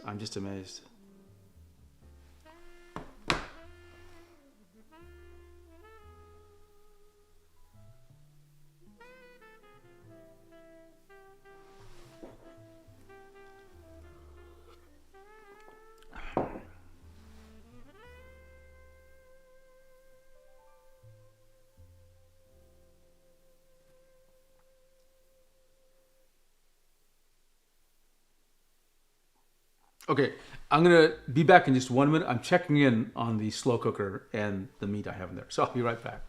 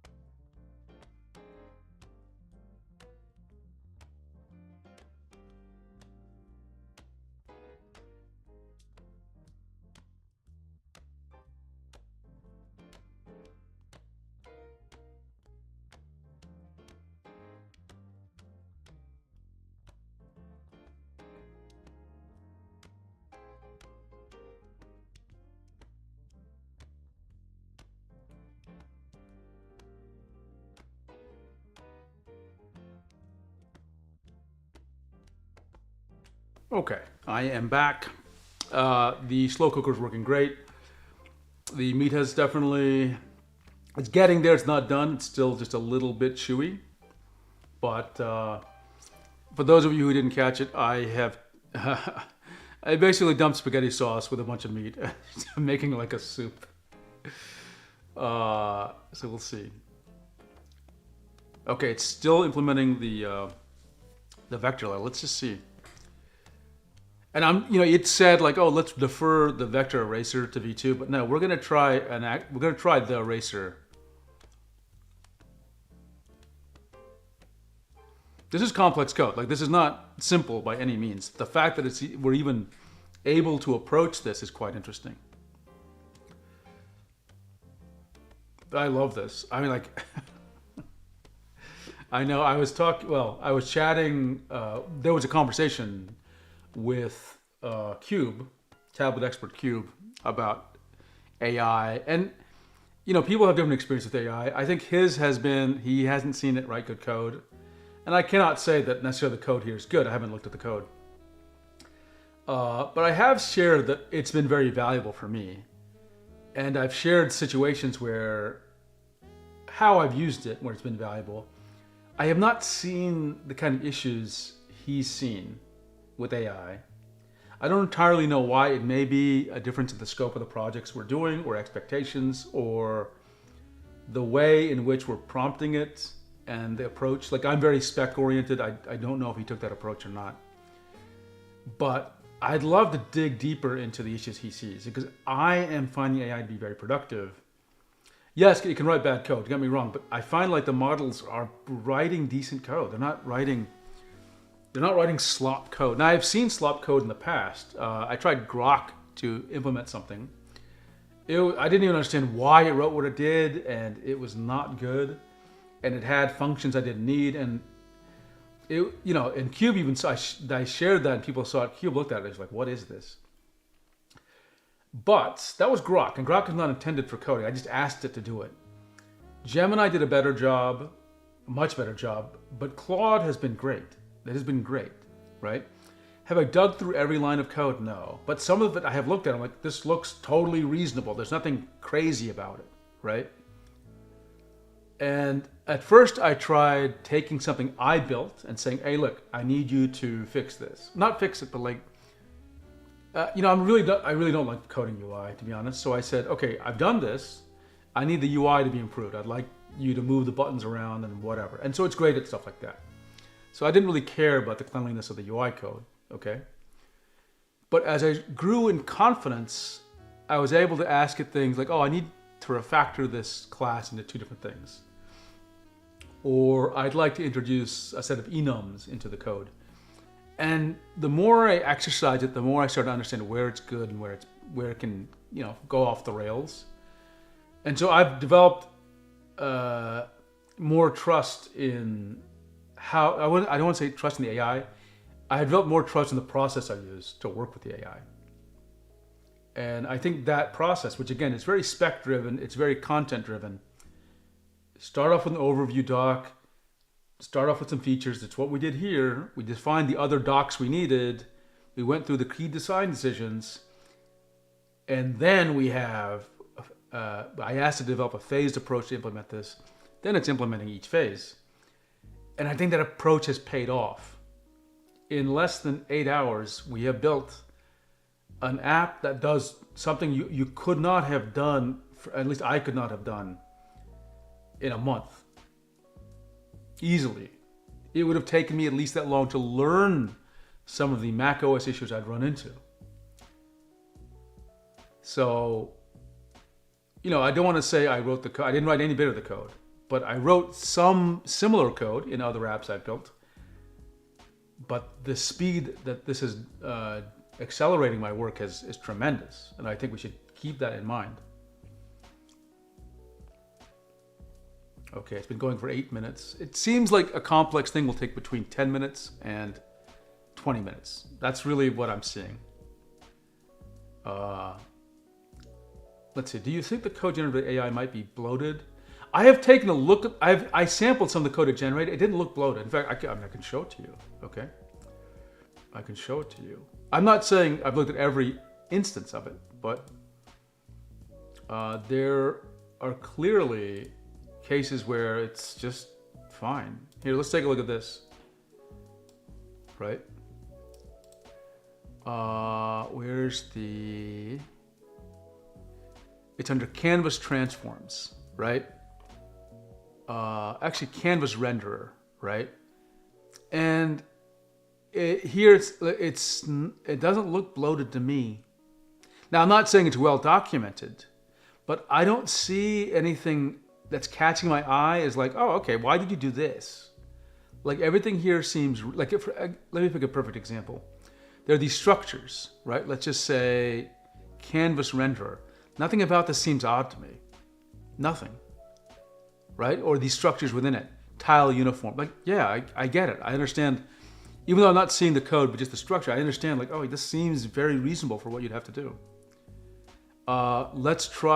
Here's a simpler case, the main menu.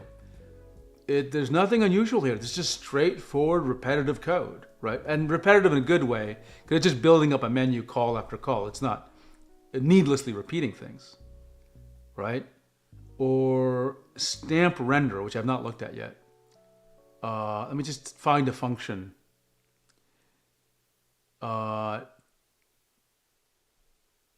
It looks, I have to read through the code more. I'll ask it to do is document the code, but because some of the conventions it's using are a little bit unusual for me because I'm used to Windows development. I think it's doing some Mac OS specific things. But I don't see bloat here. I don't see it adding random functions. I think one thing I have seen is sometimes, this is true with Claude. Let's suppose you said, oh, I need to do this here, I need to do this here. It does not necessarily pick up the fact you're doing the same thing in different places. So you might, at least not when you're doing them, but later on if you say, hey, are there opportunities for reusing code? It'll say, oh, actually these two places are doing the same thing. I can make one function for them. So that's a kind of bloat it can avoid. Like it doesn't avoid by default, but you can make it fix itself. And another kind is it's doing something similar, very similar. And I can say, like, again, find opportunities for reuse, and it'll say, oh, in these 5 places, I'm doing almost the exact same thing, except for this. I can refactor to do that 90% of it in one function. So it can do that, but you need to push it. I was about to say prompt. You need to push it to do that. So that is something it's not great at. It's not bad at it, but it's not like producing like random stuff. Right?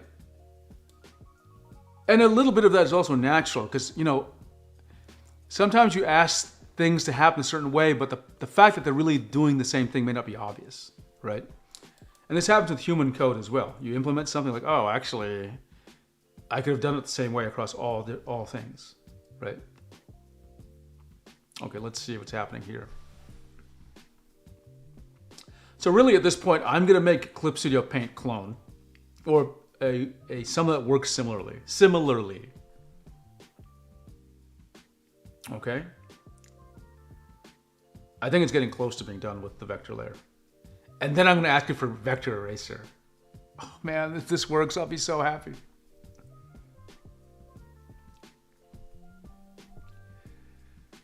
A bespoke drawing app. The fantasy comes true in this 9-hour stream.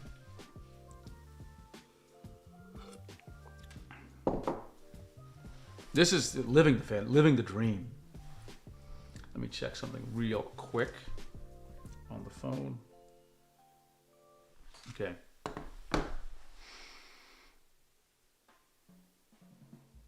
Okay, I think after this vector layer, I'll probably end the stream. Maybe I'll fix a few bugs. And I'll work on my own for a while because otherwise it's just going to be a boring stream for people. But let's see what it does. Let's see how far it gets, right? And the first test is to zoom in and to see, like, is it actually...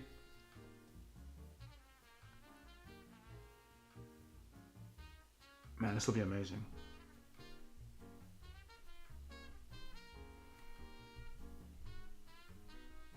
Someone joined the Discord and and they're implementing their own paint program. And I'm not so familiar with the code bases to know how good it is, but it seems like he's doing some pretty advanced stuff. So I'm going to point this at his. It's all public, and see, can we learn things from his approach to doing vectors? Because I think there's something valuable there.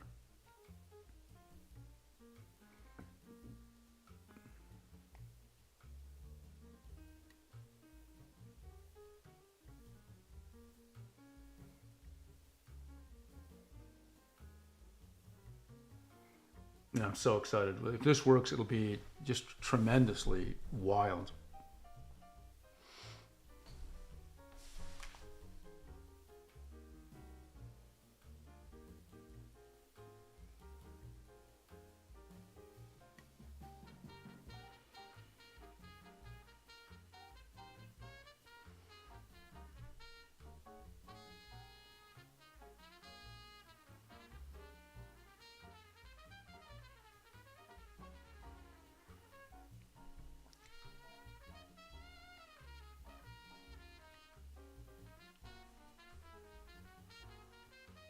You like the video, Voidouts?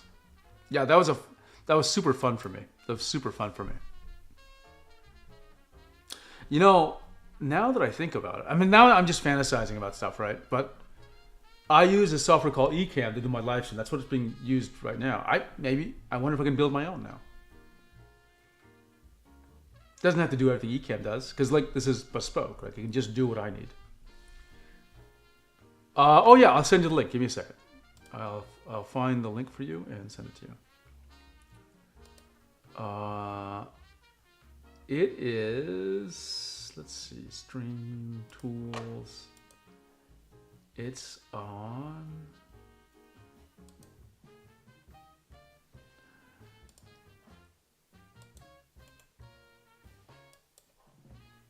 Here you go. I am about to paste it in chat.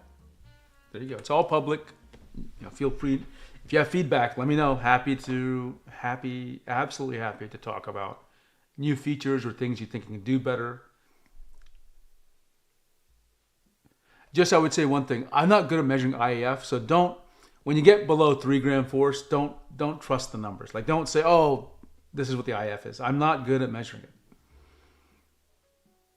I will add a warning actually to the site saying, hey, look, I'm not good at measuring IAF. Don't cite this as IAF data. It's just a hint. And in some places it's outright wrong. But for everything above 3 gram force, it's like pretty good.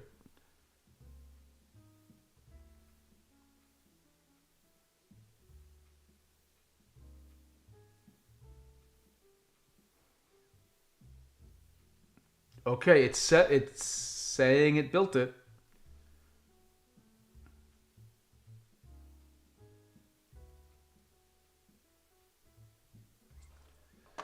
Let's see. Vectorizing a functionality basically needs much more effort compared to raster. It won't be wired. It won't be weird if the code base is doubled. Yeah, I can see that. I thought it was going to be straightforward, but I can see now it is much more complicated to get vectors. Good point. If you give me a word, because flagging seems like the wrong word for sure. I just didn't know what else to call it.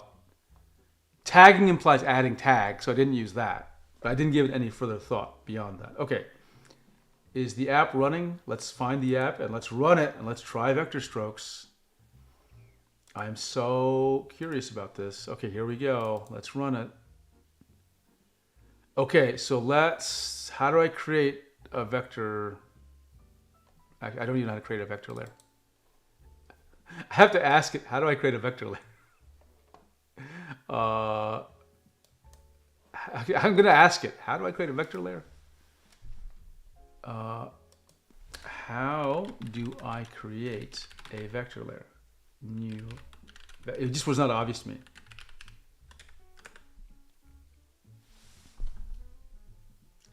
Click vector at the bottom right of the layers panel. It sits between layer and, okay, I didn't see that.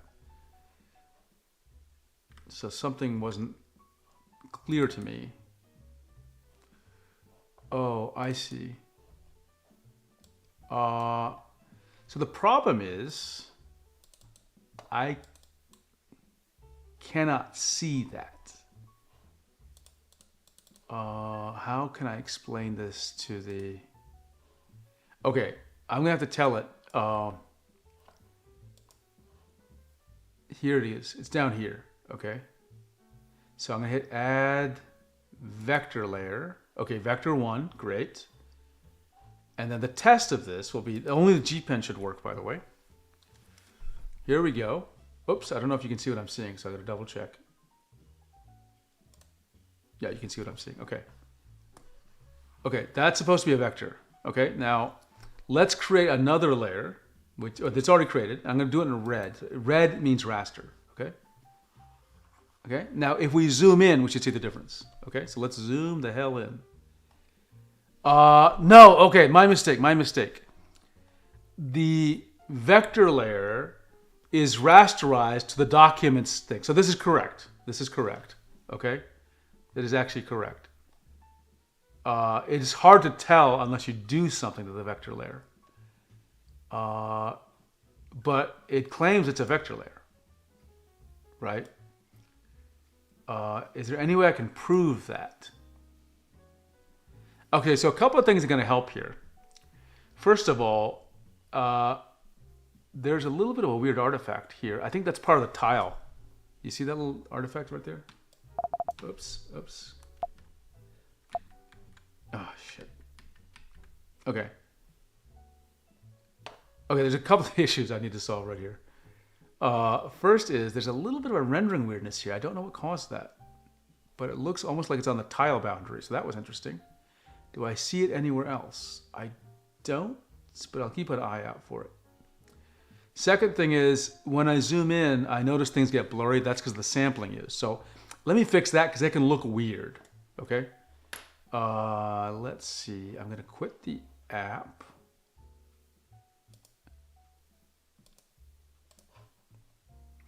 I think having the ability to select which model to compare within the flag would be good. Yes. Yes, yes. That's. Let me write that down in my notes, okay? Because that is a really good suggestion. And I do not want to lose it. Let me get to my show notes.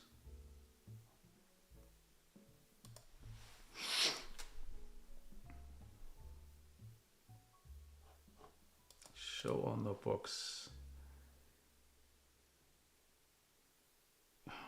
OneDrive's having. There we go. OneNote. Microsoft's having. Okay, I'll try to remember it. Yeah, I'm still going, Aquarake. Still going. I added vector layers. Okay, first thing, I need to fix something with vector layers. Okay. So when I zoom in, the edges of strokes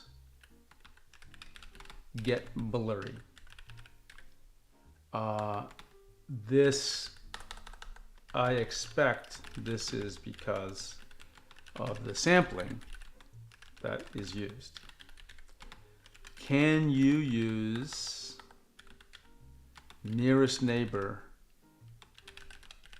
instead when zooming in? Zooming out doesn't matter. You don't want that. But zooming in, you want.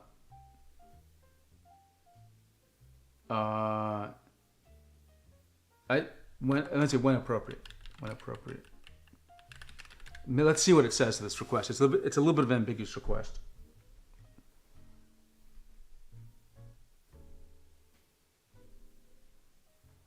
So nearest neighbor means it will just try to make the pixels full instead of like this weird blurry thing. That'll just help us see if edges are correct. Because when you zoom in on a pixel drawing, you don't want it to blur, right? You want to just keep nearest neighbor. Now, you don't always want to use nearest neighbor. You want to, once you pass a certain threshold, I think you use it.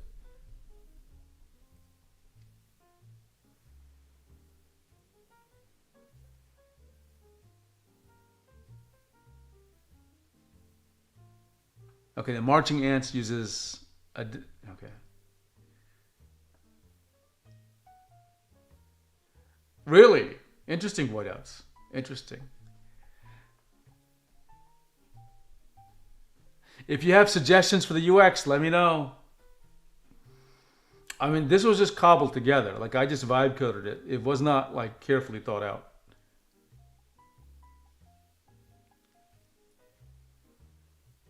Okay, we're going to try it out now. Let's see. Okay, so the first thing is, let's just draw any stroke. Doesn't matter. Let's zoom in. There we go. That's what I wanted to see. That's what I wanted to see. Okay. And that makes it much easier to see, weird issues. Okay. Now I'm going to do a vector stroke. I'll do that one in red this time. Oh, there's one other issue, which is how can I express this? The document window is getting so big, I can't see the layer buttons or the buttons on the lower right part of the screen. In fact, I will say, let me see if I can resize this. Can I resize this?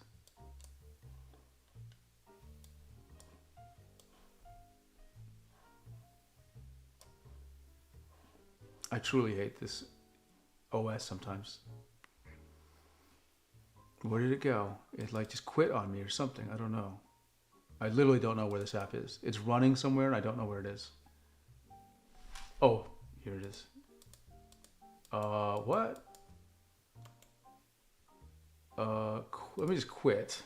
Let's try this again. Okay, cancel. Look at this. It's like when I put it. Okay, first of all, I just can't see the lower edge of the thing. Okay, so I need it to be smarter. Okay. I cannot see the lower edge of the. I just say I cannot see the lower edge of the app. I cannot see the lower edge of the app.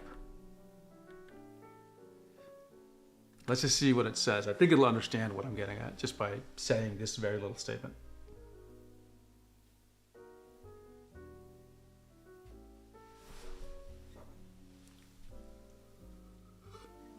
Longest stream ever I've done, by the way. And I won't go on so much longer, but I just want to fix a few bugs and then I'll still work on the app tonight. But I just can't, I gotta see this through. I gotta make it work. Does that make sense? I gotta see this through.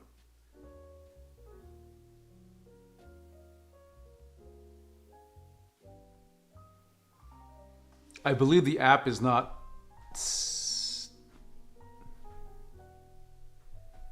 Okay, it's gonna do something.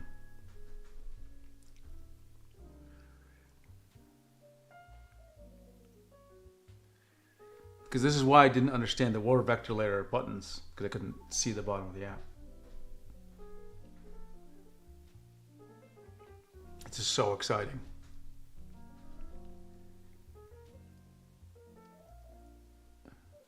Yeah, okay. Let's restart the app and let's take a look. It should be a bit better. It's not any better. Fit window. No. That isn't any better, dude. That isn't any better. That didn't fix anything. That didn't fix anything.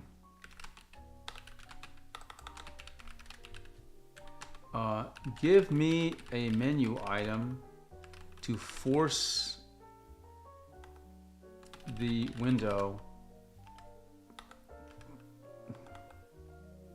into the usable area on a monitor or switch monitors. It's a hacky, but there may be more Mac. Oh, let's just see what it says. I think macOS has some way of doing this, but maybe it'll tell me there's a way of actually understanding, doing it the macOS normal way.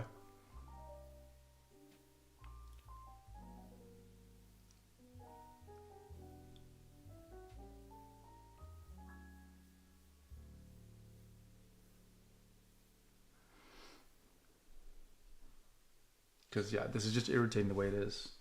And it clearly didn't fix the issue when it changed the default size. So something is happening.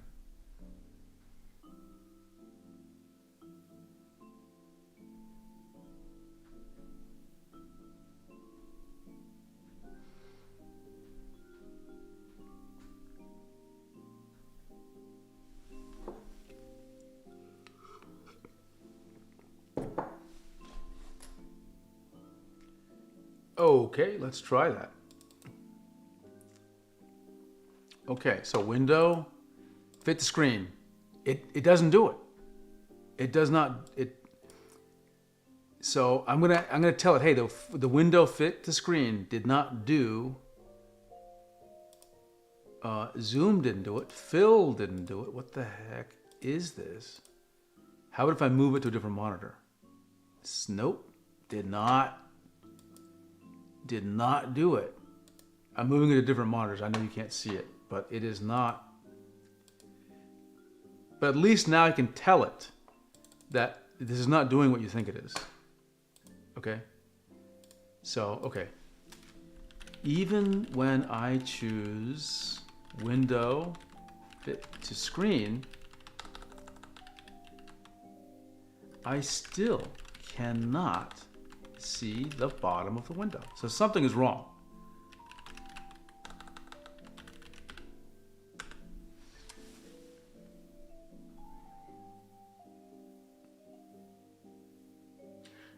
This is a case where it's going to have to think about this. Now, I don't know if it knows enough about Mac OS. I certainly don't.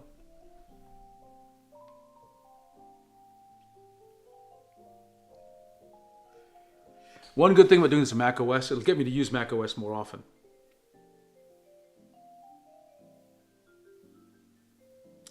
Oh, that reminds me. I should hook up my TourBox to this and set up shortcuts so I can actually paint with this thing.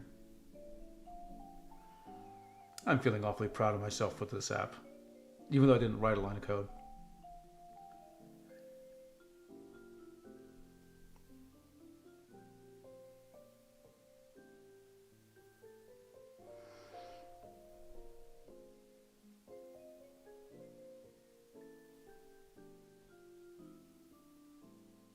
So in a lot of ways, I'm just thinking of features that Clip Studio Paint has, and I want to add them here. Like show the vector nodes and edges. If you want to prove you have vector strokes, you need a feature like that.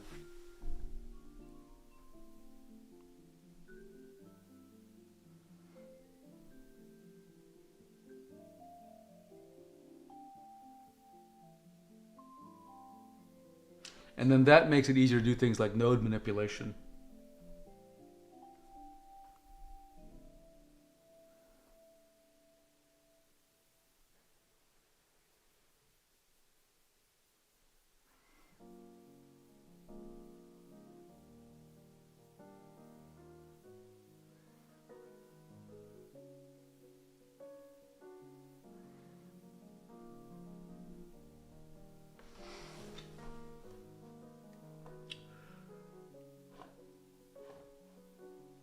Okay.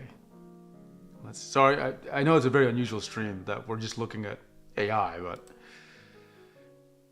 and we're not looking at tablets. This is indirectly about a tablet.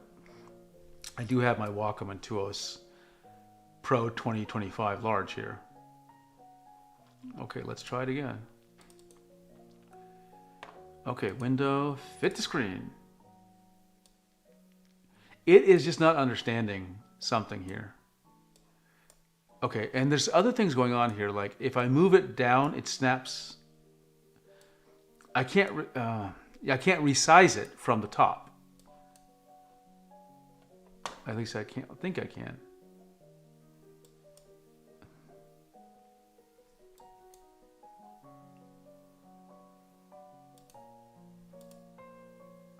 Okay, so now if I do this thing, the green button, I can see it, but I don't want to have to do the green button. You get me? Obviously, if I minimize, it gets out of there. That's not what I want to do either. So when I hit the green icon, it works. Let's unhit the green icon. Let's try full screen left. That works. Right? Let's try window fit to screen. Now it works for some unknown reason, but when it's like this, it does not. How about center? Nope. How about fill? How to... I'm going to try moving to another monitor. You can't see it, but did it make a difference? It didn't move the other monitor correctly either, by the way. Move the next display. That worked, but I can't see the bottom again. Something is just off about the bottom. It is weird that it does not work correctly. Even on a monitor with the... something just messed up there. At least when I say fit to screen. Oh, wait a second. That actually... I don't know what happened there. Let's try this again. When I click on the green, that works. But when this app is like this...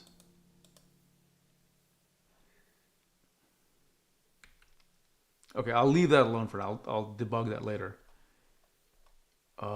Okay, you know what? I think I'm going to call it a stream. We've been going for 9.5 hours. We have vector layers, which is a lot. What I'm going to do is, I'm not going to give up on this. I'm going to keep on working, but I don't want to burden you with non-stop just me debugging things. Because now we're reaching that stage where we have to troubleshoot and we have to go through ideas. And yeah, there's some feature implementation, lots of it left. But what I'll do is I'll come back tomorrow and I will share with you where I'm at. Okay? And remember, my goal right now is essentially to do something like my own personal version of Clip Studio Paint. So it will be optimized for what I do. And we'll see how good it works. Right? And maybe we'll end up with a tool that at the very least is good to play with, or for me to debug issues with, or something that we can use to experiment with ideas with, right? That's the thing I always keep in mind with these kind of apps is, can we use these as a platform for experimentation to try ideas that otherwise would be just, you'd never get the feature request through another team. So we'll see, okay? Okay, I am gonna close this app, and the last thing I'll do with Claude right now is I'll say, commit, update docs, commit, and push. Okay? So before I go, just so everyone knows, I'm going to just send you to I can just show you the GitHub. Oh, sorry, the GitHub repo. So you know it's there. Let's see, it's called Inkwell. I'll have to change the name later, but I think it was an AI suggested name, so there we go. So here we go. I'm going to paste it in chat. There's the GitHub repo where all the code is. If you're curious about code, you can take a look at it. But like I said, I will continue working on it, and I'll try to fix the bugs that we're seeing and the issues we're seeing. And tomorrow we may have something quite workable. We'll see. I'll also get GitHub Copilot to help me out with some of these things, because maybe sometimes these other AIs can see things that the AI you're using cannot. Okay? With that, I just want to share with everybody, thank you. This was a wild stream. We did something I didn't think we were going to be able to do, which was within 9 hours, actually less than 9 hours, we went from 0 to a good demo of a drawing app that has some pretty sophisticated features. And I think we can build upon this and create the app we've always wanted. Okay? And just so if anyone asks, I'm not planning on selling this app or anything. Okay? This is just for us to learn about and try. I'm not even suggesting people use the app. This is for learning. Okay? This is for learning. Okay. Everyone, have a great night or day or whatever. I will be back tomorrow talking more about this. Okay? See ya.